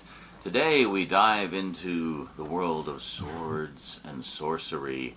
Yeah, some blood, guts, and boobs action, the likes of which the world had never seen before. This character burst onto the scene in the 30s in the pulp magazines of the pages of Weird Tales magazine, and set the world ablaze, created out of whole cloth a whole new fantasy adventure genre that has been going strong pretty much ever since. I'm of course talking about Conan the Barbarian. So what did I get? Well, some stuff that I couldn't pass up. I had to get this. Even though I was really late to the party, I wasn't going to miss out on this release. What is it? Well, let's find out. But I didn't just get that, by the way. I got a couple of other things as well, which I haven't had in the collection ever. And I feel like my Conan collection and my Robert E. Howard collection just in general was, you know, it was kind of conspicuously absent. Well, I finally corrected that, and the collection is properly complete. So let's check them out. Conan and Friends. Today, the collection is properly complete.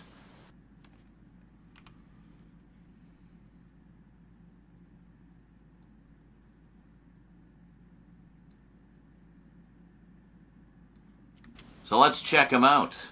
Conan and Friends. Today on the Multimedia Chronicles.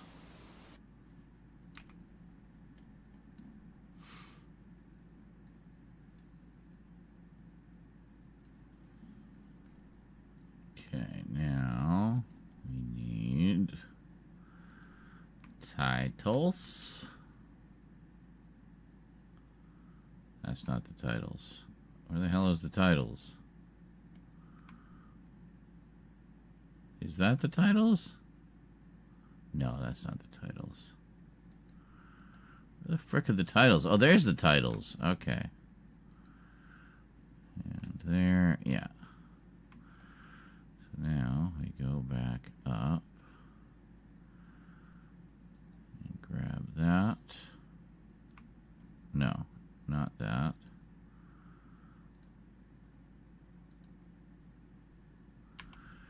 Okay. So now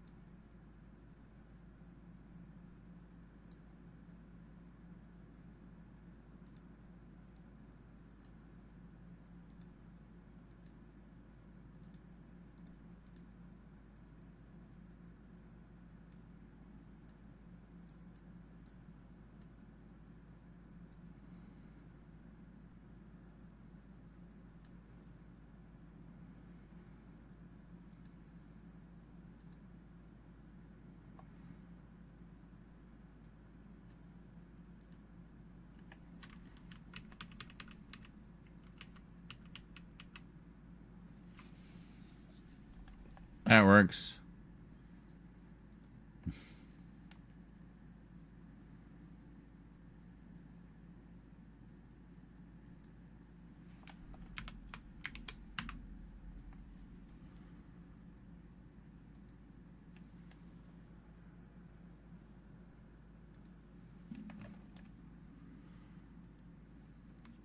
I'm not getting overly fancy with the titles.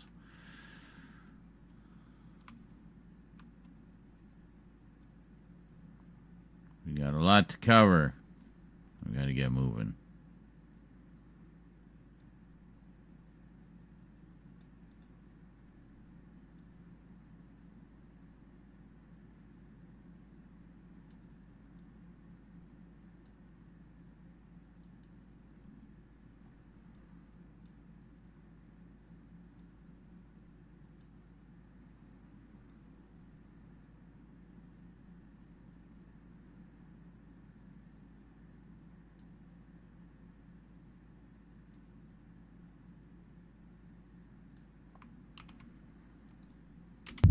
Welcome back. Well, as I mentioned in the intro there, I was kind of late to the party on this release. Just basically lack of funds when it came out. And then when I finally had the money for it, well, it was technically out of print. So I had to hunt around a bit before I could find it for a price that I was, didn't mind paying. Still more than it would have cost if I got it when it first came out, but at least not as much as it typically goes for on the aftermarket. I don't remember exactly how much I paid for it, but, it was acceptable at the time. I'm, of course, talking about the absolutely phenomenal 4K box set that Arrow Video put out.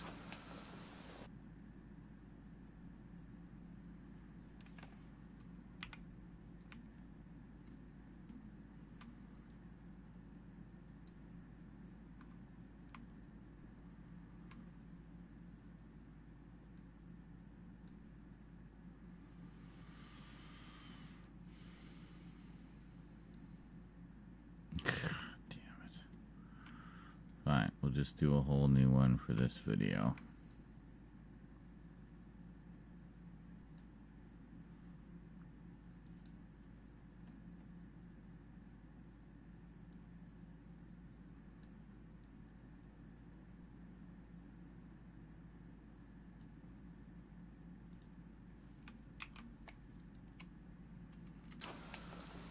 Of the Conan Chronicles.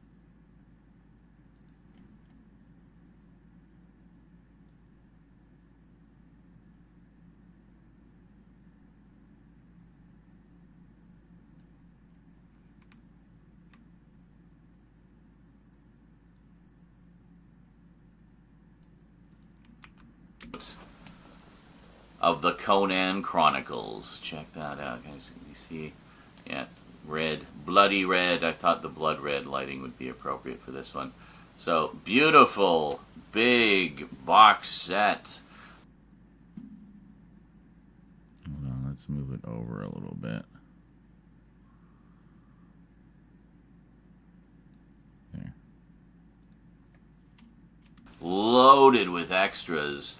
You had both movies, Conan the Barbarian and Conan the Adventurer, Conan the Destroyer, on 4K, brand new transfers that apparently blow away the old studio releases. Yeah, up until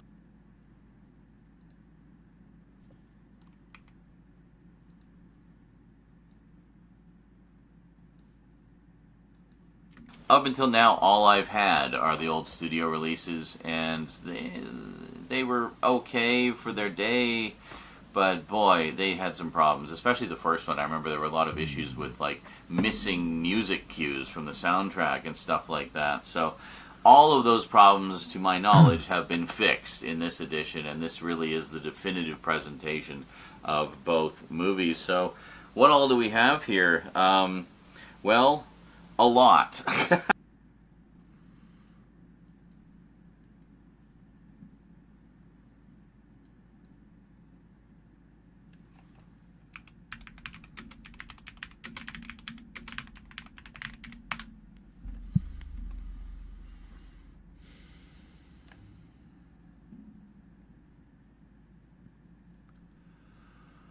Ah.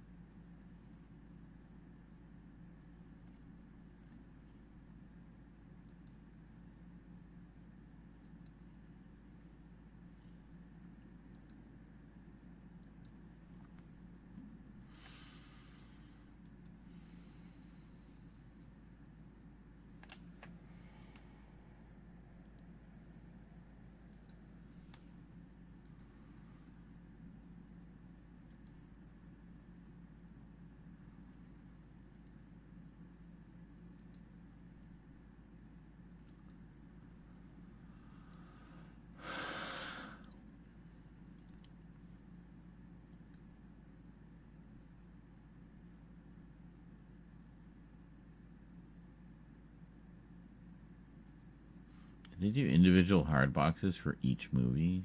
That's crazy. Oh yeah, I guess they did. Interesting. Yeah. Conan Chronicles, Conan the Destroyer, Conan the Barbarian.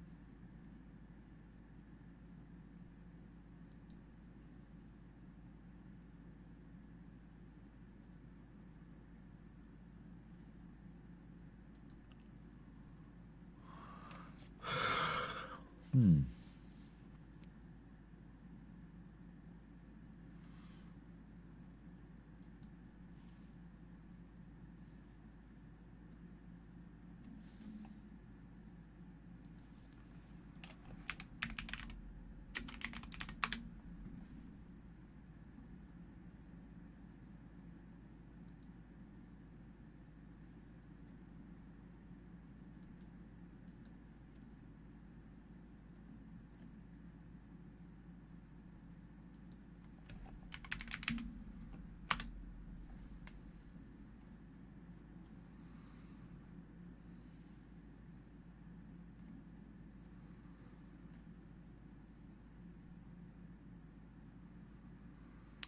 So in the standalone hardbox limited editions of Conan and Conan the Destroyer, all sold out.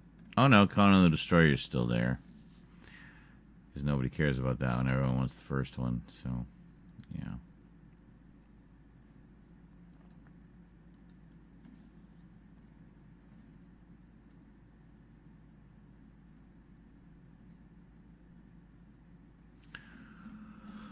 But yeah, the other thing I can figure it's just a repackage of the same discs that are in the limited edition set.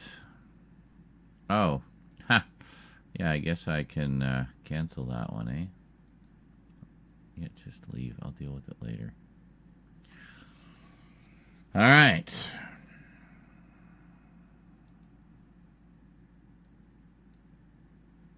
What has happened to the... Why am I half off the screen? Hold on. There we go. Getting fancy with the spices. Yeah. Dem spices, yo. Ugh. Ugh. The spirit is willing, but the body is weak. But I'd like to see if we can get through this one, because this shouldn't be as long.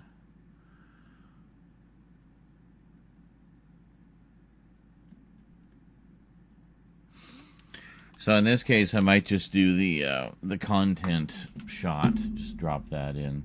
So I mean, we're going to be doing closer looks at all these anyway, right? The box sets at the very least.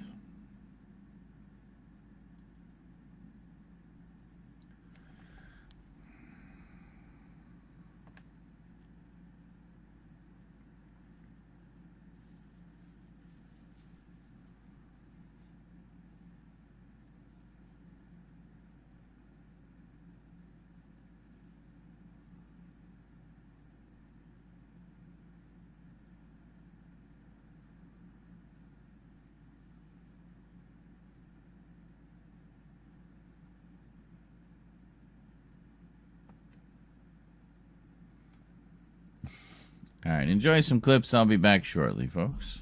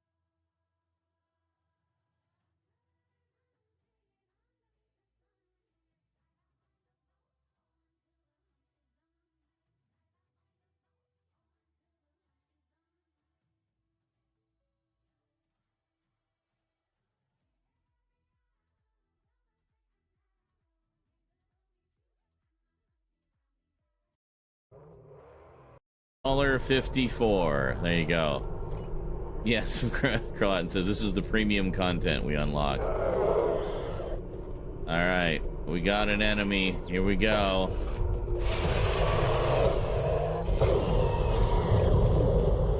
Jesus! That used all 4 shots.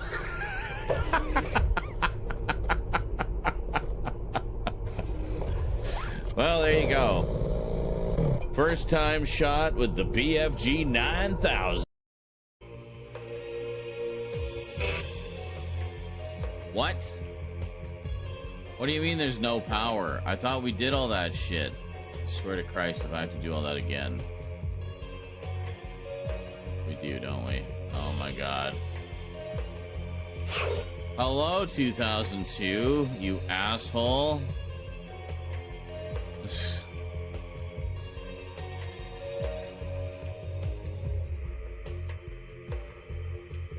How far back do we have to go? My god, like... Oh my god, like... What have I done? I don't know where it put us. Like, where's the damn checkpoint? Yes. 3 health.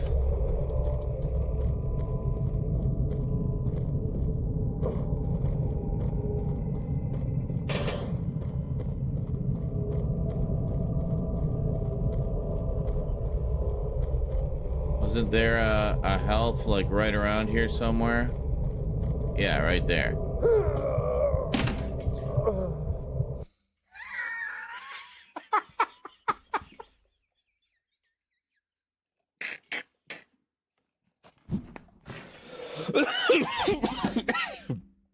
Oh.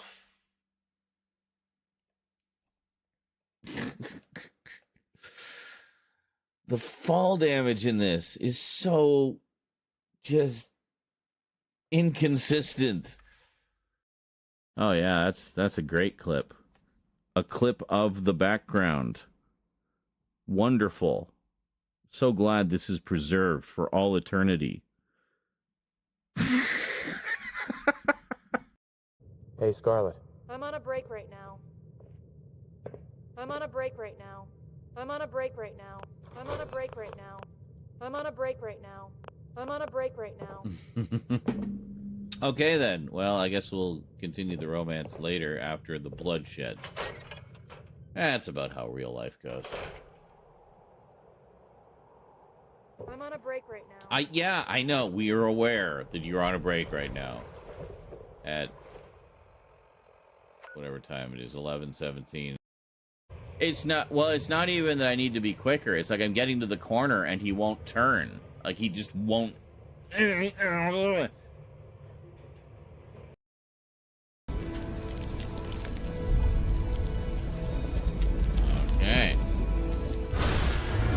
Whoa, Nelly.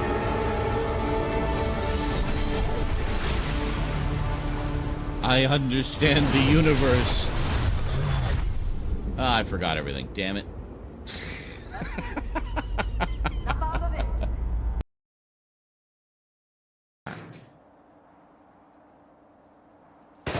You're gonna get us killed. Time's up, Blake.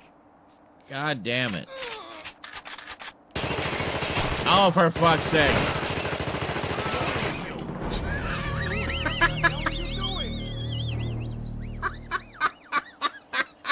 I was trying to give him the hypo. I just, like, shot him in the balls. And for some reason, he took offense at that. You must be infected. We're off to a rockin' start here, folks. We haven't even bumped into the thing yet, ever. Not Get even away from once. me. Time's up, Blake. What?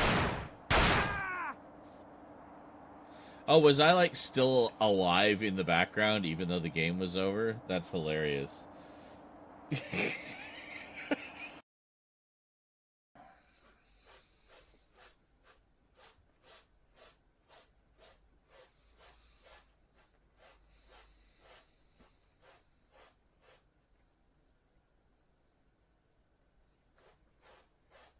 Church, knock it off, please.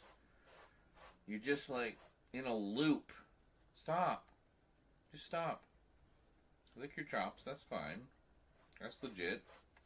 Licking the cone is stupid. It doesn't do anything! Of course we did. Really? Are we doing the thing? Yep.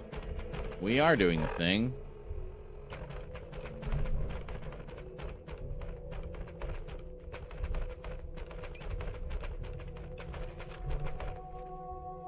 Oh. Okay. I like how it stopped as soon as I zoomed in on it. God, I didn't notice that, but I heard them. Okay, that's creepy.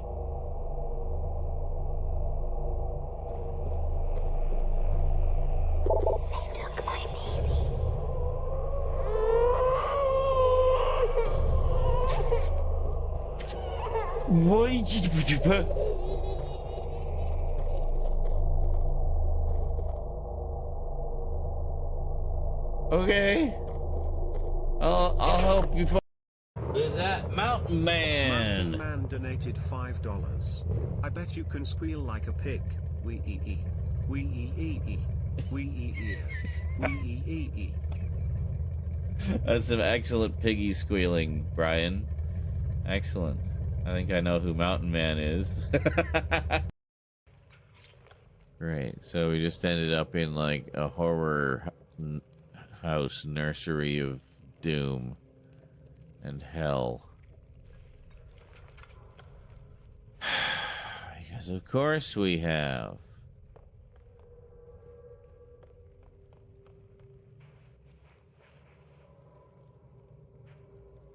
Great. Rubber ducky, you're my friend. Oh, hey, Scrap. Stop. Stop. Just stop. Just stop it. All right, second wind. Gotta have my nighttime vitamins.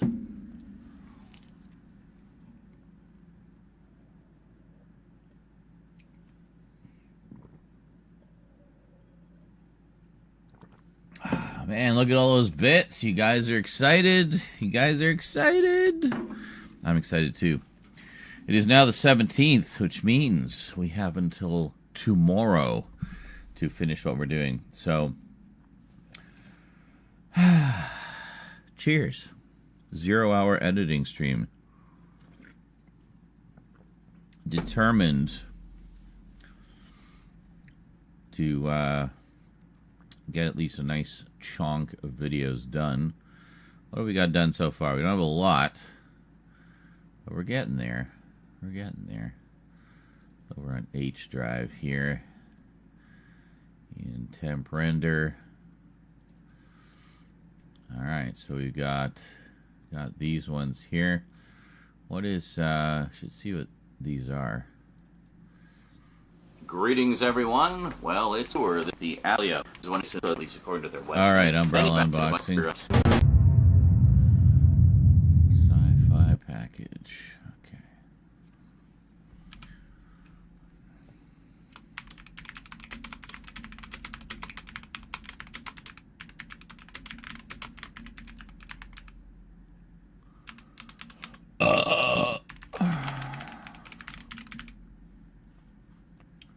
So these ones are all done.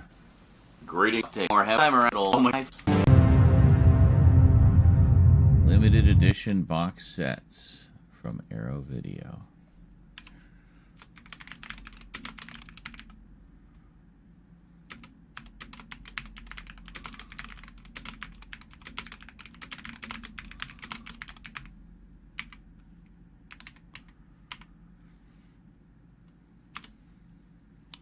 Okay, good. And the first thing that's going to go up is the Christmas package from Vermin Art, which has been ready to go for a while. So that's 5, and then we got 6. 6. And then 7. This will be 7. And then there's a couple of Doctor Who ones I need to make some adjustments to. And we'll see about throwing those into the mix. How many more do we have in this particular batch? 3 after this. So if we can get this batch done, and in particular I want to get this package opening done. Oh, I need to film an addendum to that. Well, we'll do that later. Up until now, all I've had are the old studio releases, and they were okay for their day, but boy, they had some problems. And this really is, especially the first one, a big honking book, because, you know, Arrow always does big honking books, and looks like a couple of posters, probably, you know, double-sided posters for both movies. Yeah, and I think we have, we actually have 3 cuts of the first movie. We've got the theatrical cut, which is 127 minutes. You may notice I haven't even opened it up yet. So we're going to do a closer look at this, and we're going to open it up and check out all the contents in detail. But in the meantime, you can see you got both movies, loads of extras for both of them, especially... Okay, so we'll drop that picture in here.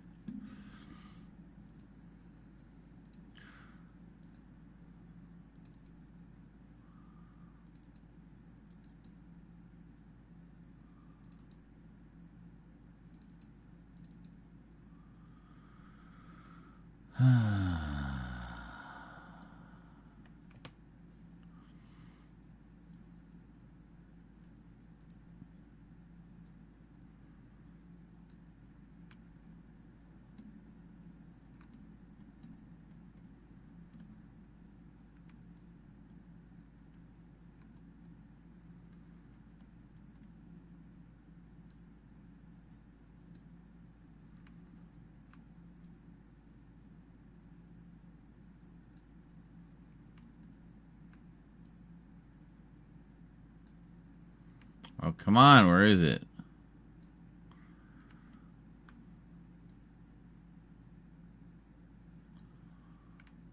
No, hold on.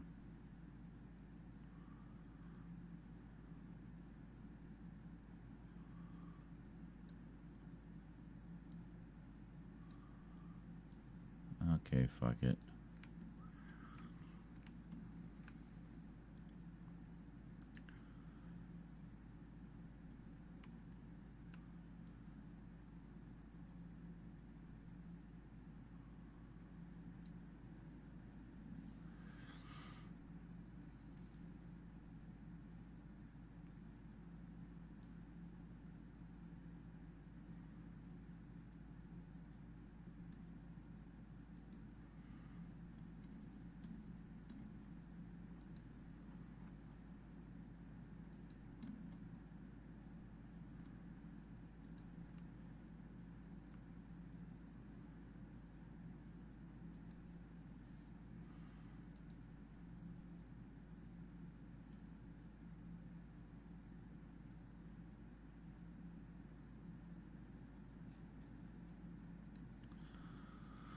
Just make those a little bigger.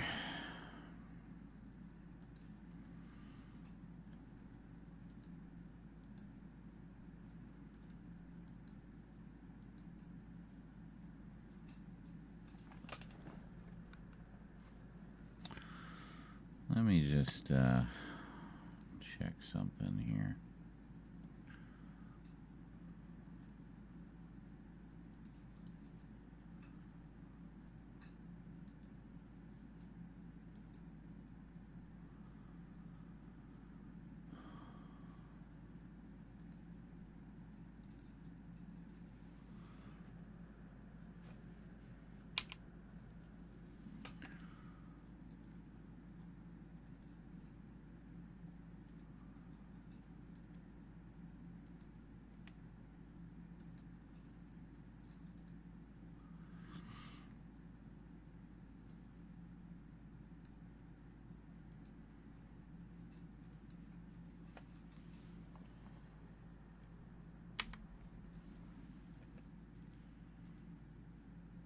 Cleaner edges than the WebP when you do it as a PNG. So we're just going to, whoops, find those. Okay.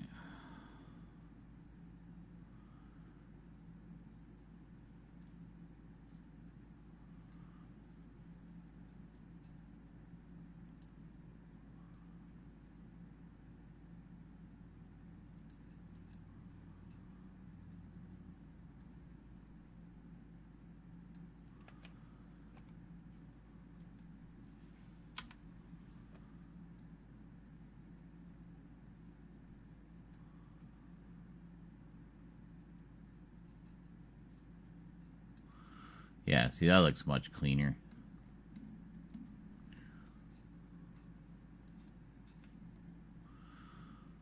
Yeah.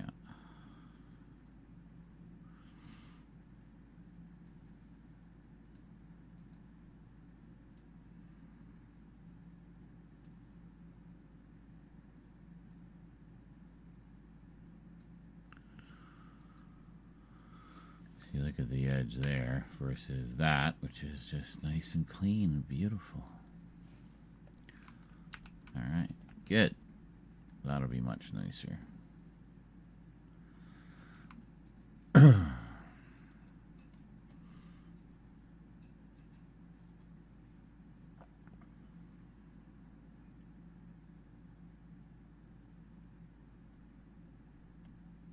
But in the meantime, you can see you got both movies, loads of extras for both of them, especially the first one. A big honking book.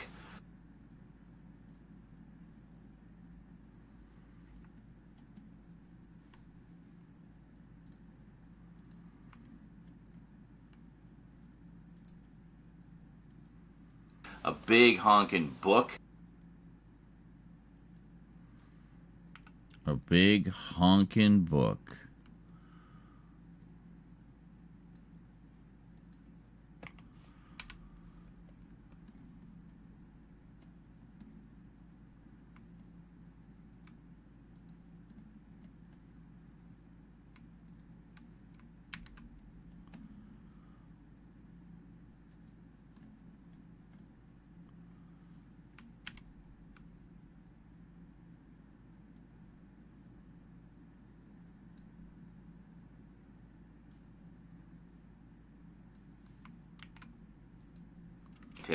But in the meantime, you can see you got both movies, loads of extras for both of them, especially the first one.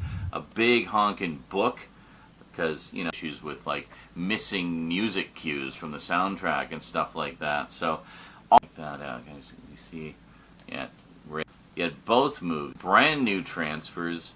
Up until now, all I've had are the old studio releases, and they were okay for their day. But boy, they had some problems, especially the first one. I remember there were a lot of issues with, like, missing music cues from the soundtrack and stuff like that. So all of those problems, to my knowledge, have been fixed in this edition, and this really is the definitive presentation of both movies. So what all do we have here? Well, a lot. We're actually going to do a closer look at this. in main edition, and this really is the definitive presentation. Knowledge have been fixed in this. Okay, and we want the so on.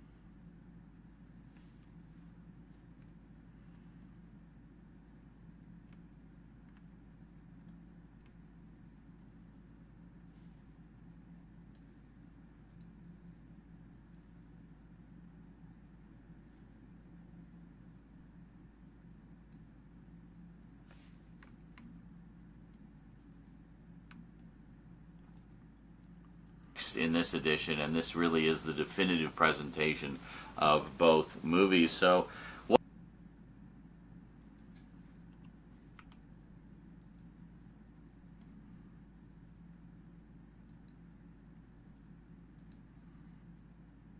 have been fixed in this.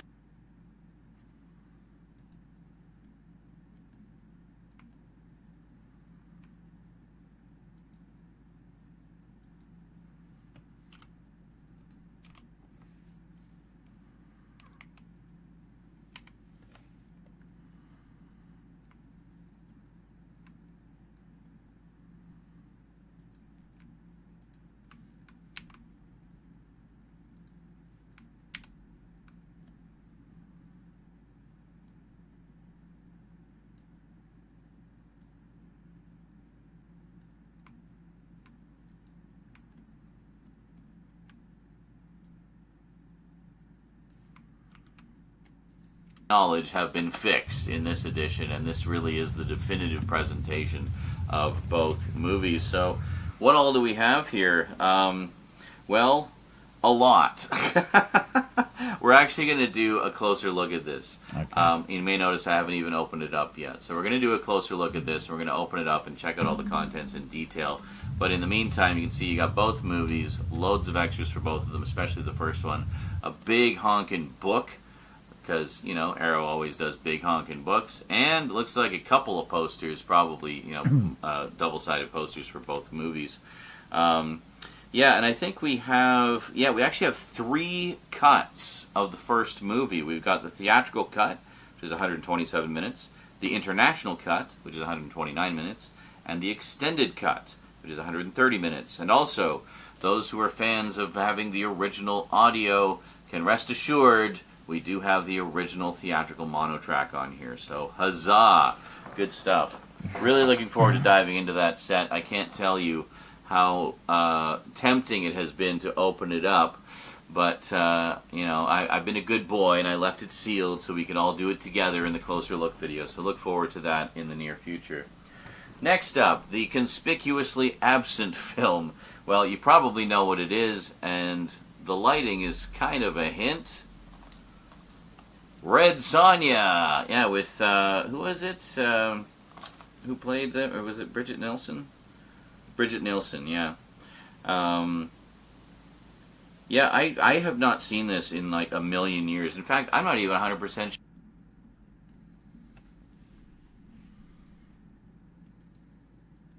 In fact, I'm not even 100% sure I...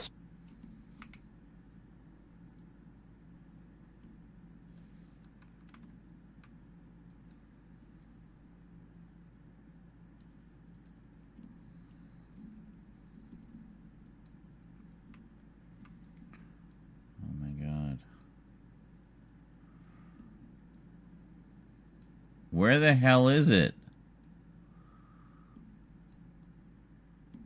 Is that it? In fact, I'm not even 100% sure I saw it at all. So, really looking forward to checking this out. 4K edition, of course.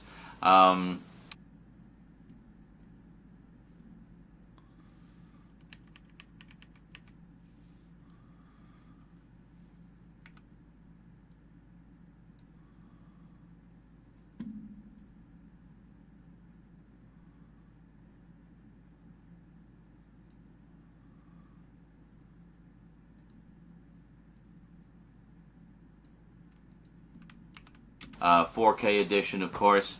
Yeah, I've heard. I don't recall how good or bad the transfer is supposed to be on this. I do recall hearing more mutterings that it wasn't great, but I mean it's the best version out there that we have so far. So of course I'm going to get that one. I mean it's a Studio Canal release. Studio Canal generally does good work, so maybe I heard wrong. Maybe I'm just talking out of my ass. I don't know. We'll find out, I guess. But anyway, we got let's see, we got. Special features, we have Renato Casaro, the last movie painter. I'm guessing he was the cinematographer or something. Doesn't say on the back. Anyway, artwork, Renato Casaro Artwork Gallery, original theatrical trailer, Arnold Schwarzenegger, the man who raised Hollywood. 10 hours. Red Sonja versus Calidor. Having another drink. A misunderstanding. Very cool. And that's basically it. So we've got... a second wind. Yeah. Pretty cool. So we've got, what is it? Is it, got a DVD? Yeah, it's got a Blu-ray as well, which I'm guessing has some of those extras. I know a lot of these 4K Blu-ray sets tend to super bit the movie on the 4K, so there's not a lot of extras on there, maybe just like the commentary or something, and then all the other extras are on the Blu-ray. So I should mention, this is a UK release, and the Blu-ray that's included is Region B locked. So make sure that you're able to play Region B discs, or rip them to your computer to watch them or whatever, because otherwise you won't be able to watch all the extras. The movie, however, the 4K disc is region free. So there you go. So good old Red Sonja, guest starring not Conan. Yeah, apparently Calidor was supposed to be Conan, but for whatever reason they couldn't work out the rights or something, so they made him into basically Conan's long-lost twin brother. Well, he's not, but, basically, unofficially. And finally, last but most certainly not least, I thought, well, while we're getting our Red Sonja on, we should see what else is out there. And, well, we got this.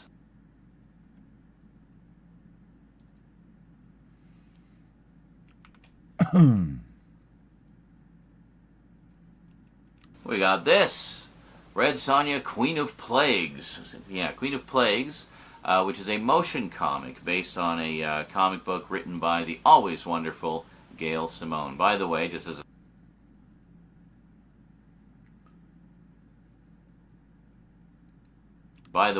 a side note, if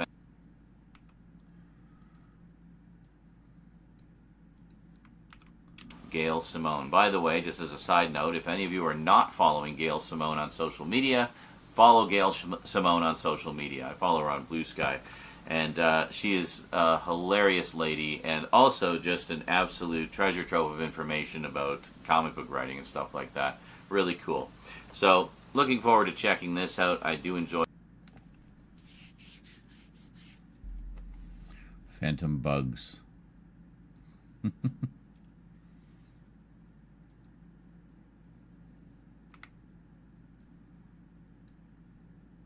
So, looking forward to checking this out. I do enjoy a good motion comic.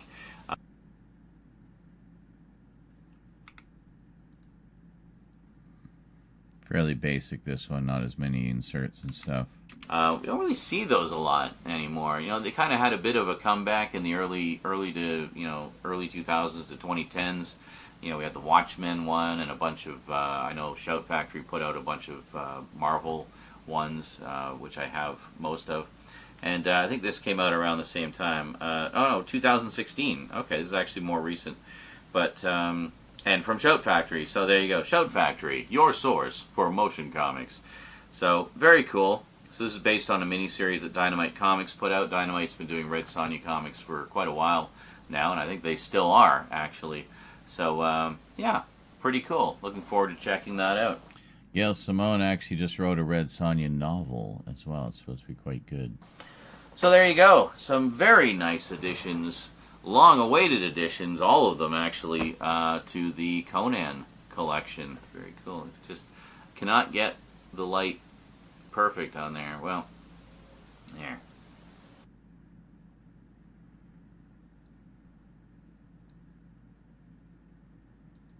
Kinda. Anyway, you get the idea. Was this one numbered? I can't remember. No, they don't really number They don't really put printed numbers on their sets, do they? Arrow. Oh well, that's okay. Cool. All of them actually are actually. So yeah, pretty cool. Looking forward to checking that out. So there you go. Some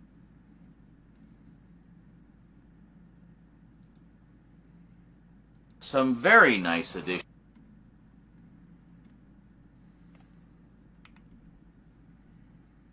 Some very nice additions, long-awaited additions, all of them actually, to the Conan collection. Very cool. Just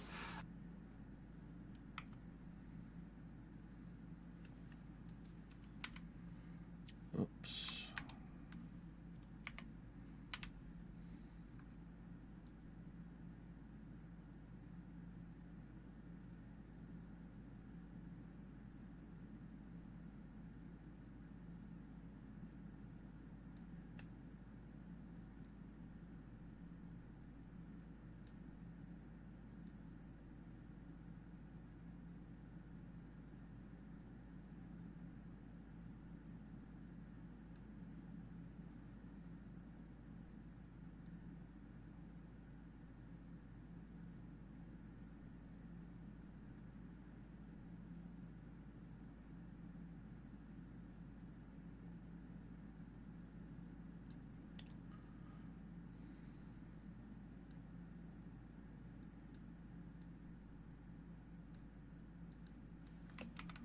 So, yeah, pretty cool. Looking forward to checking that out.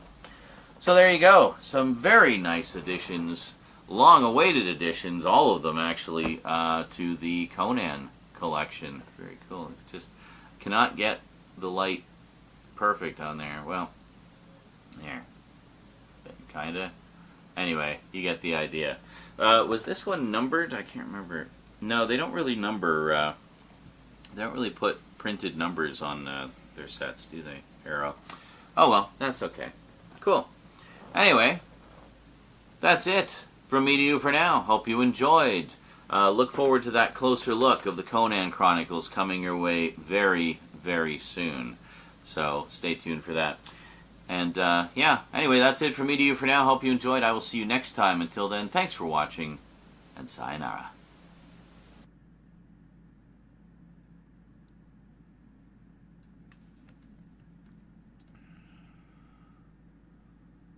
Feels nice to finally be putting these together. Feels like we filmed them years ago. We've done so much filming in the past month or so that it's just kind of crazy. All right.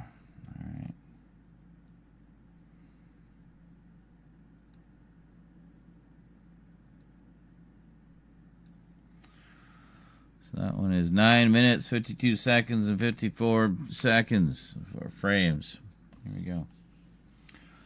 All right. Good afternoon, Funk Monk. Good afternoon.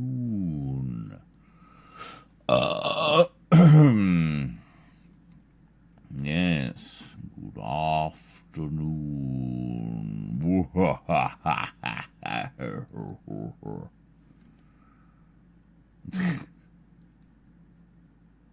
Shut up.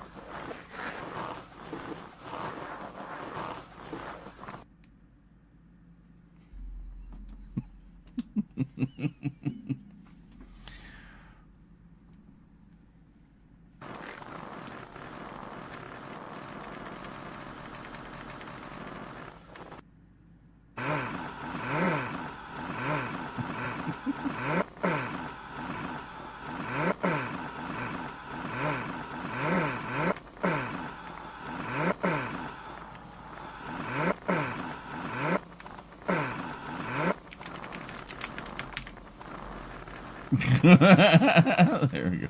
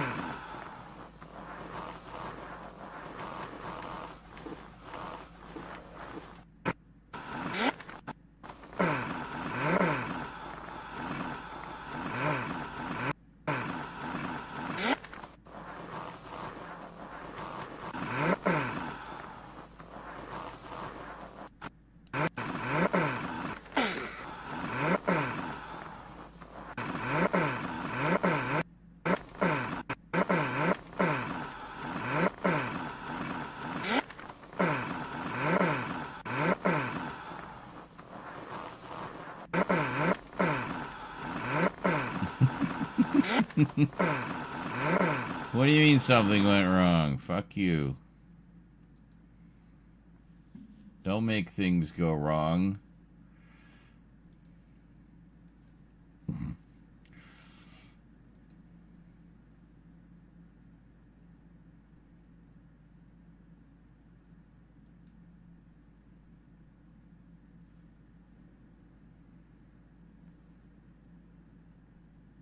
Why? What? What's the problem?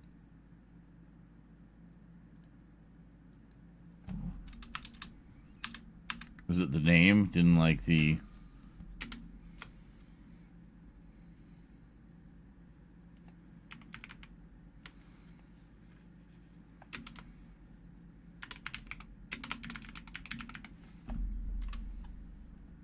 Oh.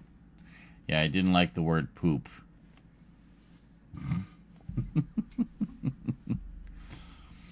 There we go.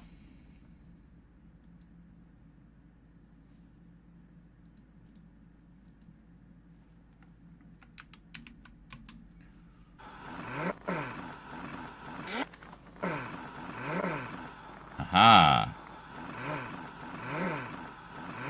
Well, can't get...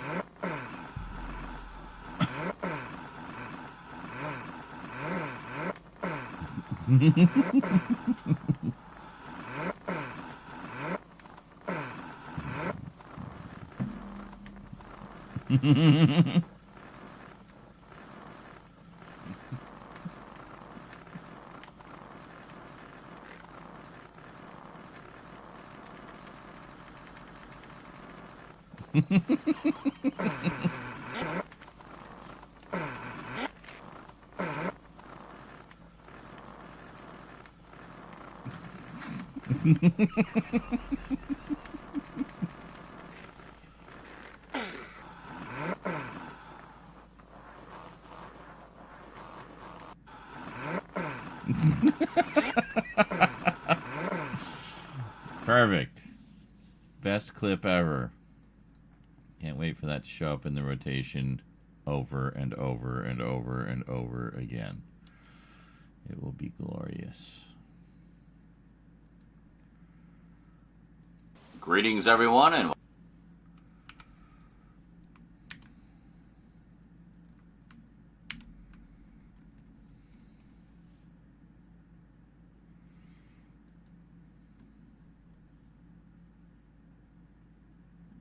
Yes, I know what this is.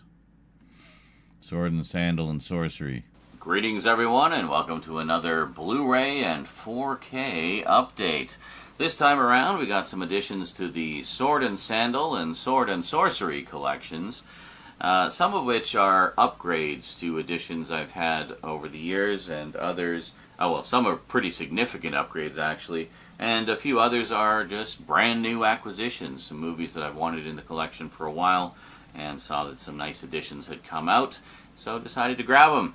So let's see what we got. Sword and Sandal and Sorcery, today on the Multimedia Chronicles. Sword and Sandal and Sorcery. Perfect. I love it. I absolutely love it. Absolutely.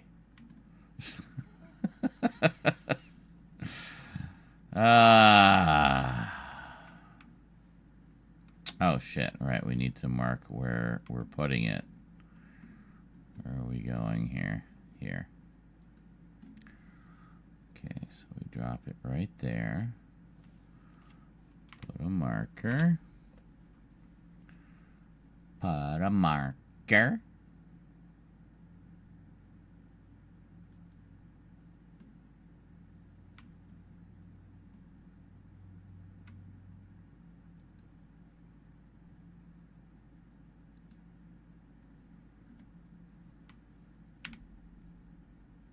What the shit is that? No.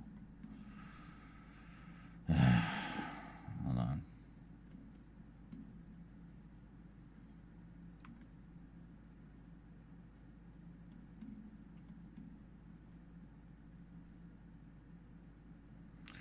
What the hell are we? Okay, here. No. Here. There. That and that and head up. Yeah, and we want that. Okay. So now we go here. Boom. Yes. Okay. Thank you.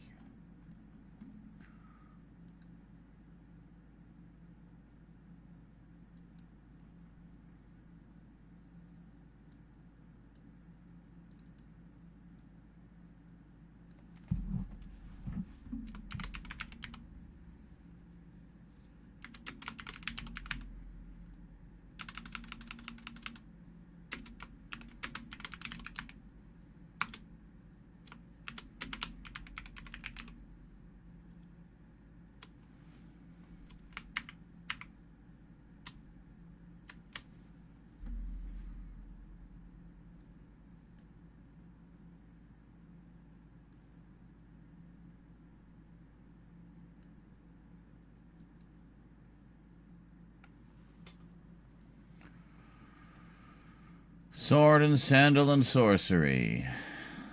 Perfect.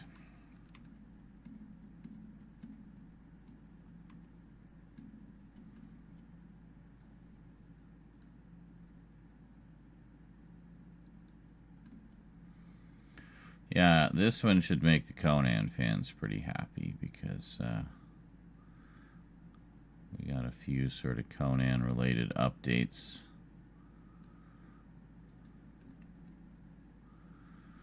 No comics, sadly, but lots of books and stuff.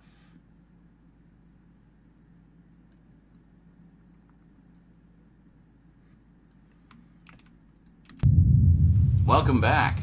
So, a while back, I got this trio of movies from Twilight Time, the long defunct limited edition. Limited edition. Wait a minute. We got more. What's this? What is this here? My battery died just as I was doing the outro. Oh, right. How rude. Right, and then we just got our big, yeah. So I think we're just going to do basic ass digital zooms for this one. We're not going to get overly fancy with it.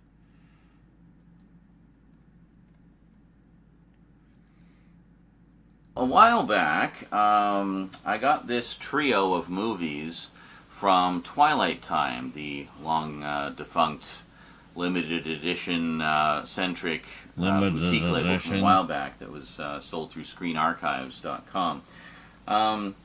Since then, Indicator Films, through, what is it, Powerhouse, I think, is the parent company. But anyway, Indicator Films, great boutique label out of the UK, put out new editions. They originally put out a box set, which was Region B locked, and I couldn't easily play other Region Blu-rays at the time, so I passed on that. But Indicator often does standard re-releases of their limited edition stuff that is not region locked. So while the old box set is long gone, Good luck finding it. I'm sure, you can probably find it on the aftermarket somewhere, but expect to pay a pretty penny. I thought, well, let's just go with the regular editions. That's fine. Because the regular editions are basically the same. You get all the same on-disc contents, but you miss out on, they usually include a booklet with the limited edition version. So you don't get the booklet, but you get all the disc-based content. So I thought, yeah, that's fine. That's good enough for me. Plus, the standalone releases tend to be really cheap. So it's actually a fairly budget-friendly upgrade. So what is it? What did I get? Well, starting off, we got...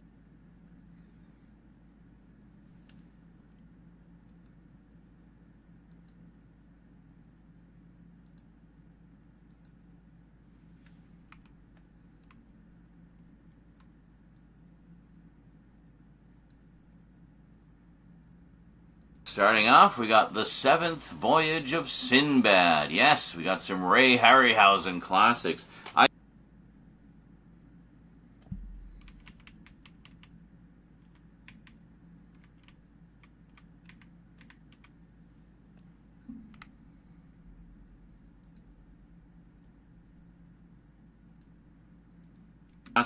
I grew up with these movies, and they classics. I grew up with these movies. Classics. I grew up with these movies, and it feels slightly awkward. Hold on.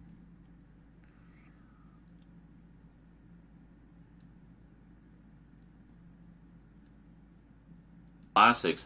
I grew up with these movies, and they absolutely started my love of stop motion animation and practical effects, along with Star Wars and everything, of course.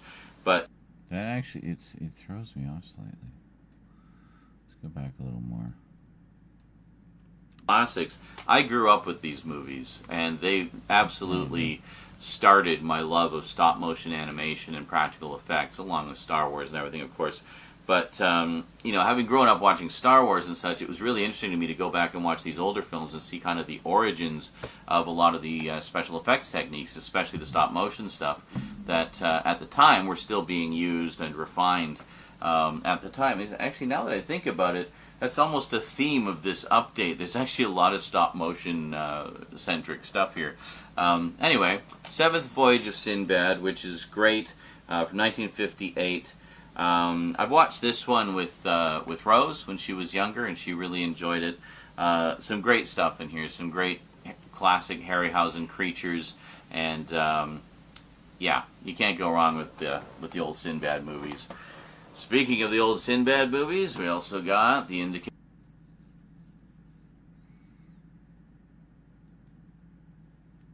Indicator edition of the Golden Voyage.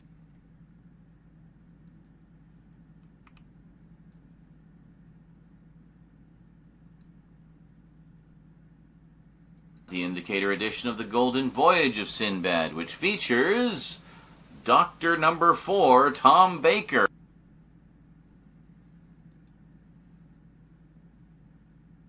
Doctor Number 4. Maybe we need to grab a picture.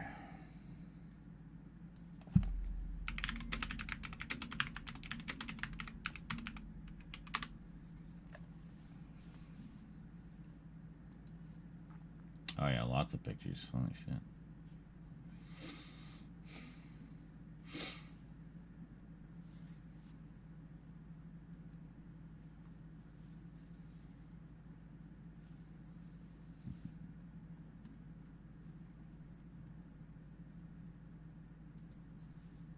Oh, that's a good shot. Yeah, we'll go with that one. No, hold on. Save.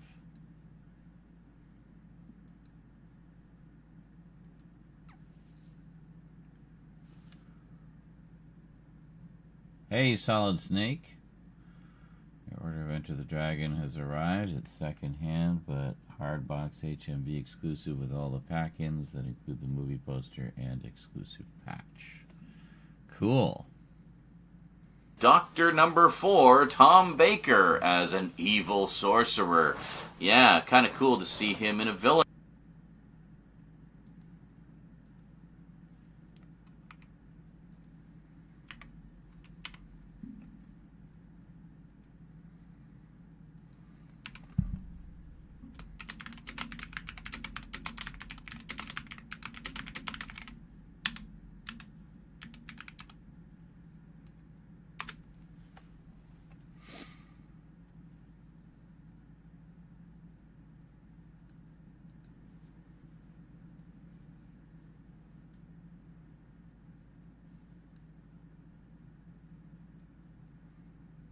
Almost perfect.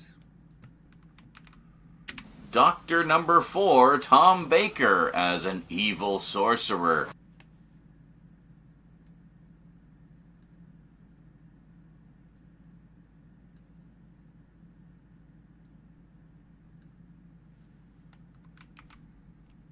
Doctor number 4, Doctor number 4, Tom Baker.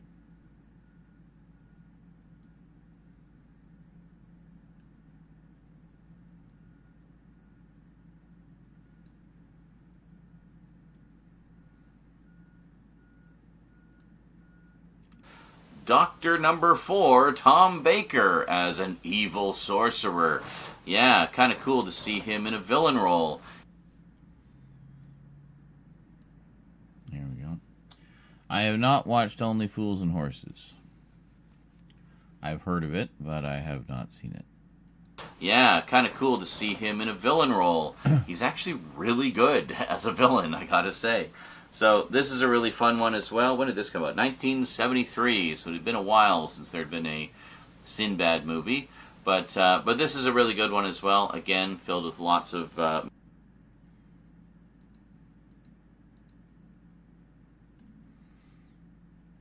but this is a really. I mean, not that you can read it at all, but just to give you some idea. Really good one as well. Again, filled with lots of memorable creatures. We got like a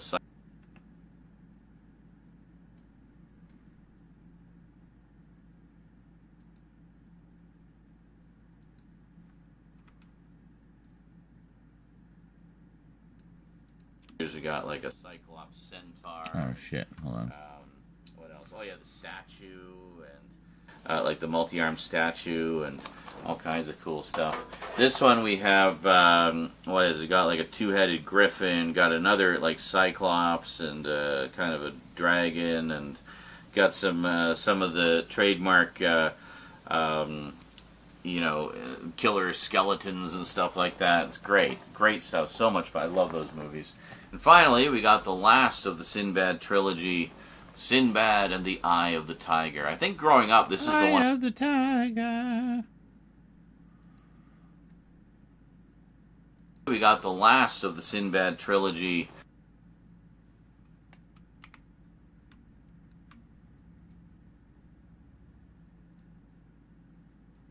Sinbad and the Eye of the Tiger. I think growing up, this is.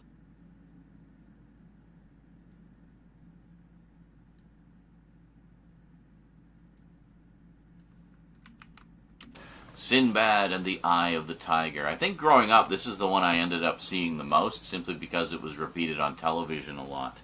And, yeah, I've always really enjoyed this one. Oh, we don't. Hold on. Simply because it was repeated on television a lot.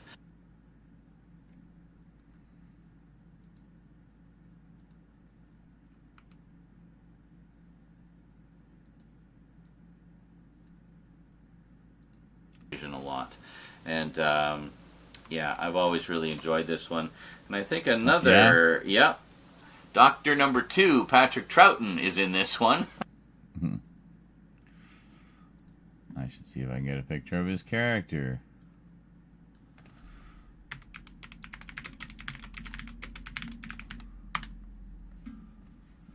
There he is, rocking the beard. Let's get a big picture.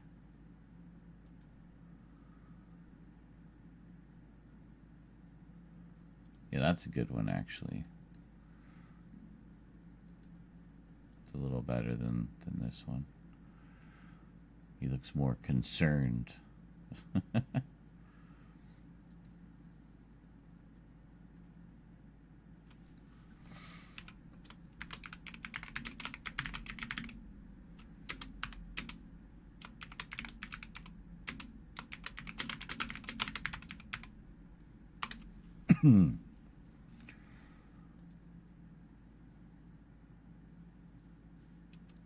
Troughton is in this one.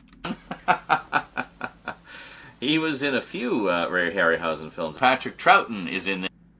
That's right. There we go. Okay, so we do that.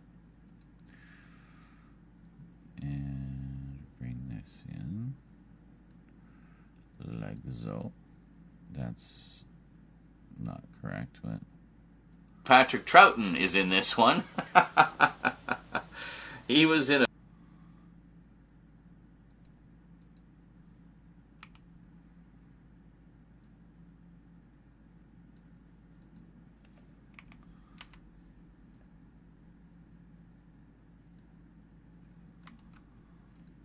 Patrick Troughton is in this one. He was in a few Ray Harryhausen films. Doctor Number 2, Patrick Troughton is.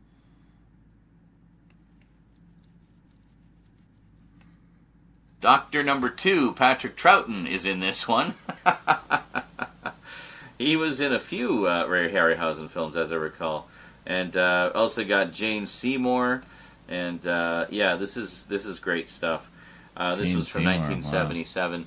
So this, as I recall, was not considered the best of the Sinbad movies. I think that goes to kind of a toss-up between these two, but I always enjoyed it, and I mean you can't go wrong with a bunch of Ray Harryhausen stuff, right? I think my introduction to Ray Harryhausen was actually the Clash.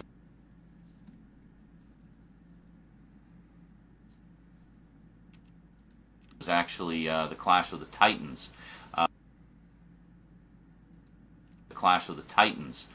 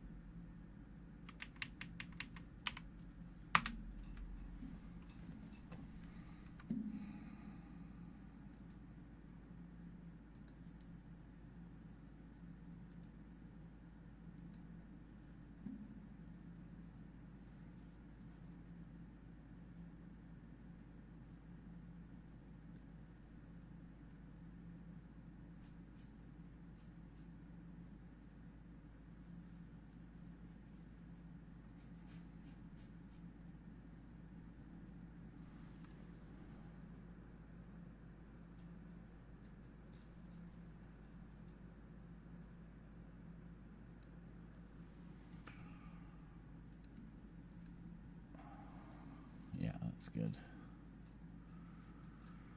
Save as PNG. There we go.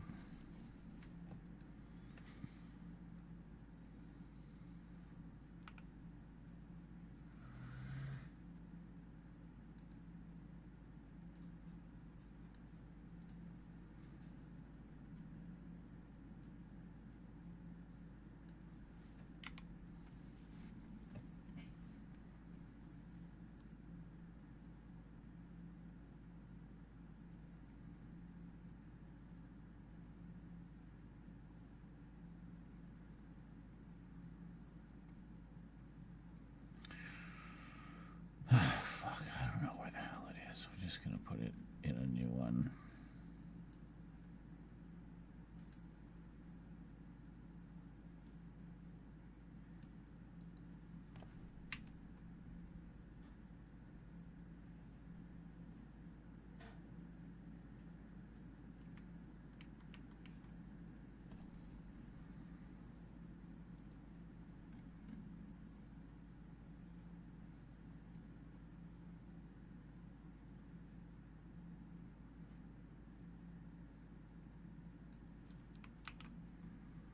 Clash of the Titans, which came out when I was 9. So perfect age to be seeing that. Got to see it in the theater.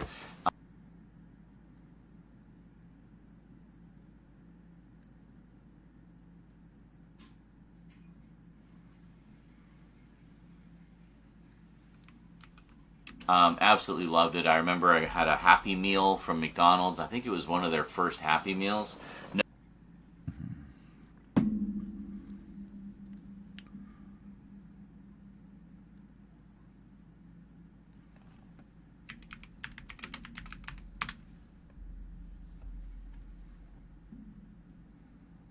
Not Teen Titans. Fuck's sake.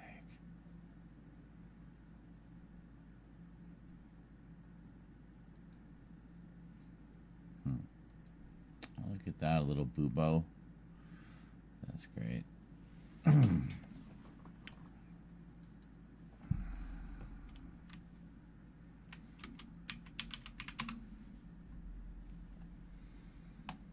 Oh. That's pretty neat.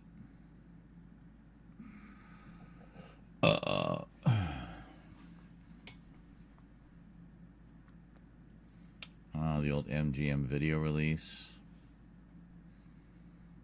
That's cool. No. That's a really nice boobo.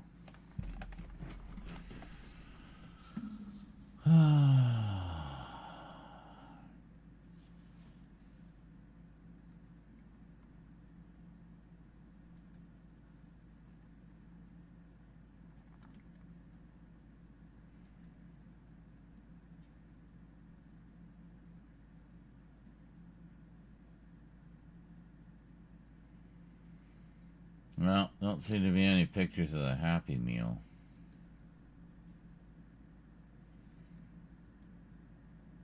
There wasn't one, according to AI. Well, that might explain why I couldn't find one. I guess I imagined the Happy Meal. What was it? I'm sure they had some kind of fast food tie-in, though.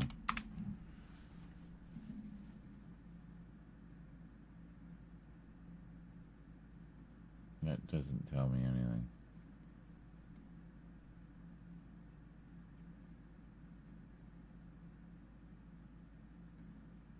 I guess not. Well, that's what I was thinking. It might have been some other brand, but I don't think it was.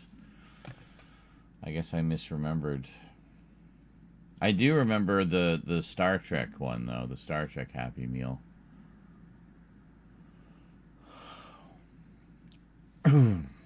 Well, we'll just cut that out because I'm misremembering things. No, actually, Star Trek the Motion Picture was one of their first Happy Meals. Anyway, still pretty early. Absolutely loved it. I remember I had a Happy Meal from McDonald's. I think it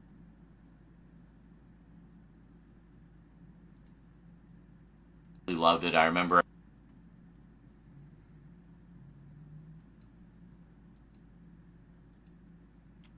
I had a Happy Meal from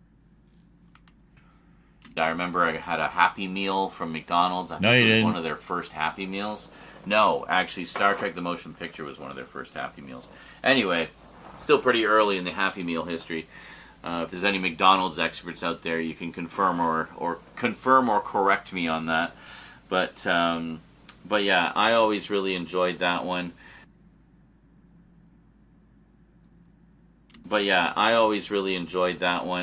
And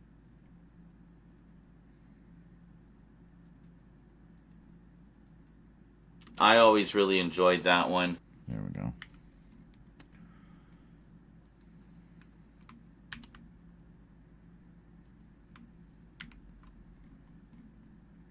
I'll take remembering things that never existed for 100, Alex. In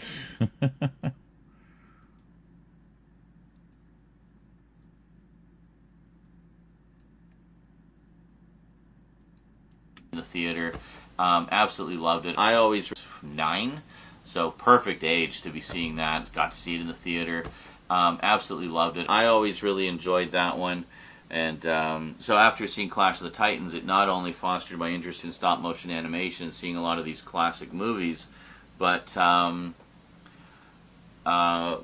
also was my introduction to Greek mythology and a lot of the wonderful stories and creatures. Like movies.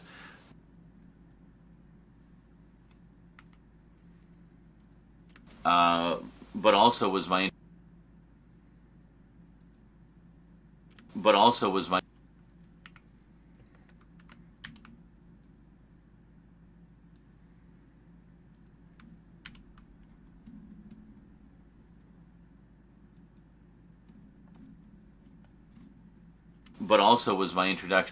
also was like movies.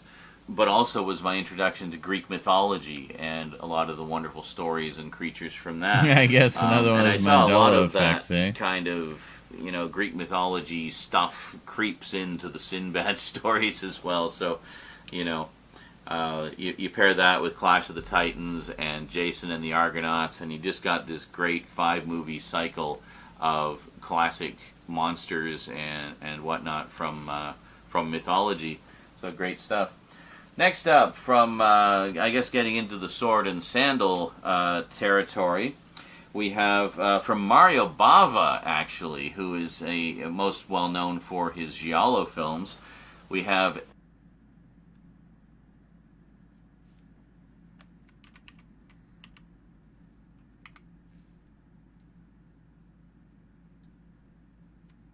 Eric the Conqueror, which I have never seen, so I'm really looking forward to checking this out. And actually, just generally speaking, I really need to get more Bava in my collection. I have precious few of his films.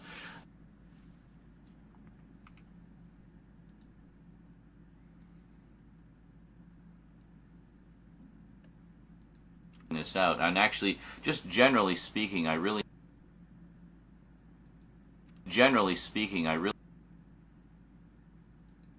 just generally speaking, Yeah, we'll do the cut there, I think. I don't like to stay on those digital zooms for too long. This out, and actually, just generally speaking, I really need to get more Bava in my collection. I have precious few of his films. At some point, in one of the upcoming Halloweens, I'd really like to hyper focus on getting more giallo into the collection, because there's just so many great films out there that I'd love to check out, and certainly would like to get more from Mario Bava. So this one's from 1961, and yeah, basically, who is in it? Who does it say? The one thing I hate about indicator films, they don't give you like film credit. So this one's from 1961, and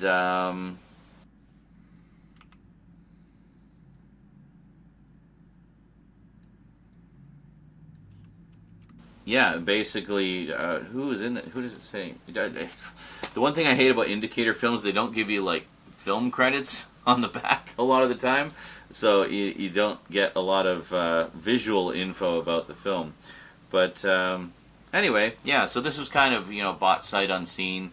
I trust the name of Mario Bava, and, for whatever reason, considering how many films there are in the genre, there's not a lot on Blu-ray or 4K even of the sword and sandal genre. I mean, yeah, I've got those Mill Creek sets I did videos about a while back, like the Warriors collection, which has 50 of them in there, but there's just not a lot in high def. So when they put one out, I kind of want to just pounce on it because they're so rare to see them get the high def treatment. So take note, boutique labels. Let's see some more sword and sandal stuff, eh? And then next up, we have another one with good old Kirk Douglas, Ulysses.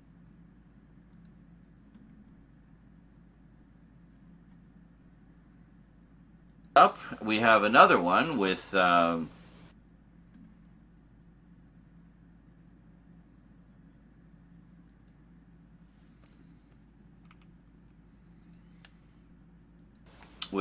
old Kirk. Good old Kirk Douglas, Ulysses. Kirk Douglas. Good old Kirk Douglas.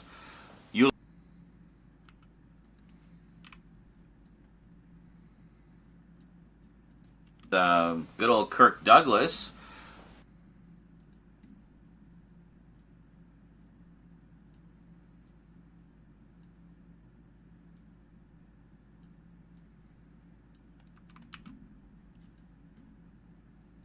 Good old Kirk Douglas. Ulysses. Yeah, talk about your...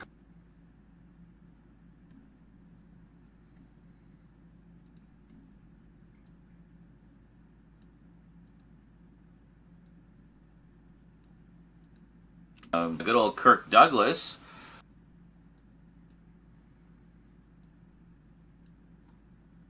Good old Kirk Douglas. Ulysses.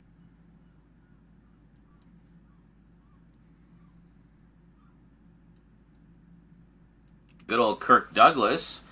Ulysses. Yeah, talk about your Greek mythology being Douglas. Good old Kirk Douglas. Good old Kirk Douglas. Good old Turk Cudless. Ulysses. Yeah, talk about your Greek mythology being brought to life. Yeah, so we got the actual film version of Ulysses. Very cool. And this one's from Kino Lorber, and this was done in 1954. Ulysses, very cool.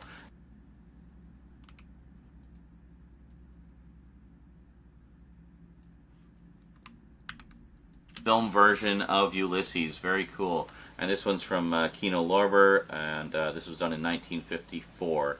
So yeah, it stars Kirk Douglas and Silvana Mangiano. Anthony Quinn is in this, and a bunch of other people I don't know. But anyway, another one that I bought sight unseen because A, I love sword and sandal stuff, and B, I love Greek mythology, so no brainer. This had to come into the collection. So looking forward to checking that one out as well. Now, what you've all been waiting for.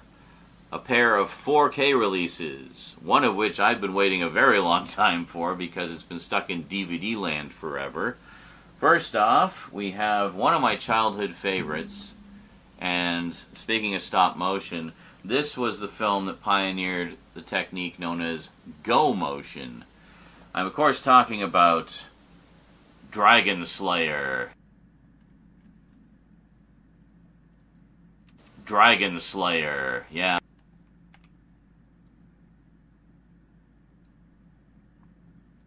Dragon Slayer, yeah, one of the all-time greats from Disney's dark period in the early 80s. This was a co-production with Paramount Pictures, the 4K in the early 80s. Yeah, one of the all-time greats from Disney's Slayer. Yeah, one of the all-time greats from Disney's dark period in the early 80s.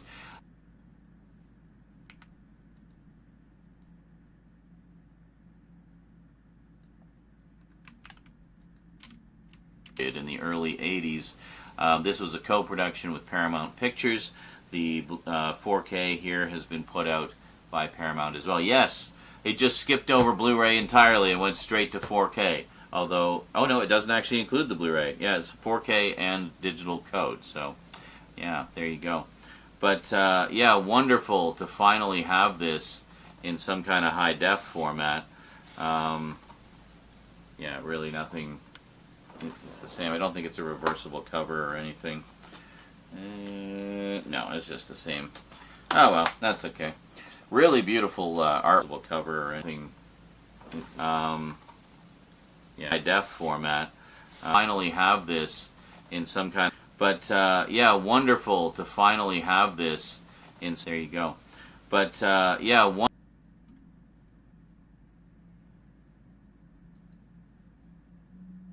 yeah, wonderful.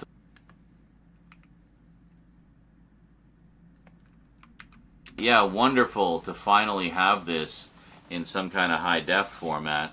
Yeah, really nothing.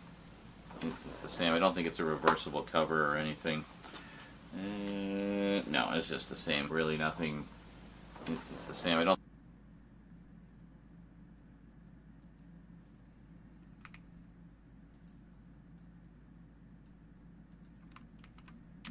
It's the same. I don't think it's a reversible cover or anything. No, it's just the same. Oh well, that's okay.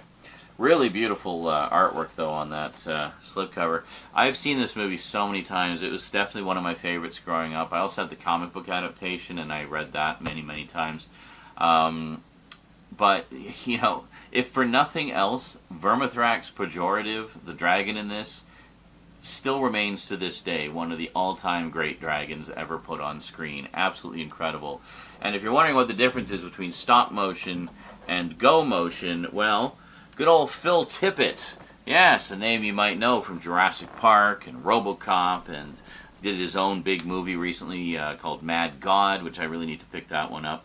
But yeah, Phil Tippett is another one of the big pioneers of stop motion techniques. And in his case, he started to incorporate computer control into the process, whereas previously the way it would work is you'd take your little model and you'd move it a little bit, and then you'd snap a frame, and you'd move it again, you'd snap a frame, and just keep doing that until you have your sequence. But anybody who's seen the old stuff will know that one of the sort of trademark tells of stop motion is it kind of looks, there's a jerkiness to the motion that's just unavoidable because of how the technique works. So with go motion, you could program in the motions, like you could do all the motions, and then you would have a computer remember it, and then you'd have the computer do the motion, but snap the frame while it's moving, so you get that little bit of motion blur, which gives it a more natural kind of flow to the motion. So when you see the dragon effects in this, it's a combination of go motion and there's like a full-size dragon head that Peter McNichol is, riding on, trying to stab him in the head and stuff, and model work and puppetry and stuff. It's just a whole like cornucopia of practical effects magic. It's incredible. Like, it's just amazing, and it still, as I say, remains to this day one of the best dragons ever put on screen. And if you want to see like just how good practical effects can be, this is one of the ones to check out, because it really did break a lot of new ground. I think they won some awards for the effects too. I don't know if it mentions it on the back here. Oscar nominated, so the effects were nominated. Oh, you know what? This came out in what, 1981? Yeah, okay, no, I guess I was thinking maybe it got overshadowed by Empire Strikes Back, but that was the previous year. Anyway, all-time favorite. And last, but certainly not least, we have one that, very squeaky chair, very direct entry into the sword and sorcery genre. We have The Sword and The Sword and the Sorcerer.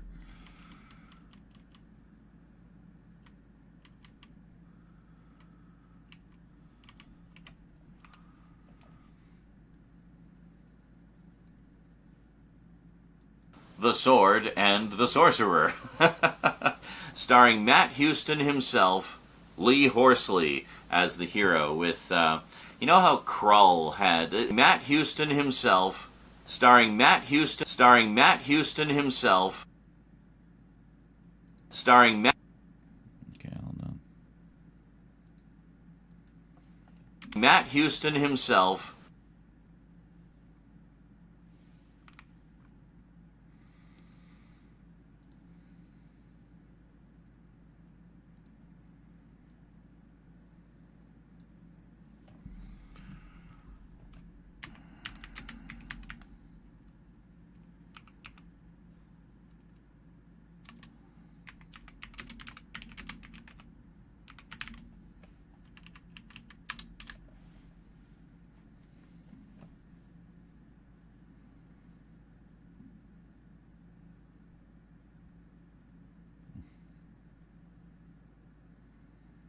Matt Houston.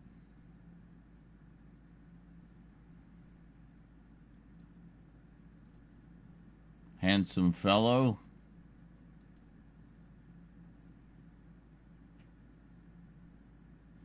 That's a possibility.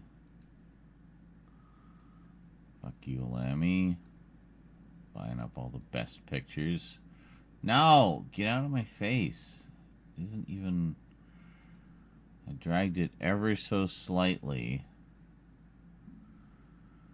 Ugh.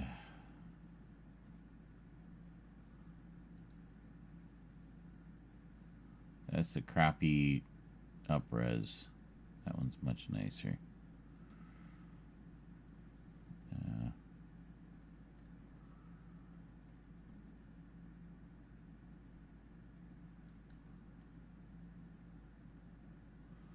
That's a nice picture. Yeah, I remember my mom used to watch this quite a bit. I'd definitely like to pick up that DVD set. Only 67 episodes. That's not a lot. So it's what, like 3 seasons, I guess? I thought it ran longer than that, but I guess it didn't.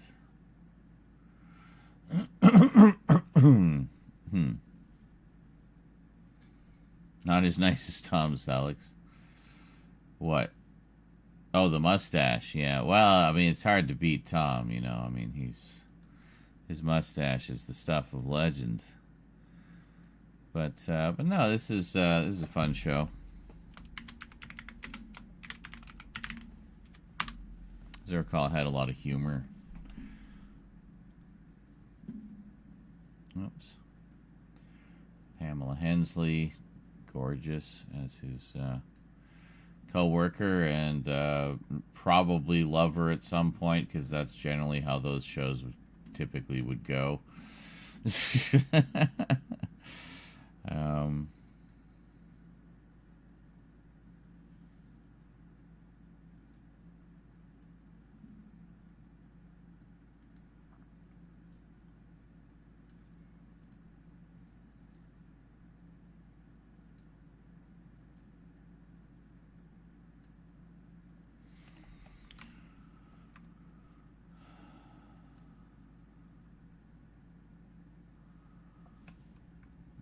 Houston.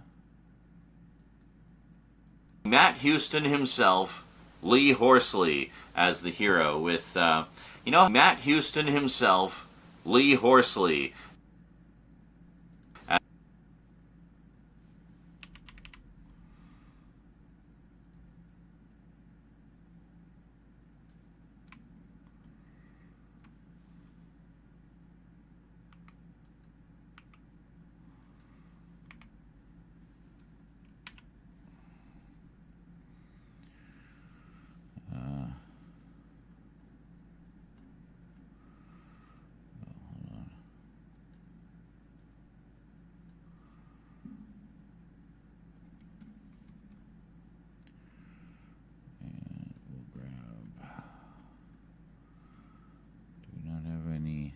Starfield stuff. Oh, we have one.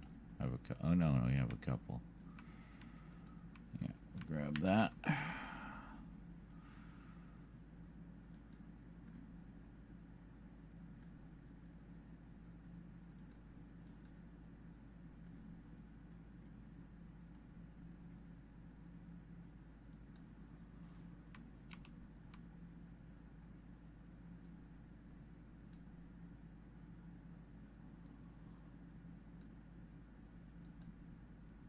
Starring Matt Houston himself, Lee Horsley, as the hero with, you know how Krull had, it's like, there was this thing in the 80s about heroes, with fantasy heroes with cool special weapons. So you know Krull had the glaive, which was the spinning thing with the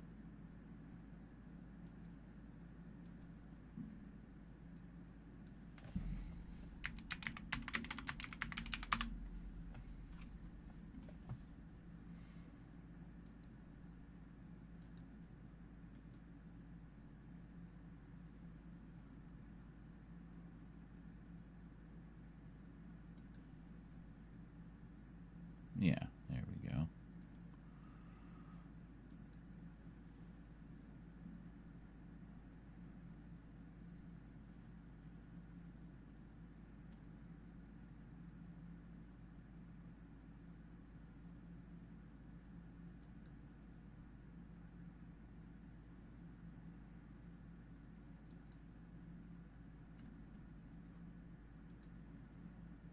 glaive, which was the spinning thing.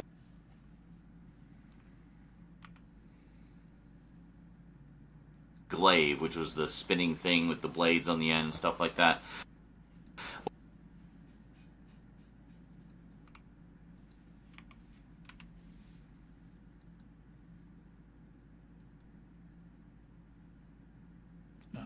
Shit.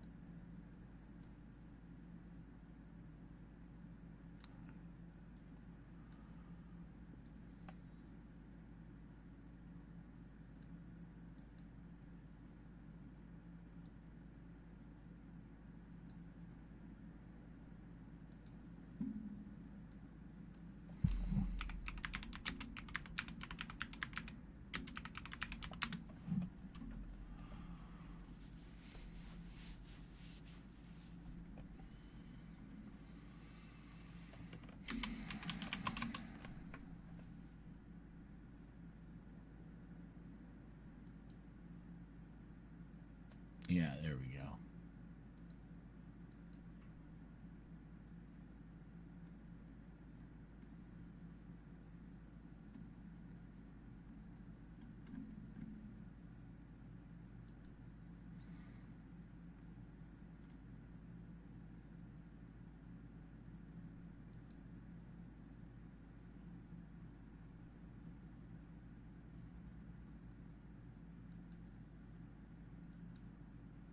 No.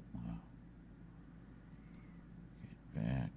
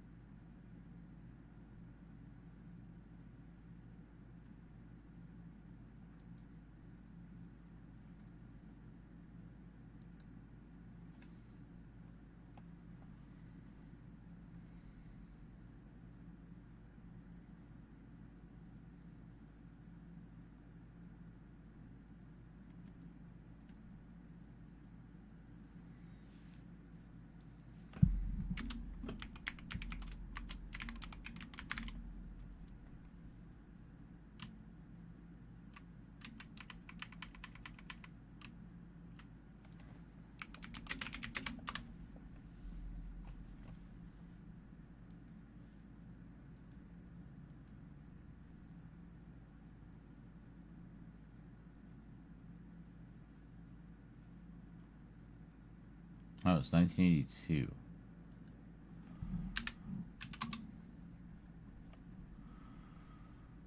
Okay.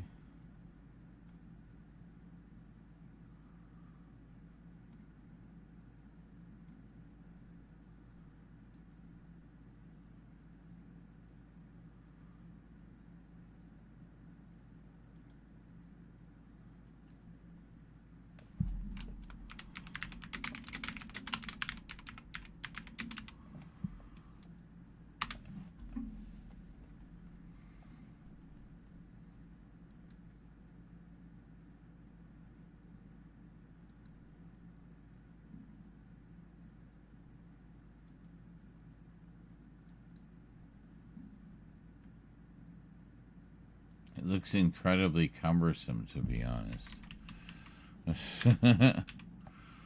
3 times as heavy.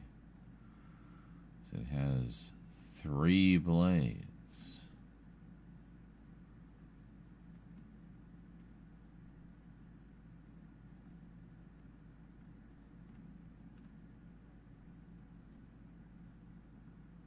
Lobby cards. It's not all the same movie, though. Now we're getting into other random things.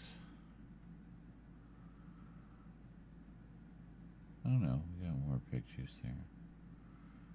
How is that the Sword and the Sorcerer trailer? 2 dudes in the car in the 50s. Sam Elliott, yes, oh, of course. That is a... well, I guess that's fine.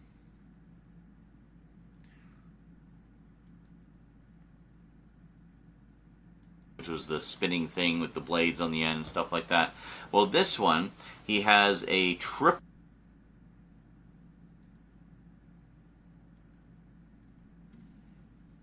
triple-bladed sword.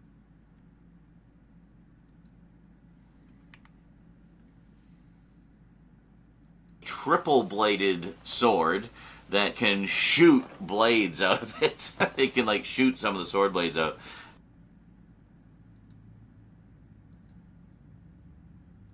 That can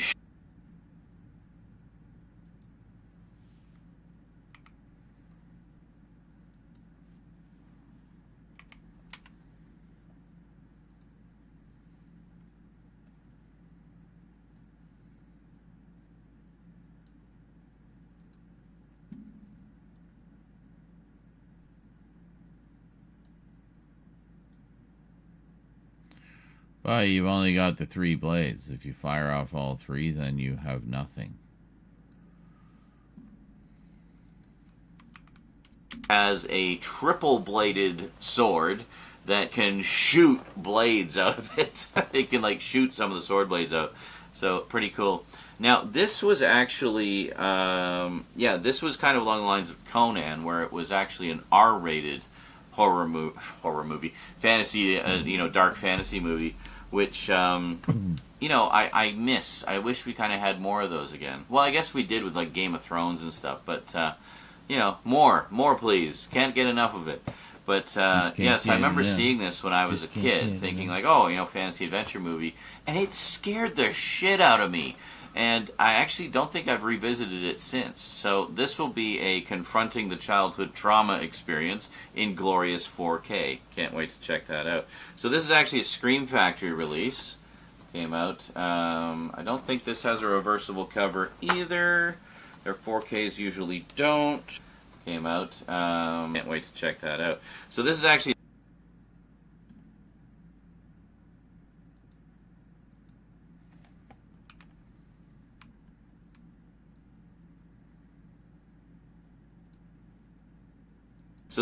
a Scream Factory release. Came out. I don't think this has a reversible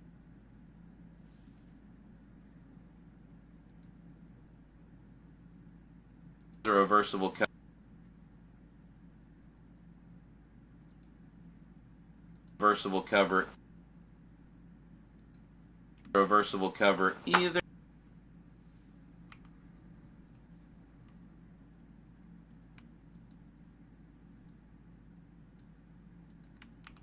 This has a reversible cover either. Their 4Ks usually don't. Oh wait, it does. Hold on. What do we got here? Holy shit, we do have a reversible cover. I didn't even know. Well, Glad I checked.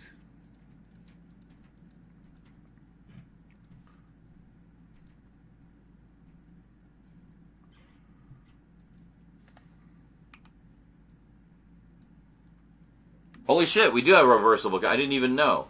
But look at that. Reversible cover. Very nice.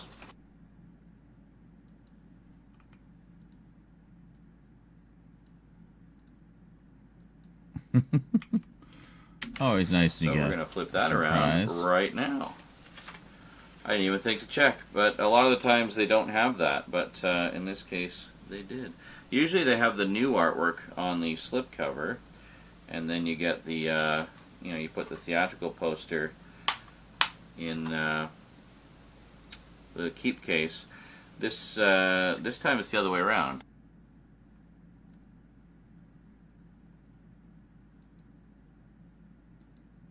This time it's the other way around.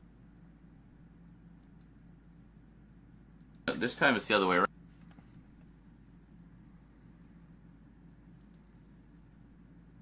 This time it's the other way around. There we go. This time it's the other way around.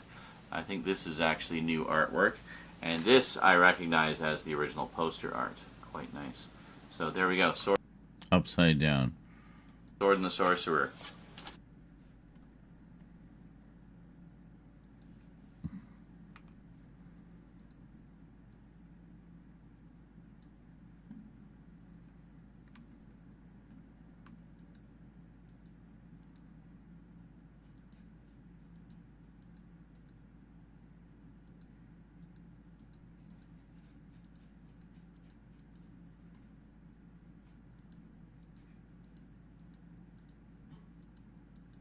What the hell is going on over there?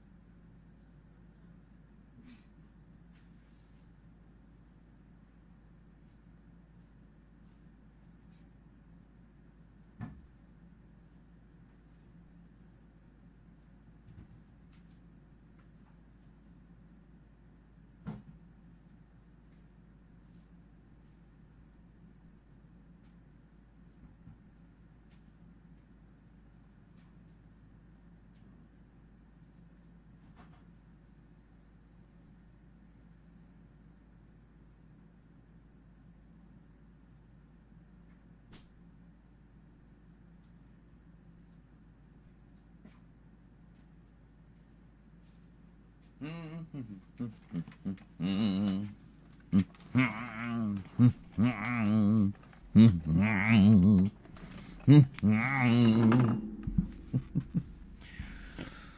right, we're almost at the end of this one. And this I recognize as the original poster art. Quite nice. This I recognize as the original poster.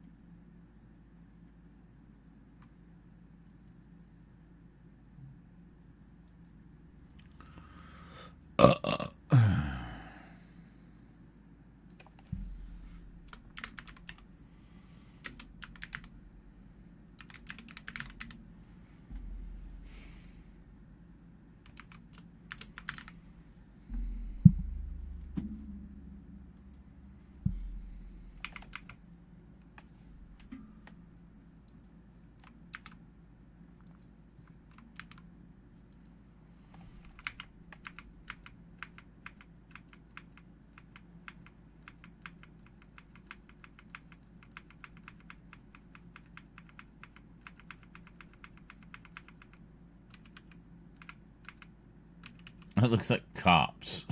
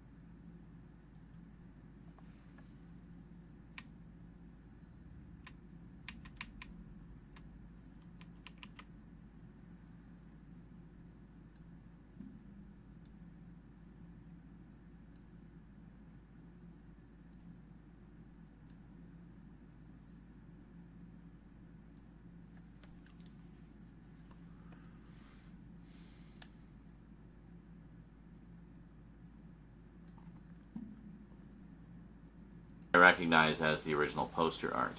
Quite nice. So there.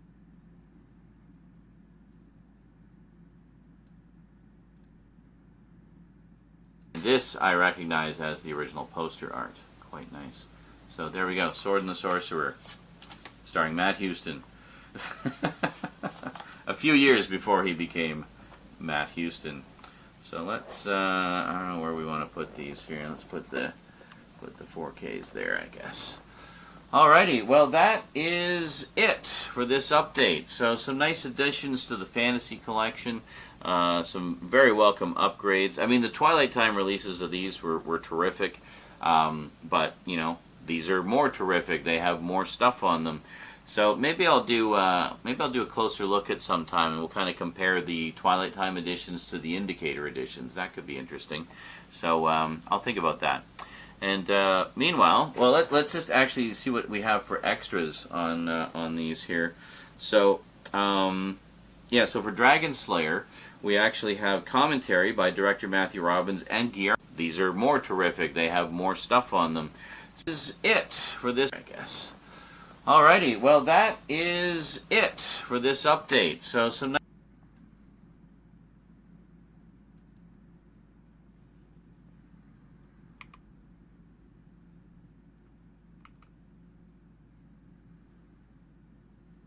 So some nice additions to the Fantasy Collection, some very welcome upgrades. I mean, the Twilight Time releases of these were terrific.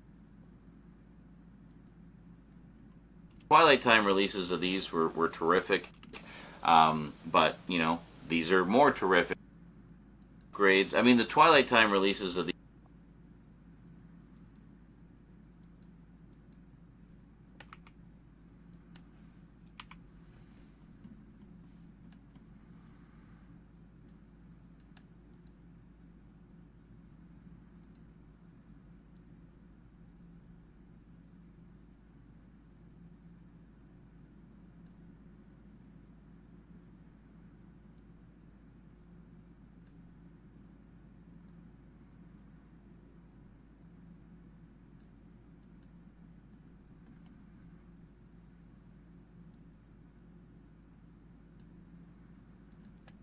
update. So some nice additions to the Fantasy Collection. Some very welcome upgrades. I mean, the Twilight Time releases of these were terrific. But, you know, these are more terrific. They have more stuff on them.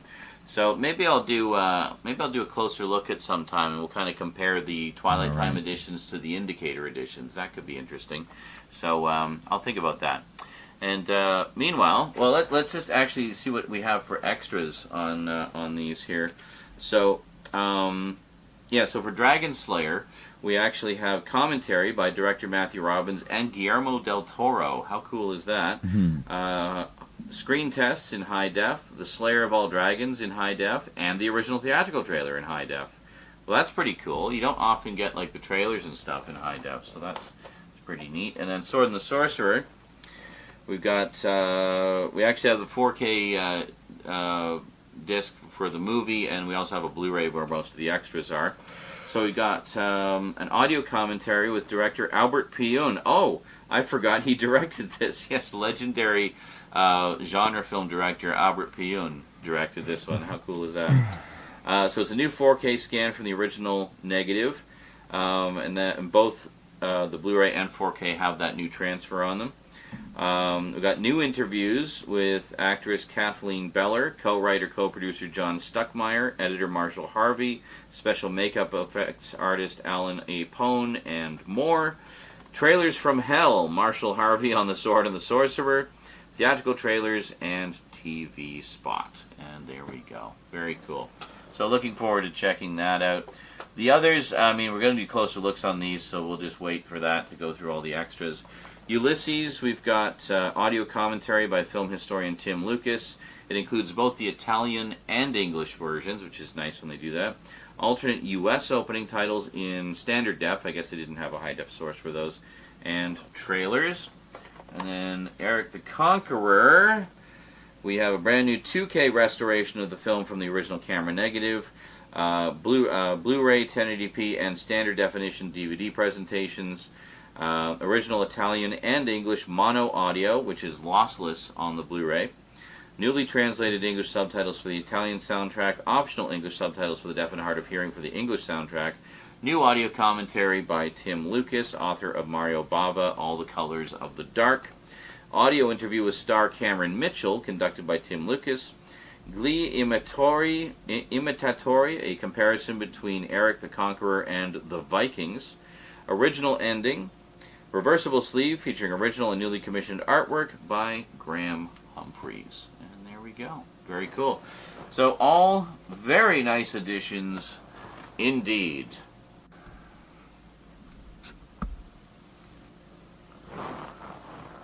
My battery died. This is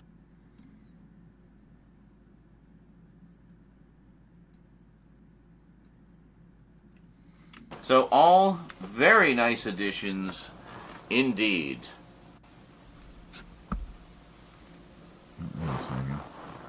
My battery died just as I was doing the outro. How rude. Anyway.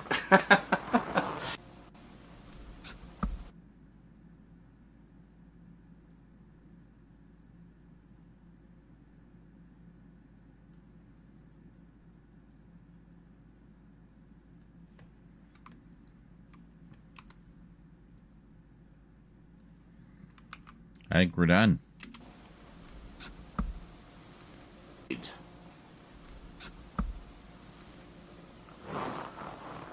My battery died just as I was doing the outro. How rude. Anyway, that is it from me to you for now. Hope you enjoyed. I will see you all next time. Until then, thanks for watching, and sayonara.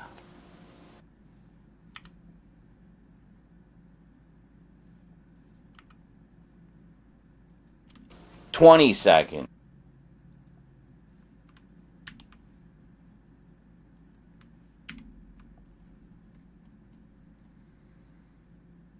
I do believe that one is done. I mean, I could always add more pictures, but we gotta keep moving here. Gotta keep moving. Gotta go fast.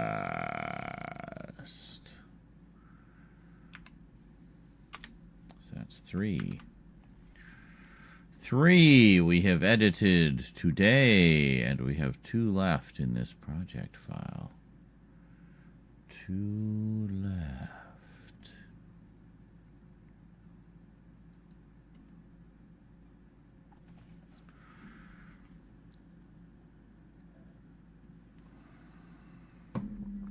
This one, I don't know if I'm going to do the insert shots, because I'm basically just showing the books. There's not a lot to look at. I mean, they look nice and all, but I do have a nice shot of them at the end.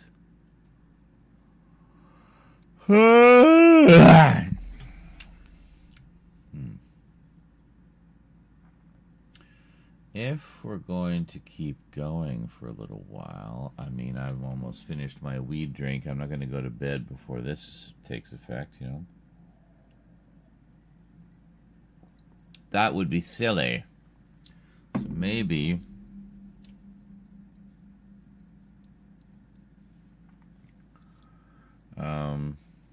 yeah, maybe. Maybe we could keep going for a little while. I need to film an addendum to that package opening, so I can't quite do it yet. My goal, though, is to have that up by Saturday. It's the package from Frank. I mean, I could do the video. It's basically just editing. There's no real...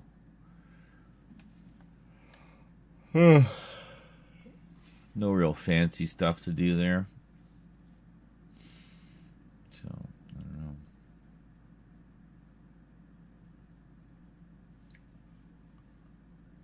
Yeah. So we could at least do this one, and then we've got 4 to render overnight. Very nice little sequence of updates. That'll give us a total of 6 in the can, 6 from this batch. All we'll have left is the package from Frank, and if we want to do a little outtakes compilation, we can do that too.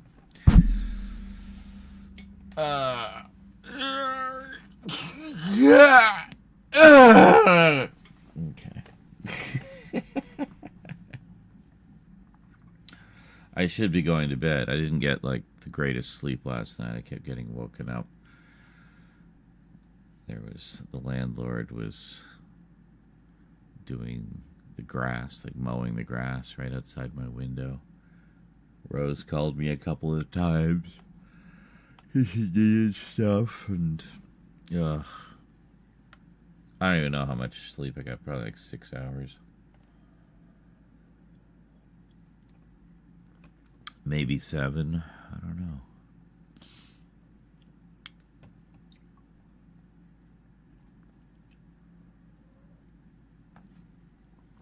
I just realized I just pounded back like a third of this drink. Need a little bit more water to dissolve the last bit of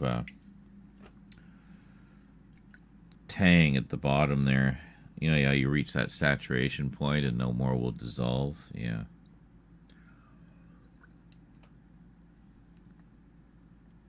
There we go. Got it all.